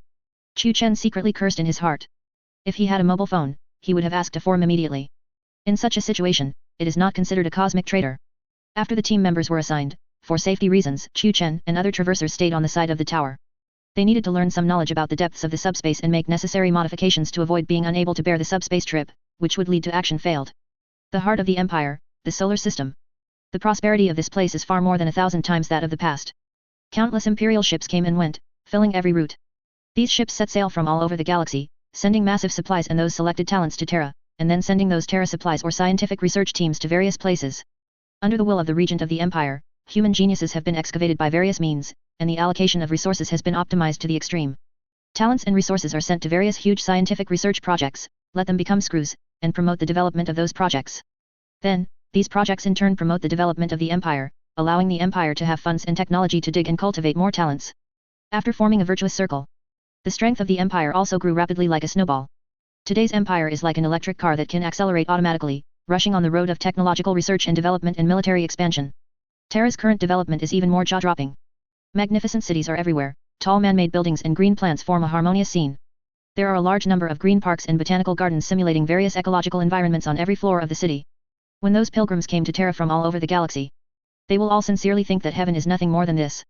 Terra has many majestic buildings, each with its own historical significance. For example, the government tower, the legal tower, the trial courtyard, etc. But there is absolutely nothing more commemorative than Heroes Square. If a tourist goes near the Heroes Square, he will definitely see those magnificent statues of the Primarch, Roger Dorn, Sanguinius, Russ, and so on. The most amazing thing is the sculpture of the Imperial Regent Guilliman juxtaposed with the Emperor. The two sculptures are hundreds of meters high and majestic. This is not the most awe-inspiring place in Heroes Square. At the feet of the Emperor and the Regent of the Empire, there stands a prison in which those Primarches who have once betrayed are imprisoned. The guards with weapons guard the prison. They patrol the Heroes Square and are ready for battle at any time. In addition, there are also Grey Knights, Inquisitors, and Imperial Fists to form a patrol team. The defense is very strict, and there is no possibility of breakthrough. And the entire Heroes Square does not allow anyone to approach. Those Primarches were imprisoned by special force fields, which cut off their source of power, blocked the subspace, restricted their cell activity, and suppressed their souls. Thousands of security measures have fundamentally solved the possibility of these guys escaping from prison. Unless there is a force that can capture the Imperial Palace, there is no way for these traitor primarchs to escape. In order to play an educational role, the Empire allows people to pay to watch the prison life of several imprisoned primarchs on the observation deck 3 kilometers away from the prison. The project has been very popular, generating a lot of income for the Empire. The renegade primarchs could only roar in anger, protesting against this behavior that hurt their dignity. Fulgrim screamed that he would have to slaughter all of Terra to wash away his humiliation, and for this reason became the most popular tourist attraction. After all, there are few things more interesting in this universe than a primarch roaring impotently. It is a pity that the Empire has always been a traitor without human rights. The traitor primarch cannot change anything but howl. They are still being visited like monkeys. Was placed on the Heroes' Square together with the sculptures of brothers who were sung and praised. The whole thing was done by Dawn, and even the observation deck was a project he specially entrusted to set up. It can be said that the murderous heart is vividly interpreted. Next to Heroes' Square is the Royal Palace. After Guilliman took charge of Terra and abolished the High Lord's Council, many rooms in the palace were also reused. The work of many functional departments was transferred to the palace to facilitate the cooperation among various departments. After all, they are no longer serving the High Lords who are fighting each other, but the already dictatorial Guilliman. In such a situation, it is no longer necessary to separate the various departments.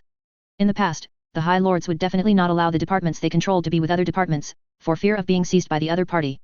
But now, the supreme ruler is Guilliman. There is no meaning of seizing power among the various departments.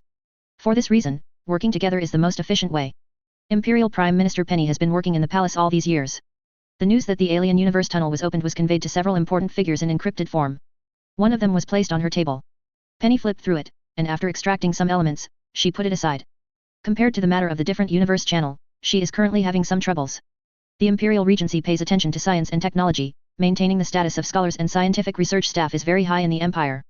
This also created some problems. Some people form cliques in it, not thinking about how to conduct scientific research, but how to enhance their voice and grab the power to distribute the cake. In front of her were several videos submitted by the secretly organized Men in Black organization. Young people today don't know how to be grateful at all. How can they put their own name first when submitting scientific research results? They should write the names of their mentors and us old-timers. If you don't wait for decades, you will think about it. It's too impatient to stand out. Beat it back, and you can't encourage this kind of unruly and malicious signature. As long as you follow me, I will guarantee that you will get a degree certificate. I will let you go to the Imperial Research Institute for an idle job, and I will put the results of a few projects on you, gilding it and ensuring that you will be promoted all the way. Now the Empire is supporting geniuses, putting scientific research achievements on your children, and ensuring that they will flourish in the future. If you don't want to make a fake, just criticize this kind of thing, don't go online. We are all brothers in the same school, we must support each other in the future, and don't help outsiders. Scientific research is not about fighting and killing, it is about people's sophistication. Penny watched these videos, and the blood on her forehead was pulsating. If the Imperial Regent knows these things, I'm afraid it will be another bloodbath. Chapter 255 The Resurrection of Sanguinius, subscribe. Sinus became a demon planet during the Great Rift event. To describe these worlds lost in the warp as terrifying would be an understatement. These planets are still reduced to the reality of evil, fear and desire. Sinus became a sea of unbroken hatred, a sea of pure evil. The surface of the planet is covered in flesh and blood, and the long tentacles are waving in the sky like hills. Countless human corpses were hung on blood-stained wooden stakes, and there were some thick iron wires connecting them together. Like vines around a wooden frame. It's like a huge and scary vineyard. The blood of the innocent dripped from the rows of tortured bodies onto the ground. These sacrifices were tortured. There are traces of fear on the painful face. The cultists laughed wildly, offering sacrifices to the great of pleasure. This is an unforgivable crime in the empire of mankind. When a planet is trapped in the cracks of the warp for a long time, with the distortion and destruction of chaos and warp energy, the world will be slowly distorted. Become a place between the unnaturalness of the warp and the reality of real space, not bound by the laws of physics but controlled by those demon princes. This is why in the struggle between the Empire and Chaos, once Chaos gains the upper hand, the extinction order will follow. Once it degenerates into a demon world, it will be difficult for the Empire to purify it, and it will become the domain of demons, a real cosmic ulcer, which cannot be healed. Sinus is under the control of Slaanesh, Keelys. The whole world was twisted into a terrible kingdom according to his will. Splendid urbanization in ruins. Those rusty instruments of torture are everywhere. Monsters and cultists who are immersed in various desires. Accompanied by Gilliman's order for landing operations, replacing Manjago's position, Caldo Diego, who was serving beside him, took the lead in responding to the war order. This legendary imperial hero became the supreme master of the Grey Knights in 901 of the 41st millennium. Diego has a brilliant record. The first thing he did when he took office as the supreme master was to expel Mortarion and engrave the name of the former supreme master on his heart. Facing the demon army alone in a clearing, after 2 days of battle, finally defeated the demon Muka. Unwilling to fail, the demon Muka pulled Diego into the collapsed subspace rift at the last moment. That is the realm of chaos, and ordinary mortals have no way to survive. The reality there has been severely distorted, and even the spirit itself will be corrupted. Diego survived there, enduring for a long time in the realm of chaos beyond the reach of mortals. The demons who tried to kill him and lure him into darkness were defeated by him. Sometimes, he will be summoned to the real universe, and people will fight against demons, and after winning, he will be sent back. During the long years, Diego has fought against gods and demons in the realm of chaos with his will beyond ordinary people. Enduring shattered hopes and tormented by misery, steadfast in their loyalty to the Empire. After the Great Rift incident, Diego has been active in real space more and more. Guilliman's scientific research team has made great achievements in subspace research. After being separated from the Grey Knight's great mentor Manjago, Guilliman ordered people to start some experiments to prepare for the resurrection of Sanguinius. As an attempt, the technocrat assisted the legendary imperial hero in shaping a realistic body, so as to bring him back to the real universe. Diego's successful return also gave Guilliman certainty in resurrecting Sanguinius. A powerful body made of the latest technology of the Empire has been cultivated in the nutrition cabin, and will serve as the physical body of Sanguinius. The Grey Knights under Diego's command followed his steps. Accompanied by the flash of teleportation, the Grey Knight who had already accumulated anger descended to the surface. For Guilliman, they roared. The demons screamed, their wild laughter mingling with the screams of the tortured. The shrill voice shook the air. In those dark days, these crazy lies and desperate screams gnawed at the hearts of all. Now, everything has come to a moment of reckoning. The wrath of mankind will burn everything in the world. Under the command of a certain position signal, the ground began to boil. The tortured dead began to cry even louder. The blood-soaked ground exploded, like fountains erupting mud. Pure fear arose in the souls of those tormented as terrible murmurs rose from the ground. The demon crawled out of the ground. Screams mixed with joy and pain came, and the indulgers of played weird music and walked out of the abyss. The slender, feminine man of sin came out of the darkness. They have flexible steps, and they dance beautifully and charmingly in the tide of war. Riding in the flaying chariot of hell, the emissary of Slaanesh wields a long whip and a knife with a terrifying grin. The whole body is naked, with a graceful figure, which makes people think. The chariot exudes an intoxicating aroma. No one can resist such a temptation. The power of Achilles pervades the battlefield, as the favorite of the of joy. It has extraordinary power, and will use dreams and desires to harvest the souls of innocent people. He is entrenched in a magnificent hall dedicated to Sanguinius. That's where the archangel used to hurt. He exorcised the two demons, but he paid the price. Later, in order to remember his achievements, people built a temple. Now, that magnificent palace has been completely defiled. The majestic temple is covered with mutilated limbs of innocent people, which is shocking. The Grey Knights were born to destroy demons. No force can stop them. Even if it is a terrifying demon who is favored by the gods. Bear the anger. Diego held a brand new demon-killing giant sword and let out an angry roar. A demon was split open on the spot, and foul-smelling blood was splashed on the battlefield. The warplanes of the Empire roared down, covering the sky, forming a wave of metal and rushing towards the flying subspace demon. Those weird creatures, with twisted wings, use the power of ether to fly in the sky. Like many Slaanesh demons, they possess an unusual sense of beauty. Lavender-colored skin with a milky, oily sheen. Has many characteristics of women, slender beautiful legs, tall and full breasts, beautiful face. Any one of the items on a normal woman is enough to make her fascinated countless men. These demons have everything, perfect to the extreme, and even distorted the word perfect. It's like stinking sweet, too much. For these monsters, lasers and cannonballs are the best gifts humans have given them. The Imperial fighter jets roared past, and the thick dark clouds were cut open by the fighter jets. The sky is filled with explosions and death beams. The fighting between the two sides was brutal to the extreme. On the one hand for the eternal hunger and thirst, in order to serve the of pleasure. On the one hand, for the hatred and survival of the race, adhering to the will of a great man. Diego led the Grey Knights and quickly blazed a trail of blood. Wherever they went, there were wreckage everywhere. Diego has fought in the realm of chaos for a long time and possesses powerful spiritual power. After returning from the subspace, he has undergone 2 original casting upgrades, possessing power comparable to that of a demigod. Devils are powerful, but in the face of the Grey Knights who possess the power of demigods, they are completely defeated. The powerful demons were torn apart, and their corpses became stepping stones for Diego and others. They stabbed fiercely into the demon tide like a spear. Any demon that tries to stop them fails. Watching his subordinates retreat steadily, Kilisi, who had a snake-tailed body and double crowns on his head, made an angry voice. He climbed out of the hall of Sanguinius in a circle, roared to the sky, and waved the magic sword and shield in his hand. Diego blocked the monster's blow, and after losing his strength, he cut it into 2 sections with the giant sword in his hand. Stomped on the opponent's head, Diego looked at Kilisi on the battlefield. This demon is recorded on Titan. In the past, Sanguinius clashed with 2 subspace demons here. Kilisi let out a roar. Beautifully crafted decorations clashed and clanged on his limbs.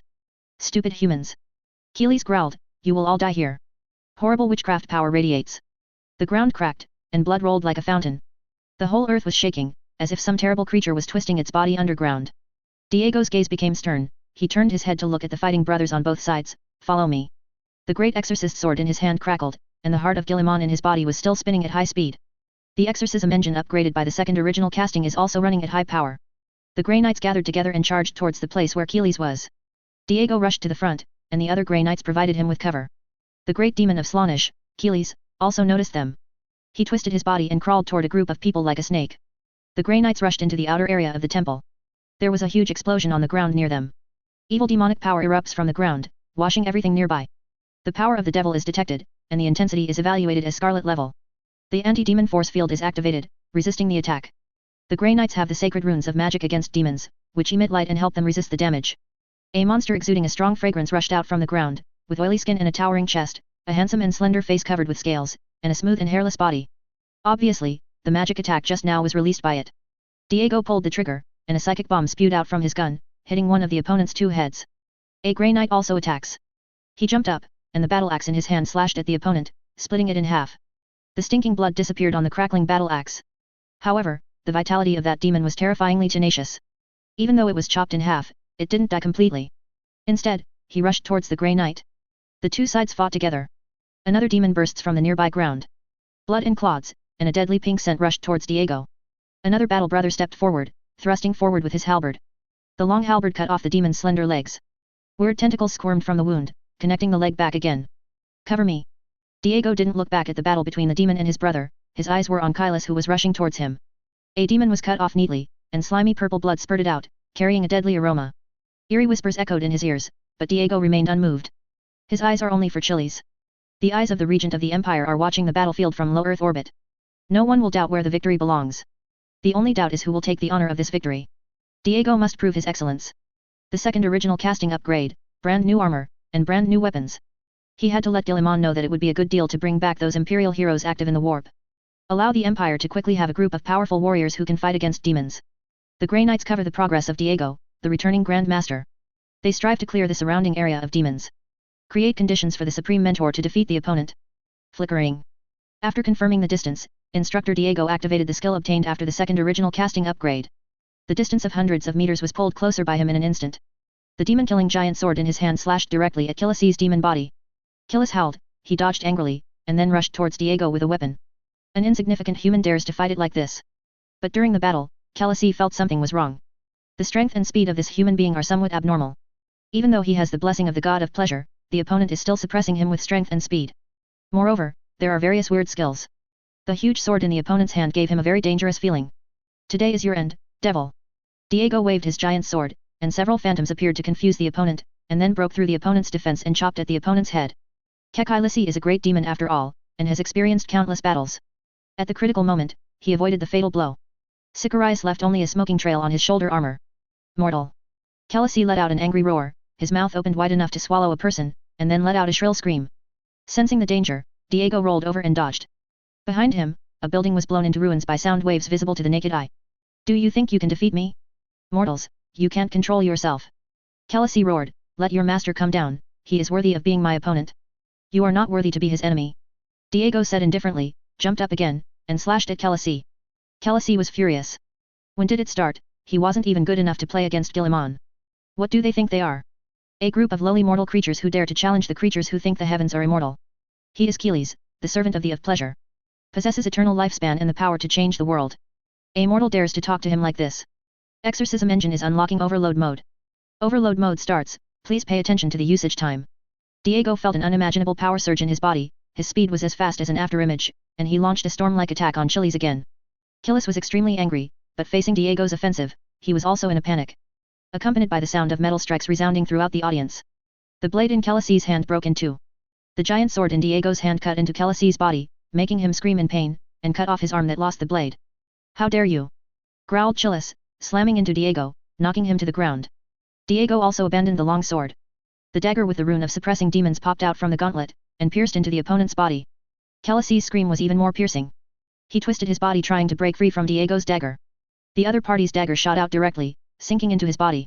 While Keylys was screaming in pain, Diego regained his longsword. One sword cut off the snake body of his lower body, and pierced the opponent's body with the demon-killing longsword in his hand, suppressing the opponent's demon power. Diego took a force field generator from his waist. As he pressed the button, the force field generator sizzled, and beams shot out from it, intertwined to form a cage. Keylys was shrouded inside. No matter how much it roars, it will be difficult to break the cage. This force field device is special. On Terra, a more powerful force field device of the same type was used to imprison the Daemon Primarch. It has the characteristics of black stone to suppress demons, and also has the characteristics of blocking different spatial dimensions. It is the best creation for imprisoning demons. Also a product of the Warp Experiment project. Achilles was defeated, and the situation on the battlefield changed. The balance of victory is constantly tilting towards the human empire. The entry of air and ground forces suppress the demons. Tank shells and heavy weapon firepower, and fighter bombing have caused demons and cultists to collapse. Purple, blood with a pungent scent soaked the surface of the ancient star Sinus. Demonic blood has turned the dusty land into a sickening swamp.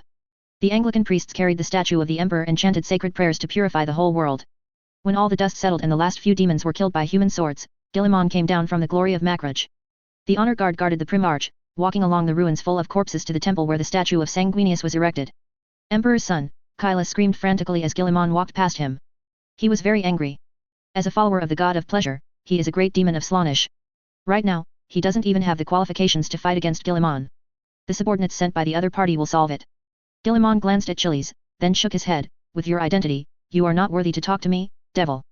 Only your master is qualified to talk to me on an equal footing. Guilliman's words made Kylus, who was already mad with anger, collapse even more. He dragged his body to armor the cage. The voice was sharp, like a knife hurting one's ears. Do you think you can fight the gods? Stop dreaming, you are doomed to fail, no one can defeat the gods. Guilliman didn't look back at him, but walked straight to his goal. In this world, the greatest contempt and humiliation is to ignore. It seems that the dragon will ignore the attack of the ants, because the levels of the two are completely different. Achilles is now being humiliated like this. Guilliman ignored him.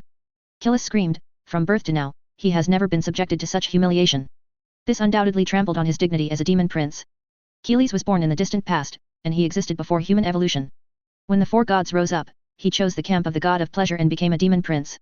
As an ancient subspace corpse, he has witnessed the rise and failure of countless civilizations, the rise and fall of the ancient saints, the boiling of the subspace due to the battle of heaven, the fall of the Eldar Empire, and the destruction of human beings.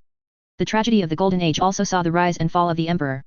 After living such a long time, this is the first time he has been humiliated like this. The majestic Devil Prince, the immortal subspace existence, was ignored like this. Shame. Top shame. Guilliman didn't care about the Slaanesh demon who was driven mad by him. He walked into the temple behind the Sanguinius statue. The temple has been dilapidated. Traces of profanity can be seen everywhere. Sinus is where Sanguinius first became aware of the demons of the warp and Horus ambitions. When he fell under the claws of Horus, some fragments of his soul fell here. The elder prophet Nadas assisted him in taking out the soul fragments of Sanguinius in the temple. It was a root feather stained with blood and tears. Sanguinius foresaw his own destiny here, and also foresaw that his children would suffer because of him. Black anger and bloodthirst would afflict every son of an angel. Guilliman had someone put away the angel feather, stored it in the force field, and then turned around and walked out. Things are over here. Now, the only thing left is Devon. Find the last piece and you will be able to revive Sanguinius. Your performance is extremely good. After finishing all this, Guilliman looked at Diego, the legendary hero of the Empire. Such a compliment makes me tremble, my lord. Diego said, I was able to return to the real universe, thanks to the help of the regent of the Empire, otherwise I could only be trapped in the subspace like a demon. The matter here has been settled, I have a new task for you, Diego. Guilliman said, Achilles has been captured, he is a good experimental sample, send it to the laboratory on Titan. Then, you will do one thing on Titan, and that is to guide the return of those imperial heroes trapped in the warp as much as possible. The subspace is not just a realm of chaos, the human empire also has some strong-willed heroes fighting in it. In addition to Diego, the most famous are imperial heroes such as Sly Marbo. If they can be allowed to return, Guilliman has greater confidence to promote many subsequent plans.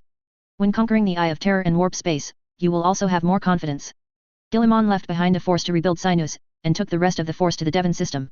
The Grey Knight's great mentor Manjago has already gone to the Devon galaxy one step ahead. If there is no accident, the other party should have obtained the fragments and is waiting for his confluence.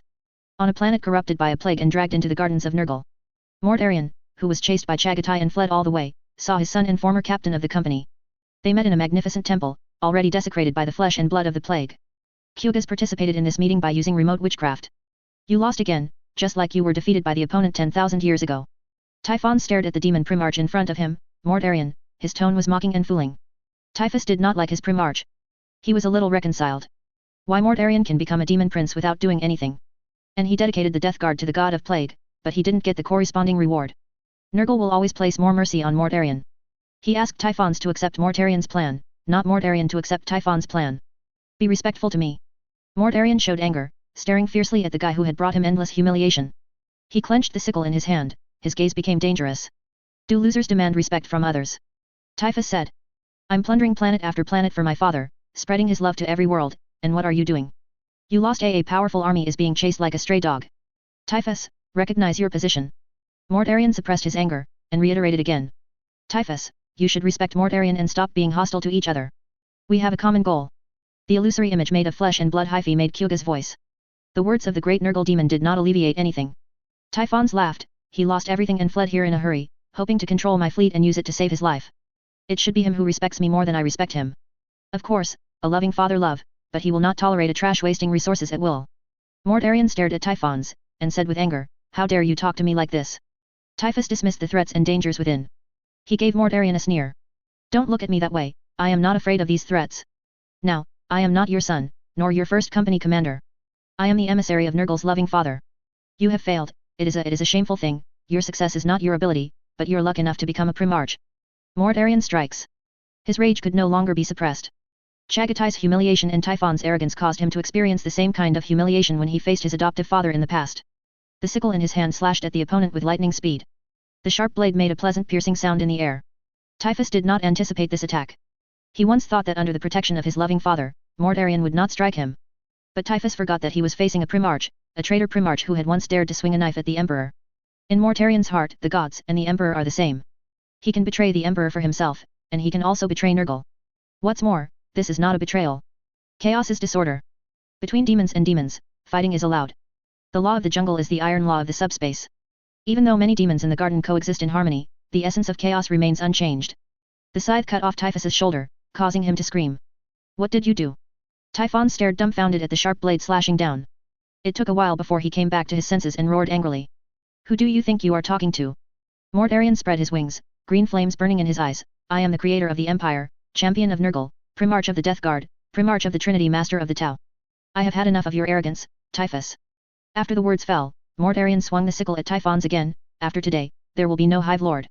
Terrified, Typhus raised his weapon against Mortarion. But in the next second, his weapon was blown away. The power of Mortarion is unimaginable. He is a combination of ancient technology and mysterious witchcraft, possessing invincible power in both fields. You can't do this. Typhus yelled in horror, and the flies were flying. With the power to destroy the hive in the past, he suppressed Mortarion in the warp and forced him to swear allegiance to Nurgle. But now, Mortarion has also mastered the power of the warp.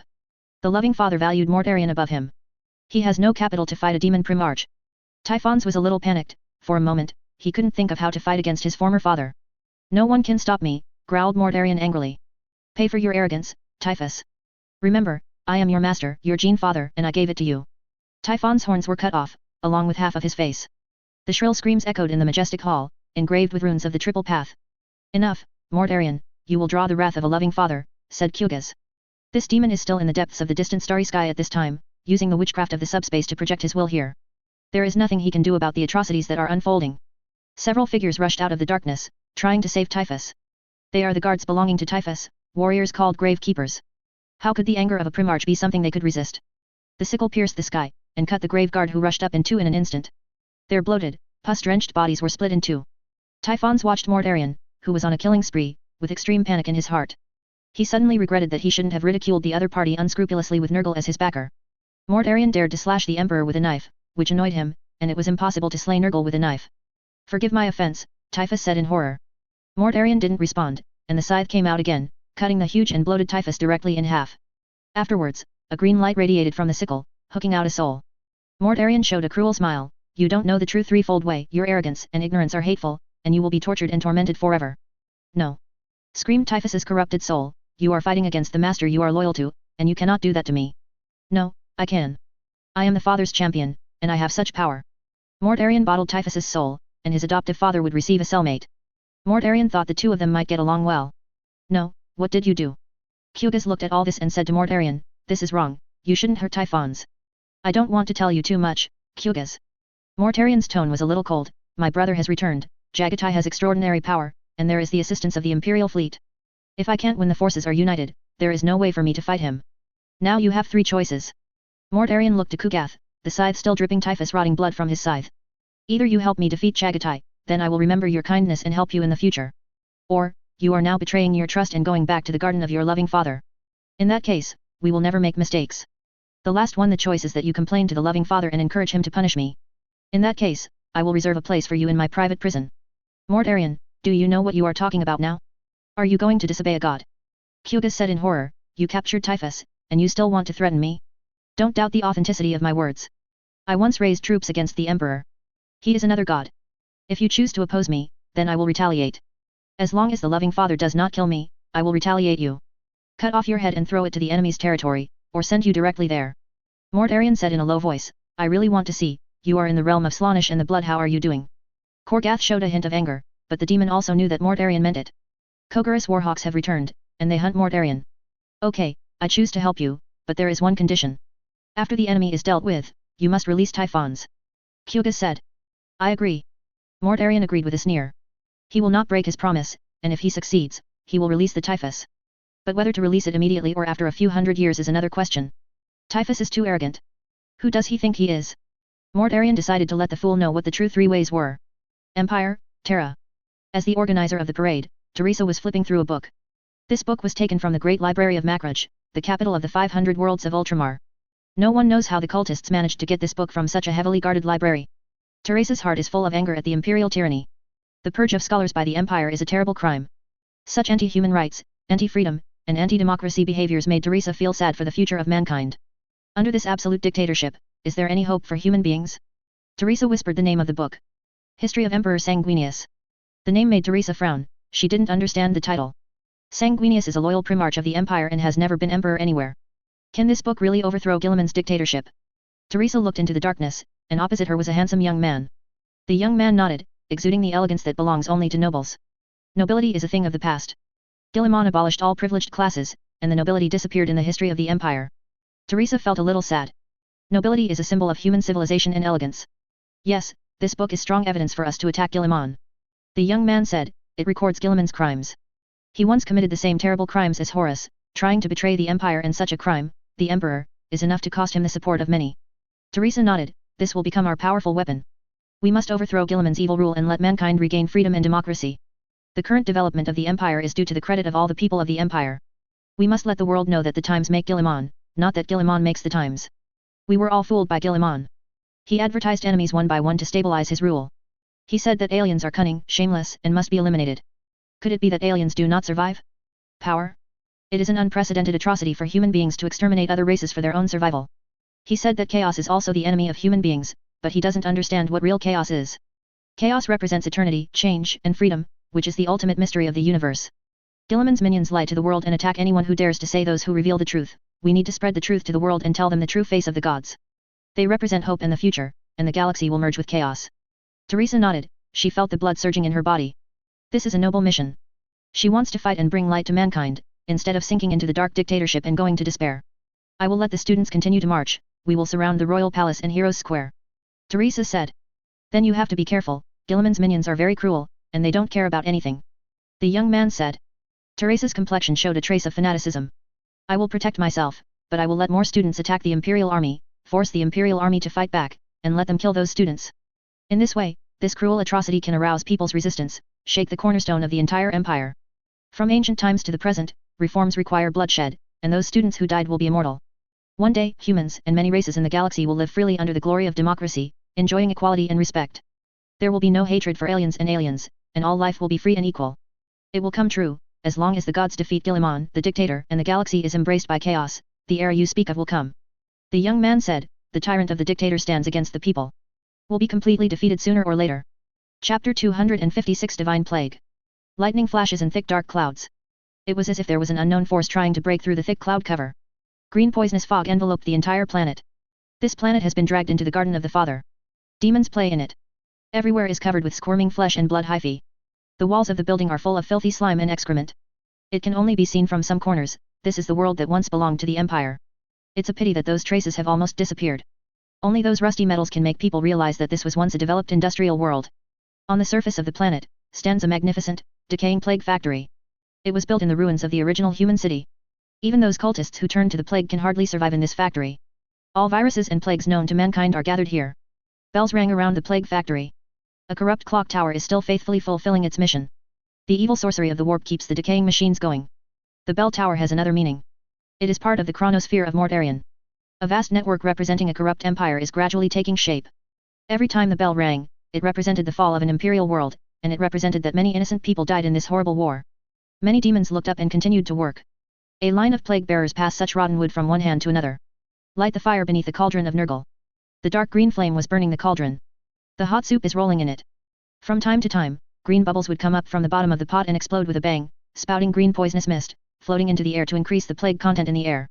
Kolgath, who had finished communicating with Mortarion, took the big spoon from his septic rotting, bloated hands. Continue to stir up the plague. Nurgling screamed excitedly around the factory. The plague band sings of fatherly grace. The whole world is filled with joy. Demons have no worries. They live under the protection of a loving father and spread the gospel of a loving father. Kyugas ignored them and concentrated on boiling the plague. He kept moving his hands, but he was thinking about many things that happened in the conversation just now. Mortarion has gone mad. He attacked Typhus just so that his plan could go ahead. This is a very excessive behavior. A loving father does not like his children to struggle like this. Kolgath felt a sympathy for Mortarion again. His brother Guilliman became more and more successful, and the human empire was rising, forcing the gods to join forces to deal with it. This would undoubtedly make Mortarion feel frustrated, uneasy, and ashamed. It's like myself, who obviously didn't do anything, but became the most favored person because he ate the plague cooked by his loving father. Kyugas is also worried that his performance will not be worthy of the grace of his loving father. Mortarion was desperate to defeat Jagatai, to preserve his fragile dignity. Kyugas hopes to prove his ability by helping him. Dedicating the 500 worlds of Ultramar to the loving father will definitely make him happy. Kyugas put away his thoughts and continued the cooking process carefully. The thing in the crucible is so terrible that even he can kill it. This is the crucible belonging to Nurgle, concocting the world's most vicious plague. Every spin, every bubble that pops, counts. Kyugas is like a demanding scientist, carefully preparing the plague. Every swing and meter is precise. But when a small puff of steam erupted and formed a dead head on the surface of the soup, the potion was officially completed. It's done. Kyugas whispered, be quiet, keep quiet, little cuties, the greatest masterpiece of the plague garden is about to be completed. Many demons quieted down, and the laughter disappeared. The entire plague factory fell silent, and even the flies stopped buzzing. All the demons' eyes were on Kyugas. Now is the last step, we have to extract it. Kyugas said, we have to be careful enough to kill those demigod plagues, and we can also kill us demons. The plague bringers came up, and they brought a huge, dirty test tube. The head of the test tube has a cork. The wall of the tube is engraved with countless fly runes, densely packed and emitting light. Kyugas held the test tube with a pair of tweezers and placed the opening on the decoction. The decoction in the crucible spun. Violated the law of gravity and started filling the test tube. After a while, the green soup was submerged in it. The soup swirled at high speed in the test tube, changing from green to colorful colors, and then becoming transparent again. Looks unremarkable. Successful. Kyugas looked at the test tube in his hand, his yellow eyes showed excitement and ecstasy. But the next second, Kyugas was a little worried again. This thing should work. Thinking of this, Kyugas pondered for a moment. He picked up the test tube pretending to be a plague, and watched the pathogens in it with yellow eyes. He reached for the tweezers, and carefully opened the cork of the test tube with the tweezers. Panic spread among the Nurglings. They can sense threats approaching. Some demons also ran away from Kyugas in fright. Kyugas carefully dropped a drop. The effect is immediate. A smoky circular gas wave sweeps in all directions from where the liquid hits the ground. Everything it touched turned to charred black rot. The Nurglings and demons who failed to escape in time turned into pus amid the screams. Even their souls were rotten and devoured by the plague. The effect is very good, even the soul cannot escape the damage of the plague. Kyugas nodded with satisfaction. At this time, the toxic fog that enveloped the factory rolled up. The flesh and blood hyphae squirmed, dominated by a powerful will. A gigantic figure of the Great Unclean One appeared in the mist. The opponent looks very similar to Kyugas. Bloated and fat body, with rotten but hard antlers on the round head. Kyugas doesn't like each other. The name of the comer is Rotigas, an old enemy who competes with him for the grace of his father. Rotigas is the second favorite of the loving father, and the first is Kyugas. Rotigas participated in the Battle of Terra during the Horus Heresy and was one of the members who was summoned to the physical universe at that time. This dreadful Great Unclean One is known for being merciful and responds to the entreaties of mortal beings, but of course in a twisted way. He will rain on places that lack water, but those rains carry deadly insect eggs, and the areas that rain will be plagued by plague and disease until their souls collapse and are transformed into plague-walking corpses. He will bless the dying people, and make them fall into the torture of the plague that is hard to die, neither human nor ghost, neither dead nor alive. It seems that you have completed your plan. Rotigas revealed his figure in the thick fog. Unfortunately, everything you do is meaningless. Kyugas stared at Rotigas, which was made up of the mist of the disease, showing dissatisfaction. You don't need to worry about my affairs, Rotigas, I only obey the orders of my loving father. Rotigas showed a mocking expression. The gods are fighting for the last time to determine their position in the alliance, and the loving father asks you to come back. The changers, the joyful and the bloodthirsty are all gathering their own army. Whoever gets more advantage, gets a higher position in the league. Guilliman's webway plan has been activated, and his army is getting stronger and stronger. The gods have decided to join forces as they did with the Damned to destroy the entire real universe and drag every planet that has not been polluted into the sphere of power of the warp, in order to maintain eternal chaos. Kyugas whispered, we are completing an important goal. If we can successfully drag the 500 worlds of Ultramar into the Garden of Nurgle, then the influence of the Loving Father will far exceed that of other gods. The 500 worlds of Ultramar are not important anymore. The Father's order is for you and Mortarion to withdraw. The gods need to join forces. The previous invasions have proved that Guilliman's army and Mortarion in the real universe power is not something that one can fight against, and separation will only make us lose more thoroughly. Rotigas said, the horn of the end has already sounded, and when the gods have determined their respective positions, they will launch a general attack on the real universe. To be honest, Kyugas, your wisdom is not as good as the favor you have received.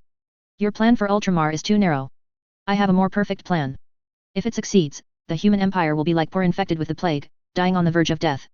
Rotigas stretched out his rotten finger, the mist rolled in the air, and a woman appeared in the picture. Guilliman underestimates chaos, which is his greatest weakness. He has too much trust in human nature, but he doesn't know that sometimes, a single truth is enough to make those people who trust him go to his hostile side. This woman is the beneficiary of Guilliman's reformed education system, but she will be one of the seeds of corruption. But this is also our greatest opportunity. The foundation of brilliance will also be the cornerstone of destruction. The two complement each other. These human beings are happy to get the truth, but they don't know that the truth is the most terrible poison in this world. Your underestimation of Guilliman is outrageous, Rosh Antis. Do you think a Primarch comparable to the Damned would be defeated by means like yours? Kyugas chuckled, as if hearing it's like some big joke. Let me tell you what will happen, Rosh Antis, those fools who listen to your demagogy will be hanged, and then all hanged, this is their fate. Rosh Antis didn't take what Kyugas said to heart. This plan is long-term, just like the rod of an apple starts from a small spot. Today's attempt is just to leave a small crack in the solid empire that is enough for moisture and miasma to enter. It can continue to instill these toxic thoughts into human beings, and eventually the entire empire will collapse. Although my plan is long, your plan is doomed to fail. Withdraw from Ultramar, Kyugas, and evacuate with nothing. We must all obey the Loving Father. His orders are supreme and his gifts are endless. More inclined to generosity than anger, but he will not allow to be overridden. Anger appeared on Kyugas's face. I will go back before the war horn sounds, and I will go back with the spoils. Rotishans, you will never get the title of Nurgle's favorite. It's not certain. Luotish Ansi showed a hint of cunning, and then his figure disappeared. Kyugas could only be angry at the air. He stared at the plague in his hand, knowing that he had to prove something. Otherwise, what qualifications does he have to keep the title of the most favored father? There has never been true peace in the galaxy. There are wars erupting every moment. Much of the world of Ultramar enjoys relative peace. But in the marginal world, the war between the Empire and the of Plague is heating up day by day. Gaiden Fortress belongs to several defense groups in Ultramar. This is a war fort built with the latest technology of the Empire. Presents a hexagonal rhombus, and the diameter of the central cylindrical area reaches 100 kilometers. The diamond-shaped building has a diameter of more than 300 kilometers, and it is an out-and-out colossus. There are tens of millions of people stationed. The huge Star Destroyer is located in the cylinder. Once fired, it is enough to easily destroy a planet. 1/3 of the population stationed in Gaiden Fortress is the army, 1/3 is logistics support, and 1/3 is the residents who provide services for the Imperial Expeditionary Force. Gaiden Fortress is actually a mobile military world, just like the old Kadians were trained to become warriors from the day they were born. The residents living on Gaiden Fortress also all have good military literacy and are a backup source of soldiers for the Imperial Expeditionary Force. Gaiden Fortress also has a powerful fleet, which is suspended around the fortress, like a lion group, with Gaiden Fortress as the core, hunting enemies in the galaxy. Even though Chagatai has seen many giant structures of the Empire. But when he faced Gaiden Fortress, he was still surprised. This huge Imperial army departed from the core industrial galaxy of Ultramar, and used the subspace leap to the frontier world, preparing to join the Grand War with the God of Plague. It was Fekris who was in charge of commanding the fleet. After learning that Mortarion was leading the fleet to attack the Ultramar galaxy, Guilliman transferred Feklis and Ventress back to the Ultramar star field to fight against Mortarion, and planning a big surprise for Mortarion. When Chagatai was hunting Mortarion, he was stopped. Fekris can't waste time by inspecting the joint stage, let alone watch the perfect hunting plan be destroyed. In the interior of Gaiden Fortress, Chagatai, who was invited to the fortress, went through complicated inspections to ensure that he was not polluted and parasitized by the subspace before he was allowed to enter the interior of Gaiden Fortress. Fekris was waiting for him in the internal strategy conference room. After leaving the Imperial Regent, he has been serving as the commander of this fleet, promoting the plan of the Imperial Regency. A strong hunter will make all preparations before hunting. Fickles thinks the Regent of the Empire is that kind of hunter. After learning that Mortarion might invade Ultramar, a plan against the Primarch began. From the moment Mortarion arrogantly unleashed war on the fringes of Ultramar, he had danced to Guilliman's baton. The servants of the God of Plague are not the strongest among the gods, but they are the enemies the Empire is least willing to face. Those plagues, fog, and poisonous rain all day long are the biggest headaches for the Empire. If Ultramar hadn't undergone a comprehensive reform, I'm afraid it would have already been reduced to the Plague God's paradise by now. Of course, the situation is still not very optimistic. Hundreds of billions of people were displaced and forced to move away from the battlefield. The economic loss caused by this is even more difficult to calculate. Guilliman left a weapon against Mortarion in Ultramar. Fickles and Ventress followed the plan to lure Mortarion in and defeat him. It's just that Mortarion is a Primarch after all, with extraordinary wisdom and strategy. Neither Fickres nor Ventress found any suitable opportunity to use the weapon, giving this guy a special surprise. They can only slowly collect information about the opponent, guess Mortarion's intentions, and try to create opportunities to hunt the opponent. Is this the weapon my brother left behind? Chagatai stood in the strategy room. Became another returning Primarch, he was warmly received by Fickres. Even Guilliman's huge plan, which was unknown to others, revealed a little to Chagatai through Fickres' mouth. Is this the weapon my brother used to defeat Mortarion? Chagatai looked at a long curved sword protected by a shimmering protective force field in the strategy hall. It depicts countless electromagnetic circuits and sacred runes. It is very huge, compared to mortals, this is not a suitable weapon. It's a bit too big for a space marine, too. If it is used by a Primarch, it is just right. Yes, my lord. This sword is called the Sacred Blade. For a long time, the demons believed that the warp was their private property, but they were wrong. The warp belonged to every creature with a soul. Mysterious, the property of disorder can be applied by all, as long as it is within the appropriate scale. The Holy Blade is forged using the method of forging subspace weapons. The only difference is that it is not filled with extreme malice, but pure belief in the Emperor and human anger. This force will destroy all demons, Fickres said. Chagatai stared at this so-called Sacred Blade, and he could feel the power in it. He remembered the weapons his brothers had used during the Horus Heresy. Obviously, the Sacred Blade in front of him was cast in the same way. Possesses incredible power. Like the spear of Dionysus that Ruth used to use. It wounded Horus so badly that he almost died by one step. The Holy Blade possesses the same power, and it only takes one blow for Mortarion to repeat the fate of Horus. This is a very good weapon. Chagatai said. We have tried it, and these weapons can easily kill demons, even if they have the evil power of the warp and the blessings of the gods. Compared with these holy weapons, they have no advantage. Tech priests are trying to apply this technology. If it can be extended to other long-range weapons, it will be the biggest reliance of our expedition to the Eye of Terror. Fickres turned off the force field, he held the inactive weapon, held the Sacred Blade in both hands, and handed it to Chagatai. This is the best one. It has extraordinary power. You only need to assassinate Mortarion, and he will lose everything. You want to give it to me? Chagatai took the long sword and rubbed it with his hand. Someone has to deal with Mortarion. Your execution of the plan is more perfect than our execution of the plan. After analysis, Mortarion has a strong inferiority complex. Among the many Primarches, he is one of the few who failed to defeat the local warlord. The one who unites the world. He is extremely sensitive to what others say and insults, which is his weakness. Fickres opens a holographic projection. Mortarion launched an attack on more than a dozen galaxies. He is arranging a huge ceremony. If successful, he can distort the star field near Ultramar and drag it into the warp. You know his every move like the back of your hand. Chagatai said. Humans have their own warlocks, think tanks, and the Eldar are also providing us with information. Moreover, there are human allies in the warp. Guys, do business. The warp is good for demons and traitors, but we can use the warp to our advantage as well. We collected their information from various channels to judge their purpose. Mortarion's strategy is very secretive and deeply hidden, but he still exposes some shortcomings. In this galaxy, our psychic intelligence agency has detected the strong smell of decay. The pollution of the entire starry sky is emanating from these few galaxies. Fickres clicked on several planets in the projection, and then he clicked on a planet emitting green light. This is 9, and the psychic energy fluctuations emitted are the strongest. After discussion and existing information based on our analysis and conclusion, we all agree that there may be an artifact on this planet that belongs to the Plague God, which is the Plague Crucible, which is said to be used by the Plague God to boil the plague. 9 is the key to Mortarion's plan, and there may be the most important target there. You want me to solve 9's matter? Chagatai asked. Fickres nodded. Yes, it is very important there. If the Lord is willing to take troops there, he will make a gesture of destroying 9. Mortarion will go to 9 to stop the Lord in order to protect his plan. Or he will fail, and a man like Mortarion will not suffer defeat willingly. Very good analysis. Chagatai nodded. If this is the plan, let's implement it like this. The conflict between Mortarion and me will be resolved in 9. My lord, please don't launch an attack so quickly. Once Mortarion thinks he has failed completely, he may choose to escape. We must let him see a little hope of victory. When the Lord was besieging 9, when an iIs will clear his peripheral nodes and weaken the Plague God's influence in the real universe. I understand, said Chagatai. During the Great Crusade, I mastered and used such tactics. In the old days, I called them lures. It's better this way. Fickres said, the prison for Mortarion is ready. I hope we won't return empty-handed this time.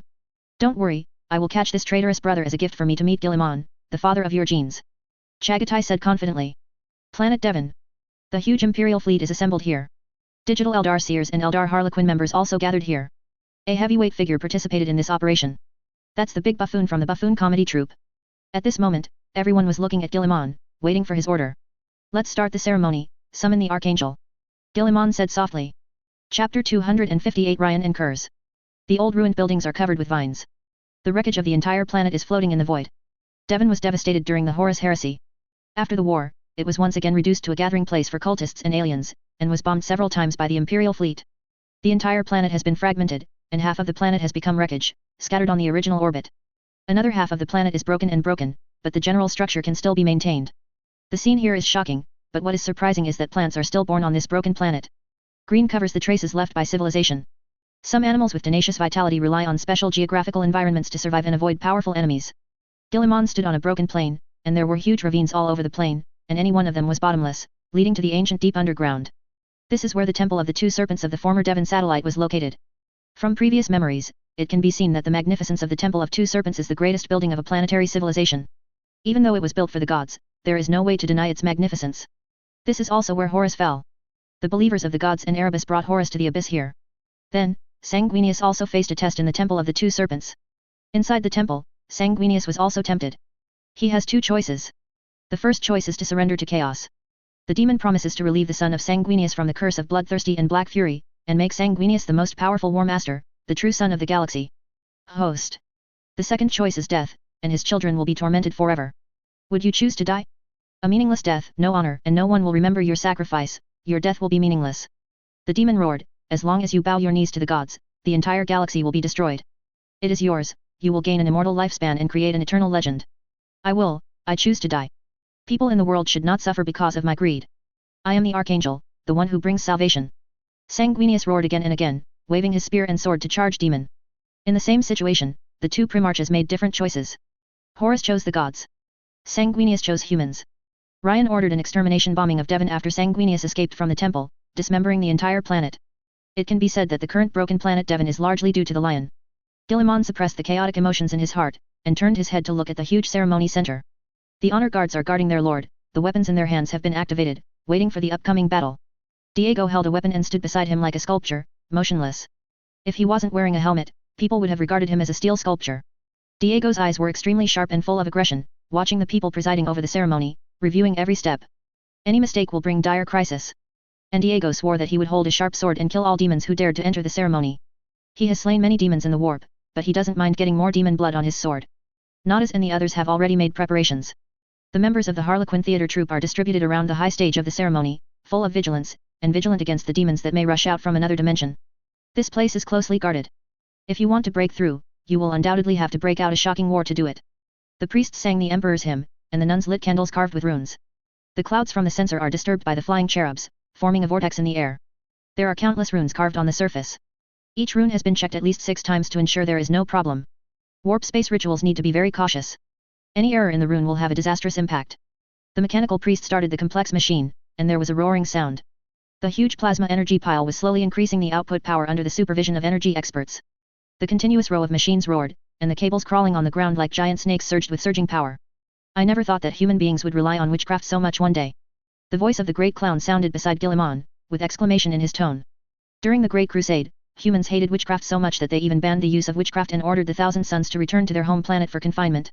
Now, Gilliman is willing to use sorcery to summon Sanguinius. Nothing is static. The operation of the universe is ruthless. When we are weak, we need to choose to obey. When we are strong, we can choose to change. The inability to accurately recognize ourselves is the beginning of destruction.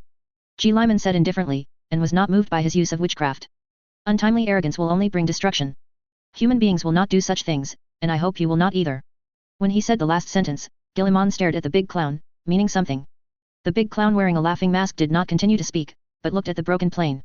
Gilliman took a few glances, then turned around and continued to watch the ceremony. After the fall of the Spirit Race Empire, the Spirit Race suffered heavy casualties, and those who survived were also torn apart. Part of the Eldar chose to abandon civilization, degenerated to the tribal age, and were active in the barren planet. Some escaped into the webway with the god of laughter, established a theater troupe, and interpreted the past history in a theatrical mode. The Ark Eldar fled ahead of time, followed the road, and used the world's soul circuit to avoid Slaanish's plunder of souls. Based on Comoros, the Dark Eldar have established a dark terrorist regime, replacing their own soul plundering with torturing others. Gilliman and Eldar formed a tacit understanding. The Eldar serve human beings, and humans do not attack the Eldar, and establish an ally relationship. The Harlequin theater troupe is also one of the Spirit Race forces betting on. However, they are more arrogant than Eldar. Gilliman did not like this arrogance. The human empire is stronger than the Eldar, why should they endure such arrogance? Moreover, this kind of arrogance is likely to cast a cloud over the cooperation between the two races. Beating it in advance is 10,000 times better than the ending of the war between the two clans. As the emperor's prayer song reached its climax, the ceremony was also proceeding in an orderly manner. An angelic body made of the most advanced technology of the empire was lifted up. The original mother copy containing all the gene sequences researched in the golden age of human beings is in the hands of the ruling great sage Kaur. This mother originally belonged to those genetic old women of the Moon Gene Church. During the Horus Rebellion, when soldiers came to the solar system, a member of the gene cult took this original mother away from the hands of the gene mother, preventing Horus from using the original mother to create even more terrifying genetic creatures. A group of loyal people sacrificed themselves, took the mother parent away from the moon, and placed it in an unknown space on the edge of the solar system.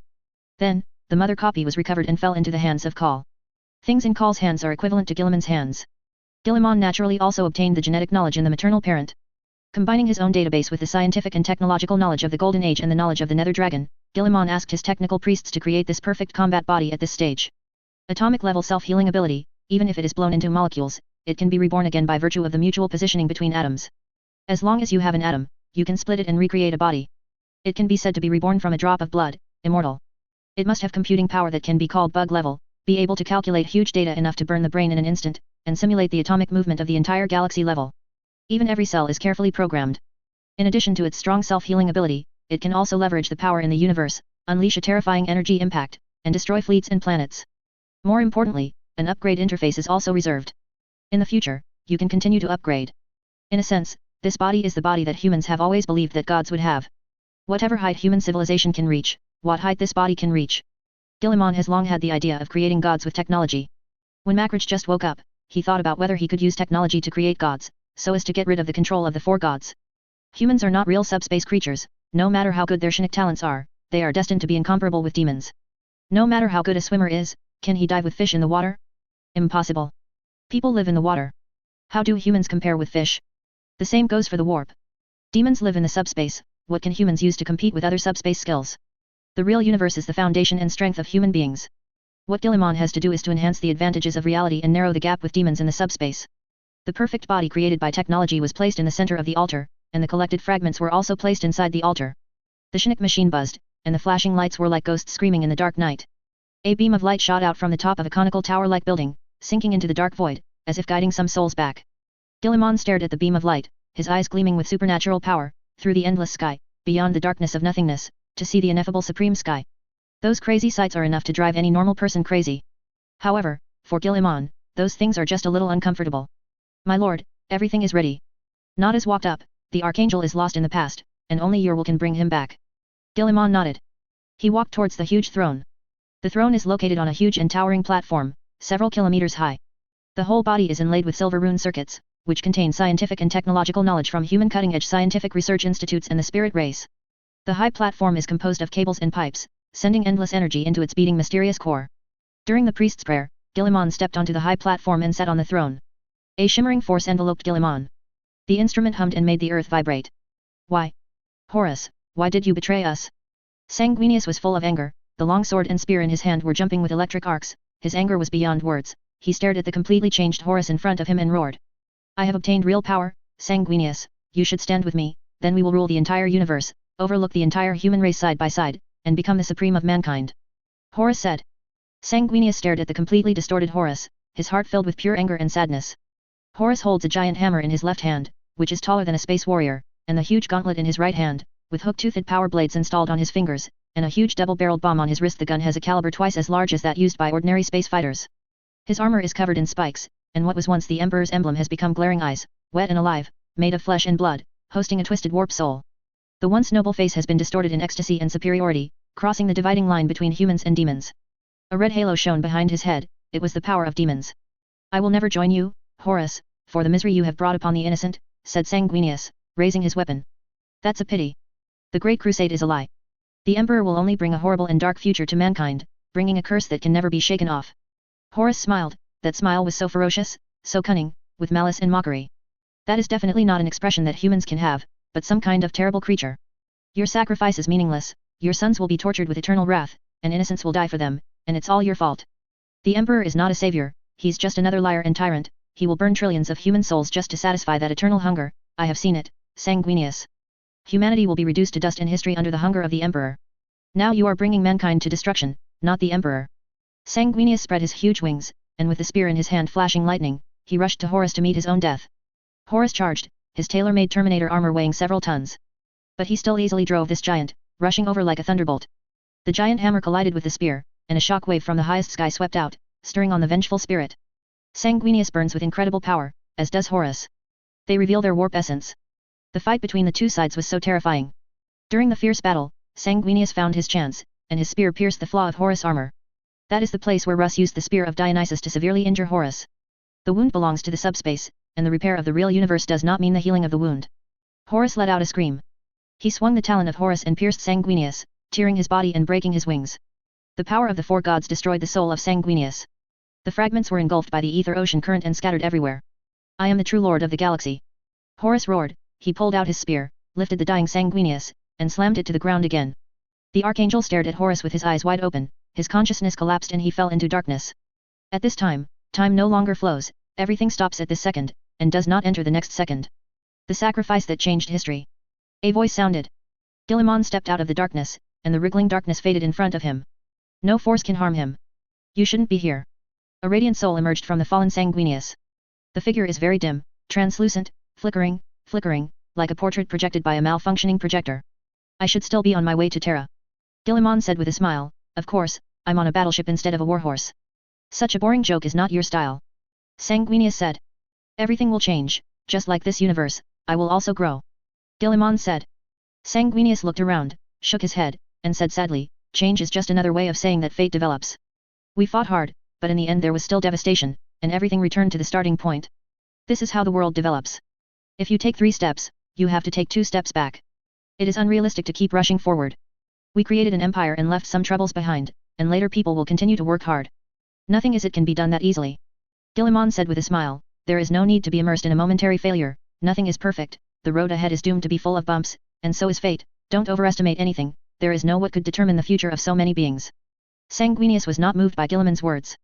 He looked at Guilliman and asked word by word, you still haven't said what you are here for.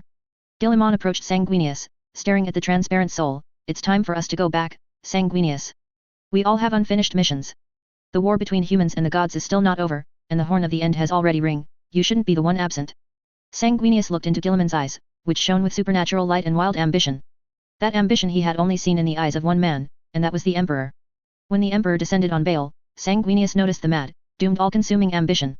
The ambition in Guilliman's eyes is 10,000 times more terrifying than the Emperor, and the entire universe will be terrified and suffocated by it. It's like a horrible abyss that wants to swallow everything. The former emperors only wanted to build the webway, isolate the gods, and protect humans from the poison of the warp. Guilliman's eyes showed killing intent. He wants to kill the gods and become a terrible god's lair. You declared war on them? Sanguinius asked. The two cannot coexist, and I am forced to do nothing. Guilliman said, I seek your help, Sanguinius. In the name of brothers, in the name of all living beings, in the name of the sons of Sanguinius. This is a dangerous move. The gods represent madness and chaos. What do you use to defeat them? How many taboos have you triggered? Alien transactions? Restart ancient technology? Steal the power of the gods? Ally. As Sanguinius spoke, he looked at Guilliman, seeking answers from his eyes rather than words. Guilliman did not deny anything. In order to win, I am willing to do everything, Sanguinius, this is my motto now. For a long time, we have been pursuing civilization, freedom, equality, happiness, and other things, but it must be admitted that these pursuits are not the most important. The most important thing for human beings from beginning to end is survival. Only by living can we have those things. The dead have nothing, and even history will not remember them. My purpose is very pure, that is to kill the gods and everything that hinders the survival of human beings. I can't tolerate the fate of me and human beings being manipulated by others, and I don't like to keep a robber hiding outside the door, restless day and night, once and for all is the best way. After everything is over, you like to pursue freedom in pursuit of happiness, which has nothing to do with me.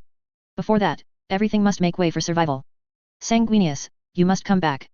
The power of the gods is extremely powerful, and no one can say that they will be able to defeat them. I need everyone's help. Only when we are united can we find a way out of many crises. Down the road to victory. You have become very dangerous, Guilliman. Sanguinius said. Can a tuskless sheep outwit that vile pack of wolves? Said Guilliman. Only the tiger can drive out the wolves, and only madness can stop madness. There is only one more cruelty to fear from a heartless executioner. Executioner, not a fool preaching love and justice. Sanguinius fell silent, and after a moment, he raised his head to look at Guilliman. I can go with you, but the evil power of Horus has trapped me here. Before we leave, we have to solve it first. Sanguinius looked at Horus, who was in a state of stasis. This matter is very simple. Guilliman said. He possesses the power of the four gods and is difficult to completely destroy. Sanguinius said. Time resumed its flow as Horus roared for victory over Sanguinius. Guilliman threw out the Emperor's sword in his hand in an instant, as fast as thunder. The afterimage of Horus has no power to resist. Instantly penetrated the opponent's thick armor. The hot flames burned Horus' body clean. The illusion of darkness is shattered. Sanguiner, emitting golden light, appeared in front of Guilliman and took away the fragment. And then disappeared. Guilliman walked through the shattered illusion of the vengeful spirit, and walked to a battlefield where there was a lot of fighting. The blood angels are fighting the demons. Corn Great Demon Cabanda and Slanish Great Demon Chiles, both were bewitching Sanguinius to join their respective camps, but they were severely rejected. Guilliman each gave them a sword, and then said the same words again, convincing the other fragment to be taken away by the golden Sanguiner. The soul fragments of Sanguinius are scattered all over the universe, in every battlefield he has experienced, throughout his long expeditionary career. From his death aboard the Vengeful Spirit, to crucial battles. Guilliman walked over one by one, collecting the fragments. Arrived at the last illusion, which is in the Baal Galaxy. The young Sanguinius migrated with the tribe, walking in the desolate desert, looking for a suitable oasis habitat. Mutants raided them. Relying on the number and physical advantages. The mutants quickly slaughtered some members of Sanguinius's tribe and fled before reinforcements arrived. Witnessing the tragic death in front of him. For the first time, Sanguinius awakened his foresight and realized how fragile human existence really is. Little mutants can kill so many humans. What about the scarier enemies? Witnessing the death of the tribesmen, Sanguinius grew up extremely fast. He suppressed the vision he saw when he woke up that day, and tried hard to change it. Unfortunately, everything is as foreseen in the past. He died for his father. To die for a great cause unfinished. Can fate really be changed? The soul fragment that walked out of the child's body looked at Guilliman, asked his own question, and returned to the original body. Even though it is only a part of the ontology, their wisdom is also profound, and they have insight into the operation of all things beyond imagination. In the realm of unknowable truth, can fate really be changed? Or is everything just a futile struggle without meaning? Even if it is against fate itself, it is nothing but the existing arrangement of fate. When Guilliman woke up from the throne, the sky of dawn was already covered in darkness, and the gods didn't want Sanguinius to return just like that. Demons poured from the cracks, the void seething with malevolent entities. The demons do everything they can, trying their best to invade the human warships. His men are all fighting with demons. Diego and many Grey Knights, as well as Sicarius and others are fighting against the demons to prevent them from destroying the machine. Guilliman glanced at it, then withdrew his gaze, and walked towards the center of the altar. The Anglican priest and the mechanical priest respectfully stepped aside. The road has been paved, Sanguinius. Guilliman took off his gauntlets, cut his palm, and crimson blood gushed out, falling on that strong and powerful body. Blood has a special magical power. Blood of loyalty summons the loyal. In a golden kingdom, Sanguinius, who has collected all the fragments and regained his form, stands in front of a light gate. After passing through this gate, he will be reborn. Sanguiner stood by his side. He is the herald of Sanguinius. If Sanguinius returns to the real universe, then his mission will be over. Everything has come to a moment of final reckoning. The old man in a grey robe came from the side and stood in front of Sanguinius, his tone was sad and relieved. He is thin and bony, with scars all over his body, but the power in his body is still as majestic as the sea, capable of destroying all enemies with ease. Sanguinius stared at the old man, the ability of foresight still existed in his noble soul, allowing him to see the entanglement of the thread of fate. A new king will be established, and the old king will die. In the final battle, no one can escape. I have no complaints. A card appeared in the old man's hand. The golden eagle tore open the poisonous snake's throat, and the poisonous snake's fangs bit the golden eagle. Everything has an end, even the most powerful, even the king cannot escape death. You and I have our own destiny. Someone will bear your burden, and someone will continue to walk your path. Although you die, you will not die. Sanguinius took a step forward, letting the light drown him. Beyond the Golden Kingdom, the sea of scarlet blood is rolling, and the crazy dark gods are roaring. Sanguinius felt the endless darkness, and then saw countless lights piercing the darkness. He opened his eyes, and a tear fell from the corner of his eye. The gears of fate are turning. Who will be the one to be sacrificed? At the final moment, when the sword is out of its sheath, who will fall down, man or god? Taking a deep breath, unparalleled power surged through his strong and powerful body.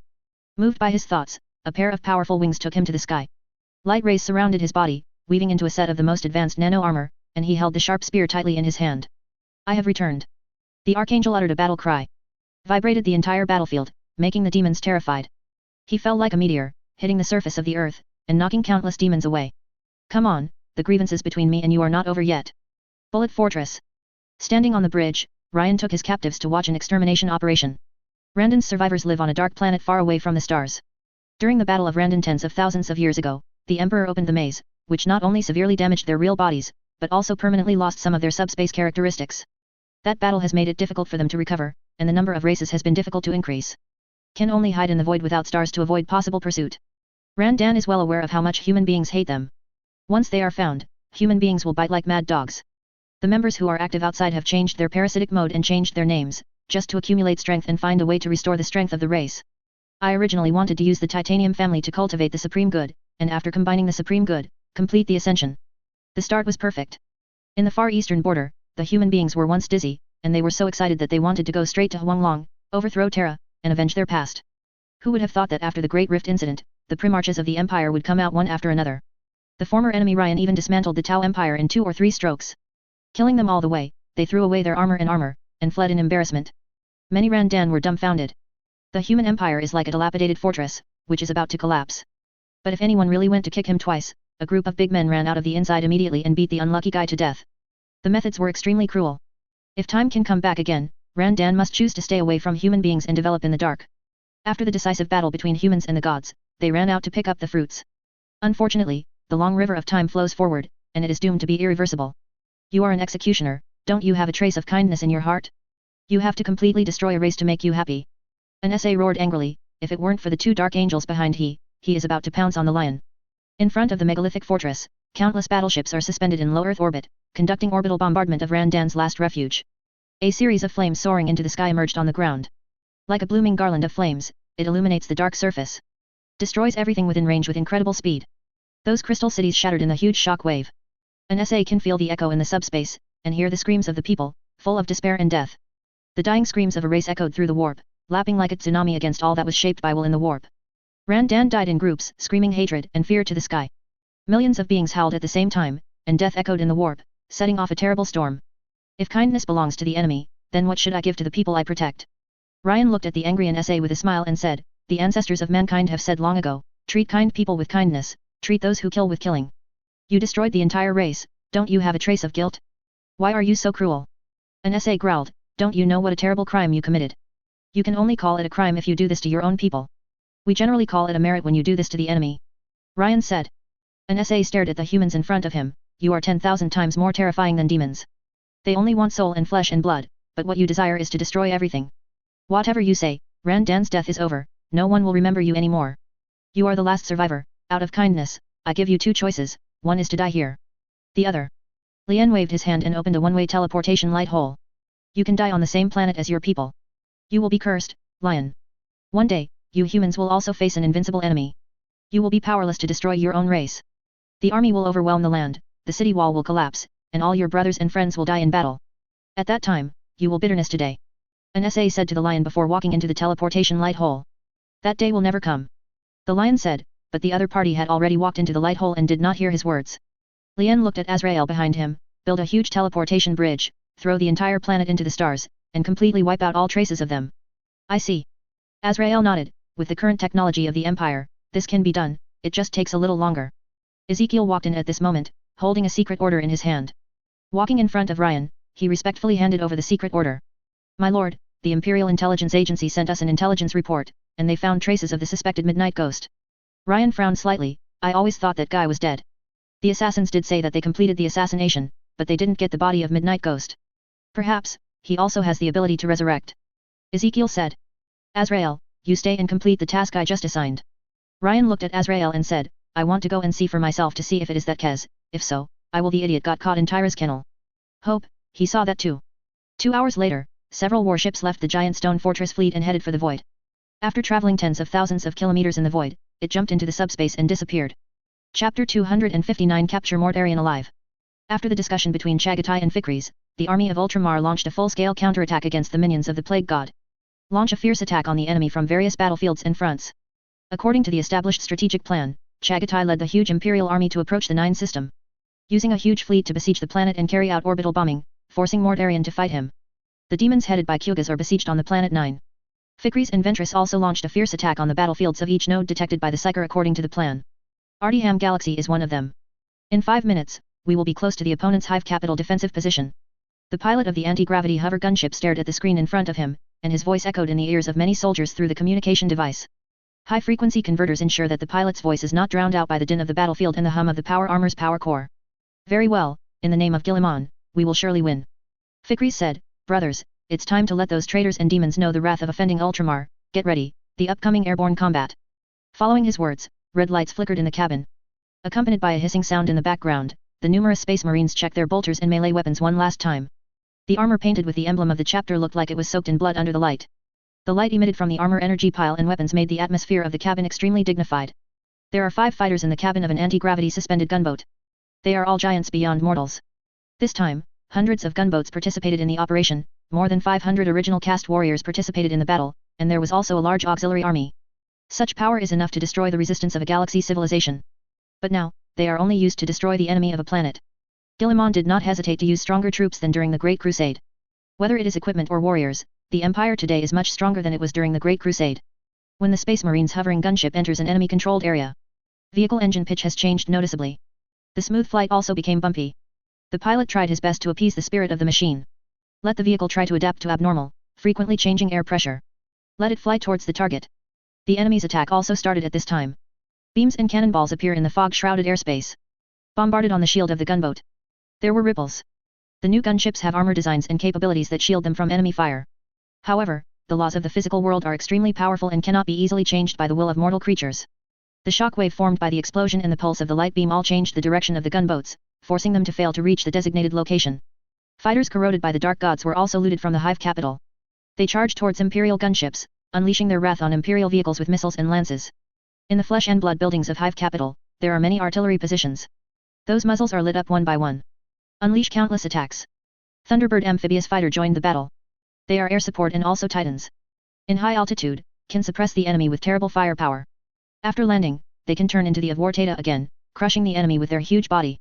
In the beginning, they had an absolute advantage. But the good times didn't last long, the enemy changed his attack method.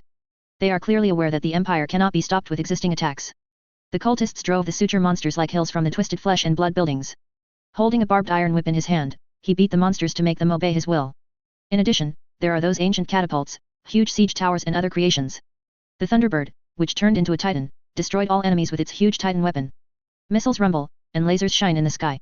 The driver becomes the messenger of the god of all opportunities, setting the whole battlefield on fire. In the name of Guilliman, weep, cowards, scumbags of the subspace, remember the name of your grandfather Adams.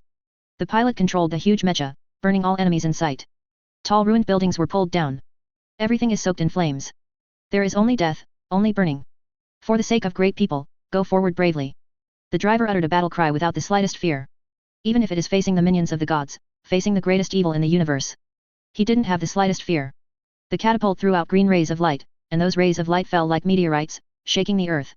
The strange magic fire was burning, and the huge impact made the Thunderbird mecha built with all the advanced technology of the Empire be smashed to pieces like a toy. The high-density alloy armor was deformed by the strange witchcraft fire. The pilot inside screamed for Guilliman in the raging demon fire, and then was burned to coke. Several Thunderbird fighters were blown up by the enemy, and there was a rumbling explosion on the battlefield. It looks like the situation is not good. Fikris saw the battle outside with the help of an external optical device. Even with the assistance of many troops from the Empire, it is by no means an easy task to directly break through the hive capital controlled by the enemy. This place makes me feel pain. A primordial warrior named Glenn with Chinook talent said, there is a terrible aura of subspace emanating from the depths of the hive. Fear and anxiety. The malice surrounding us is getting stronger and stronger. This feeling makes me fall into the gap between the subspace and the real world.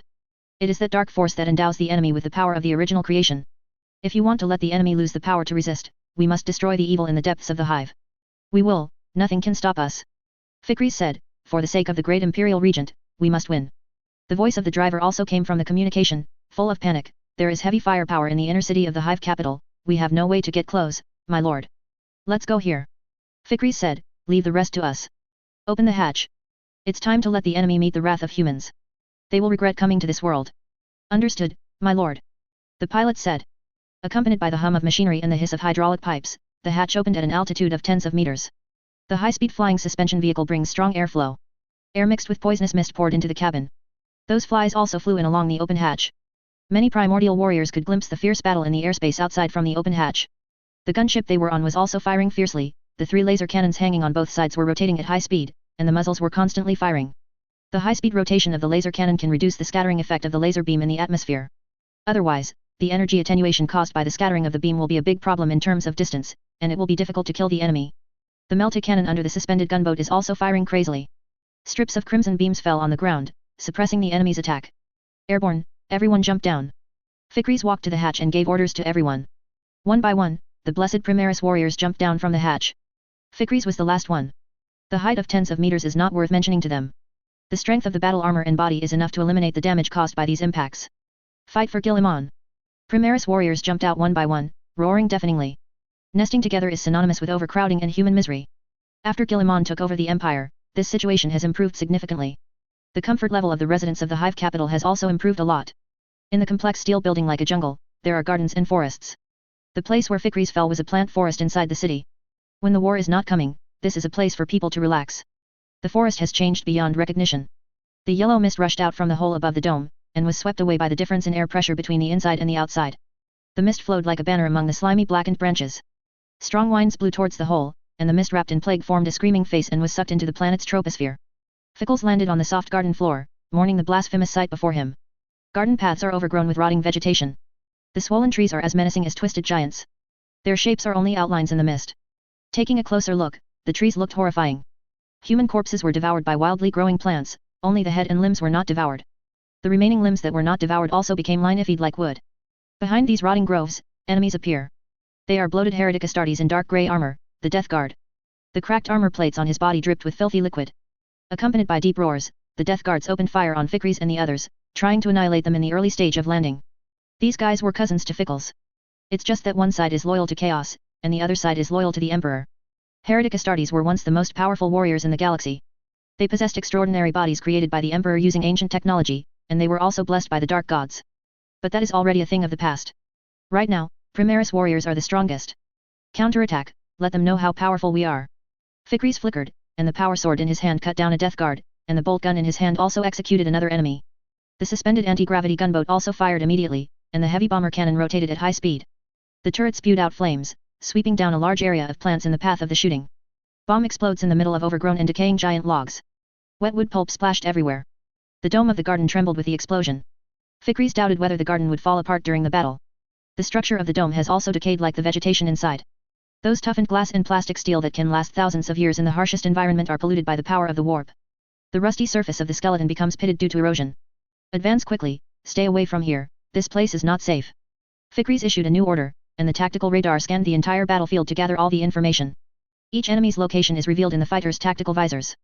Their hiding is pointless. The Primaris warriors raised their bolt guns and shot every Death Guard with precision.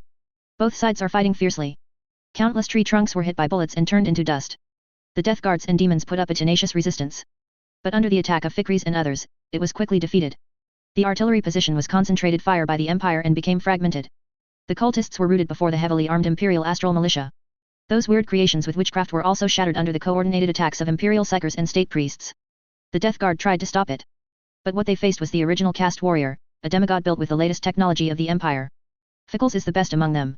Very early on, he activated the Emperor Angel engine and completed the second original casting upgrade.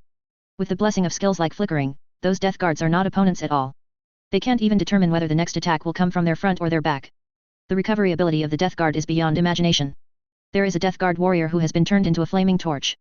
All the fat in his body melted in the flames, providing fuel for the combustion. But he still stood firm, burning with his gun. But the attack unleashed by the original warriors was enough to destroy everything. They implement Guilliman's tactical thinking. That is unlimited firepower. To put it simply, as long as the opponent is still moving, call a round of fire coverage bombing. Make sure that the opponent has no possibility of counterattack before moving on. Every Death Guard took overflow damage they couldn't handle. The Primaris warriors wielding hell-sized plasma cannons are not stingy, sending scorching plasma beams to every traitor who roars to fight for the Dark God. Let them know that the real universe belongs to humans, not gods. The last two Death Guards tried to escape, but when they turned around, they were attacked by hundreds of primordial warriors under Felkles. Although their speed didn't match their cumbersome appearance, they still couldn't escape, and even their bodies couldn't be saved. The participation of more than 500 original caste warriors is undoubtedly a force that can determine victory. Besides, there are also Titan formations, knights and other Imperial troops as auxiliary troops. Such a luxurious battle was not found a few times even during the Great Expedition. After annihilating all the Death Guards at the landing point and crushing the enemy's anti-aircraft firepower, Fikri's ordered people to continue advancing. Under the guidance of the Psyker, the Imperial troops were locked on the most magnificent tower of the Hive building. It used to be the place where the ruler of the Hive city handled government affairs and lived. Now, there is a terrible poisonous fog and twisted, rotting flesh plants growing there. Fikri's looked at the tactical panel in his hand, and the red text reminded him how dangerous it was. Pollution of the entire galaxy, and even the source of pollution in the nearby light-year star field is there. Their Mortarian placed terrible artifacts of the warp to pollute the world. Go ahead and get rid of them, Fikris said. Only by cutting off the nodes arranged by Mortarion can he be forced to the final decisive battle. Ikes, there will be his last sound. Chapter 260 The Rebellion of the Slave, for subscription. The top of the hive city shuddered in the howling whines of the troposphere. The whole majestic building screamed in a dying whine. The shutters at the top of the hive city are all carefully designed. Before they are eroded by the god of plague, the wind blowing through these buildings will be shunted by these shutters, and wonderful music will be heard. Nowadays, the building structure has been corroded with many dilapidated holes, wrapped in wriggling flesh and mycelium, emitting a foul smell. The switches that controlled the shutters were nailed to the walls of the steeple's flanks, hanging in the wind, long ago tattered. Fikris and others walked on these decaying buildings with the help of the balance system of the armor. Slight changes in the airflow and the structure of the bottom nest will make the place wobble. In the strong wind came the scream of dying machinery and the irritating rattle of metal. The floor doesn't feel real, and every time a strong wind blows, the floor will vibrate violently. Only the battlefield demigods who have incorporated the latest technology of the Empire can easily walk in such a harsh environment, as if walking on flat ground. The suspended armed skull is equipped with a rotary laser cannon, and a high-precision detection device is turned on. They fly in front of the primordial warriors, carry out pathfinding missions, collect information for Fikris and others, and control the battlefield situation. Fikris observed the enemy's situation through the tactical panel of his helmet. Death guards will hide in those squirming flesh or lightless darkness to attack. In old battles, the old battle brothers have often suffered heavy casualties from their despicable sneak attacks. But now, the original caste warriors have already known their positions with a more advanced detection system. The enemy has already been defeated by them before they launch an attack. Plague drones hovered among the ruined buildings, trying to use plague stingers to attack the advancing original caste warriors. Fikris and the others used explosive bombs and plasma jets to blast the drones. Thin liquid flowed from the surface of the pitted metal flesh, and the demon imprisoned inside screamed in pain. Nothing can stop Fikris and his party. They entered the building where the subspace creation was placed from the crumbling high bridge.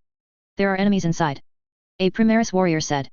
Fikris also received the battlefield data, and the three-dimensional map appeared in the tactical visor of the helmet. There are solid red dots all over the building, which is a mark representing the enemy. Accompanied by a deep roar, the staggering dead came out of the darkness. Wearing tattered Chinese clothes, with a weird laugh from his mouth and helplessness and pain in his eyes. Plague zombies. Fikris spat. Think tanks stepped forward to clear the power of the subspace and establish an anti-subspace force field. Neither plague nor disease can create zombies, let alone resurrect the dead. This is something that the law of reality does not allow. Only the power of the warp can do this. Without the warp, these plague walkers would have no way to move. After entering the force field built by the think tanks, the action ability of the plague zombies was infinitely weakened. Like a computer with a bad network, the web page opens very slowly. These weakened plague zombies did not pose any threat to Fikris and others. Weak, rotting hands and makeshift weapons are useless against the latest developments in power armor. They tried to tear at the limbs of imperial warriors, but smashed rotting teeth against the armor. They were efficiently cleaned up, ignited by the chemical flames ejected from the incineration injectors carried by the original caste warriors, and became moving torches, which were easily blown into pieces by explosive bombs. Fikris and others drove straight in, and the biggest threat was the demon vehicles that imprisoned demons. Traveled all the way to the deepest part of the building, only to encounter the Death Guard again, and a fierce battle broke out. Those traitors built a fortification, guarding a hall. There is Fikris' ultimate goal. Exudes heart-pounding psionic energy fluctuations, making the psychic user feel unparalleled depression. The Death Guard's resistance is very tenacious. Relying on the last fortifications and demonic vehicles, they prevented the advance of the primordial warriors. Virus refiners continuously released various suffocating poisonous mist and plague spores. Primaris warriors are armored enough to withstand these carriers of the plague. The constantly rotating poisonous fog made their aiming accuracy drop a lot. There are also those Death Guards who have been blessed by the devil, and they have also shown strong combat effectiveness. Among them is a champion of the Death Guard. The opponent has received more blessings and is more powerful. The Death Guard champion finally died in the hands of Fikris. Got blown in the head with a single shot from his bolter. Facing the attack of the primordial warriors, the Death Guard suffered heavy casualties. Just when everyone thought they were about to win. The strange bell rang, stirring up the poisonous mist and making it tumbling continuously.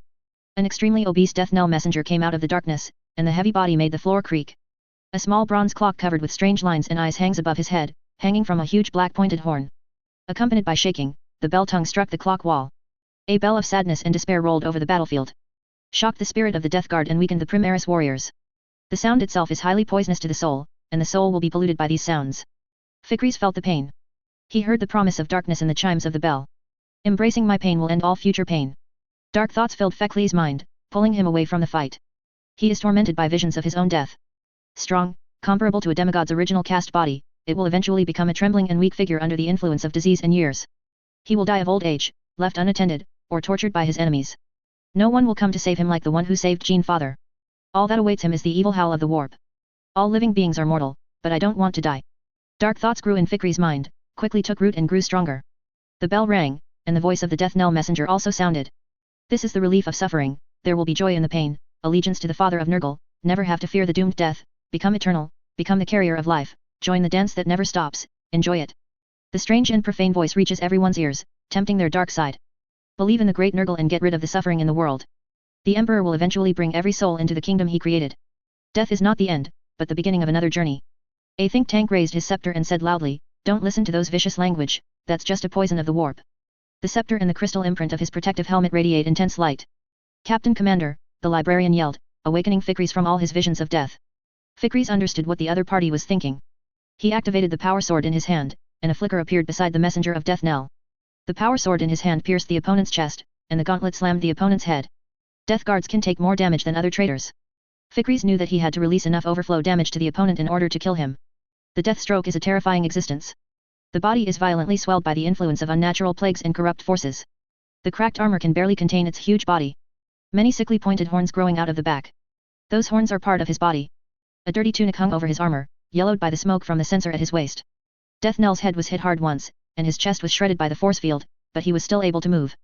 Bloated, rotting hands shook a small clock. The sound wave hit Fikris so hard that the Chinook damper crackled and burned out. Warm blood flowed from the ears. "Go to hell!"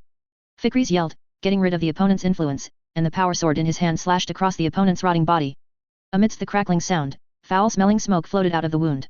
The traitor let out a final roar, trying to shake the little clock in his hand again. Fikris let go of the hilt of his sword, and punched the opponent's head with his fist. Fikris, who has been upgraded twice, possesses terrifying power, and he dented the opponent's helmet with just a few punches. Nullbringer fell. The bell disappeared. Many original cast warriors recovered and launched attacks again. The remaining death guard fell. Pushing open the door of the room, Fikris saw the subspace device that Mortarion placed in this world. All the furnishings in the room were removed, leaving only the empty room. The walls are cracked. The precious paintings inlaid have also been destroyed, and even the murals have been smashed, leaving only plaster crunching underfoot. The pedestals of the removed statues remained in the room, and 7 strange stills were arranged in a circle at precise intervals. Stills bubble and boil, releasing cold fumes laden with pathogens. 7 stills surround a gigantic flask of brass glass and some unknown evil material. The lower half of the giant flask is a giant hemisphere filled with swirling black particles. If you look closely, you can see that it is a group of crazy flies. In the upper half of the flask, is a complex mechanism of rusted bronze and brass. The machine is equipped with 7 broken gauges, and each gauge is divided into 7 divisions. The appearance of this machine is primitive, as if from a backward world of steam and clockwork gear-driven machinery. At the heart of the mechanism is a complex fluid circuit encased in a shimmering shard that looks like stone. The shape of that fragment is not regular, it seems to be formed naturally, at least not deliberately created. According to the information of the Eldar, this is a lost artifact of theirs, with extraordinary power in the warp. A think tank said, Mortarion got it and used the power in it. Now, let's destroy it. Fikris took out the bomb with the power of warp annihilation. Mankind had some terrible knowledge during the Golden Age. Those knowledge can create weapons that erase souls or imprints in the high heavens. Later, these technologies were lost, and some were sealed up. Now these techniques are being applied again by Guilliman. After installing the bomb, Fikris and the others turned and left. After reaching a suitable distance, they detonated the bomb. Accompanied by a subspace scream, the originally suppressed spiritual energy dissipated. Those still active plague corpses were like electrical appliances that were suddenly disconnected from the power supply, and they all fell down.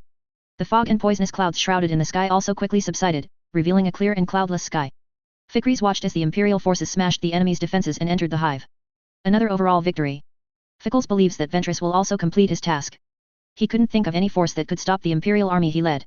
Let's go, continue to the next battlefield, we have to push Mortarion to 9. Fikris walked to the gunboat dock not far away, and said to many Primaris warriors in the communication. For Guilliman! For Guilliman! They shouted. Many people think time travel is a very happy thing. Be able to start a different life in another universe, so that you can start over. Thinking like that is wrong. If you can't live well in the original universe, then why should you live well in another universe? The same suffering exists in different worlds. People can only change themselves and seek better living conditions in the harsh environment. How many times the game is restarted, some level boos are so tortured. Either beat it or stop there. The same is true for people. Only by defeating the weaknesses and shortcomings in the heart can we pass to the next level. Kaihoken used the voice pen to record his thoughts. He walks on the road across different universes. Different from the first time travel, he is sober at this moment. At that time, he was in a daze and didn't know what was going on. According to the Empire, it is like an unlucky egg that crashed in the ocean, was engulfed by ocean currents, and finally reached another world. Kaihoken acted together with those exploration members of the Empire, walking on those seemingly ancient roads. These roads, like the tunnels built by the Empire, have the ability to travel through different universes. Kaihoken learned from the chat that these roads were built by those ancient races. Don't ask how old it is, the evolutionary history of human beings is just a fraction compared to the years experienced by those ancient races. In the ever-changing time and space, even death will wither. Kaihoken couldn't describe the excitement and hesitation in his heart. He can feel that he is in a very great era. But with his short-sightedness, it is difficult to see the whole face of this era. After recording his diary for today, Kaihoken poked his head out from the observation window of the vehicle. The scene outside is extremely weird, and those terrible nightmares born in dreams appear on both sides of the road. Seeing the entities that turned into nightmares, Chu Chen felt a little confused. It is human nightmares that create those horrible images. It was these horrible creatures who intruded into human dreams and created those nightmares. Kaihoken couldn't think of an answer. This question involves profound knowledge. Wait until human beings' research on the subspace reaches an extremely high level, and then we will get the answer. Chu Chen tried hard not to pay attention to those weird scenes. Keep your eyes on the road. They were crossing a tall, steep, and rocky ridge. This ridge seems to be rising to the clouds. Don't stay outside for a long time, those scenes are not friendly to us. The mechanical priest whose 2/3 of his flesh and blood had been replaced with mechanical prosthetics made a cold voice. Chu Chen shrugged and shrank his head back. The space inside the vehicle is quite spacious, and you can stretch your hands and feet when you are resting. The mechanical priest stood on those screens, manipulating the machine soul, making it follow the established route. Many vehicles in the car have given up the high-precision virtual projection technology and switched to more reliable mechanical technology. Even the display is an old-fashioned display with wiring. Chu Chen couldn't remember the time. According to vague memory, this troop has been on a long journey for more than 3 months. Such a journey is tormented. Chu Chen can only stay in the car all the time, and cannot go out at will. Roads have a special protection ability, staying away from the road is equal to a dead end. Truth be told, the journey was excruciating. If the traveler's mind is a little weaker, I'm afraid I will be driven crazy. Traveling through the universe is no fun. There will not be a mysterious big hand that will throw the traverser from this universe to that universe. They have to walk from the deep area of the warp along those ancient roads that are almost forgotten, one step at a time. How long will it take before we reach our destination? Chu Chen asked. Time is meaningless in subspace. The mechanical priest said, don't think about it. Then how do we know how long we've been wandering here? Chu Chen said. There is no way to know. You may feel that 3 months have passed, but from the outside world, we may have just left. The mechanical priest said, in the subspace, only the will is real, and everything else is illusory. Kaihoken sighed and lay down on his resting place. The journey was dull and tedious. Kaihoken knew very well that if this journey could really bring him back to the original universe, the things he witnessed are enough to make countless posterity lament the power of the empire. Also enough to make his descendants proud. A powerful civilization at the cross-universe level successfully arrived in other universes for the first time before it rose. This historical moment is great. Represents the pace of a civilization. The first time you get Tinder, the beginning is laid. The first time he set foot on the moon, it established the beginning of human exploration of the starry sky. First reached other universes, laying the beginning of a great multi-empire. But these can't replace Chu Chen's attitude towards this journey. Dry and boring. Perhaps this is true of all great undertakings, and romance only belongs to the history books written by literati. Those great undertakings are boring to those who have experienced them. The glory of Macrage. Guillemon stands in front of the bridge console, next to him is Sanguinius. The sight of the two primarchs standing side by side brought many warriors and imperial chroniclers to tears. This exciting moment heralds the great revival of the human empire. The greats who were lost in time are returning. The battle for planet Devon is over. Humanity has achieved absolute victory. The gods tried to stop Guillemon's madness, but they failed. After the return of Sanguinius, their minions were defeated. They are excited for your return, Sanguinius. This is a great moment. The people of the empire have welcomed the return of an angel, which will make people very encouraged. Guillemon slid the hologram, laughing. No one is better than you, Sanguinius. Those traitors will cry at your name, they will cry like a fart at your return. Victory is ours. All this is due to you, Guillemon, the great regent of the empire. Sanguinius said sincerely, watching the magnificent fleet in the starry sky from the position of the porthole. Those huge celestial-class battleships, each one is so amazing, they are a mobile war world, no force can destroy them. And mortals armed to the teeth, and warriors created by the Emperor and optimized again by Guillemon. On planet Devon, Sanguinius witnessed how powerful this army was. The demons were easily blocked, wiped out, and driven back to the subspace again. You are too humble, Sanguinius. Your return is of great significance, and the gods are weeping for it. Guillemon said with a smile, I really want you to return to Terra with me, that way on the way, we can still exchange brotherhood. It's just that the current situation does not allow us such a luxury, and I have a task for you, Sanguinius. What kind of mission? Sanguinius asked. Magnus has been working in the dark side of the empire, preparing his psychic empire. Your sons have already gone to try to stop his sinister plot. But I still hope you can go and take Magnus, bring it back. After all, a primarch can only be captured by another primarch. I am willing to share your worries, Lord Regent. Sanguinius said, I will bring that traitor back. Don't be so polite, I'm still your brother, Sanguinius. Guillemon said, we are equal. Someone has to take that position, Guillemon. At this stage, you are the best among us. The emperor is doomed to never stand up again and rule this country. But mankind still needs to continue to go forward. Every king has its own ending moment, the old king should retire and the new king will be established.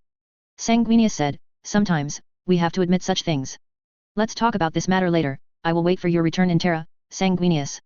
Guilliman said, I will leave the matter of Magnus to you, bring him back.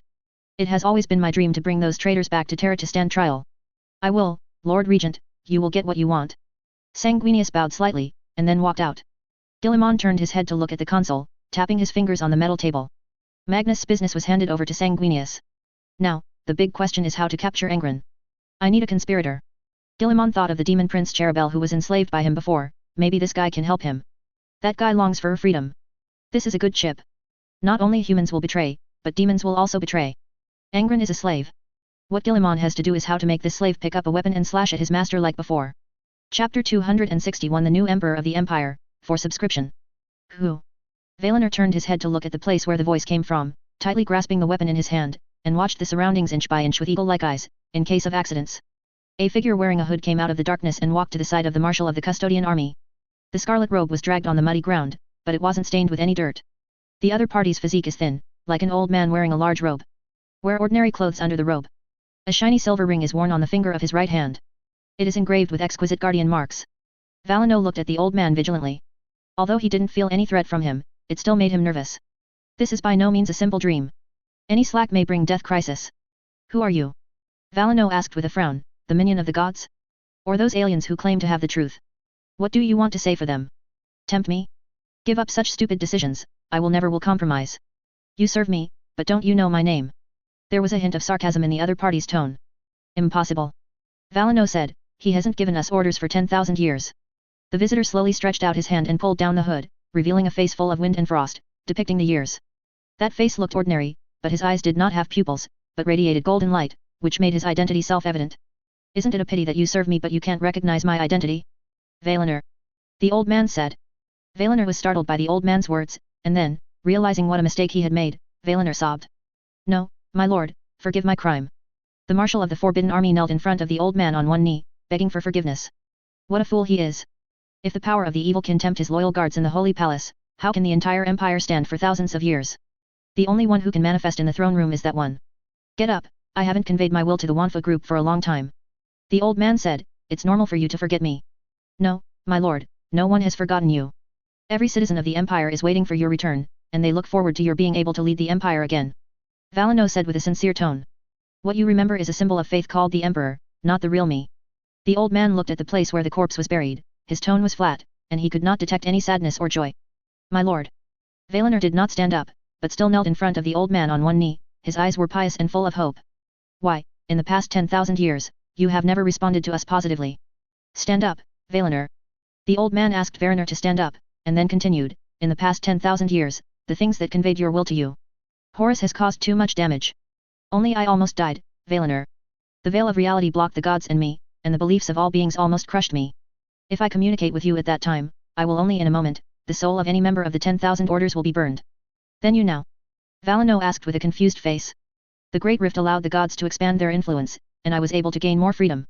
The success of number 13 also relieved part of the pressure, allowing me to communicate in a way that doesn't hurt you so much. The words of the old man lifted Valino's spirit. If they can communicate normally, doesn't it mean that the Emperor may return to the Empire in the near future? Wan Fu Tuan, I am waiting for your return, my lord. Verano said happily, we have been looking forward to fighting side by side with you again for 10,000 years. A strong blade. The old man smiled, but it disappeared quickly. He walked towards the place where the body was buried, bent down and grabbed a handful of damp soil, sinking into the memories of the past. After a while, the old man looked at Valinor again. As the head of the 10,000 husbands, you have to know some things. Valino, only in this way can you make the right choice in the future. The 10,000 husbands will always be loyal to the Emperor. Valinor said firmly, loyalty can be learned from the sun and the moon, and we will never live up to the old oath. We will eventually. No, you should be loyal to the Emperor of the Empire. The old man interrupted Valino. Different statements point to the same person, isn't you the Emperor of the Empire? Valino said, this will not change. No, Valinor, everything will change. The old man said, humanity needs a new emperor, and I have reached the end of the curtain. If you hold on to the past, you can only endure the poison of the past forever. Only by letting go can we embrace the future. As the Empire is, so are you. The age of emperors is over, and a new age is coming, and the 10,000 orders will find their place in that age. No. Valinor said, his eyes were full of surprise, looking at the old man, he even doubted the identity of the other party. It shouldn't be like this, the empire should be led by you, the great emperor. The doubts I see in your eyes, Valinor. The old man said, this is why you came here. The supreme ruler of the human empire represents power in the eyes of those pedantic mortals. Only those who know the truth know that this position has never represented power and wealth. Whoever sits in this position will face the crisis brought by the gods. The old man stretched out his hand holding the dirt, and showed the dirt to Valinor. There was still a faint smell of blood on the dirt. Do you know what happened just now? A murder. Valinor tried to answer. Yes, a murder. The old man said with sadness in his tone, brother murders brother, the beginning of betrayal, the beginning of a journey of despair. The curse of mankind, the mourning of mankind, and the end of mankind are also in this murder born in the world. If human beings want to go beyond, they must first get rid of its curse. Its name is the first murder. The entire human race has been bound to it. I was born to fight against it. On the day my father was murdered by my uncle, I awakened. And became the first to fight against it. A murderer. I don't understand, my lord, what are you trying to express? Valinor said, I know about the first murder, but it has disappeared for a long time. Do you think it no longer poses a threat? The old man looked at Valinor with searching golden eyes. No one can resist your power, my lord, the 10,000 men are willing to fight according to your will. Valinor said, I will die, even in the face of the gods. It doesn't make sense, I lost. 10,000 years of planning, fell short. Horus' ignorance ruined everything, and the bright road I once thought no longer exists. The old man said, the first murder occurred at the end of the Webrod War. Time, it hit me hard. It takes sacrifice to kill it. That's just a temporary defeat. Valinor said, you are the lord of mankind, what power can resist you? As long as you return again, the Wanfa will be united by your side, and we can wipe out all enemies, to reintegrate humanity. Nothing lasts forever. My mission is over, Valinor. The old man said, human beings cannot live under my protection. In that case, this race will surely go to destruction. The young eagles will fly high, this is fate. The old must die to make room for the new. My lord. Valinor shouted, if human beings don't have your guidance, where will those confused people go? I understand your loyalty, Valinor. Come with me.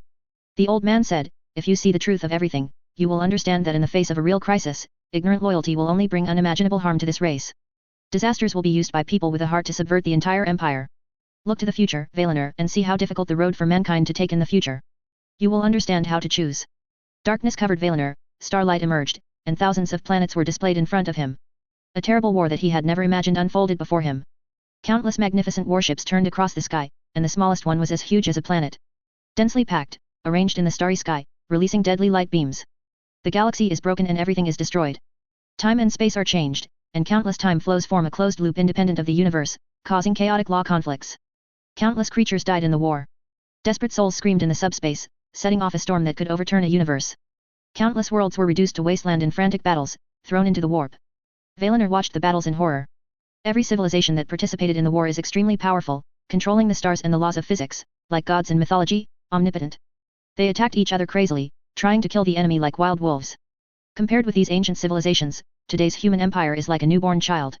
Hiding in the galaxy blankly, holding a wooden stick to fight against the threat of those man-eating wolves. What is this? Valinor's hands were trembling, and he could only hold the halberd tightly to relieve the tension in his heart. Belongs to the first battle of civilization in our universe. That battle changed this universe forever, and cursed all life born after that. We are also one of them. The first murder is our curse. The voice of the old man sounded, whether it is the subsequent battle of heaven, the Iron Man rebellion is nothing but the aftermath of that grand battle. How sad our race is. Trapped in such a small star field, we can never get out of it. We can only fall into the struggle with those evil gods day after day. We must solve them, get rid of the restraint of the subspace, and move towards the real future. If this is the case, shouldn't you be more in control of the empire? Only you can free mankind from the subspace and defeat the gods. Verano said. Any victory requires a price. Someone must solve the first murder and the evil god. One generation can only do what one generation does. The old man said, Valinor, the Wanfo has faithfully fulfilled its mission. Now, you have a new mission. My lord. The palace needs a new master. Number 13 will take over my duties in the real universe. Protect him, Valinor, and be loyal to him as you are loyal to me. The old man looked at Valinor, his thin body exuding the golden light burned the mortal body. Only the golden sun stood in front of Valinor, making him feel the unparalleled pressure. Don't let him down. If you do that, you will let down the whole human race and me. My lord. Valinor shouted. The darkness faded, and the marshal of the custodian army stood in the webway of the humming machinery. Looking up at the throne, golden light shrouded it. Under the golden helmet, tears flowed down his resolute face. He understands that this is his will and command. Number 13 will become the new emperor of the empire. The legion obeys the emperor, as always. This is true regardless of the order. Footsteps came, and a guard walked in from outside. My lord, Imperial Chancellor Penny asked to see you. The Imperial Guard said, are you rejecting her? No. The Marshal of the Forbidden Army shook his head and said, we have rejected her many times, now we have to see her. In the palace. The reception room dedicated to the Imperial Army. Penny looked a little uneasy, and was pacing back and forth. The custodians are the Emperor's loyal guards. Ever since the two factions fought in Terra, the custodian marshal has been refusing to meet Petunia. This is not a good sign, and it will send bad guesses to the outside world. As the Emperor's loyal guard, the Marshal of the Imperial Army rejected the Imperial Prime Minister appointed by the Imperial Regent. What is this concept? Politics is such a delicate thing. Any big man's statement will determine the changes in the Empire's situation. The attitude of the Marshal of the Imperial Army has become a source of confidence for some royalists, who believe that the Marshal of the Imperial Army is on their side. Penny had no choice but to ask to meet this time. The Regent of the Empire is about to return to Terra. If the struggle between the two factions cannot be bridged in time, it will inevitably bring about an unimaginable terrorist crisis. The Regent of the Empire is in an extremely awkward position. If repressive measures are taken to suppress the royalists, it will inevitably lead to strong opposition. The original neutrals would also think that the Regent of the Empire wanted to seize the throne of the Emperor from the beginning to the end, and saving mankind was just to make up for his reputation of taking the throne. From ancient times to the present, those rulers who are not in the right position will try to do some meritorious deeds to cover up their faults. If repressive measures are not taken, the royalists will inevitably go further and ask the Imperial Regent to explain why they did not support Terra in time 10,000 years ago. At that point, whatever interpretation the Imperial Regency makes is irrelevant. Any explanation will be considered that the Imperial Regent is concealing the truth and concealing his own wolfish ambitions. The human heart is like this. The people never care about the explanations of the parties, they will only approve the version they think is the most reasonable. Penny paced back and forth, she was getting ready. An army absolutely loyal to Guilliman is on standby. If the Marshal of the Forbidden Army is still unwilling to see her this time, don't blame her for being radical. The faction that supports Guilliman controls the military, economy, industry and other dominance. As long as she orders the suppression, Terra's royalists will be disabled immediately and completely suppressed. At that time, as long as the Imperial Regent announces that this matter is his own initiative, executes himself, and then publicly appeases the people, and cooperates with the propaganda of the public opinion machine, the influence of this matter can be suppressed to a minimum. Bearing her own infamy and becoming an executioner despised by the world, it is the last thing Petunia can do to free the Regent of the Empire from the negative impact of this incident. A servant of the custodian came in and saluted the Imperial Chancellor, Penny. The other party's appearance made Penny's heart tense. A few times ago, the other party had a servant send her away like this. I understand. Penny took a deep breath, trying to maintain her demeanor. Before the other party could speak, she spoke. Please tell Marshal of the Forbidden Army. Since I don't want to meet, I will solve the problem by my own means. I hope that the Forbidden Army will not be involved. The servant of the Imperial Army froze for a moment before hastily opening his mouth to explain. No, Mr. Prime Minister, Mr. Valeno wants you to meet in his private reception room. P.S. The overwhelming negative reviews made me have to update overnight, killing a few brain cells, and angering the people. Prepare to work overtime to turn the Regent of the Great Empire into a new emperor, and justifiably become the new lord of mankind. The two factions are mixed together. Celestine and Marbo are all living saints. Fadic and the Imperial Guards all obey Guilliman because of their loyalty to the Emperor. People like Teresa are mixed in. Guilliman was destined to reconcile with the Royalists. The Men in Black are an organization that monitors the entire Empire. But what I wrote seems to be that the first stencil of the Man in Black is to be loyal to human beings. Now I repeat. I just wrote the plot according to the plot, so I don't have to worry about it. Chapter 262 Mortarion, who was beaten by Fat, for subscription. Hearing this, Penny showed a moment of astonishment, and then quickly hid her expression. She had given up hope for this visit. Who would have thought of a turnaround? For unknown reasons, the Marshal of the Forbidden Army changed his mind. This is a good news. There may be a better way to solve the current dilemma. Stop the Empire from falling apart and fighting among itself. Led by the followers of the Imperial Army, Penny entered the depths of the palace. Walk past the forgotten ancient machinery and enter a room located underground. This room is the private reception room of Marshal Valeno. Very simple, only a few chairs, a table, without any electronic equipment. Obviously, this is a good place to talk about secrets. There will be no written records, and the content of the conversation will only exist in each other's minds. It's hard to imagine that such a humble office belongs to one of the few people with the highest status in the Empire. The Marshal of the Custodian Army is independent of all bureaucratic institutions of the Empire, and has powers beyond imagination. Even in the era of High Lords, they still have the power to control the life and death of those High Lords. Few are qualified to question the closest personal representative of the Emperor. The entourage brought Penny to the private reception room, then turned and walked out. I'm very glad that you can come here, Prime Minister. The Marshal of the Imperial Army came out from behind the bookshelf. He was wearing that set of golden armor. The only difference from his usual routine was that he didn't have a weapon in his hand. Petunia knew that even without a weapon, for the Custodian Marshal, killing her was no more difficult than killing an ant. I am also very glad that you can see me, Valinor. I thought you would always refuse to see me. Penny did not call Valinar's 1,000 honorary titles engraved on the Phlogopite armor. Those honors are the medals of the great man's long service life. The band of 10,000 is the brainchild of the Emperor, and each one of them is perfect. Battlefield strategy, fighting and killing, noble etiquette are beyond the reach of ordinary people. Even their looks are perfect. Valino's face is covered with scars, with clear lines, like a sculpture. He has thin lips, a broad nose, and a muscular neck. We can all see the overall situation, at least our information is far superior to others. I know what you want to do, Prime Minister. Valino's voice became low, and Penny could hear deep thought. My thoughts are already very clear, so what are your thoughts? We can all see that there are gods behind this incident that are fueling the flames. What they can't get on the battlefield, they changed their methods, trying to use those ignorant people to get it. As the Emperor's loyal guard, Valinor, you see clearly. Now, it is time for you to make a choice, and mankind must not fall into civil strife. You know, the 10,000 brothers are loyal to the Emperor, and we only obey his orders. Valinor stared at Petunia with deep eyes, making it hard to figure out what was behind those eyes. Then you should be on our side. Everything created by the regent of the Empire is exactly what he wants. Petunia made a gesture, trying to strengthen her persuasiveness. We are creating a new era, the gods want to destroy it all.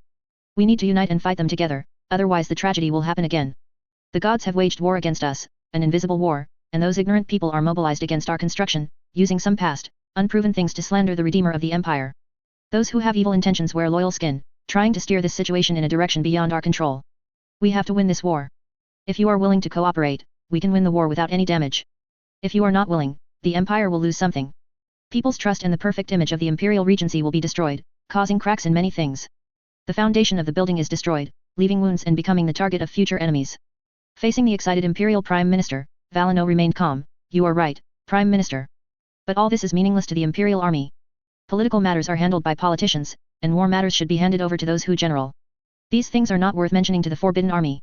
Wherever the Empire goes, the duties of the Forbidden Army are the same as before. There is only one thing that can change us, and that is whether it is his will.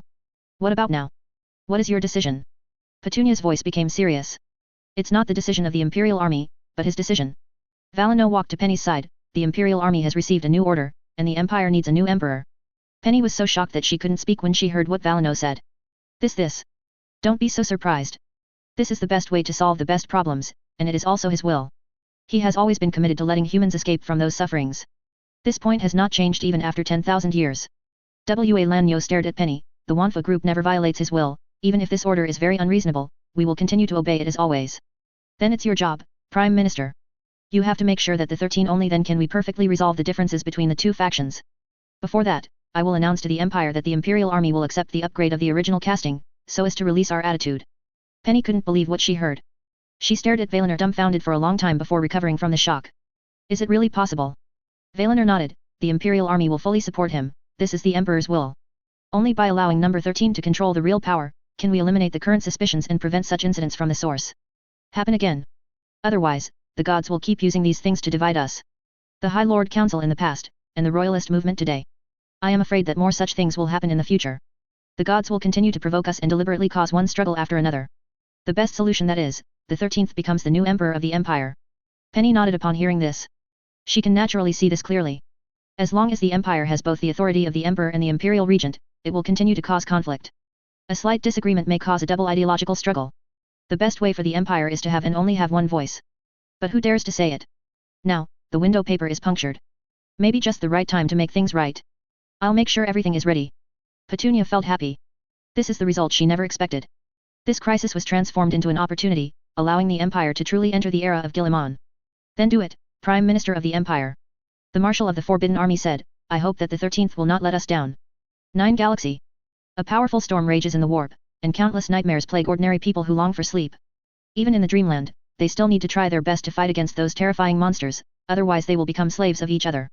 The dark and cold void boils with endless malice. Every warship needs to be protected by the light of faith in order to sail safely. The god of plague has completely distorted a large star field centered on 9. Ships within a few light years of the 9 system are affected by warp forces. Eerie whispers, creeping darkness, and monsters that live in human minds. Those lost, destroyed ships were wrapped in squirming flesh, and huge eyes grew on the hulls, regaining the ability to sail again. The power of the evil brought these battleships back to life and became the weapons of those traitors and demons against the Empire. The huge beacon of faith is displayed on the Celestial class battleship, bursting out with light like the sun, resisting the will of the gods, and opening a road to the 9 Galaxy in the darkness. In the vast void, the captains steered their ships to fight against the evil enemies in the subspace, limiting the plague god's poison within a certain range, and preventing the plague from spreading further. However, the place where the battle is decided is not in the void, but on the surface. Those nodes have been mostly destroyed, and Mortarion's plan to corrupt Ultramar has undoubtedly failed. The power of the Empire has been increased too much. Mortarion's army was simply powerless against the original caste warriors and the newly upgraded Imperial army. After Jagatai, a Primarch with equal power to him, joined the battlefield, the traitors were completely deprived of their last advantage. All they are left with is bitter failure. Recovering Planet 9 is the final battle. Ventress, Fikris went to attack the Plague Factory on the Planet 9 according to the plan, destroying the rituals of the Plague God's minions and weakening the power of the devil. Jagatai's opponent is Mortarion, and he has to catch and bring him back to Terra. With the great hum of bombardment and the Titans advancing, Imperial forces parachute to the ground. An all-out attack on the Plague Factory. The Knights, Skitarii, Star Corps, Sisters, and Primordial Warriors are all charging. Every troop is part of the wrath of the Empire. They open fire, blasting the hordes of demons to pieces. Super heavy tanks roll in, crushing demons at close range with their terrifying cannons. The thick armor was smeared with clotted blood and slime from the disintegrating debris of warp creatures. The Knights drove the mechs equipped with incinerators, spraying out several kilometers of plasma flame streams. Plasma is heated by high-speed rotation in a magnetic field, and then ejected. The temperature is dozens of times higher than that of ordinary fuel. The whole sky was scorched with heat waves. Crazy swarms of flies were sizzled by the flames, exuding a foul smell. The battle didn't last long, and the ground was covered with blackened flies. The fighter planes schemed the air and fought with a huge number of demon engines. Beams and missiles are all over the sky. Wreckage fell like raindrops, and the damage on both sides was equally tragic. Nurgling, armed with weapons, built multiple lines of defense around the Plague Factory, trying to defend the garden world that already belonged to the Plague God. Fikris and the others rushed in all the way, smashed every Nurgling that emerged, and entered the interior of the factory. For Gilliman, Fikri yelled. The other fighters responded with the same battle cry. Some people fell on the way to charge, but more people took their place. Sacrifice is inevitable. Demons are the fanatical and sickly imaginings of those who have fallen into madness, perversion, loneliness, and fear. Every whimsical thought, every evil longing, every wayward thought, is a seed that grows in the turbulent currents of the warp. Demons are the curse of civilization, the fear of creatures themselves. These guys are not so easy to defeat. Technology only allows humans to have the capital to fight against them, and it is impossible for soldiers to win unscathed. The cannons were aimed and fired, the bombers whizzed by, the Titans stepped forward, and the Imperial troops marched forward bravely, using sacrifices in exchange for victory. The demons are equally crazy, those bands with corrupt instruments are still playing music crazily, using various means to prevent the victory of mankind. Tall Death Guard champions, gut-piercing warlords, giant monsters with tentacled mouths, and those laughing plague minions. These guys hold all kinds of rusty, green-spotted weapons to stop the Empire's offensive. Fickle slayed those monsters, and strenuously moved towards the interior of the Plague Factory. After cutting down a howling plague bringer, Fikris saw a huge monster. Stupid mortal, I hope you can stop. The monster staggered and walked in front of Fikris. I am Septicemia, the seventh lord of the seventh temple of the devil, you have gone too far astray. Shut up, devil. Fikris's eyes showed anger, and he activated the second stage Emperor Angel engine to enhance his combat power. You will usher in the end. Veterans came from other places and joined the fight. A archdemon is a dire threat to Imperial forces. Fikris has extraordinary power, but a big demon is not so easy to deal with. Ur is a liar, he doesn't speak at all, and responds to all your efforts with the smile of that corpse. Even if you fight to the last moment, you have nothing but death. After that, your existences will be completely annihilated in the vast subspace. You now have another choice, surrender to the Great Father, you will enter the Garden of Nurgle. In this way, you can get a completely different ending. The garden is the paradise that all life longs for, where nothing dies. The tiniest virus to the gigantic behemoth can rise from the muck, where there is no death, no pain. Suffering will be a sweet and lasting happiness, your lord will not regenerate you, nor give you any hope, why do you fight for him? Septicemia showed its weapons, trying to convince these fighters who were trying to defeat him. But the result is not very good. Fickles and the others turned a deaf ear to the blasphemy of Septicemia, pulled the trigger at him, and fired the blessed bullet. They waved their weapons, trying to leave wounds on each other's bodies. Damn it, you guys me off. Septicemia yelled, I want you to know my anger, the anger of a god-favored one, and your souls will be imprisoned by me forever. You talk too much, demon. A nun of silence jumped up from the crowd, and the weapon in her hand exuded an aura that frightened the demon. There was a trace of fear on the face of Septicemia. If he is killed by a soulless person, he may not be able to be resurrected again. He waved his weapon, intending to deal with the soulless first. Fikris was even faster, and in the flickering, his figure appeared in front of the silent nun, blocking the blow for her. Septicemia's big sword was blocked, which made him very angry. The next second, dozens of explosive bombs hit his fat and bloated body again. Those bullets had the force of blessing and made him feel pain. Septicemia swung its weapon, splitting a warrior's armor. The plague quickly killed the warrior. The small achievements made Septicemia look a little proud. He wants to let these humans know what will happen if they offend him. Fikris et al. Responded with more outrage. Moments later, Septicemia killed several soldiers, but he had to admit that he couldn't take it anymore.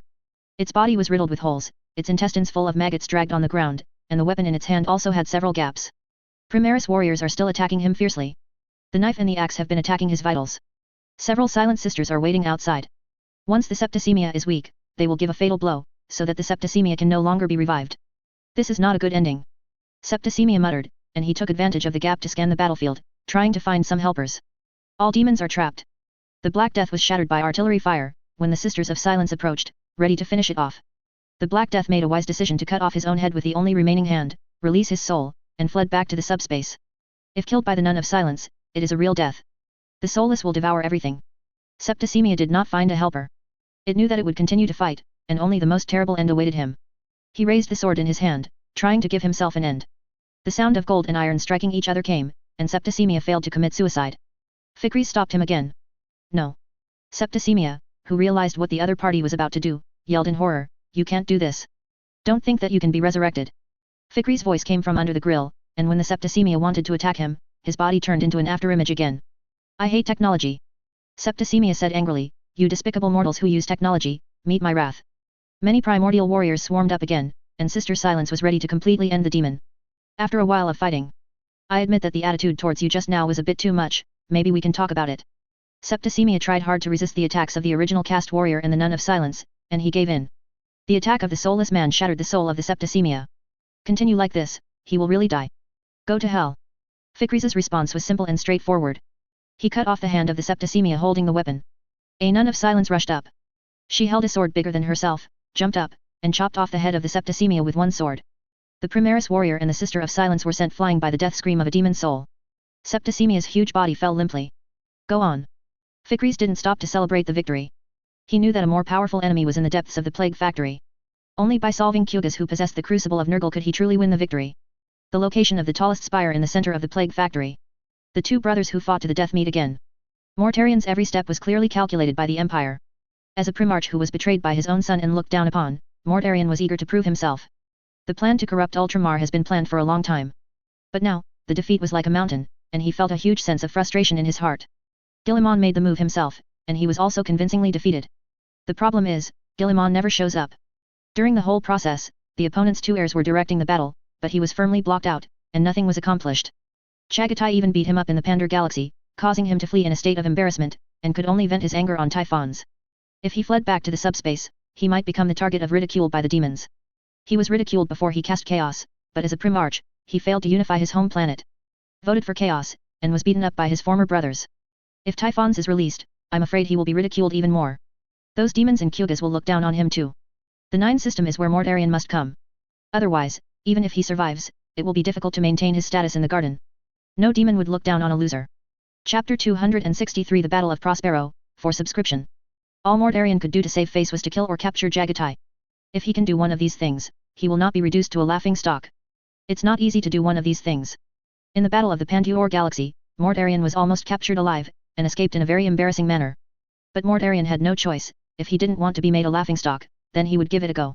After making adequate preparations, Mortarian vowed to take down Jagatai and wash away his humiliation. "You really haven't changed at all, you are stupid, arrogant, and value your own reputation." Chagatai stared at Mortarian in front of him, showing a trace of mockery. Chagatai's body stood proudly in the ruins hall wriggling with flesh and blood, his gaze was as sharp as a falcon's. The long knife in his hand danced with arcs and crackled, tearing the surrounding air. The brand new power armor is edged with a soaring golden eagle, which is the unique mark of Jagatai. The precise mechanical structure inside the power armor plays the unique rhythm of music in war. The original set of power armor is out of date. Jagatai is not a pedantic person. Don't pay too much attention to tradition and things like that. In his mind, practicality is the most important thing. The brand new power armor that combines the most advanced technology of the Empire and the knowledge of subspace, not only allows him to exert stronger strength, but also provides better defense. Mortarian was wearing the original suit of armor. The parts damaged by Jagatai had been repaired, and the scythe in his hand was equipped with several skeletons. It must have been some kind of witchcraft ritual. The two brothers stared at each other, holding the weapons in their hands tightly, with the hostility in their eyes that they wanted to kill each other quickly. After thousands of years, everything has changed. They were blood brothers. Now he has become an enemy of life and death. Do you think you have won? No matter how powerful the falcon is, it will be captured by the hunter. Mortarian's tone was cold, and he stared at Jagatai, his eyes revealing terrible malice. After today, I will know who is the hunter. Jagatai raised the blade in his hand, adjusted the rhythm of his breathing, and made a fighting posture. Indeed. Mortarion struck first with a scythe in his hand, on which the blessing of the plague god shone. We'll know who the better hunters are. The blade of the scythe shone with the light of the highest heaven. Their battle was so fierce that ordinary people could only see after images. The swords collided with each other, exuding waves of terror. Every collision echoed the roar of humans and the sinister curses of demons. The speed at which the two are fighting is still increasing. Every shot is stronger than any mortal can do.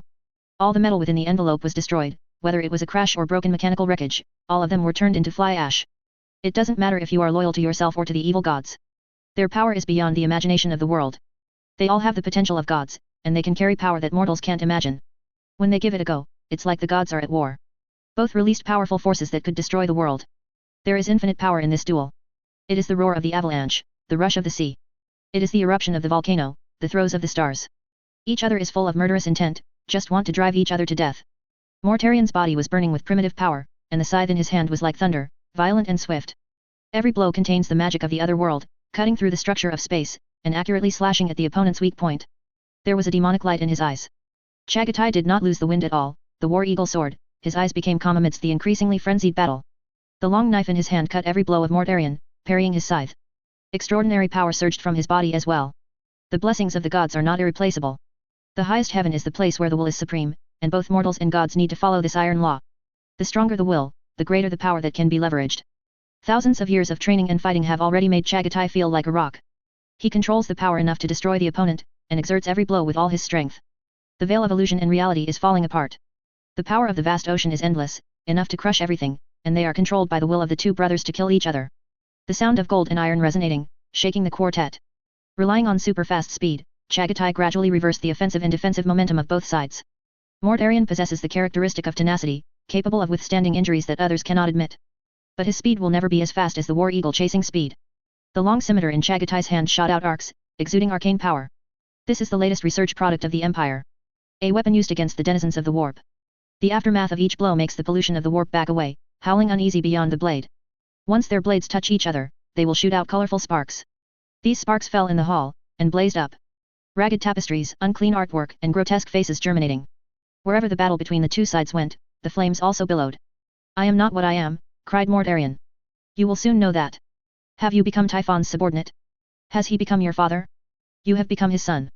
Chagatai pushed away the scythe that was slashing at his face, and responded indifferently. One sentence almost broke Mortarion's defense. Typhus has become a place of shame for him. Unless he can prove his excellence, otherwise, he will be ridiculed forever. I will keep you with him, screamed Mortarion angrily. You will be treated as he is. Chagatai took a step back. To be honest, I don't want to. Because I don't want to be your father, you can ask Typhons for help, he will take pity on you, just like throwing you to the plague is in my hand, I will give you a path of sublimation. I will tear your mouth apart. The offensive in Mortarion's hand became more and more fierce. I hope you can be as powerful as your mouth later. If you can do it, you won't be useless. Chagatai cut the scythe and cut Mortarion's neck with a straight knife. It's better than you anyway, Mortarion. I ruled my home planet, but you failed. If the Emperor hadn't rescued you, I'm afraid you would have died long ago. When Mortarion heard this, he became even angrier. He swung the scythe in his hand and slashed at Chagatai frantically. In the face of such a crazy offensive, Chagatai did not change color in the slightest. Also saw a flaw in the opponent's stormy offensive.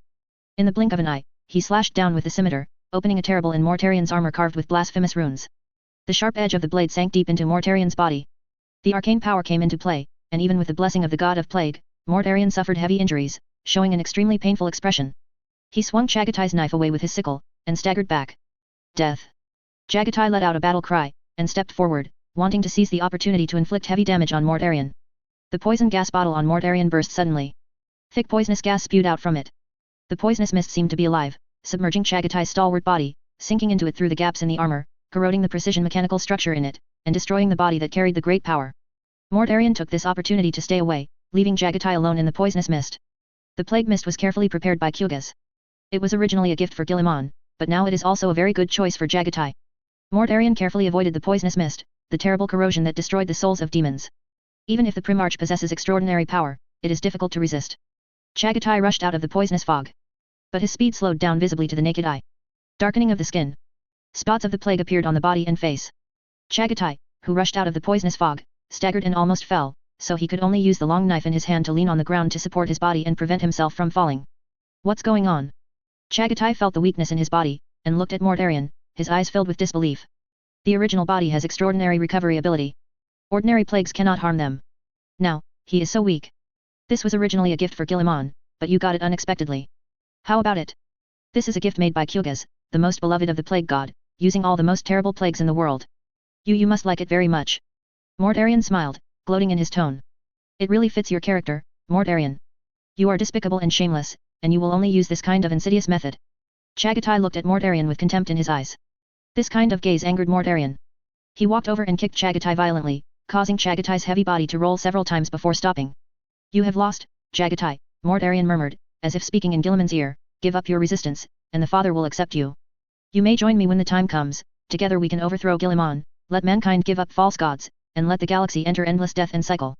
Chagatai tried his best to prop up his body, the built-in system of the armor was running at high speed, preventing the plague from corroding the machinery, and trying to extend his life. Mortarion walked up to Chagatai and grabbed him. Chagatai's nose and throat struggled against the stench of his brother. You will be my prisoner, said Mortarion. Now there is no one to rescue you. You have the wrong master, and you are alone. Now, you know, I am the last hunter. You will be a member of the garden, bathed in the glory of the loving father, and enjoy eternal life, Chagatai. You once hated me, but after a while, you became like me. Ha ha ha, you failed. The fall of the plague factory is inevitable. Humanity has launched an all-out attack. The plague god's minions and traitors were defeated all the way. Many demons were either slain outright by the Sisters of Silence, or banished back to the warp by imperial forces. Septicemia, black blood, and other great evils are the same fate. The defeat of the battle has reached such an extent that Kyugas, the father of the plague, was forced to give up the stirring of the Nurgle crucible and join the battlefield in person. Buy time for Mortarion to defeat Chagatai. As long as one Primarch can be taken away, this battle is still rewarding. Kyugas dragged his fat, tall, hill-like body through the damp corridor, attacking the imperial troops. He started by throwing out the flask that cultivated the disease. The moment the bottle fell to the ground, it released tens of thousands of plagues that were fatal and even corroded the machinery, causing the soldiers of the Empire to fall, and the machinery was also rusted and corroded beyond recognition. The primordial warriors were also unable to resist the damage of this plague, and fell within the range of those plagues. Kyugas released a light spear with subspace energy from his hand, covering all the fighters who tried to approach it, causing the armor to crack and flesh and blood to fall off. Those soldiers were killed by him, only lumps of rotten flesh and blood remained. I wish Mortarion could be faster. Kyugas complained, war is not for an artist like me. While speaking, Kyugas threw another dirty flask at the advancing tank. A large, slimy mass splattered the entire tank. After the suspended heavy tank moved forward for a certain distance, rust spread across the entire vehicle body like flames. The thick armor corroded through the huge hole, locking its engine. The anti-gravity array has failed and cannot move. The tank's cannon continued to fire until it too was completely corroded. A shell got stuck in the barrel and exploded. With only a little spark, the entire turret was blown up. All the members of the car crew were blown away, and their broken limbs were splashed along with the wreckage of the car body. Another great unclean person may be overjoyed by the effect of Iron Plague. Kyugas just sighed, as Nurgle's #1 favorite, he should do better. Listlessly conjured a piece of wood with a slimy liquid out of the air, threw it, pierced a primordial warrior, and pinned it to the ground. Kogas stopped the imperial forces from advancing. This most beloved of the great unclean ones is too powerful. Titan, tanks are all corroded by his plague. Pilots are corrupted by his plague. It's a pity that Kyugas' subordinates are too bad. They were massacred frantically by imperial troops armed to the teeth. War is not the place to be a hero. Kyugas soon fell into trouble, facing the siege of the imperial forces alone. He retreated from the original battle place into a broken hall. Antlers scraped the foul-smelling silt from the high roofs. The room was very damp, with black mold growing everywhere. There are rotten flesh and dead grass wriggling on the ground. Such an environment makes Kyugas feel comfortable. If only the whole universe was like this. Everyone can love each other in the arms of a loving father. Humans followed the pace of Kyugas, and they continued to release various attacks in an attempt to kill the big demon. The hall was covered by artillery fire, the masonry was splashed, and the rotting flesh was also blown away. Don't attack anymore, this is already my house, you can't be so rude. Only a few fiery fusion beams responded to him. No human would heed his words.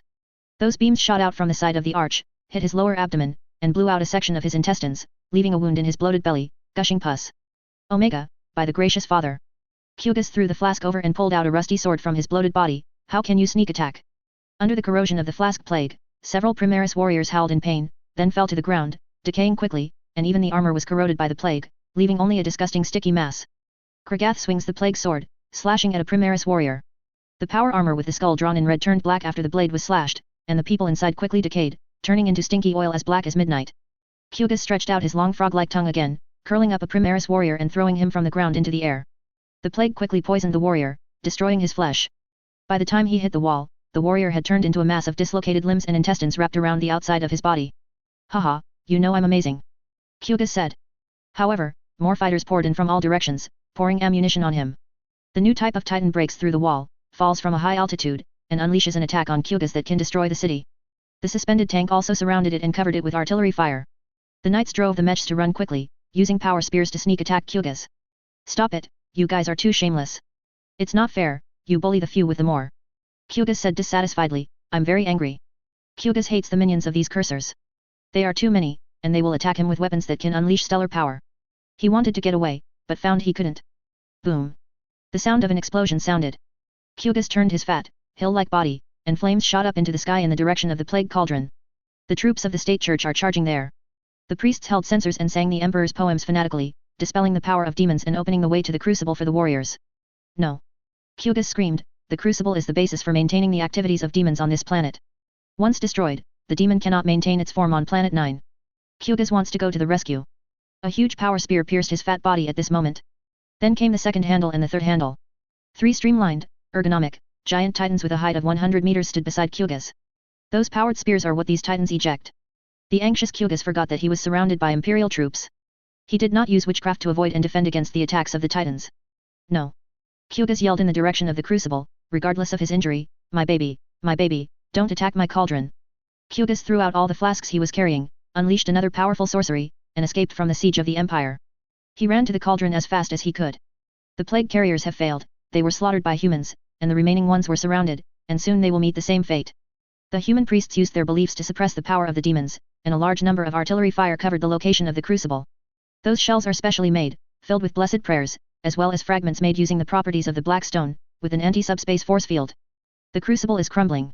Rising green mist protects it from harm. But those fogs are thinning fast. I beg you to stop attacking, don't hurt the father's cauldron, mortal.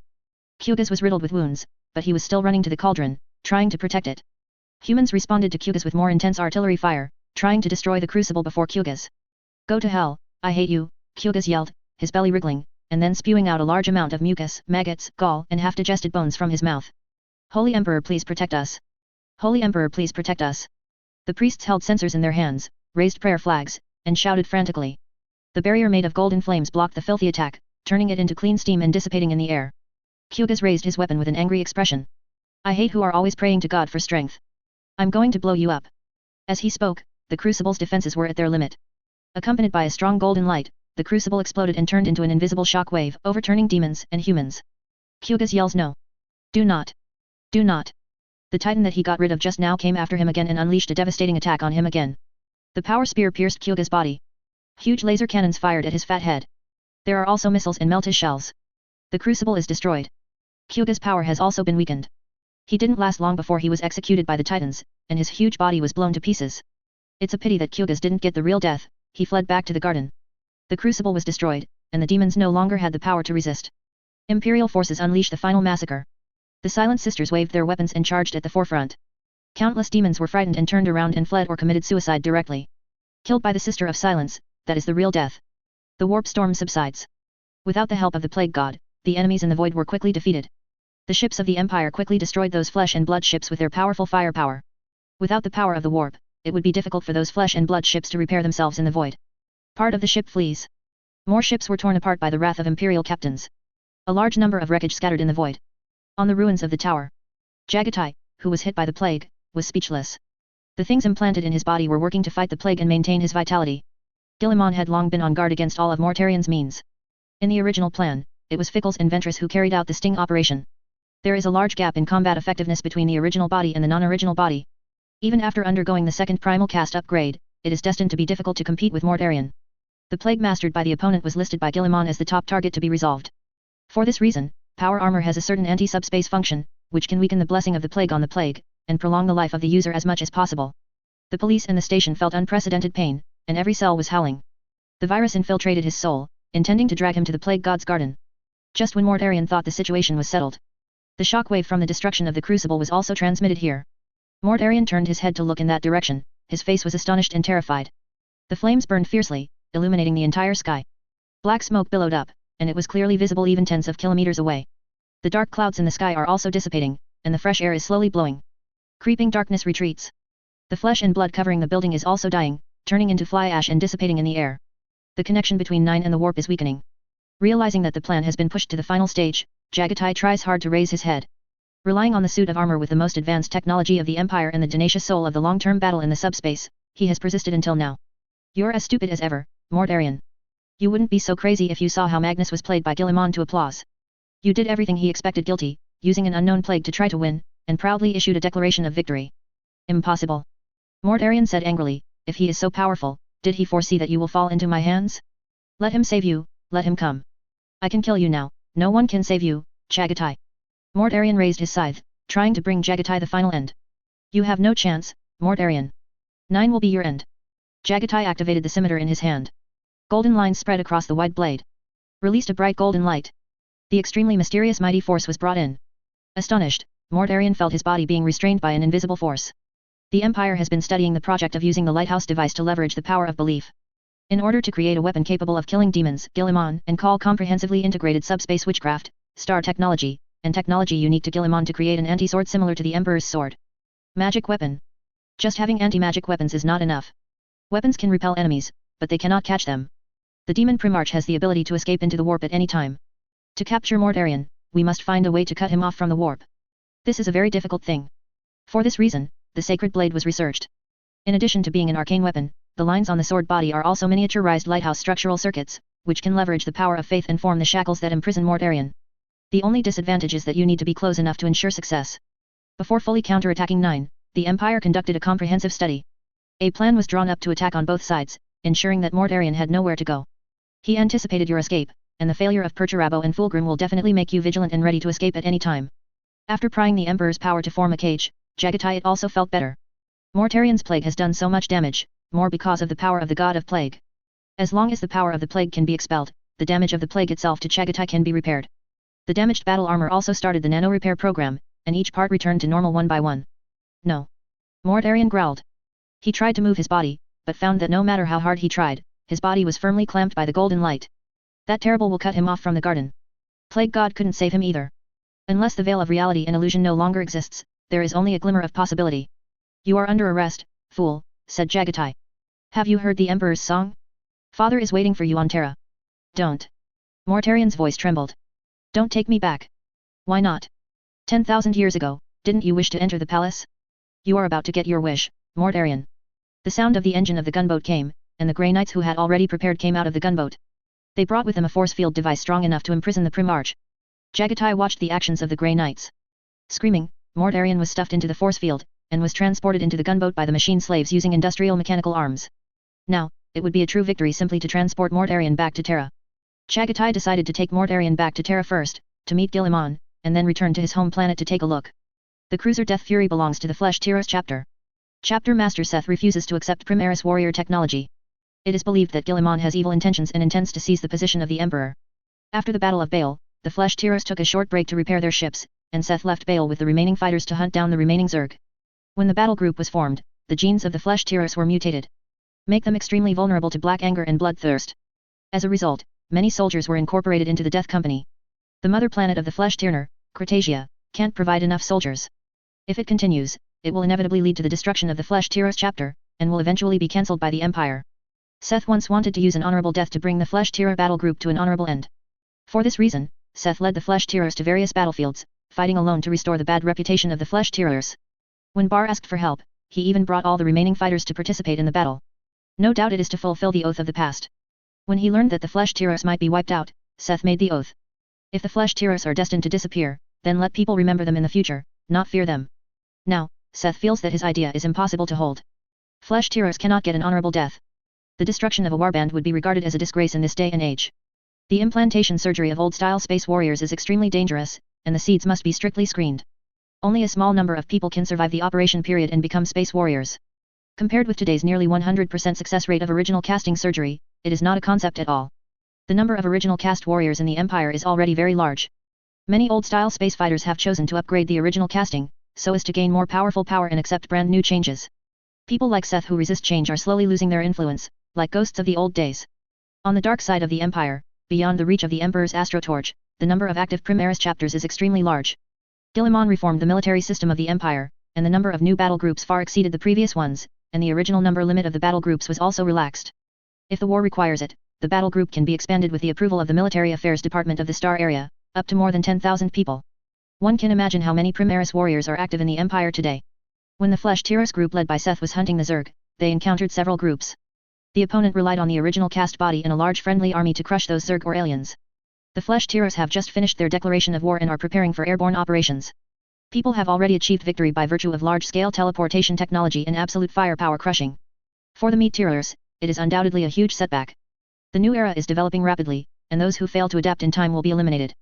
Perhaps we should face up to the development of this new era. After experiencing several blows in succession, the chief priest of the Flesh-Tearer said at the battle group meeting, "If we continue like this, we will not even be able to match the Astral Army Corps." Yes. Look at their equipment, all exoskeletons, levitation tanks, and knights to cooperate in combat.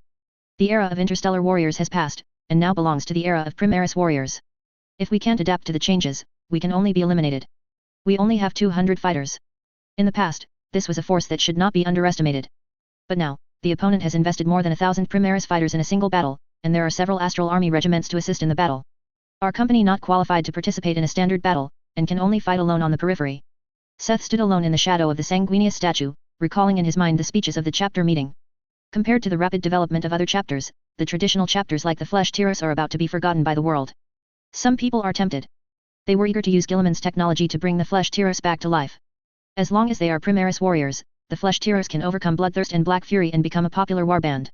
No more headaches for the supply of soldiers, you can have a large-scale friendly army to assist.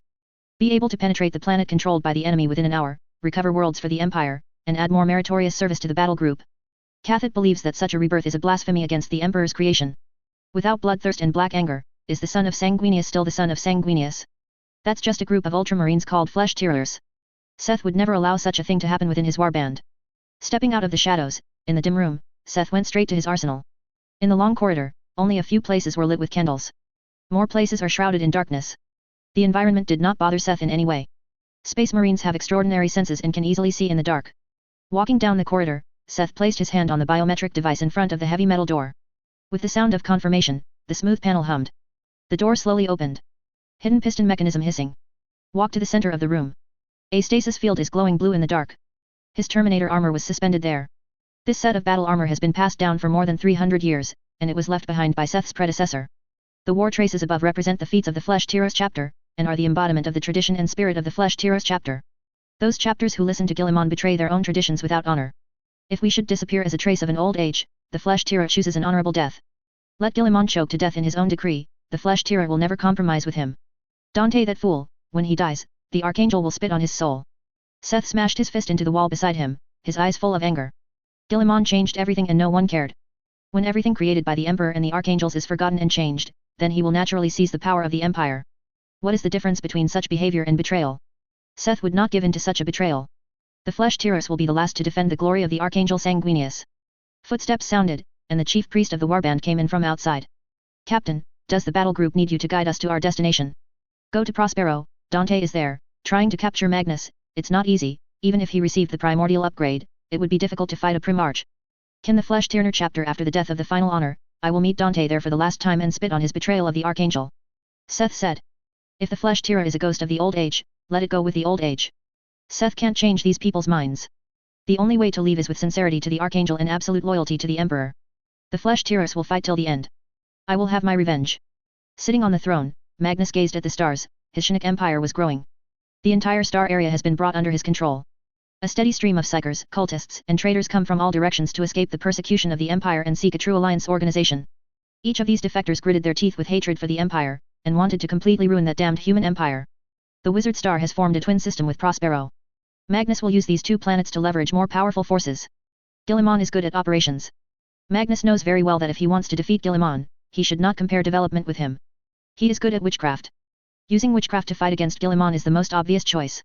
Relying on the mysteries of predicting the future and the intelligence of demons, Magnus has gradually pieced together Guilliman's intentions. This fellow is crazier than the Emperor.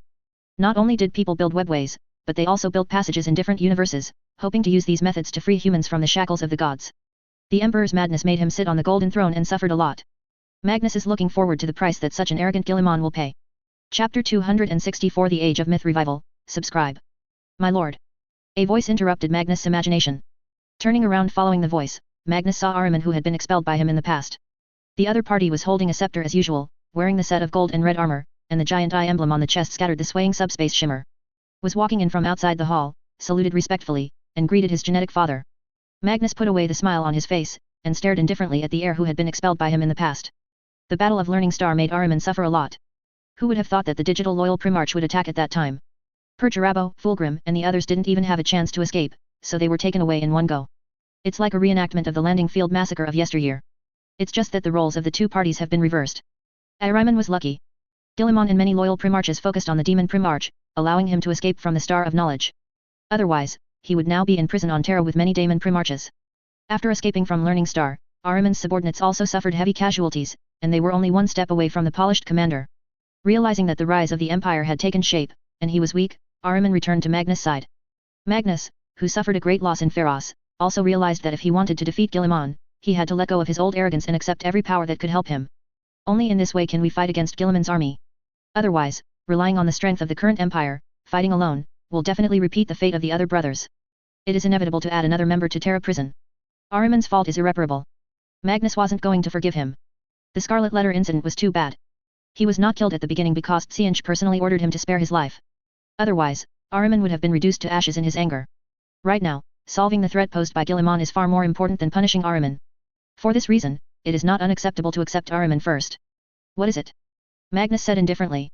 The 9-storied pagoda ceremony has been prepared. Faced with Magnus' change of face, Ahriman remained respectful. Being expelled by Magnus, Ahriman never complained.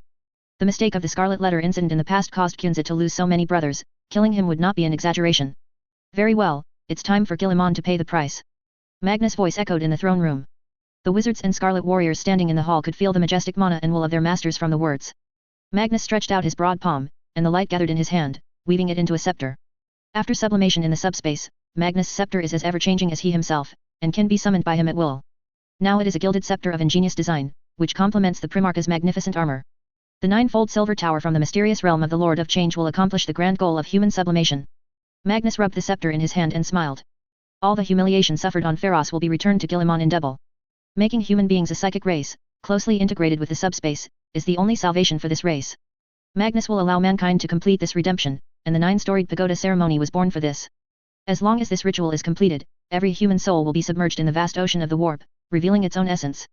Even the dullest mortal can easily master witchcraft and magic. Magnus is willing to call it the era of Magnus, the era of the revival of mythology. He stood up, and with the movement of the scepter in his hand, the 4 walls of the hall disappeared without a trace, revealing the devastated land stretching to the sky under their feet. A brand new psychic empire will stand on the ruined kingdom of the corpse emperor. Guilliman will realize how big the gap is between me and him, and he will not be able to bridge this gap even if he spends all his life. Most of Prospero's area had already been turned into a wasteland composed of scorched brown glass in the terrible accident thousands of years ago. Now, the war-torn planet is somewhat inhabited. The withered mountains and dry tidal flats are surrounded by all kinds of buildings emitting shimmering spiritual energy. Slave barracks and tall crystals stand on the surface. The assembly line factory and armory were built, roaring. The majestic temples standing all around store the knowledge books collected by Magnus for thousands of years. Since 10,000 years ago, the wolves have burned Prospero. Magnus never stopped working on rebuilding his homeland. The reconstructed Prospero is completely different from the old days. There are no gilded spires, nor are there beautiful and spectacular crystal pyramids. The world is in the service of war. Turned into the iron felt in the hands of Magnus, producing weapons for endless wars. This is undoubtedly an irony of fate. The former star of the scholar has become the mother nest of war, implying that only war lasts forever in the galaxy. Magnus' plan has been advanced for a long time. The number of psychers in the Empire has skyrocketed, largely due to his stirring up trouble behind the scenes. The light of the human soul in the warp is getting stronger and stronger. As long as the 9-story pagoda ceremony is completed, the thing that the Emperor of the past feared most will happen. Humanity will become a brand new Shinik race. The promotion is about to begin. Magnus said in a self-admired tone, the era of the corpse emperor is about to end, and the era of Magnus is about to begin. I will bring wisdom to mankind and save them from ignorance. Fish out of the quagmire to light their way, magic will permeate every world, and myths will repeat themselves. Ahriman watched Magnus, who was imagining the future with respectful eyes, and glanced at the throne hall from the corner of his eye. Beneath the throne of Magnus, a group of skinny people are suffering. Their bodies were tied to the roaring machinery by iron chains with runes attached, and they were tightly bound, with no possibility of escape. Ornate siphon pipes gag their mouths, turning their screams into a reverberating chant. This is an extremely cruel meaning, squeezing the life force of these people, and the broken soul and flesh and blood make them extremely painful. Magnus claims to save mankind in the horrible kingdom of the Corpse King.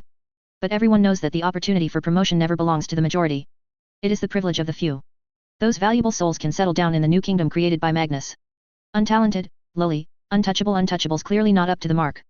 Ahriman continued to speak after Magnus finished admiring his masterpiece. According to the information passed back by some believers, the Corpse Emperor's troops are preparing to deal with us. Ahriman said, Dante has received Guilliman's authorization and is gathering a large-scale army.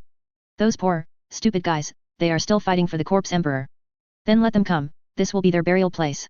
Before they die, they will see the Corpse Emperor's empire crumble little by little, witness of the coming of my time. Magnus said, Go, Ahriman, you will take the lead, gather those psychers, forge those weapons and vehicles with the power of the warp, and summon powerful demons as servants, annihilate the Corpse King's army. I can't wait to see Guilliman's horror and anxiety when he hears the news of the annihilation. Ahriman nodded, then turned and walked out. Members of the Cabal followed closely behind him. Magnus sat back on his throne and continued to travel to the high heavens, looking forward to the era that belonged to him. Vast void.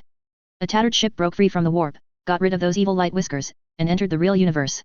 On the bridge, several men and women with tired faces were looking at the star map in front of them, and the pale light shone on their faces. We will be able to reach our destination after another week of sailing. A man said excitedly, we can finally get rid of the control of the Empire, and we are about to enter the paradise that belongs to people like us. Having talent is not a fault. We obviously have such outstanding abilities, but we are not allowed to get the corresponding status. The Empire has long been decayed and is not worthy of our allegiance. A woman said, the only way to embrace the gods is to embrace Magnus. We can benefit from our talent. This is a ship that escaped from the Empire's territory. Loaded with those with a little psychic talent. They were bewitched by whispers in their ears. Looking forward to entering a world where psychers can become masters and superior slaves, and those without talent, despicable and lowly mortals should become servants and slaves. Just as everyone was excited, an elderly man pointed in the direction of the porthole and made a panicked sound. What is that? Everyone looked in the direction he pointed, and saw that the subspace rift that had been closed was opened again. A magnificent fleet beyond the imagination of the world filed out of it. The battleship that first caught their eyes was comparable to a planet. It is so huge that just moving in the void will cause the distortion of the space-time structure and produce the gravitational force of celestial bodies. Seeing the unified emblems on those battleships, all those who fled the Empire showed expressions of horror. That symbol is a golden double-headed eagle with outstretched wings. The expression on everyone's face is panic and anxiety. At this time, a harsh siren sounded on the battleship. The bird divination instrument detected abnormal subspace fluctuations until now, and countless red light spots appeared on the suspended projection. Densely packed, inexhaustible. What are they going to do? A woman said in horror. A man looked at the speaking woman, the fear on his face distorted his facial features. He said in a weeping voice, what else can they do but war? Magnus Edition or a revival? I think when the time comes, I will still be able to write about those worlds where the spirit has been revived. Let's lay the groundwork first, otherwise it will be too abrupt when the time comes. Chapter 265 Batman's Heroism, for subscription. The vast ocean of the highest sky rolled with waves of terror, and the howls of the demons were blocked by Geller's force field. The magnificent Imperial fleet is hidden under the torrent of subspace, running smoothly. Come out of subspace. Come out of subspace. Come out of subspace. The sound of the mechanical prompt echoed in the battleship, and everyone got busy, preparing for the battleship to return to the physical universe. The meditator array composed of divine brains makes rhythmic sounds. The data cable transmits massive amounts of data, and the coordinates of the anchored ship calculate the energy required to enter the subspace engine. The crew members and captains who control the battleship connect their minds with the battleship, assisting the work of the machine soul. The data machine, which was bigger than the personnel carrier, was ticking, and white steam spewed out of the pipe, which was the chemical agent used for cooling. The air vents make a sound caused by high-speed airflow, and the circulation system is releasing fresh air, taking away the dull, exhaust-filled air to complete the cycle purification. The huge fleet jumped out of the subspace and displayed in the void. This is the established assembly point. The Wild Wolves have long been waiting for the arrival of the Blood Angel. Together they will fight against Magnus. Standing on the bridge of the Celestial-class battleship Holy Blood, Dante can overlook the entire main control hall at a height. Staff are sitting around the huge console. The mechanic priest walked back and forth, maintaining and watching over the huge array of mechanics and thinkers. When jumping out of the subspace, the Holy Blood didn't have any jolts. Very smooth, as if sliding out of the inside. Dante closed his eyes and took a deep breath, and then opened his eyes again. Noisy announcements came from everywhere, passing into his superhuman senses, and his sharp eyes could capture the working status of each servant. Seeing that everyone is working hard to complete their work, Dante showed a faint smile. Even after such a long time, it still feels like a dream. Blood surged in Primal Cast's body, and air flowed back and forth from his chest at an unusual speed. Regarding everything in front of him, his heart was full of emotion. Mankind once faced unimaginable darkness. Traitors from the Age of Horus destroyed the Cadia fortress. Their leader, Abaddon the Marauder, used the unknown alien technology to make the Eye of Terror extend across the entire galaxy like a scar, forming a huge warp space rift that divided the entire empire in two. Those horrors of the old night came flooding out of the darkness. Countless subspace cracks spread on an unprecedented scale. Nightmare-like visions of horror erode reality like a flood that breaks a bank. Demons wander among the stars, and monsters haunt the human world. Desperate messages filled the warp, death, and war everywhere. No world has been spared. The gods laughed wildly, intending to turn the entire human race into a plaything in their hands. Suffering is the fate of all human beings. The human race in the galaxy is more miserable than any previous era. Everyone thinks that civilization is about to go out and darkness will hang over the future. The traitors were triumphant, clamoring about their impending victory. However, everything reversed so quickly.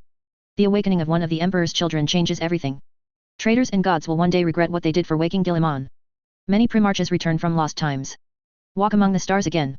They brought back the hope of the dreamtime and the redemption humanity has always longed for. This time, they will no longer fail. Mankind will surely defeat the gods. Dante could see the terrible ambition in the eyes of the imperial regent. Now, the entire empire has fallen into war. The empire is launching a full-scale counterattack against aliens and traitors. The Tau have been destroyed, and their home planet was burned by the returning lion.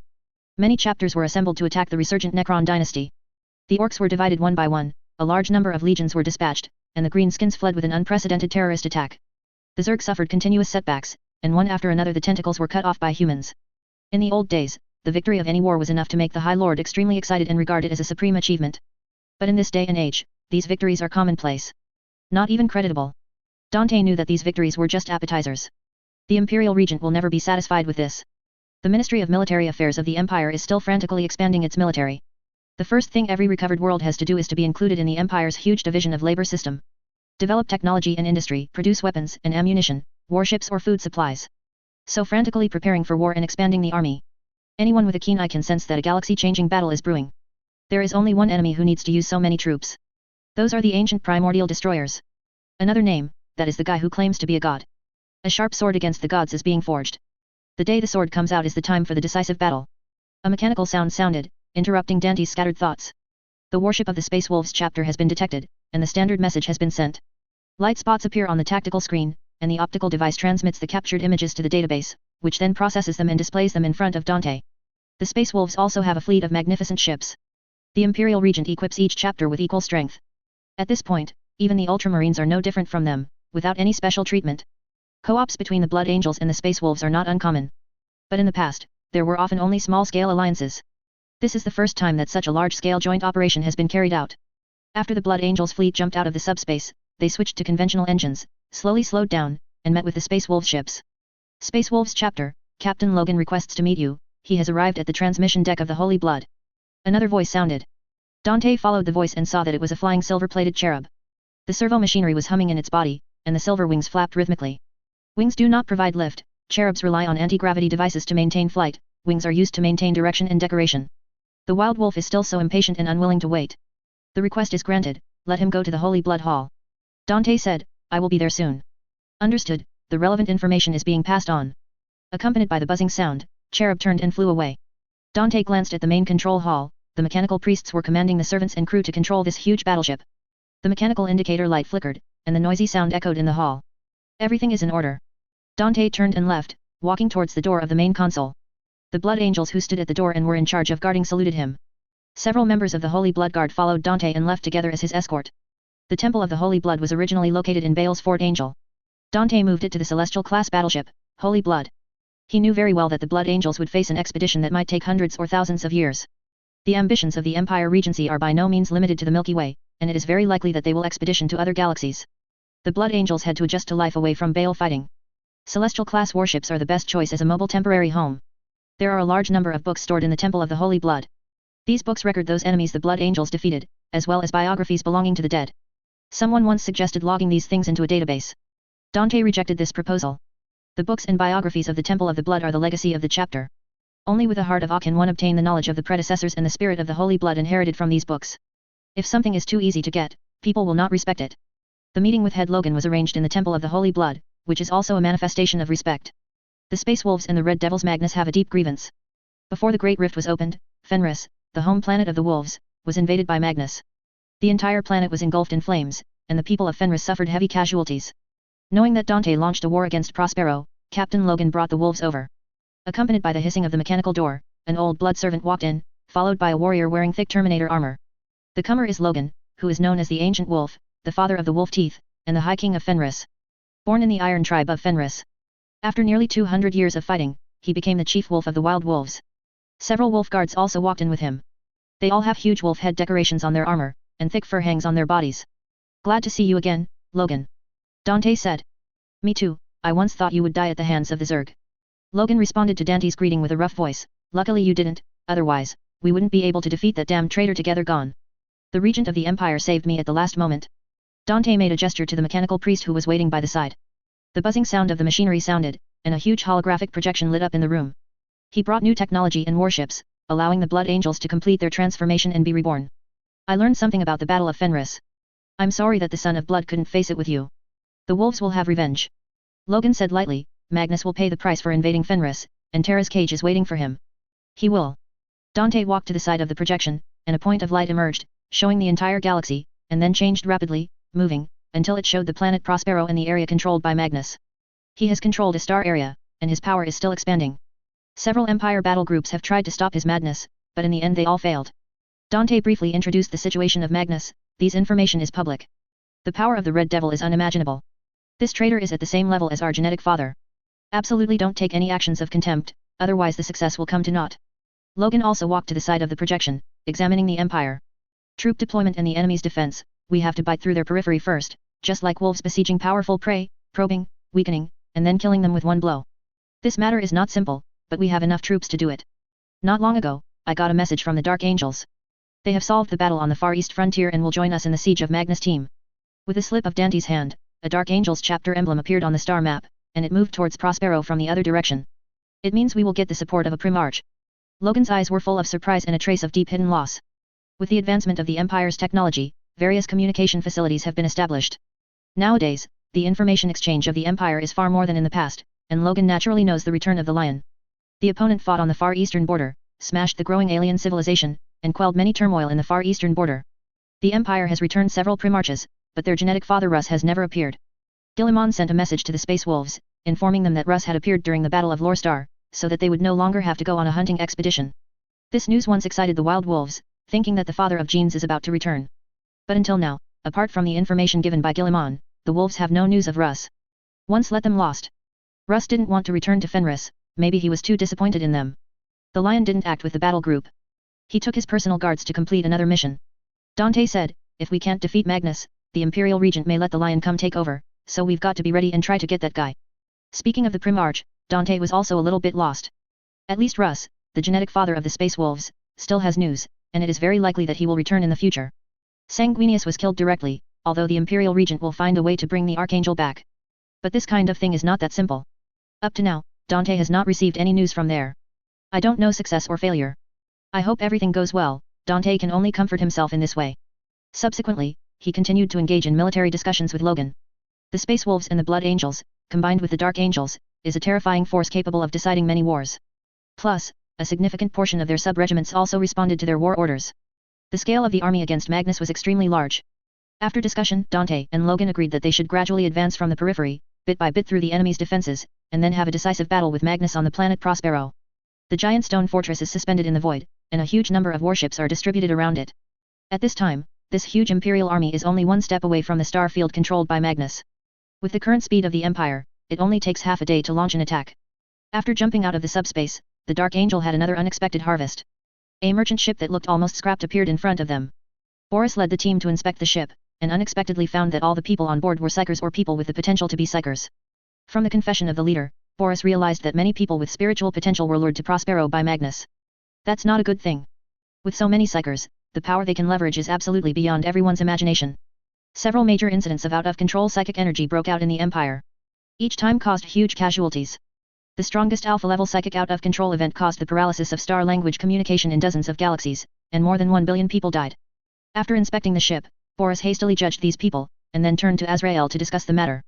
With so many psychers gathered in Prospero, if 1 or 2 alpha-level psychic out-of-control incidents occur, the consequences will be serious, no one can imagine. Walking along the dark corridor lit only by candles, Boris soon arrived at Azrael's meditation room. 10 giants in thick white robes stood in the shadows, acting as the guardian of the Grand Master. Each one is leaning on a two-handed sword, standing straight in front of him from the face to the chest. The sharp blade gleamed in the erratic light. Candles flickered around them, reflecting the terrifying scene behind them. Thousands of skulls are neatly arranged on the walls. These are enemies defeated by the Dark Angels. Part of it is human, and more of it is those weird aliens. Titanium skulls are among them. The race that once tried to replace humans has completely become a thing of the past. The guards watched Boris, their faces covered by skull-shaped helmets decorated with runes and chapter emblems. After passing the test with the biological seal, Boris entered the meditation room of the great teacher. Azrael knelt at the divination table. This is a room with mirrored walls. Located deep within the stone fortress. Candles with a soothing effect flicker in the meditation room. As the Grand Master of the Grey Knights, Azrael is also a powerful psyker. Possesses the ability to peek into the highest heaven. Right now, he's doing it. Every son of Caliban knows that the redemption is not really over yet. The return of the lions made them very excited. But the Dark Angel still faces many problems. Lord Cypher still wanders out. Luther escaped from his cell and has yet to bring him back. The gods are still watching the galaxy, and vicious plots are brewing and taking root in unknown corners. Azrael's participation in the campaign to encircle Magnus was not only due to the grievances between the Dark Angels and those wizards, he also learned about Luther's traces from some secret channels. He may have fled to the empire controlled by Magnus. That damned traitor. The warp was as chaotic as ever, and Azrael didn't get any useful information from it. He tried to capture information about traitors from the chaotic torrents of the warp. It may be because he was too close to the area controlled by Magnus. He didn't get the information he wanted, and he could only hear those crazy shouts and screams. The entire star region fell into madness, and the light of human souls was very bright, shining like stars in the subspace. Thousands of demons are crazy about it, never before have so many human psychers gathered in one place. Azrael's heart palpitated from what he saw.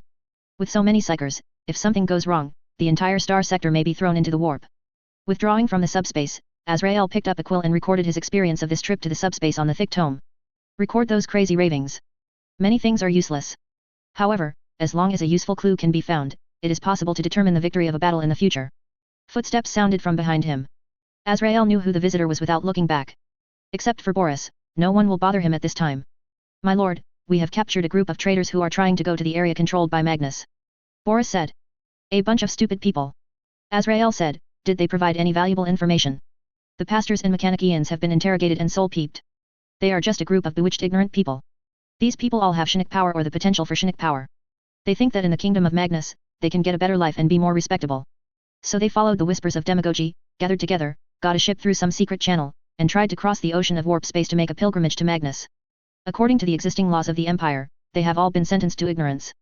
Related operations will be carried out in the near future. Sir, do you have any instructions and opinions? Azrael shook his head, he had nothing to say. Betrayal is unforgivable. There is one thing that we may have to pay attention to. Psychers are constantly gathering in Prospero. If there are too many of them, I'm afraid it will cause an unprecedented catastrophe. Boris said, they are like a volcano about to erupt, Magnus must have some conspiracy. I agree with you. Azrael also saw those crazy scenes in the subspace, the unusual torrent of the subspace is forming, and Magnus must have his own psychers gathering so many psychers. Planning. We can't attack according to the rules. It would be too time-consuming. We should give up the battle on the periphery and stab Prospero directly. First smash his insidious plan, and then find a way to save the star area.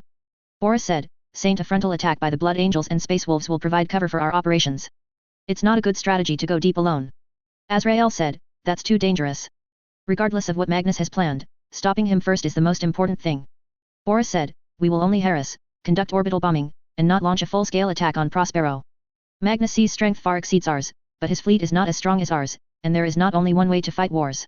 Azrael was silent for a moment, considering what he saw, finally nodded and agreed to Boris's plan. With so many psychers converging on Prospero, it would be enough for Magnus to create a small eye of terror, and the entire galaxy would be shattered. The storm suddenly rose, and twisted energies raged across the barren plain. The dark purple thunder danced wildly like a snake.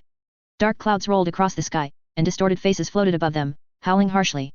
Lightning flashed across the rain curtain, showing many weird silhouettes against the night rain. This is a world shrouded in the power of witchcraft. Glasses that reflect light are scattered on the surface, and crystals that reflect countless painful souls grow on the plains and mountains like plants. Lava flowed from the majestic mountains of razor-sharp stone and flowed down the rivers to the plains. Groups of blue-skinned creatures roam the plains and live in the crystal forest. The face of each creature is different, weird, and terrifying, like a living nightmare. There are also some clans that can vaguely recognize the appearance of humans, and the clothes on their bodies can be seen in the unique weaving techniques of humans. Those humans already had multiple eyes, extra arms, and wriggling tentacles. It is normal to have two heads, but one is relatively rare. These guys are very cunning, like intrigue and trickery, and can release all kinds of vicious witchcraft. This is a world that belongs to demons. Only believers of the gods and those who have no life can live here. A demon wanders the forest, avoiding the hunt of more powerful demons. It has human arms and legs, and a bird-like body and wings, and even its mouth is in the shape of a bird's beak. Walking to a crystal cliff, the demon looked up and saw the majestic maze belonging to his master. Low-level demons like them are not eligible to enter the maze. Only demons that are cunning, despicable, and able to tell perfect lies are eligible to enter the maze. Watching for a moment, the demon felt bored again. It glanced around, having no fun at all. Its fellow humans were fighting, and so were those humans who believed in their master. They tried their best to perform, longing for his attention. Suddenly, a burst of music came. This is a strange thing. Are the gods going to continue fighting again? That would be a good way to pass the time. The demon looked around, trying to find the source of the music. It flapped its wings and flew over to the sound of the music. It didn't take much effort to find the source of the music on a tidal flat-lined with rocks. A golden crack appeared in the sulfur-smelling air. Music comes from inside. The demon circled around it a few times, and its knowledge was not enough to recognize what it was. It tries to unleash the sorcery and magic it has mastered. The scorching fireball rushed over and dissipated directly in front of the crack without causing any reaction. Cracks slowly widen. The demon wants to get closer. A burning flaming sword stabbed out from inside. The demon screamed, its body was burning, and after a while, it was reduced to ashes. The cursed legion burning with flames came out of the crack, and several living saints who had been clearly recorded in the history of the empire stood in the ranks, brandishing flame swords, and directed the cursed ones to attack. The flames of war were ignited. The sound of the cursed one's invasion resounded throughout the world, and the fighting demons had to unite, or they would be destroyed by the cursed one. The war between the emperor and the gods has broken out, and no one will be spared and stay out of it. Accompanied by a wolf roar, a wild wolf as huge as a mountain jumped out of the crack, just like the giant wolf chasing the sun and the moon in human myths and ending the rule of the gods. A big demon flapped its wings, and the crystal wand in its hand released a series of strange attacks. But his body was bitten off by the giant wolf, and he was thrown flying. The giant wolf rushed into the demons and bit the powerful demons. The powerful crystal armor was shattered into pieces under the bite of the fangs. With a wave of sharp claws, pieces of demons fell down. The demons tried to rally and attack the giant wolf. The opponent jumped directly into the void, broke through the space restriction and left the battlefield. When the demons relaxed their vigilance, he jumped out of the void again, using his fangs and claws to continue attacking. After a few times, the demon is defeated. The cursed legion quickly opened up the situation, dragging the entire world into the flames of war. Seeing the results of his battle, the giant wolf jumped into the void and returned to an illusory golden kingdom. It seems to be going well. Ferris walked over from the side and said, facing our full-scale invasion, the changers will definitely be dragged into the war and have no time to take care of Magnus' affairs. If it goes well, Magnus is doomed this time. The giant wolf nodded and looked into the distance. The war between the two sides had already begun. It is not easy to catch Magnus, a guy who is good at witchcraft. The arrest of Fulgrim, Perturabo and others will definitely attract the attention of the gods. The gods will not let their spoils escape. As the most cunning existence among the evil gods, the Lord of Changes will definitely notice if there are any bad signs on the Empire's side, and he will recall Magnus. It is also possible to directly help Magnus escape during the battle. If you want to catch Magnus, you must first cut off any help he might get. This is why the Legion of the Cursed and the Living Saints have invaded the realm of change. The gods have ceased fighting, but they will never form true allies. Chaos is just that. True cooperation does not exist. They fight each other and fight on their own. Other gods will not give Tsianj any assistance if it has no way to block human attacks. Others are likely to attack it and divide up its territory and authority. Sanguinius has returned, and he will be the main force in capturing Magnus. I don't deny Sanguinius' fighting power and wisdom, but Magnus, as the most knowledgeable among us, has to guard against his means. You need to make another trip, Russ. If Magnus wants to use witchcraft to escape in battle, then the task of catching him falls on you. Ferris looked at the giant. The wolf said, besides, you should also return to the real universe. Gillimon is about to become the new lord of mankind. If he does that, he will inevitably attract some opponents. We all have to support him. If all loyal the Primarchs gathered on Terra and attended his enthronement ceremony, presumably those who want to make trouble must have no excuse to make trouble. The giant wolf glanced at Ferris, tapped its huge wolf head a few times, then jumped up again and sank into the void. Ferris looked at the demon planet that was at war. In the landing site massacre, he was beheaded, which is undoubtedly a great shame. If it weren't for the essence of the Primarch to revive him in the subspace, I'm afraid he would really die. Fulgrim has been captured, but Ferris still wants to catch the demon that parasitized on Fulgrim's sword in the past, and fight it with an eye. Gotham City. After you get out, be a good person. A fat prison guard stuffed a bag pretending to be a personal item to James in front of him, and then pushed it out of the prison door.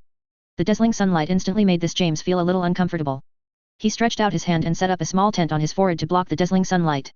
James has a very strong figure, thick arms, and tattoos. 1 year and 3 months, James calculated the time he was imprisoned. He walked to the phone booth, dialed the phone, and made several calls in a row, but no one answered. He was not connected until he called his neighbor.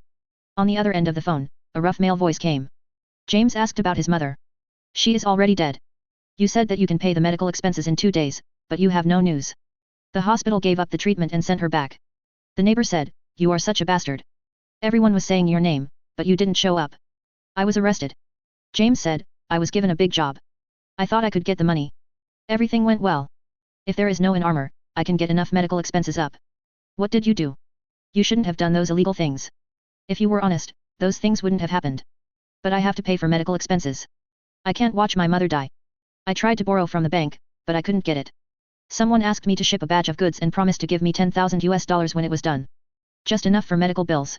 You have learned badly now, James, you were a good person before. He was indeed a good man, so my dad was shot and killed, and the murderer has not been found so far. My mother died of illness and had no money for treatment, and my sister paid back the bank money by picking up customers. The neighbor sighed. Only those who keep the goodness in their hearts can go to heaven after death. I'd rather go to for my family to be alive. I don't want to discuss this with you. I hope you can pick me up. The neighbor was very talkative, and an hour later, he drove an old car with faded paint to pick up James. James didn't speak all the way thinking about his mother. They live in the slums of Gotham City, which are messy and gang-run. James' home is an old house built in the 1950s and 1960s. Back home, everything is empty. My mother's funeral was done with the help of neighbors, and I sold a lot of things to make up for the funeral. At night, a member of a gang found James, who had just been released from prison, and he still owed the gang a sum of money. For the poor, it is impossible to borrow money from the bank. The only people who can lend them money are local gangs. The interest rate is a little higher than that of banks, but it is also within a reasonable range. After all, gangs also pay attention to the hearts of the people when they hang out locally. Just got out of prison, where can I get the money to repay the loan?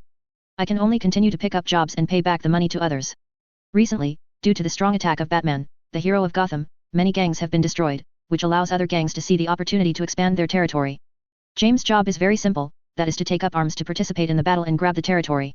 Participating once, you can get $2,000, which is a good income. Remember that in Gotham City, a month's work may only be a few $1,000s. Gang battles are generally chosen at night, and be careful to avoid Batman. Otherwise both sides will go to jail. There was a hail of bullets, the enemy was very powerful, and there were rocket launchers. James and others were quickly dispersed. James was more clever, and fled when he saw that something was wrong. Rival gangs are chasing all the way. James saw an abandoned factory, so he jumped over the wall and entered. Before he could catch his breath, a huge muzzle was pointed at his forehead. A pair of scarlet eyes lit up in the darkness. The faint light allowed James to see the outline of a huge metal monster. The muzzle of the gun in his hand is as thick as a baby's arm. One shot down, I'm afraid the whole person will be broken into pieces. James wanted to say something when he heard a gust of wind, his neck hurt, and his eyes went dark. An underground auction house in Gotham City. It is owned by the famous gangster Penguin. Everyone participating in the auction wore masks. The auction house is selling a dagger excavated from the tomb of King Bala in Sumer. The starting price is $50,000, and those who are interested can bid now.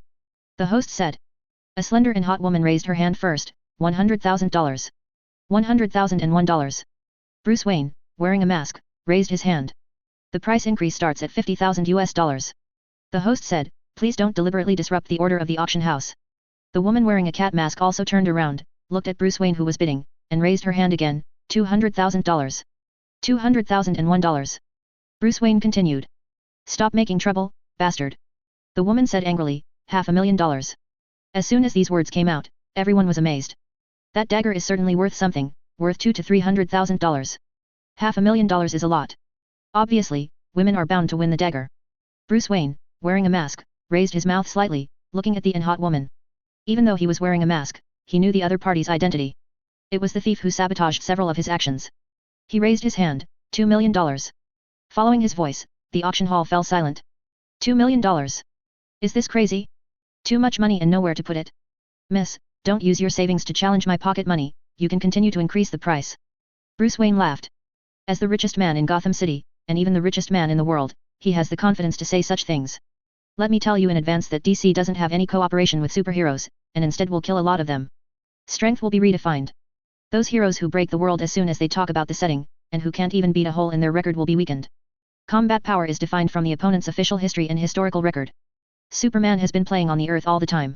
For those who insist on talking about the Silver Superman and the Golden Superman, it is recommended to talk to the screenwriter and let them shoot it for you. Don't touch the four evil gods with some superhuman thinking. All forces and technologies that violate the laws of physics are warp forces and Chinook technologies. Chapter 266 Angels and Demons, for subscription. The woman wearing a wildcat mask stared at Bruce Wayne, her eyes were like autumn water, even if she couldn't see her face, she could still see the woman's charm and the wildness and charm of a wildcat woman from her eyes. Bruce didn't care about the woman's gaze, with a smile on the corner of his mouth. He must have this dagger. No one can compete with the Wayne family. The woman couldn't see Bruce's expression. But she knew that the bid of $500,000 was already her limit. You win, the woman said. It's yours, bastard. Thank you, I like the adjective very much, it is perfect to describe a dude like me. Bruce smiled, you made a very wise decision, for people like me, money is of no use. I'm not interested in money, and I don't like money. Master, you should restrain yourself a bit, it's too much to spend money like this, said the butler at the side. Why should I restrain myself? My money can last for several lifetimes. The money I spend now is not as good as the money I earn. Bruce said nonchalantly, if you don't spend more, when will the money be spent? The arrogant words of the man caused all the people involved in the auction to discuss in low voices. Even wearing a mask, they recognized each other's identity. The biggest and richest in Gotham City, Bruce Wayne. Bruce Wayne's family business controls everything in Gotham City, and it is the top group that is second to none in the entire world. Wayne Group has countless industries, including shipping, infrastructure, energy, entertainment, media, medical retail, finance, technology, military, aerospace, aviation and other industries. As long as there are human beings living, you can see the shadow of the Bruce family industry. The whole family is like a huge snowball swallowing gold, rolling forward and growing. The Wayne family is the richest and most powerful family in the world. Elected the new president, he even had to ask about the power of the consortium represented by the Wayne family. More than half of the members need the support of this consortium. The resources and funds that Bruce can control are the top in the world. Problems that can be solved with money are not problems for Bruce. Questions that can embarrass Bruce on this planet can be said to be rare. On the surface, he is the helm of the Bruce family. A well-known playboy. Lived a life of spending money like water and getting drunk. Is the speaker of the most powerful consortium in the world. In private, Bruce also has an unknown identity. He is the Iron Fist of Justice Batman that makes countless gangsters in Gotham City fear. Founder of the Justice League. Has a steel body, Superman known as A is his best friend. Wonder Woman, who has a relationship with the gods of Olympus, has an inseparable relationship with him. Aquaman, who controls the Ocean Kingdom, is also in this Justice League, and he is a comrade in arms with him. There is also a steel frame with the most advanced technology, and the extremely fast Flash. These are unique superheroes with powerful powers. In addition to these superheroes, the Justice League also has a group of second-line superheroes who are less popular and less powerful. Power, wealth, Bruce are all men standing at the top of this world. In the true sense, the body of a mortal can stand shoulder to shoulder with a god. When the butler heard this, he had no choice but to give up trying to persuade his young master. There is really nothing to say. $2 million is a wealth that ordinary people cannot earn in a lifetime. But to the young master, it is just a drop in the bucket, useless data. The money of the Wayne family can't be spent in a lifetime, it can't be spent. The rest of the auction didn't have much to offer. Bruce didn't sell any more, he just sat and watched other people's auction. Actually, spending $2 million to buy that dagger is not Bruce's prodigal. That dagger helped him somewhat. It is said that the kingdom of Sumarbara holds the power of magic. That dagger most likely has knowledge of magic that he wants to study. Magic is a force to be reckoned with in this world. Shazam, Constantine, these guys all have the power of magic and witchcraft. After experiencing several crises, Bruce Wayne felt that his armor really needed to be strengthened. Superman, Aquaman, Wonder Woman, these guys have too much power. If they get out of control, the threat is too great. There are also those unknown mysterious worlds, which also have threats. As the founder of the Justice League, Batman also needs to have the means to restrain them. It's time to add a little more than technology to the warframe. The auction ended and it was already late at night. Bruce walked out of the auction house. The housekeeper took a step ahead of him to start the car. The woman who lost the competition just now also followed Bruce out quietly. Her movements are very gentle, and she has a special magical power that makes people ignore her existence. Just walked out like that, but no one looked at her. When there was no one around, the woman made a move. Her speed was as fast as lightning, and a faint phantom appeared in the air. At the same time, under the influence of a mysterious force, the street lights went out all of a sudden. Darkness overwhelms Bruce. A limp hand reaches for the dagger he just bought. Bruce's senses are also extraordinary, and he reached out to stop the opponent. When he was young, Bruce visited fighting masters from all over the world to learn various martial arts. Qigong, Judo, Taekwondo, Muay Thai, Brazilian war dance, etc. are all proficient. Selina, that's enough. Do you still want to taste the taste of being hunted by me? Bruce protected his things and looked into the darkness, his eyes can see things in dim light.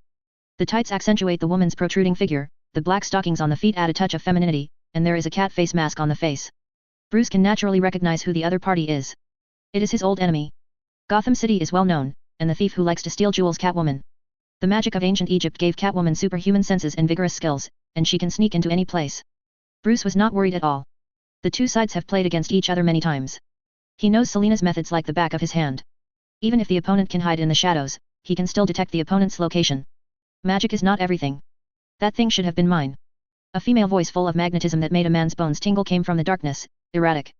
The highest bidder wins, this is the rule of the auction house. Bruce smiled and said, sorry, I have already bought it. Watch your stuff, little bat, this isn't going to end like this. Then you have to be prepared to enter the police station. Bruce teased. Realizing that there was no way to succeed, Selina did not continue to pester her, and turned around and fled into the darkness. The street lights flickered a few times, and then returned to normal. Bruce did not go after each other, but returned directly to Wayne Building. He knew very well that if Selina tried to escape, no one could catch him. Wayne Building is the tallest building in Gotham City and a symbol of the wealth of the Wayne family. Bruce took the elevator directly to the top of the building. The top layer is a collection of high-tech that human beings can own and use. Part of it belongs to the mother box of life, the alien civilization technology of the underwater world. Bruce has mastered these technologies with his own connections and resources, and applied them to serve his own just cause. The dagger was placed on a scanning machine by him. Those special runes are displayed on the screen, and the database is compared and analyzed. Bruce intends to use scientific means to study magic, and then add some new gadgets to his armor. A small town in North America hopes that Wayne Group can rebuild a qualified power supply network for them. The existing power supply network can't meet their living needs, and frequent power outages lead to food spoilage. It's just that they are located in a remote area. It would be very expensive to rebuild and it would be difficult to recoup the cost. My advice is to give up. The existing power network is enough to give us an edge over our competitors. Those people should learn how to take better care of food instead of asking others to do it for them. Get more. This is a batch of lists about optimizing the employment of members of the Wayne Group. Some inefficient departments and employees will be laid off directly. The relevant compensation plan will be carried out in accordance with the law. Do you want to look at the list, Master? Some workers in Gotham City sat in protest at the gate of the factory, demanding that Wayne Group continue to employ them. The Ministry of Justice has filed a lawsuit against them, asking them not to interfere with the normal operation of the factory. If they violate it again, they will be required to pay compensation. The butler reported to Bruce about the operation of the group. Bruce waved his hand. These business matters are up to you. Let me see what happened in Gotham tonight. I hope those bugs and rats didn't make trouble. Only by following the rules can the market prosper. The Wayne Group has developed into the behemoth it is today, and there is no need for him to pay attention to it anymore. As long as there is no big mess, the Wayne Group is unshakable. Daily chivalry has become Bruce's daily life. For the safety of the people of Gotham City, Bruce really did his best. Bruce couldn't imagine how bad this city would be without Batman. The system that monitors the entire Gotham City has just been turned on, and it broadcasts tonight's news. At around 7 o'clock tonight, there were multiple shootings in the Brown neighborhood. It was suspected that local gangs were fighting for the territory. Smuggling boats were found at the pier, and some gang members smuggled women for illegal transactions. Psychologically addictive drug found in Paradise Bar. With the help of intelligent AI, Bruce controls every move of Gotham City. The screen shows the evil happenings in Gotham City tonight. Bruce checked it out and shook his head. This city is rotten to the root. Batman, as a symbol of Gotham City, must not disappear, otherwise it will be the disappearance of order and chaos. In the darkness, there must be a ray of light. Bruce knew that he had to persevere, and only by persevering could he save Gotham City. Justice will be practiced. Evil will be severely punished. One day, Gotham City will once again become that simple Gotham City. After a short meeting, the Blood Angels and Space Wolves each determined their attacking route. They will attack from different directions, and the final destination is Prospero, the magic cave where Magnus is. The cruiser strategic strike ship belonging to the Space Wolves, Wolf's Hammer, sailed smoothly in the void. The huge engine was kept running at a low speed, and the output power of the energy pile was also adjusted down. Frigates are displayed around it. A huge group of fighter planes are swimming in the bottomless void, shuttling back and forth in a vast area with a diameter of tens of thousands of kilometers, looking for deep space mines and missile traps. The battleship Wolf's Hammer was surrounded by tall towers, bulwarks, and sloping turrets, and the huge ram broke through the empty void. The thick void shield rippled like tulle, and the generator hummed. The bottom crew shouted and ran, and the supervisor whipped those who wanted to be lazy with a whip. Tech priests maintain the ship's workstations, doing their best to keep the ship up and running and making sure all systems work flawlessly. The divine brain placed in the huge nutrient tank squirmed, and the connected nerve cables also swayed in the nutrient liquid. The energy distribution nodes with flashing lights vibrated slightly, and the surging energy flowed along these nodes to various areas of the battleship. Servants are bound to their terminals by cables. Their spines or faces are knotted with a large number of pipelines, and the patchy gray skin exposed from them is the last remnant of their humanity. They are sinners condemned to death without wisdom. Under the auspices of the priest of the Mechanikus, a lobotomy operation was performed, metal limbs were inlaid, and the brain domain was reprogrammed, becoming a half-dead slave. Trapped forever on these machines that maintain their lives, performing the numb and dull tasks over and over again, in order to atone for their sins of betraying mankind in the past. The Empire has never been kind to traitors, and that's how they end up. Incarnate as a demented servant, burning like a candle for the Empire until the last moment. The space inside the ship is huge. A huge arena is located inside the battleship. The wild wolves are drinking and fighting here. For most of the space wolves, drinking and fighting are part of their daily life. Two fighters are fighting in the arena, trying to decide the winner. The others cheered for the two soldiers while pouring their own drinks. Among the crowd, a wild wolf warrior was extremely tall, sitting on the main seat. The opponent is wearing a set of burly Terminator armor. The servos of the joints hummed menacingly in low, regular rhythms with his various movements. The surface of the ceramic material is covered with blessed runes deeply carved one by one. The white bones as trophies kept shaking on the huge shoulder armor, making crisp crashing sounds. The back of the armor is covered with a piece of bear fur that has been blackened by gunfire and is full of bullet holes. The warrior's face is as shiny as tanned leather, with metal rings inlaid on it. Wrapping the full jaw are two tufts of sideburns that are as black as night. The beard and hair are as shiny and neat as the hair of a predator. This soldier is the wolf of the 4th company of the Space Wolves, and the owner of the wolf is Havoc. Beat him, Gaskar! Havoc shouted for the fighters in the arena. Many wild wolves also howled, and metal wine glasses made sounds when they collided. Enough, it's time to work. A voice came. The wolves' entertainment ended with the arrival of the rune priest. The hunting preparations have begun. Agam was wearing a black sacrificial armor like a forge, and his broad face with a resolute expression was hidden under the ancient skull-like mask. The cheering wolves fell silent, like a pack of wolves about to hunt. Their eyes shone with desire. Son of Rus was never afraid to fight. They longed for revenge on Magnus. What did you find? Harvick frowned slightly, and his yellow eyes shone with clarity and vigilance. The reconnaissance system found something. Agam called up the data device of his helmet and connected it to the mechanical equipment in the hall. A projection appeared above the heads of the wolves. As the thinker clicks through the data, the lights flicker and trace tactical projections. A brown-red planet jumped into the field of vision, and it continued to grow under Agam's control. Gangway Galaxy. Agam said, there is only one world. According to the records of the Empire, there is a galaxy with life. 9 satellites, one of which is our target. The first node in this star area is also the first fortress we shall smash. Images kept emerging, and Harvick stared at them. Those yellow eyes became sharper. Orbital defense. Agam shook his head, I didn't notice it. A defenseless lamb. Harwick smiled cruelly, facing the bite of wild wolves, they can only face death. Harwick stood up, exuding the breath of a hunter. He stared at the constantly zoomed-in picture, and the surface of the planet came into view. Dark brown with dirty orange stripes, it looks like a rusty iron ball in the universe. The planet continues to grow, the detection device enters low Earth orbit, and the scenery under the clouds is displayed in front of the wolves. Beneath the clouds are lights arranged in geometric shapes. Shows a huge city beyond imagination. The most eye-catching thing in the city is the crystal pyramids. Glorious. With high-definition optical devices, you can see those slaves and demons serving the wizards. Harvick smiled cruelly. He stepped towards the heavy gilded door, calling in a low growl. Let's go, wolves, it's time to let those witches know the consequences of betraying the Empire. The target planet only has a few space stations and weapon platforms. After a wave of attacks, they turned into burning wrecks. Space Wolves' ships conduct a wave of orbital bombardment of the ground. No protection from void defenses. Even with the help of witchcraft, it is difficult to save the fate of failure. The traitor commander of the ground air defense array stared in horror at the densely packed red dots on the screen. Each dot of light represents an imperial ship. Now, the red dot covers the entire screen. The number is huge, covering the sky and the sun, making it difficult to count.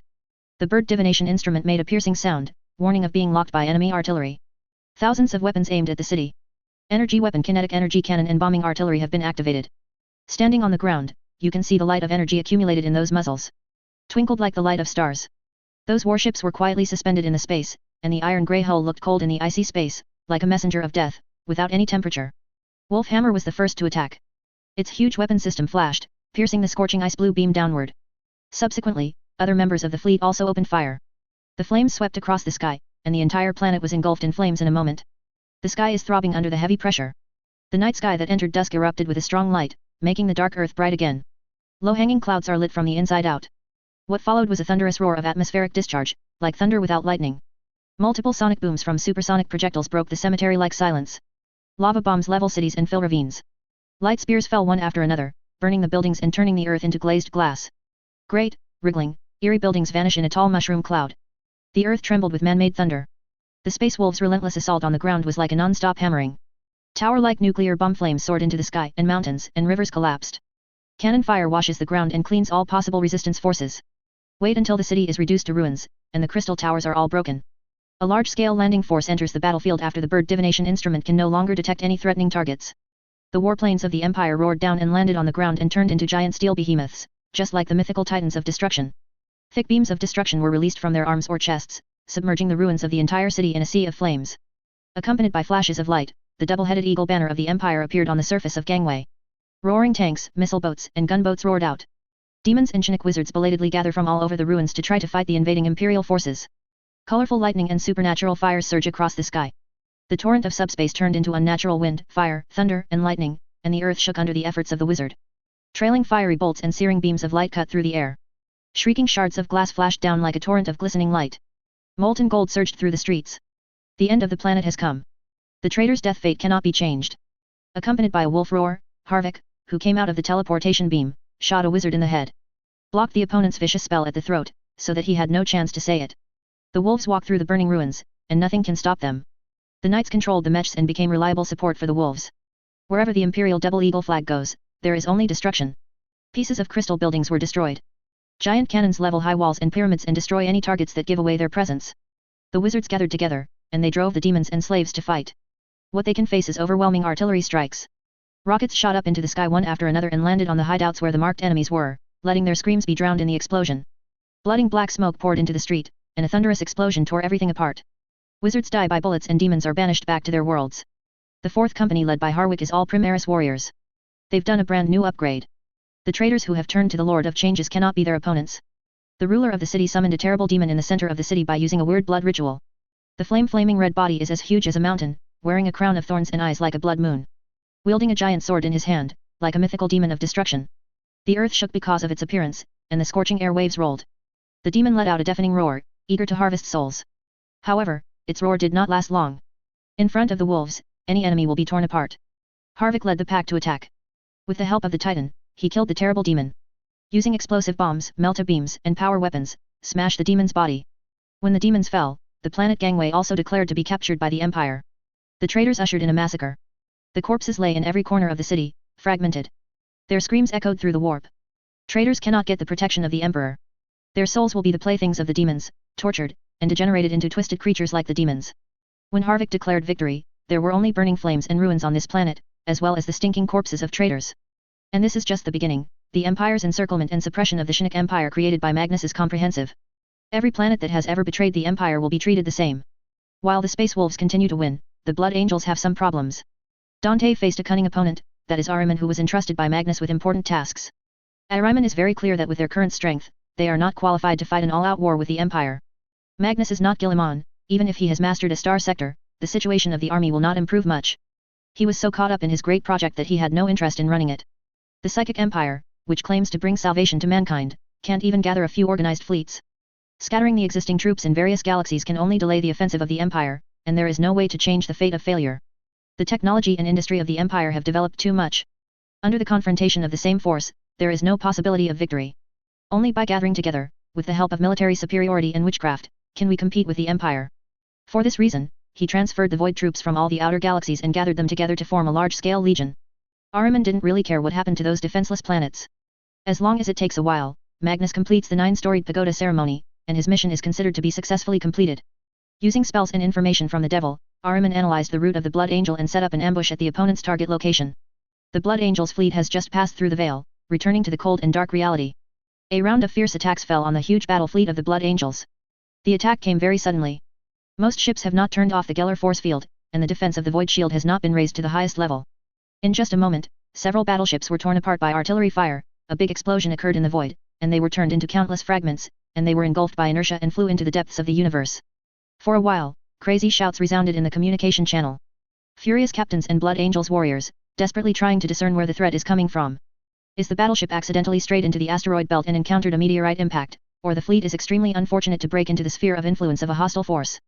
Bird divination instruments and radar towers quickly found out the truth for the Blood Angels, and the fleet that escaped from the warp was exposed to the guns of the enemy army. Dante quickly realized from the vast amount of information that all this was by no means accidental. The warships that attacked the Blood Angels all had Baroque hull structures, and these features exposed the identity of the enemy. It is the traitor force led by Ahriman. The other party was obviously waiting for work, calculated their exit and time, and waited for them to deliver it to their door. The traitor warships were properly deployed, covering and suppressing the Blood Angels battle group that had just rushed out of the warp, and what was even more terrible was that they were attacked from both sides. For a while, the Blood Angels fell into a bitter battle. Steady the front line, Dante uttered, encouraging everyone, his eyes fixed on the screen in front of him, quickly analyzing the strength of the enemy and thinking of ways to break the situation. The core of the enemy formation is a crystal fortress comparable to a planet. The overall appearance is like a huge red crystal eyeball. This crystal fortress was created by Magnus in the Empyrean using the crystals of the Almighty Realm and the energies of the warp. Magnus named it Tiska's Revenge. It is to remember the revenge of Prospero being burned in the past. Taking advantage of the unstable foothold of the Blood Angels, the Thousand Suns launched round after round of fierce offensives. Warships continue to explode and turn into burning stars. The Blood Angels quickly calmed down. Dante commanded the captains to launch a counterattack, forming a defensive formation. At the same time, let the Holy Blood and other Celestial-class warships store energy, ready for a world-destroying strike. The torpedo the size of a container shoots out from the macro gun, cutting through the void and hitting the enemy's warship directly. The fighter squadrons fought bravely, like a dense swarm of insects rushing towards the enemy's line. The scarlet spear of light flashed brightly in the dark deep sky. The naval guns made a thunderous sound. The Loyalists tried their best to break through the encirclement of the enemy. The Thousand Suns Legion has been plotting for a long time. This ambush is not so easy to break through. The void shields of one imperial battleship after another were pierced, and the collapsed and cracked decks were thrown into space along with the screaming crew members on them. One war engine after another shut down and fell silent. Countless torpedoes engraved with profane runes hit imperial warships. The seething power of the warp turned the bridge and ammunition depot into a sea of flames. Dante issued various orders non-stop, trying his best to restore the decline. Ahriman ordered a frantic attack, and at the same time summoned demons to let them destroy the imperial ships. The empire was defeated until the holy blood fired a beam of destruction that was enough to illuminate the dark universe, destroying the traitor warships along the way, and the battle situation was reversed, advancing in the direction favorable to the empire. The world-destroying light beam was blocked by the fortress of vengeance called Tiska, which resembled a giant eye controlled by Ahriman.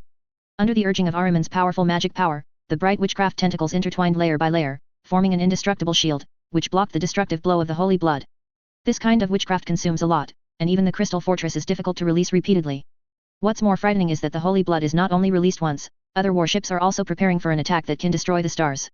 The energy piles of those celestial-class warships are still continuously supplying energy to the main weapons. Ahriman was also very annoyed in his heart. He assembled so many fleets, and he was still in an ambush. The Imperial fleet still showed terrifying strength and reversed the situation of the battle. If the fight continues like this, they have no chance of winning at all. It is simply impossible to stop the Empire's offensive on Prospero. Dante, who regained control of the battlefield, pursued Ahriman fiercely. Intensive artillery fire bombarded the giant eye fortress. After breaking through the shield, Dante used teleportation to launch a gang fight, preparing to capture Ahriman alive and wash away his shame. Just after coming out of the subspace, he was hit by the enemy head-on and suffered heavy losses before he made any achievements. If it gets out, the sons of Sanguinius will lose face. Accompanied by the flash of space-time structure, Dante stood on the ground of the crystal fortress. The crystal fortress exudes luster throughout, and every part is made of crystal. A crystal reflecting terrifying visions. Dante saw the scene where he jumped gang and was killed by Ahriman, and the scene where Sanguinius died on the vengeful spirit in the past. This fortress is full of hostility, it is trying to disturb the minds of intruders. Ignore those visions, they are all false. Mephiston warned. Many Sanguiniuses nodded. They formed a defensive formation with Dante at the center, looking at the crystal corridors warily. Under the leadership of Dante, they walked towards the depths of the fortress, intending to capture Ahriman alive. Psionic demons and traitors attack from those vision crystals. The dense witch fire and filthy energy hit the son of Sanguinius head-on, and the crystals burst one after another, with the power no less than that of a heavy bomb. The Scarlet soldiers were also in ambush, shooting soul-burning psychic bullets. The battle broke out instantly. Dante rushed to the front and directly launched Black Rage, using it to enhance his fighting intuition, and kill the enemy group. After completing the second original casting upgrade, Black Fury is already under control. The soldiers of the Blood Angels can release Black Fury according to their needs. In the case of extreme anger, the problem of lack of sanity is inevitable. In order to kill more heartily, Dante abandoned his usual battle sword and used a two-handed battle axe instead. He had to chop Ahriman alive in order to vent his anger. Whether it is a demon or a traitor, it is difficult to block his power with an axe. Mephiston followed closely behind him, releasing Psionic power far surpassing those wizards, tearing those guys apart. Dante and his Holy Blood Guard, as well as several think tanks including Mephiston, killed all the way to the ground. The bodies of the traitors were lying on the aisle, exuding a scorching smell. Entering a hall, Dante saw the instigator of the ambush, Ahriman. Several scarlet fighters stood beside him, already his last guard. You shouldn't have come here. Ahriman looked at Dante who came in through the gate and said, you could have won this anti-ambush victory, but now, the situation may be a little different. Killing you, or sending you back to Terra's prison, is the victory of this war. Dante said with a battle axe in his hand, there is no change, you are doomed. In this case, it's too early. Ahriman said with a smile, you have obtained Guilliman's new technology and gained stronger power, do you think you will definitely be able to defeat me? Try it, and you'll know. Dante jumped up, and the tomahawk in his hand slashed down, and the jumping arc crackled. A scarlet letter warrior brandished a weapon to meet him, but was split open on the spot, and the ashes of the soul imprisoned inside also drifted away. Holding the scepter, Ahriman smiled, and powerful pulses of Psionic energy gushed out of him, enough to distort the most solid laws of physics. A bolt of fell lightning shot out from his hand. After Dante dodged, a blood guard behind him was hit by the lightning, and instantly turned into coke. Neither the power armor nor the shield could protect him. Ahriman wanted to release the second lightning bolt to completely eliminate Dante who was knocked into the air. Death to the traitor! Mephiston shouted. As the chief think tank of the Blood Angels, he had fought against many demons. In terms of spiritual energy, he is one of the strongest people in the Empire. Mephiston released his will and psychic energy, entangled Ahriman. Dante, who was knocked into the air, stood up again, raised the battle axe in his hand, and walked towards Ahriman who was fighting against Mephiston. It seems that you have no chance to win. Dante said. Not necessarily. Ahriman said, it's not that you are the only one who has helpers. You shouldn't be here, otherwise I can't win. It's a pity that you are here, and you are destined to die here. Dante didn't want to talk nonsense anymore, he raised his battle axe and looked at Ahriman. A demon with gorgeous wings appeared behind Dante. It was the cunning demon of thirteenth, Carlos the Life Weaver. During the fierce battle just now, no one thought that he had already been lurking here, just waiting for the moment when Dante relaxed. Carlos' scepter released a blue flame, and 9 runes intertwined into a chain to lock Dante. Many emotions in his heart turned into his own shackles, and the unimaginable pain caused Dante to kneel on the ground, and the battle axe in his hand fell off. Poor creature in the trap. Carlos let out an arrogant and conceited laugh. I said, you will die here, Dante. Quickly, kill him, Carlos. Ahriman in turn entangled Mephiston, who wanted to rescue him, ready to let him watch how his chapter master died. Dante let out an angry roar, and the powerful combat engine was analyzing Carlos's imprisonment witchcraft for him. Power is boosted to maximum. However, it will take some time to resolve such witchcraft and get rid of the opponent's control. Carlos pointed the scepter in his hand at Dante, who was kneeling on the ground. You will die. Before the words fell, a crack appeared on the battlefield. Before Carlos realized what happened, the huge demon body rose into the air and slammed into the distant wall. You are going to die here, devil. An ethereal voice filled with compassion. Everyone stared dumbfounded at the figure where Carlos was just now, with disbelief and suspicion in their eyes. What if the master is strong enough to beat the supreme god? What about Legion of the Lanterns? After defeating Gotham City, you will be invincible? Chapter 267 The Provocation of the Midnight Ghost. Subscribe. The firelight on the battlefield reflected the golden armor, setting off a perfect silhouette. The white wings are extremely majestic, just like the wings of an eagle, and each feather is shining with brilliance. Long golden hair fluttering without wind. The crystal-cut eye of Terra sits at the center of the golden breastplate. A face that should only be recorded in the book and stored in the data machine appeared in the eyes of everyone on the battlefield. If they saw it with their own eyes, no one would dare to believe that this scene was real. It is no longer a cold sculpture, no longer a soulless image, but a living existence. Like the sun in the desert, shining in the brilliance of noon, showing fiery power in the light. The blood angels, demons, and wizards who participated in the battle were all stunned. His sense of existence is unparalleled, like a storm that is sweeping over, shaking everyone's hearts. The battlefield in the entire hall seemed to have been cast a silent spell. The flames of war have burned all over the starry sky. The battle between the Empire and the traitors has already heated up, and both sides have released star-destroying attacks, trying to kill each other completely. The hall was completely silent, except for the echo from the outside world. There was no sound, which was extremely strange. Everyone present, no matter friend or foe, expressed awe from the heart. They witnessed the arrival of the legend. Sanguinius. Ahriman said the identity of the comer in horror. As a polymath and prophet in the Thousand Suns Legion, he did not foresee that Sanguinius would appear on the battlefield. The other party is like a ghost independent of the thread of fate, appearing abruptly and inserting itself into it. The two heads of Carlos, the life weaver who fell on the ground, stared at Sanguinius, also showing astonishment. He knew a little more information than Ahriman. He knew that the father and son of number 13 of the damned had been trying to revive number 9. There was indeed a storm on the planet Devon. But, how did number 9 cross the vast ocean and appear here without anyone noticing it? Has the Empire already mastered the means of hiding in the subspace? This is not good news. Sanguinius looked at Ahriman, seeing the former traitor, endless anger emerged in his compassionate eyes. During the Battle of Terra, the Thousand Suns Legion led by Ahriman played an irreplaceable role for Horus' army. Without their sorcery, Horus would not be able to send the huge fleet directly into the inner solar system, bypassing the safety line. Ahriman, long time no see, it's time to settle your sins. The light flowed, weaving into a sharp spear in Sanguinius' hands. The spear had a cold light, full of killing intent. After being separated from Guilliman on Devon, Sanguinius quickly rushed to Prospero on a ship isolated from subspace prying eyes. Relying on the current technology of the Empire, he easily crossed the vast ocean and caught up with the battle group of the Blood Angels. It's just that he hasn't shown himself, but is hiding in the dark, observing the Blood Angels who have been separated for thousands of years. I want to see, after such a long time, whether the Blood Angel has forgotten the original intention of the past. Fortunately, no. The Blood Angels remain loyal to the Empire as always, and are still fighting for humanity. After learning of the existence of Death Company, Sanguinius also felt guilty for a while. It was his fault that drove so many of the sons of Baal into rage, turning them into wild beasts, and chained and caged by their brothers. Fortunately, there is still a chance to save everything now. The light of witchcraft shines, and a beast-like growl sounds. The wind blew, and a thirteenth demon raised the scepter, trying to attack the archangel. Sanguinius moved, but no one could see his movement clearly. The spear in his hand came out, nailing the demon directly to the wall.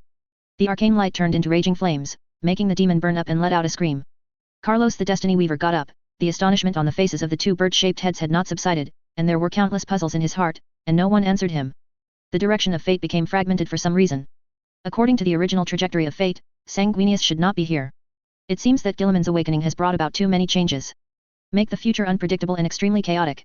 You are just a remnant of the past, a testament to your father's defeat. You shouldn't be here, Primarch. There is no place for you in the future. Carlos pondered.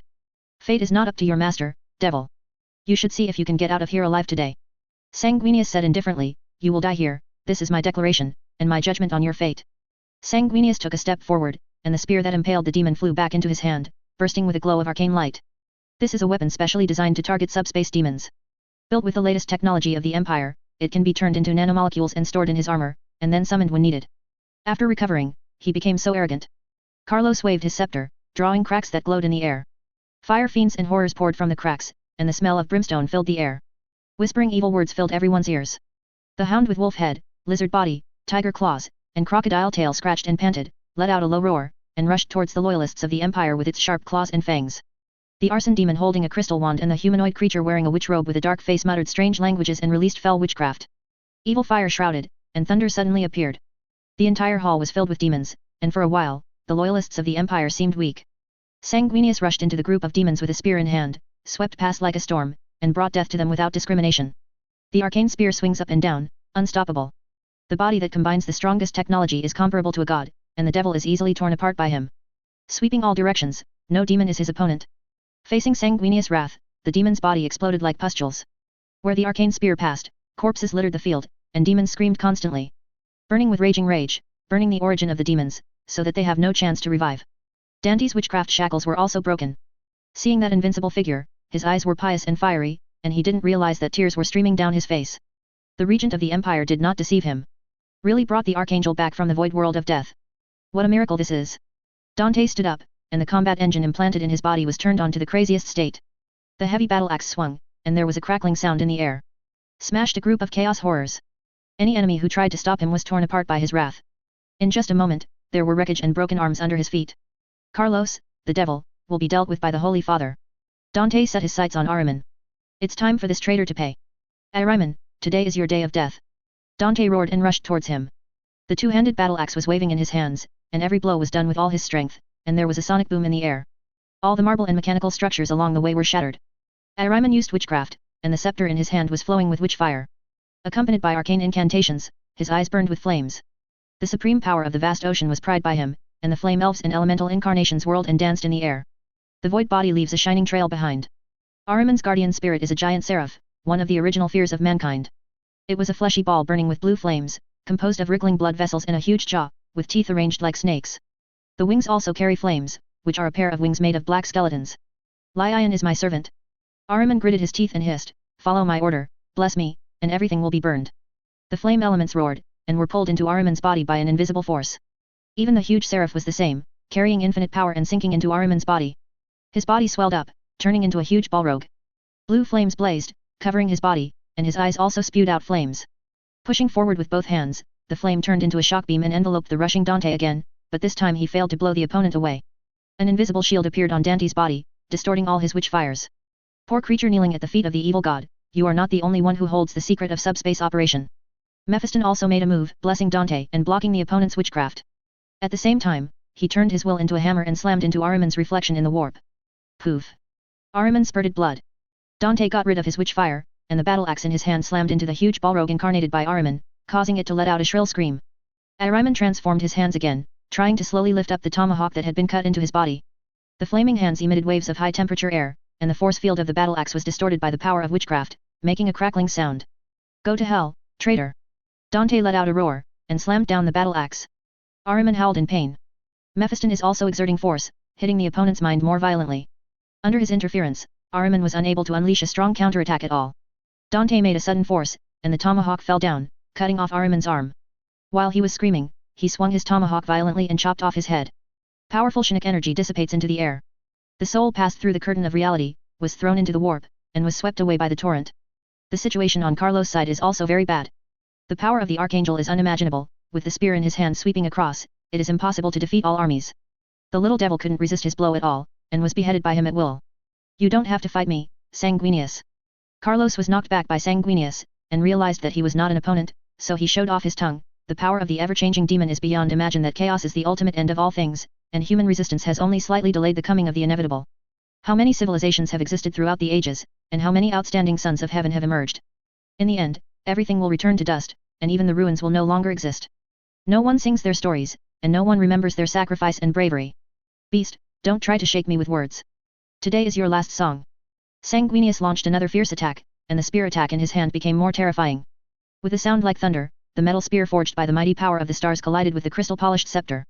The impact force was set off, shaking the four directions, sparks and witch lights flickered. The demon moved swiftly, and the scepter wields endless power. Sanguinius wielded his spear and swung to kill, and he was about to kill the life weaver here. Your efforts are useless. Your father has failed. We know it very well.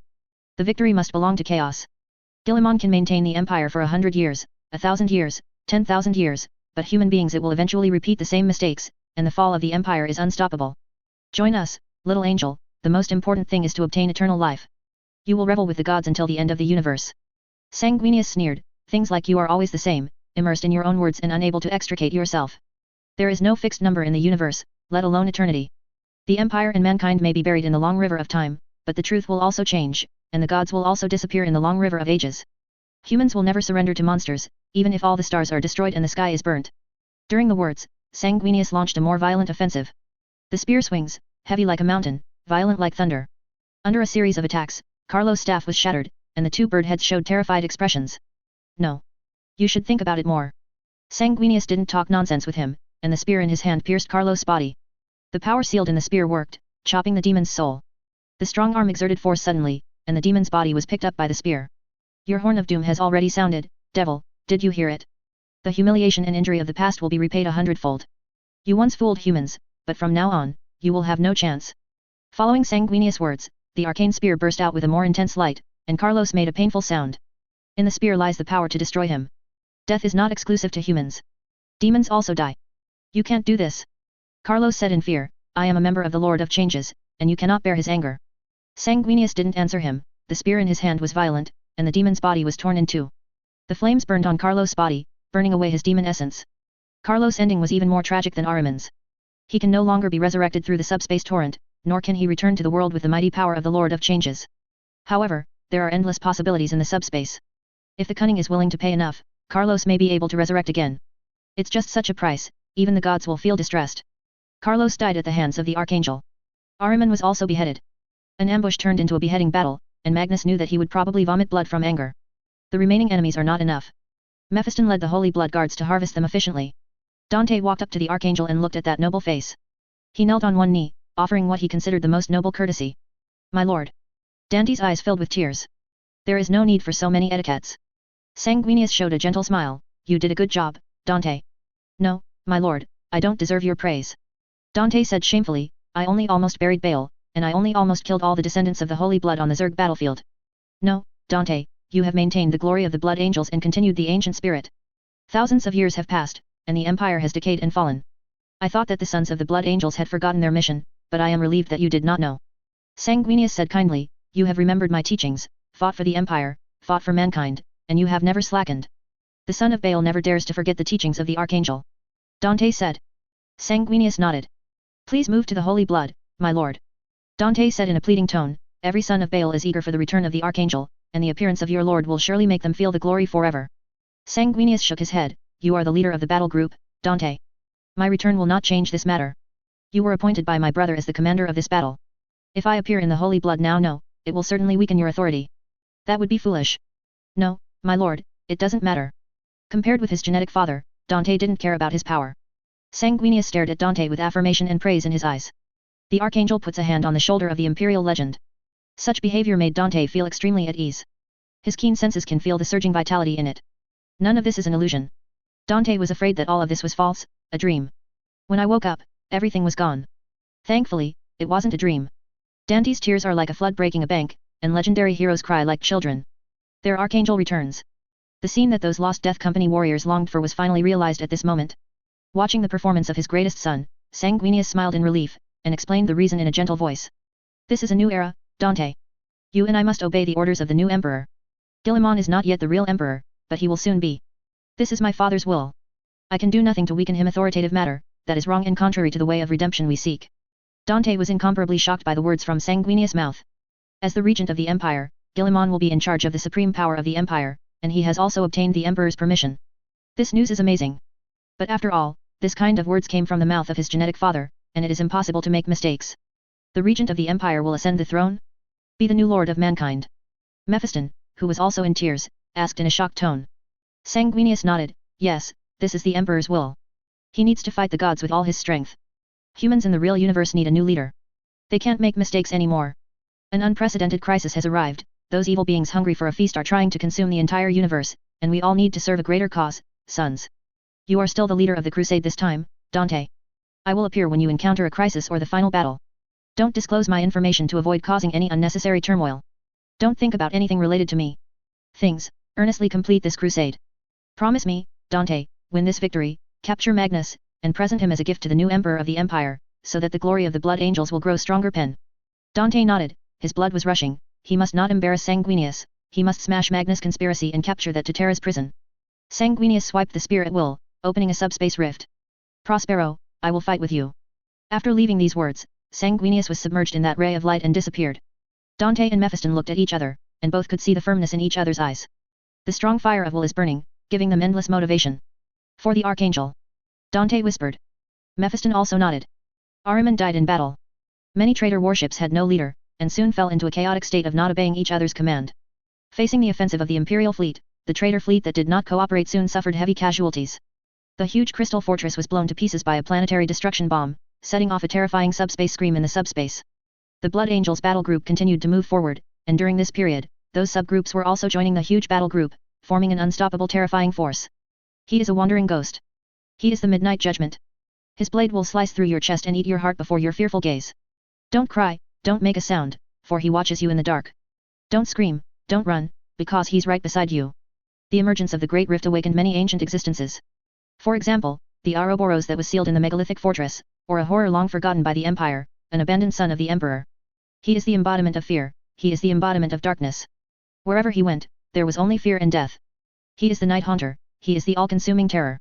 The Great Rift opened, and the world of Tagasa on the edge of the galaxy ushered in a dark order. The planet has lost contact with the Empire. The chaotic subspace storm prevented Tagasa from communicating with the outside world. They are isolated in the vast starry sky, like duckweed floating in the ocean. Thugs and feral psychers soon try to destabilize the local regime and take over the entire planet. Chaos, violence, fighting, and the inferiority of human beings are fully exposed. Everything is in chaos. Death, screams filled every building in the city. Crazy thugs intend to turn this planet into a violent one. But soon, a whole new fear leaves them regretting and terrified of what they have done. First, a few crazy thugs were inexplicably killed, skinned, and hung on the most magnificent building in the city. Their faces were distorted to the extreme, as if they had suffered some unimaginable torture before they died. Fear breeds in people's hearts, grows little by little, until it takes over their hearts. There are brutal vengeance on those who committed the atrocities. The killings are slowly expanding, as if someone is using a needle to slowly pierce people's courage. Crazy thugs were gutted and dumped on busy streets. Pampered social elites are elegantly hung upside down on tall windowsills. Those who were once considered guilty but got away with it died one by one. The riot inexplicably disappeared, as if it had never been there. The believers of the evil are also afraid. They didn't even dare to conspire in the sewer at night, and chose to meet in the bustling neighborhood during the day. The resurrected Midnight Ghost ruled the entire planet with ease. Most of the nobles were killed, their skins were completely peeled off, and they were placed on the most prosperous building, making everyone who saw them tremble with fear. The remaining nobles chose to submit. They knelt before the empty throne and pledged their allegiance to the Midnight Ghost hidden in the darkness. Their sole function is to control the people of Tagasa.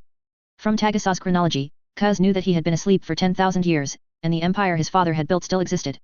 Even though it has been crumbling in the wind blown by the gods, it still exists. He seized the rulership of Tagasa, using his normal fear to make the whole world run according to his ideas. Kuz tried to restrain himself rationally. But when he hears voices against him or unfair things, he always hunts down the opponents himself until the prey is exhausted. Once the wreckage of the enemy is scattered and the last scream dies down, Kuz will feel the pain of his own killing again, and pray twice, hoping that some ghost will forgive his crime. Tagasa restored normal social order. In a terrifying harmony, people share wealth and fear. Under Kuz's rule, no one dared to own more than their neighbors. The cultists tried to win over Kuz, but they often ended badly. Their colleagues find nothing but bags of chopped up flesh and the brutal vengeance of the Midnight Ghost. The returning Kuz didn't know what he should do. Before, he wanted to destroy the Emperor's kingdom of lies. Now, he felt that was meaningless again. There will always be another kingdom of lies established. Whether the creator is a god, or one of his brothers. They will build a new empire, prosper and destroy, and repeat the cycle again until the race disappears. Kuz didn't want to get involved in those guys' fights anymore. Unfortunately, he is a primarch. Is destined to become the center of the vortex. From the visions of the librarian and the whispers of demons, the night lords who roamed the galaxy learned of Kuz's return. They came from all directions and gathered on the remote planet of Tagasa. Hope that the former genetic father can lead them again. The hunter has also smelled the breath of the old enemy. He is doomed not to stay out of it. Tagasa is not only far away from the brilliance of the astronomical torch, but the star is just a yellow dwarf entering old age. Weak light and heat can only allow Tagasa to build a very fragile ecosystem. Many places are covered with desert. Without the help of technology, it would be absolutely impossible for human beings to establish a civilized society here. In the desert, the Night Lords who came from afar fled around like the prey they hunted in the past, fearing the eyes in the darkness. It was a pair of eyes full of hatred, and below it was a mouth with almost no lips. An old folk song was hummed, like the hymn of death. The voice echoed in the darkness. When the singing sounds, it is the time of death. A Night Lord shoots a couple of shots into those eyes, and the next second the bolter is cut off. A pale face appeared in front of that warrior, and those completely black pupils revealed cruelty. "I am your son," the warrior cried, "don't do that." "Not anymore." Curse stared at the Night Lord warrior, who had bone spurs growing on his body, and various disgusting chaos runes carved on his armor. Curse felt a little sad. The Emperor is a tyrant. And the gods are worse tyrants. He likes neither the former nor the latter.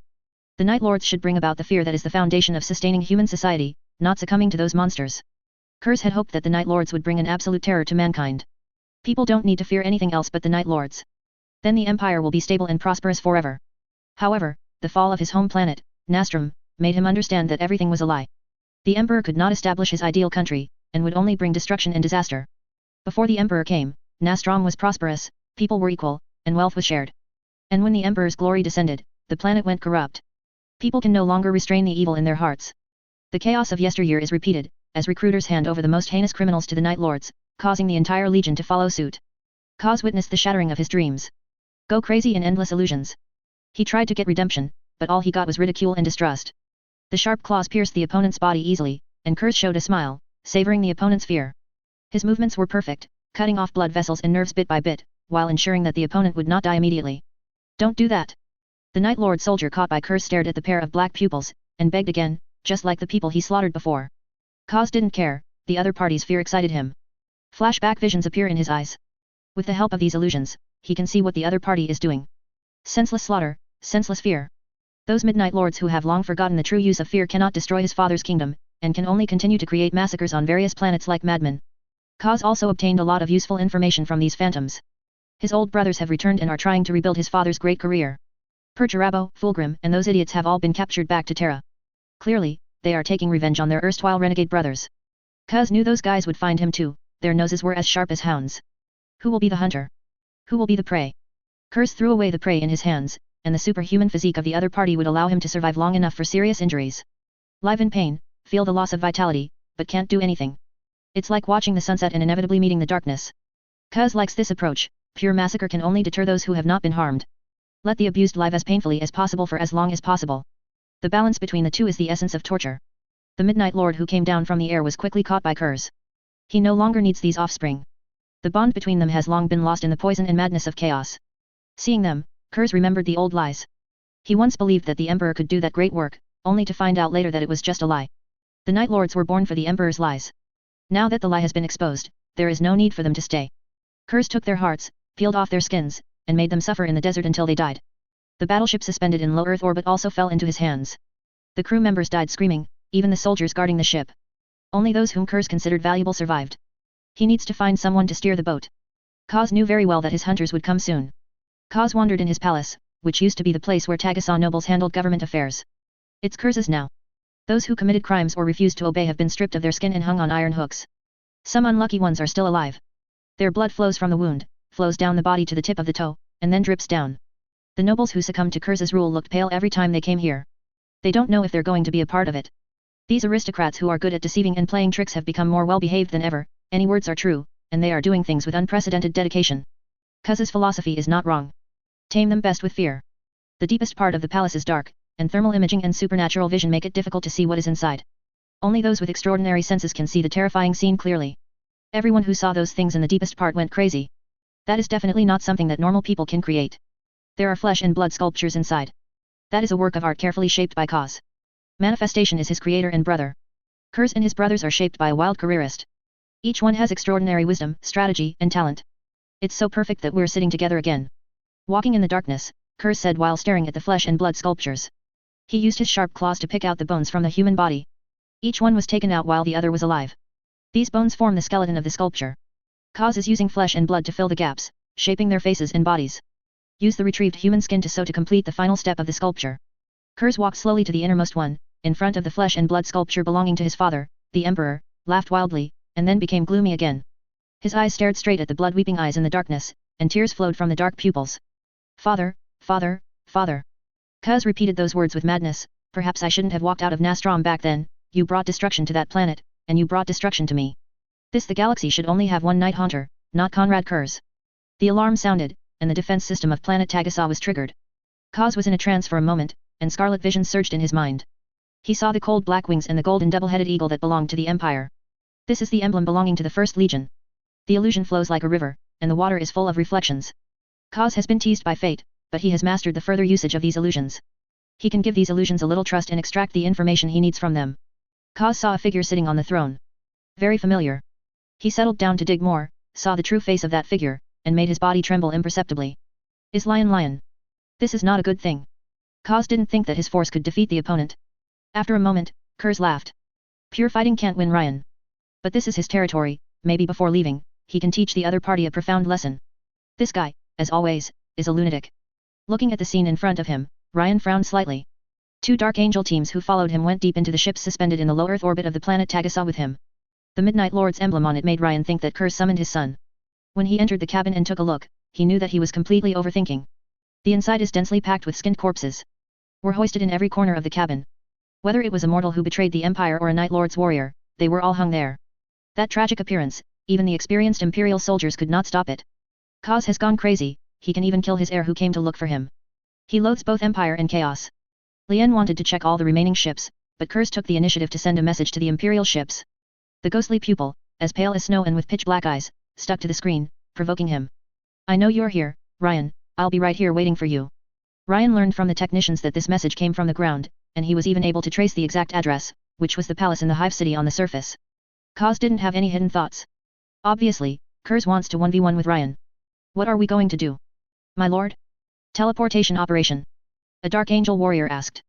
Chapter 268 Midnight, for subscription. Ryan did not respond. He stared at the tactical screen in front of him. The pulsating data shines on his face. Judging from the situation of several confrontations in the past, this fellow Kaz must have set up a series of traps in the palace, waiting for him to enter.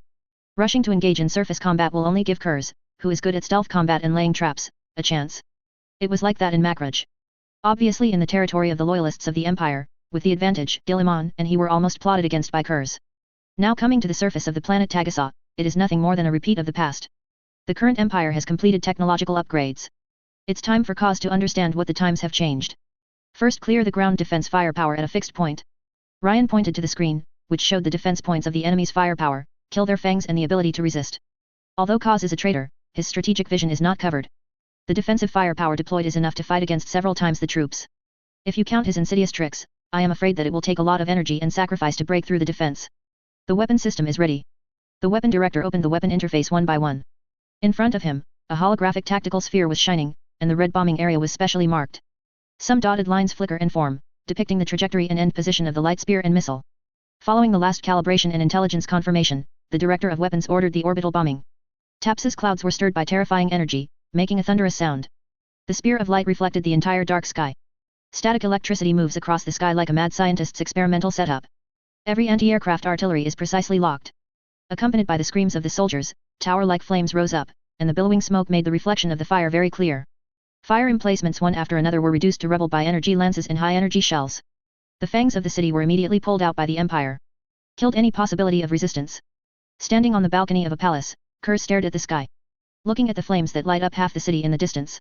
There was a trace of consternation on his face. This is not in line with the Lion's style. Launch orbital bombing so simply, destroy the enemy's possible counterattack first. This is Perturabo's fire coverage style of play. He was a little uncertain whether the opponent was the Lion or the blacksmith Perturabo. I thought that my provocation would make the opponent choose airborne combat. Unexpectedly, the other party was so cautious. Kurz disappeared into the darkness. Choose a part that looks real from countless phantoms, and extract useful information from them. After clearing the anti-aircraft firepower, Ryan will choose to use the superior firepower to compress his hiding space and destroy the trap he set. He had to be patient. Until the Lion comes. At that time, it was when they officially started to confront each other. Through the optical detection device, Ryan watched the city illuminated by the fire. Amber pupils reflect the flow of data. Supernatural intelligence pays attention to every piece of information that flows across the screen. Lion knows every bombing like the back of his hand. Their attack trajectory, target and effect to be achieved. The Lions have a firm grip on these things, making sure that every corner is covered. Wait until there is nothing on the ground to stop Imperial air power. The Lion showed a smile and gave a new order. Release the unmanned detection aircraft and find a way to lock the position of Midnight Ghost. Let the fighters prepare, as long as they find the target and carry out a wave of bombing first, don't get close to the opponent. Ryan said, we can't give him the latent combat that Kurz is good at. This opportunity. The viability of the original body is beyond the imagination of ordinary people. Not to mention scum like Kaz. I think back then, this damned traitor was able to hide for so long on his flagship, the Indomitable Truth. Also made so many things during the Second Empire.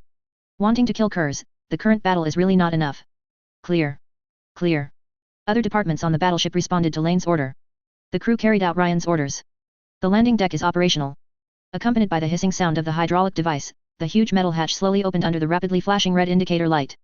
The extreme cold of the void poured into the cabin, condensing the moisture in the air into frost, reflecting the red emergency lights. The metal friction sound from the movement of the giant mechanical arm pushed the heavy fighters onto the booster track. Under an orderly command, several fighter squadrons were released. Their target is Kurz hiding in the palace. Warplanes will bomb Kurz's possible hiding places, weakening the latent ability of Midnight Ghost first. A large number of unmanned detection devices were released by transport planes and scattered to the huge palace complex. They buzzed and moved at high speed in the dark. Only the sharpest eyes can catch them. Seeing these things from the illusion, Kurz's eyes became serious. Ling's trickiness has skyrocketed. With a cautious style of play that is completely out of line with his character, Kaz felt helpless. The unmanned detection device is only the size of a fist, in a spherical shape, with a built-in miniaturized force field drive and anti-gravity suspension device. Has high-speed flight and invisible ray radar detection capabilities. Kaz imagined destroying them, but learned from the illusion that these things share a database and a control center. In addition to these, there are several insurance measures for the unmanned detection ball group. Several Imperial commanders connected to the console remotely controlled these probe balls. Any attempt to cheat the program cannot escape their eyes. Destroying a few of them is meaningless, but will expose his position. Once traces are found, orbital bombing and fighter jets will follow. Any suspected trap devices found will also be destroyed by the pulsing light they release. In front of these little guys, Kaz was suppressed and unable to use his abilities, so he could only flee around passively. Dodge the onslaught of Imperial artillery. Kaz's stealth ability is very good, but the dense detection are everywhere, and they form a large net. And Kurz is the prey in this big net. Whether he gets caught or touches the net, it's just as bad for him. The Empire did not conduct a landing operation from beginning to end. Ryan didn't even show his face. This style of play made Kaz panic, and he wanted to teach Ryan a lesson. But in the current situation, they clearly want to consume him to death. Kaz wandered around the palace relying on illusions, trying to avoid the bombing of the Empire as much as possible. Wait until the palace is in ruins and covered in flames. After most of the traps he set up were destroyed. Kurz, who was hiding in the ruins, finally saw the phantom he wanted to see. Lien came to Tagasa with the Dark Angels. The Lion himself came and captured him. I want him to be put in a cage like Fulgrim and Perturabo, and sent back to Terra. Kaz licked his sharp claws. There is no fear at all, but a faint excitement. In the ruined palace complex, Ryan's footsteps were extremely loud. After completing the process of weakening the prey, he chose to go into battle and catch Kurz himself. His sons and the Imperial Air Force blocked the entire palace complex, and deployed unmanned detection in every possible place. Kaz is like a wild beast driven to a corner, with nowhere to escape. The Dark Angels are ready. They will never let their prey escape. Of course, Kurz's ability should not be underestimated. Ryan knew that if Midnight Ghost wanted to escape, the other party would definitely be able to find a way to escape. This is why he chose to enter the ruins alone. Ryan wants to let Kurz know that he is coming. Alone. Standing on the platform, Ryan looked around the burning palace, and crackling sounds came from the distant flames. The bombing has stopped, but the flames have not stopped. The air is filled with heat and the pungent smell of the bomb explosion. The long sword in his hand was activated. Ryan held the cold hilt tightly, and the tactical panel built into the battle armor drew a three-dimensional imaging map of the palace complex for him. The entire palace has no secrets in his eyes, and he can clearly see every moving object. Kurz might be able to hide and keep his face. But when he moves, no matter how far apart, Ryan can detect it immediately through a large number of unmanned detection balls. The teleportation icon is displayed in front of Ryan, and he only needs one command to send him back to the battleship. Kurz will never win this fight. Ryan is invincible. Because from the beginning, Ryan didn't think about playing one-on-one with him fairly. He just wanted to catch that bastard, beat him hard in the face, stuff him into a cage, and throw him into the company of Terra, Perturabo, and the others. Ryan walked among the ruins. The buildings here were scorched black, and bricks and stones were scattered in many places.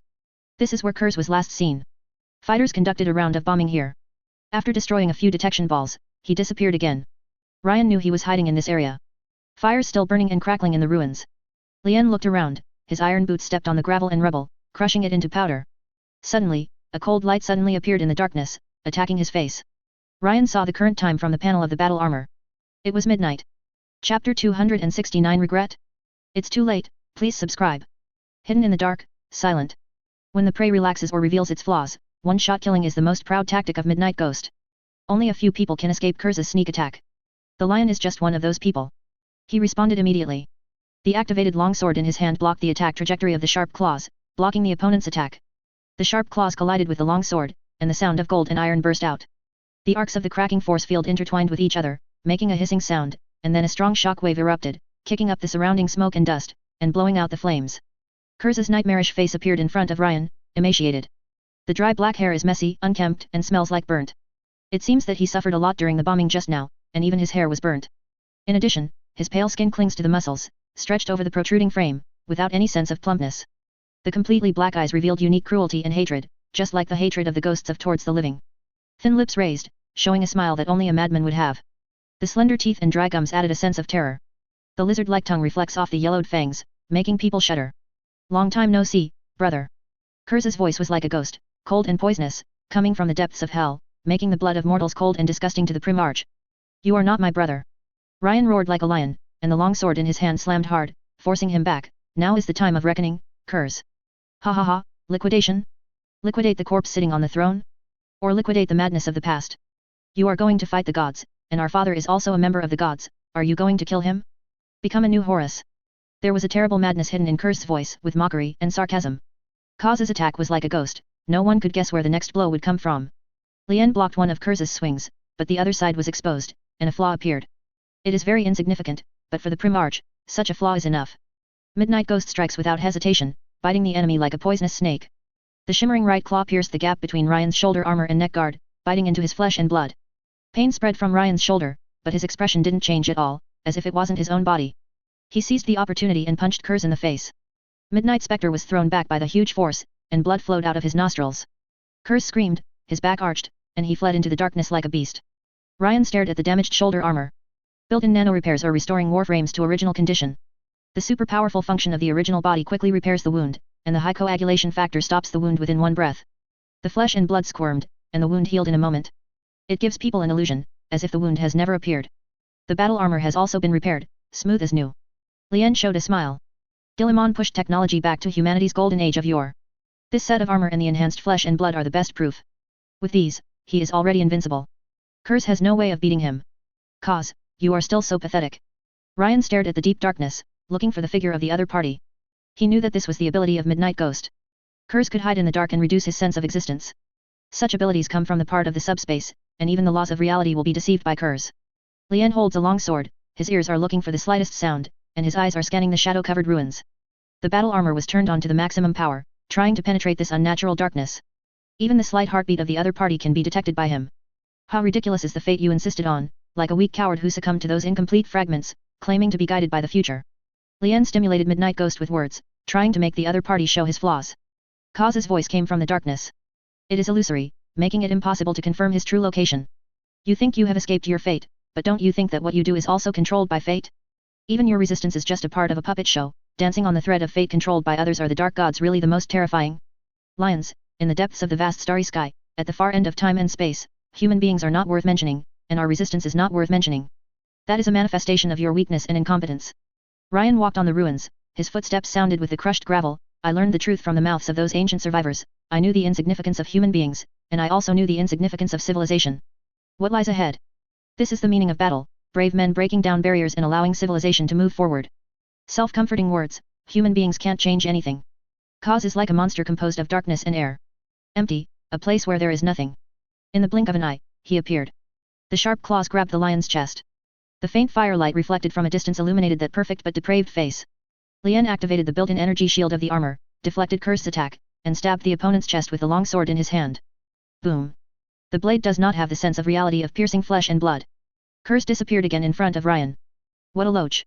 Ryan frowned. Kurz was so able to escape. Lien didn't have any loss. Midnight Ghost's ability to escape was the strongest among all Primarches. Lurking and assassination are Kaz's favorite methods. Start the cage, start the full channel search, and when he reappears, deprive him of his ability. Ryan used his nerve-connected thinking to send a message to the battleship, asking technicians to assist him. It was never a one-on-one fight. Ryan wouldn't be that stupid. His duty is to catch Kurz, not to pursue some honor duel. After giving the order, Ryan held his breath and walked among the ruins, using his keen senses to find Kurz. At this moment, Ryan is very familiar, as if returning to the Caliban era. He is still a knight, hunting those horrible existences in the forest. Many people don't know how to find traces of everything left. As a hunter, Ryan is familiar with this. Nothing is without trace. Just because mortals can't see it doesn't mean it doesn't exist. The disturbance of time, the mixing of breaths, and the subtle distortion of the spatial structure are all traces of the existence of all things. The big universe recorded it, hidden in the background of the starry sky, just like an ancient record. In ancient times, human technology was not yet developed. In order to retain the sound, they invented an old-fashioned phonograph, which uses the vibration principle of sound to leave scratches on smooth objects, and then reuses the scratches to play the sound. The universe is like a big record, everything will leave traces on it. If you can master a certain method, you can see what happened. Lien's heart skipped a beat, then he picked up the bolt gun on his waist and shot at the ruins with nothing left. The huge power of the explosive bomb made the gravel splash, and the ground was in a mess. Kaz rushed out in embarrassment, and fled into the darkness under Ryan's hacking. You have nowhere to escape. Ryan said, Kaz, your tricks can't fool me. During the pursuit and hunting, the two sides entered an abandoned palace. The collapsing cobblestone smashed into the altar, breaking a corner of it. The walls that still stand depict grisly murals, dead skeletons, monsters with fangs, and winged demons. Ryan keenly sensed a breath of subspace. Here was once used to worship evil gods. Have you felt it? The breath of the gods, admit it, Ryan, your efforts are useless.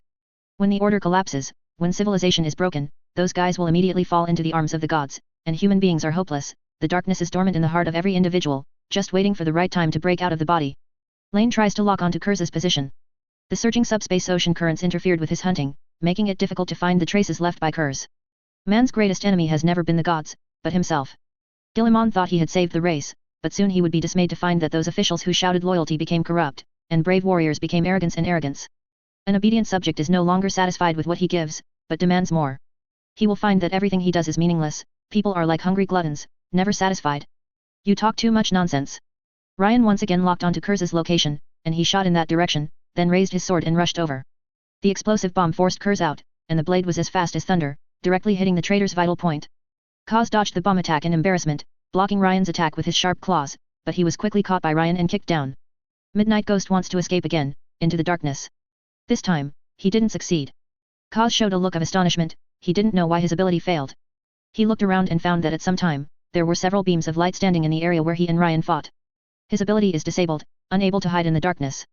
The game of peekaboo is over, Kurz. Ryan knocked Kurz down, and stabbed down with the long sword in his hand. Under the resistance of Kurz's claws, he pressed down inch by inch, and finally pierced into his left forearm. And nailed him to the ground. With the disgusting sound of blood tearing and armor cracking, Kurz gave up his arm. Use the only remaining claw to stab Ryan's throat. Lien gave up the sword in his hand, dodged his attack, controlled his arm, and slammed it to the ground. A dagger appeared in the lion's hand, and he thrust it into Kurz's other hand, pinning it to the ground again. Then straddled the opponent's body, and slammed his fist into the face of Midnight Ghost. 1 punch, 2 punches, 3 punches. With every punch, Ryan tried his best to hit that depraved and disgusting face. They inherited the noble genes of the same person, with perfect and noble faces. They were supposed to be brothers supporting each other. But now, Ryan only has disgust and pity for Kaz. This pathetic lunatic. This is something I've always wanted to do. You betrayed us, screwed everything up, you killed Ferris, and you wanted to kill Vulcan, me, and Guilliman, holy Jill. Wait until Kurz lay bloody, fangs broken. Ryan stood up. He retrieved his long sword and put the tip of the sword at Kurz's throat. You can kill me. Kurz mumbled, and everything. Lien stepped on his breastplate again, and the thick breastplate was dented by the step. I don't need you to teach me what to do, recognize who you are, Kurz, you are a traitor and a waste. You are destined to spend your life in prison, and you will witness what you thought was impossible become reality. Put you away that superior arrogance, those mortals have weaknesses that countless subspaces love, but they also have virtues that the gods hate. Arrogance ruins you, and it ruins everything we have ever worked hard for. Those mortals are the most powerful, and they are stronger than us. When this universe is in darkness and there is no light, even when we are desperate, they still trying to live, choose to fight. You can mock their ignorance, but you cannot deny their strength. They are so tenacious that not even the gods can defeat the tenacity of humans with their might. In the face of unimaginable suffering, they will choose to persevere, cling to their companions and lovers, and bear the unbearable weight of life. They will draw their weapons at the enemy, even when they know that death is certain, they never hesitate. You are the most pathetic one, Kurz, those weak men and women will not be like you, possessing the power of a demigod but weak enough to kneel at the feet of those monsters and succumb to the so-called fate. Kurz, you are a sorrow, your sorrow comes from your cowardice. You are weaker than a mortal, you dare not draw your sword against those seemingly powerful enemies, you will only weakly bully those ignorant and weak people, and create fear for them, create a feeling of being strong. You have become sentimental. Emotion is a weakness. Kurz opened his eyes, which were filled with hatred. He broke free from the dagger, jumped up, and stabbed the lion's body enduring the severe pain. Ling grabbed Kurz with both hands and smashed him to the ground. The marble was shattered by the heavy impact. Kaz got up again, like a xiaoqiang, landed on all fours, attacking like a wild beast. But he couldn't shake the lion, and was grabbed by the powerful arm again, lifted into the air, like a toy, and hit the ground again. The gravel splashed, and the sound resounded through the ruins. Lane dragged him again, threw him out, threw it on the boulder base, smashed the boulders. Kurz is dying, but he still wants to stand up. When Ryan walked in front of him, Kurz showed an ugly smile, as if he still didn't admit his fault. This move angered the lion. He lifted it up again, grabbing his throat with one hand and his foot with the other, and slammed it into his own knee. The armor split like bamboo, and the Primarch's spine was broken alive. The sound of breaking resounded throughout the battlefield. Kaz made a painful sound, lying on the ground and moaning like a wild dog with a broken bone. Lien stared at the rebel brother who was beaten to death by himself. Called the ship's gunboat. A moment later, the sound of the engine echoed in the burning ruins. A cage built for the Primarch was brought down by the gunboat. You will be sent back to Terra, Kurz, imprisoned at the feet of your father's statue, but you will never be forgiven and forgiven. Kaz couldn't say anything. The pain of his broken body still made him scream and groan. Ryan stuffed it into the cage, watching the mechanical priests activate various force fields in turn, binding it tightly in it. The cage was transported back to the battleship in low Earth orbit. Lien let some Imperial troops stay to maintain the order after Kaz was captured. Those nobles thought the nightmare was over. However, the subsequent reforms and purges brought them into an even more terrifying abyss. Lien didn't care about this. He summoned a fleet and prepared to return to Terra with Kurz, a traitor. Prospero's Crystal Palace. Wizards and those summoned demons stand in front of a huge throne. Those gigantic machines built by the Dark Mechanicum made a rumbling sound, shaking the wilderness of Prospero. Under the maintenance of those dark mechanical believers who are immersed in dark knowledge, it is running smoothly. Extracting the souls of those psychers, transforming them into the energy needed for the 9-storied pagoda ceremony. The entire Prospero galaxy emitted a powerful pulse of Shinnic energy, impacting the entire galaxy. The soul projection of human beings in the warp is like a torch ignited by that Shinnic pulse, emitting a bright light. Countless demons howled, looking forward to the climax of the ceremony. Humanity will truly merge into the warp. It will be an unimaginable gluttonous feast. But at this moment, Magnus in front of the throne did not have a good face. He stared at the many wizards and demons in front of him, and roared continuously. The voice containing anger shook the entire Prospero, and the torrent of magic became chaotic, and all kinds of witchcraft were suppressed under his will and could not be performed. Magnus' wrath made those wizards and demons tremble. No one dared to offend the Scarlet King. I dare not refute any words of the other party at this time. Otherwise, they will see what is called the resistance of ants. Magnus can easily destroy them, and it doesn't take much energy compared to destroying an ant. Even if one possesses powerful psychic power, it is useless in front of Magnus. Ariman, you trash. Magnus moved his huge body, his blue wings waving behind his back. His voice was filled with extreme anger, every word shook the ears of wizards and demons like thunder, making them look pained. Ariman, who was resurrected by the power of Magnus, was even paler. The mighty wizard knelt on one knee before the throne, not daring to defend himself, letting the Scarlet King vent his wrath. He was beheaded directly by Dante. Souls are also banished to the warp. Fate Weaver Carlos is more unlucky. He died. The kind that is dead in the true sense and cannot be resurrected with the help of subspace. Sanguinius's arcane spear destroyed all his demonic essence. Unless the Lord of Changes pays the price, Carlos will never return. Ariman did not recognize himself as a dependent of Tsianch, and believed that he was independent and free. However, this does not prevent him from being a follower chosen by Tsianch. As long as the pure essence is not crushed, it can be revived. After venting the anger in his heart, Magnus sat back heavily on the throne with a gloomy expression and extremely cold eyes. How can you justify yourself, Ariman? You have committed such a crime that you cannot get a shred of merit. A bit of bitterness appeared in Ariman's heart. He lowered his head, not daring to meet the eyes of the Cyclops. Originally everything was under control. Dante was also restrained, lost his weapon, and was only one step away from being executed, but at that time, Sanguinius appeared. This reason cannot clear you of incompetence, Ariman, you have betrayed my trust. The Primarch of the Demon said in the ancient Prospero language, you should have blocked a powerful enemy for me, but now, instead make me waste my strength trying to save you. Magnus didn't want to waste his energy saving Ariman. The Scarlet Letter incident, he hasn't forgiven Ariman yet. Now I am doing things like this. This chief think tank is really out of sight, out of mind. Facing the siege of the 3 armies of the Empire, Magnus also knew that he needed to unite every force in order to be able to resist. I beg your forgiveness, my lord. Ariman bowed his head and said respectfully. There is no forgiveness, you must be responsible for your own mistakes. Ariman, you have one last chance. If you cannot perform to my satisfaction in the following war, then you will suffer. This Shinnic siphon the machine may need a being with powerful psychic powers to satisfy its hunger. Magnus' words made Ariman feel a little fear. The psychic siphon used to perform the 9-storied pagoda ritual can draw the soul out of the living body as the equivalent of prying the power of the warp. It's just that the process isn't a good thing for those who are chosen to be fueled. It can be seen from those hapless people who are in pain until their faces are twisted and screaming all the time. The stronger the power, the more terrible the suffering on this soul siphon will be. Ariman had to fight for himself. He didn't doubt that Magnus would really do that. To be honest, he couldn't afford the consequences like that. After teaching the failed heir, Magnus set his sights on the current predicament. The appearance of Sanguinius caught him unexpectedly. Considering the opponent's performance in the Battle of Terra, Magnus rarely put away his arrogance. He knew very well that he was not sure of victory. The realm of change was also invaded by the Emperor at this time. Led by the living saints, a large number of bound warriors invaded the crystal plains. The battle between the two sides was extremely fierce. Now that Carlos has lost the Destiny Weaver, the support he can get from the ever-changing field is also much less. Some demons expressed that they would continue to support Magnus' plan. If the 9-storied pagoda ceremony is successful, all human beings will be transformed into psychers. Think about how grand this is. Human beings will become the dependent race of the ever-changing Demon King. Let the ever-changing field far surpass the other 3 fields. Such fruitful results are enough to earn promotion and appreciation for the demons involved. Huge benefits are the key to their persistence. Magnus was also quite proud of this, and he had prepared this plan for a long time. It took a lot of work to forge the 9-fold crystal tower in the warp and attract enough psychers to Prospero to feed the huge Shinik siphon machine. 9-storied pagodas have been arranged on various nodes. It can be said that there is only one step away from the final success. It's just now that the Empire's offensive is aggressive, adding countless variables. Be prepared to evacuate in advance. If the 9-storied pagoda plan fails, Magnus will definitely give up the plan without hesitation and choose to leave. He knew very well what Sanguinius was here for. Definitely got the instruction of that Guilliman, wanting to capture him back to Terra. Magnus thought of Guilliman, and his face became even more gloomy. The name reminded him of the humiliation he received on Pharos. The scars caused by that time have not been repaired until now, but they were covered up by him with illusion and armor. If you peel off his battle armor, you can see the shocking scorched wound. The power of the Emperor is contained in it, and those scorched wounds always give him a burning pain. No matter how powerful his sorcery was to try to heal those wounds, it was of no avail. Those wounds are like the blessings of the gods. Unless the gods die, they will not fade away. There is only one way to restore these wounds, and that is the death of the Emperor, otherwise it is impossible to alleviate.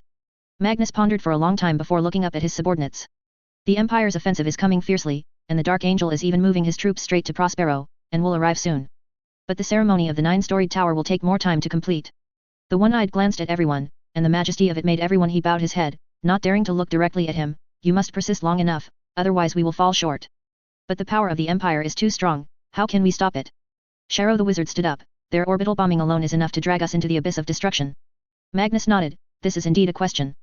The current plan is to temporarily send Prospero and the wizard star into the gap between the subspace and the real universe. The gap is between reality and nothingness, and their battleships will be useless. Labyrinths and illusions are set up on the crystal tower, delaying their time. What we are after is not victory, nor driving them out, but the success of the 9-storied tower ceremony.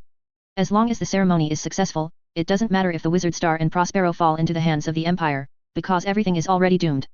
They won a temporary victory, but what we have won is eternal fruit. Many wizards looked at each other, as well as the demons surrounding the power of the elements, all nodded. For the Lord of Change is to be able to control the entire galaxy. They have only one path to success. Bullet Fortress. Azrael, Boris, Ezekiel, and others gathered in the strategy conference hall. There are no furnishings of any kind here, the walls, floors, and ceilings are all black bedrock. The only exception, perhaps, is the gate made of steel pine. It was the tallest tree that grew in Caliban in ancient times, as hard as steel. After the destruction of Caliban, these trees are gone, and even the tree species have long been destroyed in the old war. The weak light is scattered by the brazier placed in the strategy conference hall. In the center of the hall, there was a faint light of the hologram. The virtual world image is suspended on the icy track. The data of Prospero and Wizard Star flow in their respective regions. The Dark Angels gathered the existing data together to analyze and judge the entire battle situation. We were deceived. Azrael spoke first. Another deception. The fallen angels used false news to trick us here. They are very cunning, otherwise they would have been annihilated by us long ago. Boris said, but no matter what, we have to complete this mission. Magnus' conspiracy has been fully revealed. This madman wants to dedicate the whole of humanity to his master. We can all feel the great darkness shrouded in Prospero. The souls of human beings are being lit up, and they will pave the way for the invasion of demons. If we can't solve him in time, then human beings may usher in an unprecedented disaster. Ezekiel also said, those demons will follow those souls into every human world, causing endless killings, thus allowing the subspace to further erode the galaxy. Following Ezekiel's words, Azrael's expression became serious. The main purpose of his trip was to capture the fallen angels and Lord Cypher, who was rumored to appear here. But now, according to the information he has received, Azrael understands very well that his oath has to be moved back a bit. They have to deal with Magnus first. Otherwise, Magnus will poison the entire human race. This idiot created the stupidity of Magnus 10,000 years ago, ruining the salvation of mankind. Now, he created the same crisis. They hid the Wizard Star and Prospero, and hid them in the rift space. Azrael slid his finger, and the holographic projection in front of him brought Prospero and the Wizard Star closer. We have no way to use the teleportation technology into the rift, and there's no way to orbit bomb it. We can carry out airborne operations first, use the airborne capsule to drop to the surface, destroy their ritual towers, and pull them back to the real universe. Boris suggested, in that case, you don't have to worry about this problem. There is no subspace. With the help of power, the planet Prospero will be corrected by the laws of the real universe, dragging it back to the real realm. Azrael nodded, this is also what I want to say. The power to allow the two planets to enter the rift space comes from the Wizard Star. We have to enter the Wizard Star first, destroy those ritual towers, and let the two planets return to the real universe. Then launch a full-scale attack on Prospero and completely crush the enemy. The Blood Angels and Space Wolves have gathered enough power that the enemies along their path are no longer a threat to them. Their strategy to reclaim the fallen planet will also reduce the blood rituals of the cultists and indirectly weaken the warp impact. Now, the Dark Angels' task is to attack the Wizard Star, paving the way for a full-scale attack on Prospero. As long as Magnus is forced to the real realm, we have a chance of victory.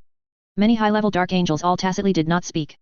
Entering the rift space to fight, they are all ready to sacrifice. Azrael did not mention the dangers of this trip. Those who can participate in the meeting are experienced beings, and it is not the first time to fight against the demon Magnus.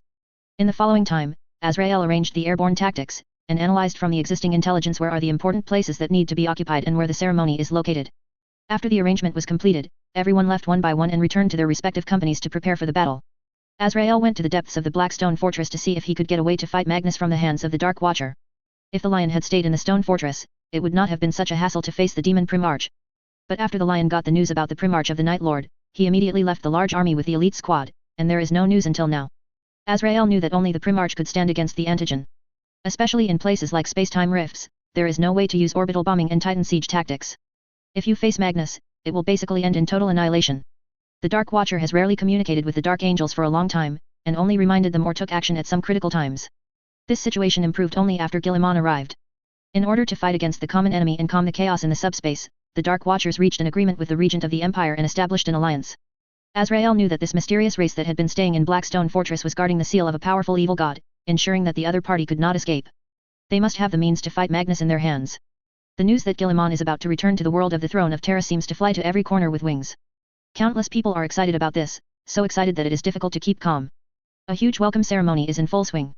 The traitors who are mixed in the Royalist faction are agitating the people of the Royalist faction.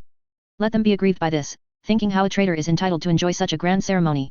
However, the Forbidden Army has publicly stated that it will accept the upgrade of the original casting surgery to meet the changes of a new era.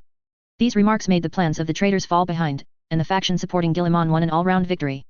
The custodians serve as the Emperor's bodyguards, the executors of the will. Over the past 10,000 years, they have faithfully performed their duties. Their attitude is decisively important. Most Royalists have always believed that they are fighting for the Emperor, and fighting for their own interests is only incidental. But the attitude of the Forbidden Army undoubtedly gave them a big slap in the face. He has allowed it all, but you guys are the ones who are not dead-hearted, calling the law of the ancestors to be inviolable every day. In the name of the Emperor, he wanted to regain his power.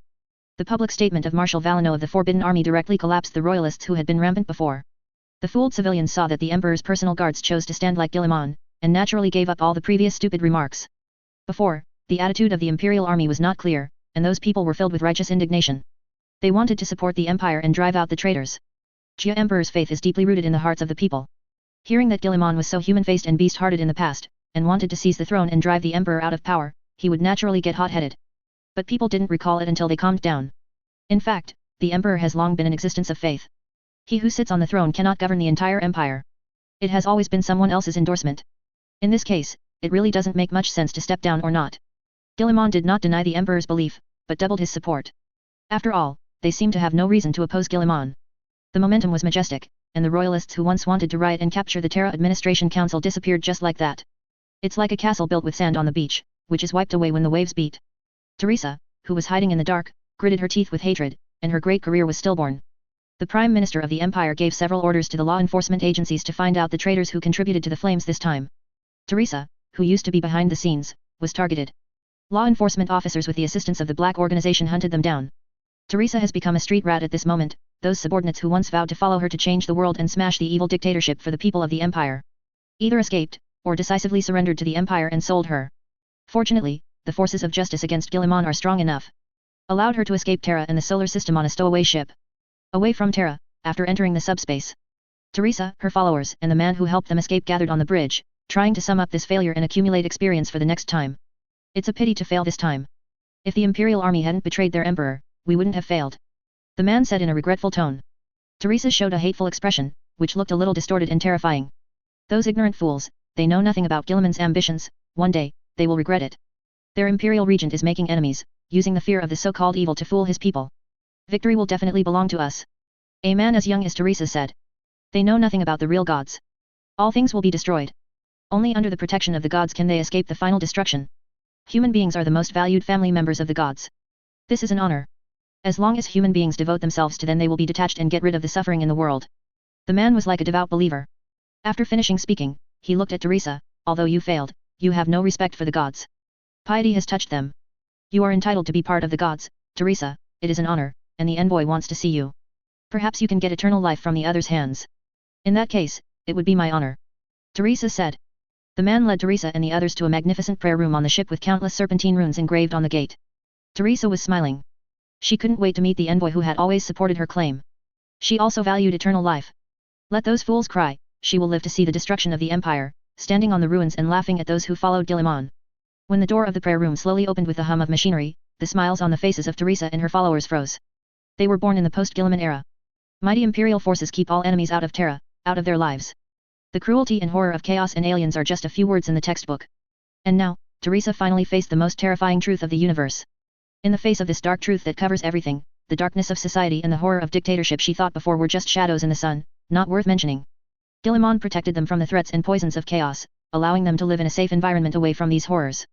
At this moment, Teresa felt countless regrets.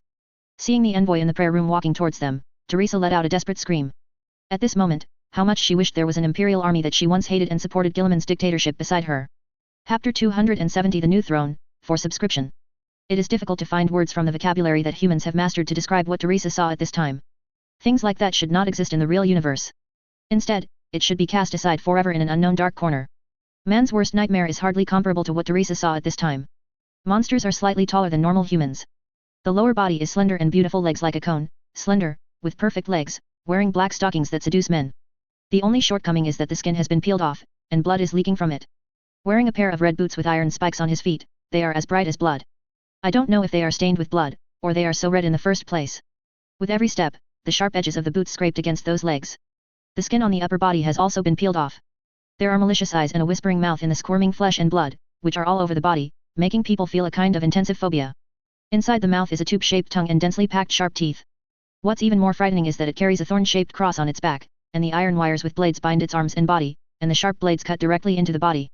Crimson blood flowed from the tormented body and dripped to the ground. That distorted, weird, elongated face is full of pleasure and satisfaction. It was immersed in the pain of tormenting itself, and let out a weird and terrifying laugh. Behind the monster is a scene like hell. The prayer room is full of naked corpses. They were skinned and imprisoned on crosses of thorns.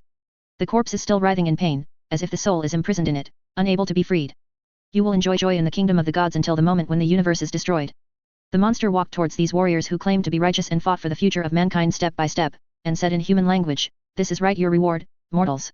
Teresa was speechless, she was screaming uncontrollably. Fear made her cry uncontrollably. She wanted to turn around and run away. But her brain could no longer control her legs, and every cell in her body broke free from the control of her brain in fear. Teresa's former comrades in arms are the same. They were all paralyzed with fright. Survival instincts allowed them to escape quickly, but their legs were already out of control. "What a wonderful thing," said the man next to him, with a faint smile on his face, reveling until the end of time in sweet indulgence, no pain, only joy. No. Teresa looked at the man. Being ignorant, she once thought that the man was an upright and kind traveler. When the truth was stripped away, the struggle in the man's mouth was nothing but lies. He is the messenger of those monsters. The truth of the gods is so terrible. Even just glimpsing a corner of it is enough to drive ordinary people crazy. How ridiculous the remarks of those ignorant scholars are. They pride themselves on reason, believing that the harsh laws of the empire and hostility to chaos are the means used by the rulers to maintain their rule. They boasted and asked the empire to show evidence that chaos persecuted human beings. Those who are not so cruel photos are despised by them. Want video, see it with your own eyes. Teresa realized at this moment how lucky those guys were to be executed by the empire. If you let them fall into the hands of chaos in your own mind, I am afraid that their screams will be enough to make their ears lose their hearing. The man looked at Teresa's expression of fear, shook his head, and said in a mocking tone, "You used to think that humans and gods should live in harmony, didn't you? Why are you resisting now? Don't you yearn for the truth?" "Yet," Teresa said tremblingly, "this is not what I hoped. How could it be an angel? It's just a monster." "Your short-sightedness makes me feel sad, Teresa." The man said, "This is an external manifestation of the divine, don't look at them with the pedantic human point of view. The monster born in the most terrifying nightmare stretched out its tentacles from its body, entangled Teresa and the others, and dragged it slowly into the prayer room. The crosses of thorns within were not yet filled, and it required these mortals who longed for the protection of the gods to fill each cross, to please the great prince of pleasure with their screams and cries. The strength of the tentacles is extremely powerful, no matter how Teresa and others struggle. Someone grabbed the ground with their claws, leaving nothing but blood on the ground. The door was slowly closed, blocking Teresa and the others from screaming. The man shook his head, turned and left. Teresa will not die. She will know what joy is in the torment that destroys soul and body, and enjoy it. Of course, it will take hundreds of years to feel. Demons are very patient with this. To the creatures of the warp with their eternal life, time is of little importance. Getting these souls to scream is all that matters. The welcome ceremony was prepared early. People eagerly await the return of the imperial regent. All the members of the Guard of Honor stared at the starry sky, waiting for the Queen of Glory, which belonged to the regent of the empire. The airport has been cleared. Flowers covered the avenue. The priests, with their large numbers of believers, waited for the signal that the moment the imperial regent set foot on Terra, they would sing loudly. The salute has been filled. The majestic battleship group is suspended in the low Earth orbit of Terra, adding majestic military might to the imperial regency ceremony. The Forbidden Army had already lined up at the gate of the palace, waiting for the return of the Primarch. At this time, it has been a long time since Guilliman left. Many of those who saw him last time fell under the power of time, grew old, and even finished their journey of life. The Milky Way is so vast. An expedition can easily last for a century or two, and ordinary people simply cannot bear such a long passage of time. Guilliman's speed is considered very fast. But it still took him a lot of time to pull the entire empire back from the abyss of destruction and establish a new order so that human civilization can develop healthily. The glory of Makridge where Guilliman is located is heading towards Terra at this time. If there is no accident, he will set foot on the land of Terra today. However, Guilliman did not attach much importance to this grand ceremony. The ceremony is just to let ordinary people see hope and let them understand that human civilization has never been defeated. At this time, Guilliman was staying in the secret meeting room. Kaur is reporting various construction results to him. In the past, everything conceived in Makridge has now been realized, or is on the way to be realized. Many reforms and plans have already entered the right track and have been put on the table for implementation. Rogdorn is repairing the webway left by the Eldar and the old ones in the Beta Garmin galaxy. When she reached those abandoned Eldar cities, Guilliman instructed Dorn to build a fortress belonging to humans. Repair as strong as possible. It is necessary to build a high wall, so as to block the wolves, tigers, and leopards of the subspace, and block the minions of the gods. The current webway plan is mainly to repair those abandoned webways. Wait until the number of network lanes under control is large enough to meet the needs of the Empire, and then find a way to build a new network lane. Such a risk factor is the lowest. Even if there is a crisis, it can be remedied in time with the help of the spirit race. After all, the fall of the Eldar Empire in the past also led to the invasion of the Eldar webway, but they survived that crisis safely and have rich experience. There will be no such thing as the former emperor sitting on the golden throne to plug the gap. What you want is robustness. Taking the fast and precise route will not work. We must be steady, and manage the basic market well. Strive to be the one who laughs last, not the one who laughs the loudest. The military industry reform of the Empire has also been fully launched. In the past, Terra and Mars were allies, and the person who shared their allegiance was the Emperor. After the Emperor stopped speaking, the Mechanicum had a great deal of autonomy. For Terra's orders, they have the right to choose not to obey. The procedures for Imperial troops to obtain new equipment are very complicated. It is not uncommon for hundreds of years to be spent from application to formal production and delivery to troops for assembly. This speed is too inefficient to deal with the endless threats in the universe. After the military industry reform, the original alliance relationship was redefined. Many departments related to science and technology, armaments, and industrial products will assign part of the management quota to mechanics, and the foundry world will be included in the Empire's management system, which connects demand and production, optimizes the complicated procedures of equipment installation, and improves administrative efficiency. In addition to this, the genetic engineering of the original body, the Lighthouse Project, and the different Universe Project have all been launched. Guilliman read the data transmitted to his own database, reviewed the completion factor of each plan, and showed a satisfied expression. Not to mention other things, just the current education level of the Empire makes him feel very good. The education popularization rate in Ultramar has reached 98%. This popularization refers to the completion of basic subjects, the ability to recognize and understand the documents written in the common language of the Empire, a certain understanding of the universe, and the ability to master and operate smart devices. Other areas are slightly slower. But the progress is also very gratifying. Giving a little more time, the popularization of basic education can be completed. Learn more scientific knowledge and firmly follow the line of materialism with imperial characteristics. Don't study ghosts and monsters in the subspace. Strictly grasp the ideological education construction of the new generation of the Empire, reduce ignorance, let people know the dangers of taking refuge in chaos, and then get on the right track. The rectification of the media has also been relatively successful. The Empire has established several general media organizations to guide public opinion. Promote the dangers of organizations and cults that serve chaos. The daily job is to publicize the various harms brought by chaos. Even the discord between the husband and wife next door is caused by chaos. Before, there were a group of scholars who criticized the manipulation of public opinion by the empire, believing that the empire would do anything to fool the people. Of course, this group of people was directly ordered to be investigated by the Prime Minister of the empire. By the way, many academic organizations that linked interests were pulled out. The fate of these people is naturally punishment battalion and machine servants. The number of dispatches of the tribunal during this period is not rare. There are evils and evils are eliminated, and there are no evils and evils are eliminated. The empire is now a dictatorial democracy. The governor inside the planet is elected by the local residents. Guilliman is very relaxed on this point, allowing them to choose whoever they think can represent their interests. In a sense, the functions of the current planetary governor and the previous planetary governor are completely different. The empire's military, economy, and industry are all in the hands of Terra. The function of the current planetary governor is to convey the demands of the planet's residents to the empire. Compared with the past, the power has been weakened a lot. What's more, the imperial tribunal serves as a supervisory agency, which greatly reduces the phenomenon of power linkage. Per-planet tithes have also been overhauled. In the past, the imperial taxation department simply and rudely sent tax ships to collect. Now, trade organizations such as the Imperial Chamber of Commerce are used for implicit collection. Weakened people's aversion to imperial taxation. At the same time, use commercial economic means to levy more on rich planets and less on poor planets, and tilt resources to support the development of those backward planets. The cooperation between the judge and the state religion has become closer and closer. Any non-emperor religion is outlawed and prohibited from the legal level. Those organizers were tried in public, or even executed directly. Such cleaning behavior effectively reduces the situation of chaos invasion. Without the zealots opening the door for the demons, it is very difficult for the demons to enter the physical universe. Under multiple measures, except for those worlds that are still on the edge of the Great Rift and still plagued by demons, other worlds can basically remain stable. Everything is done well. After reading the data, Guilliman stared at Call and smiled. Kaur was not moved by Guilliman's praise. In his body, most of the human sensibility has already disappeared along with the flesh and blood. Remaining emotions, like those necessary flesh and blood, are just remnants of the past. Kaur's mechanical tentacles slide in the air, and the projection interface appears with his movements. A huge, majestic mechanical building appeared in front of Guilliman. Now, the most important thing for us is to create a device to control the subspace firewall. The relevant parts are already in production, and we only need to assemble them. It took Guilliman a few seconds to finish reading the design drawings and data with a huge amount of information.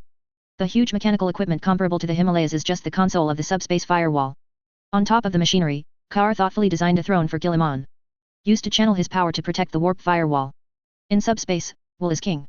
The firewall is to forge human will into a wall to block the damage of the subspace evil god. Now the lighthouses built all over the empire, many high-level empires know that in addition to guiding the direction and coordinates of subspace ships, there is also a function that can leverage the power of the emperor with the help of faith, and provide a powerful tool for all regions to fight against demons. Arms. However, known only to Guilliman and Call, these lighthouses also had an unknown function. That is the node that acts as a subspace firewall. These lighthouses can radiate Guilliman's will to various planets, and then unite the will of mankind to establish a subspace firewall and form a subspace area network independent of the realm of the gods. Only those who are considered capable of resisting external crises can cross the regional network and travel in the larger subspace. The mechanical device that Call showed to Guilliman is the master switch, which is also the machine that transmits Guilliman's will. This plan is the most secretive. It was promoted with the help of the shell of the secret lighthouse project. It can be said that it has several layers of shells.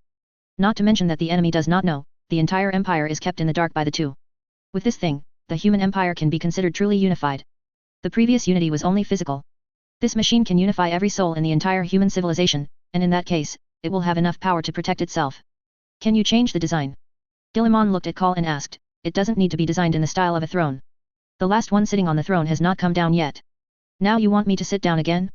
This is the design that best suits your identity, my lord. Don't you want to stand on the machine? Let's maintain the firewall. Although you don't need to guard this machine all the time, sometimes it takes a long time to debug. If there is no throne, you have to stand on it. It looks stupid and does not fit your status. Kaur said, you don't have to worry about what happened in the past of the Emperor. This mechanical device has an emergency mode, and its mission is simply to allow your will to control the entire firewall, to lead the will of men against the terrible tides of the warp. If the inevitable crisis should occur, the priority of this machine is to ensure your safety. I know. Guilliman said lightly, I am not worried about this. Such an important device is designed as a throne, and I still sit on it. Those opponents must have other ideas. Guilliman thinks he should change to another one. Sitting on the throne always feels a little insecure. Change to individual ones. Kaur froze for a moment, staring at Guilliman, wondering if he was testing himself or really didn't know. The Marshal of the Forbidden Army publicly announced his platform, declaring that the Forbidden Army, under the order of the Emperor, will accept the upgrade of the original casting and embrace a new era. For this reason, the voices of the entire empire supporting the Primarch have completely overwhelmed the previous royalists. Doesn't this mean something? Just need to find a good day to ascend the throne. The one on the top even sent his own custodian troops to Guilliman's hands, but he just didn't jump up and shouted, give way. After thinking for a moment, Call thought that this might be because the Primarch had considered too well. Considering that he has not officially ascended the throne, he is afraid that others will have opinions on this, which will affect the stability of the empire. The design of the throne is indispensable. If it is designed otherwise, it is not in line with your identity. What's more, even if it is to debug the machine, my lord, you may have to continue to deal with government affairs. As for other people's opinions, I suggest that the regent need not don't worry, your identity is already doomed, and those people can't change anything. Carr rarely chose a tactful tone. Guilliman stared at the design of the throne at the top, and thought for a long time. There really was no other design that could match his identity. Designed as a sleeping cabin is a bit too much for his image. If you stand, you will stand for a few days at that time, and you will look like a big fool. Designed as a throne, just sit on it. Majestic and domineering, it can also show his majesty. This is indeed the best design. Okay, let's design it like this. Guilliman finally chose to compromise. But this is only temporary. As long as you get the knowledge database of the third stage, use the advanced knowledge in it, and redesign it.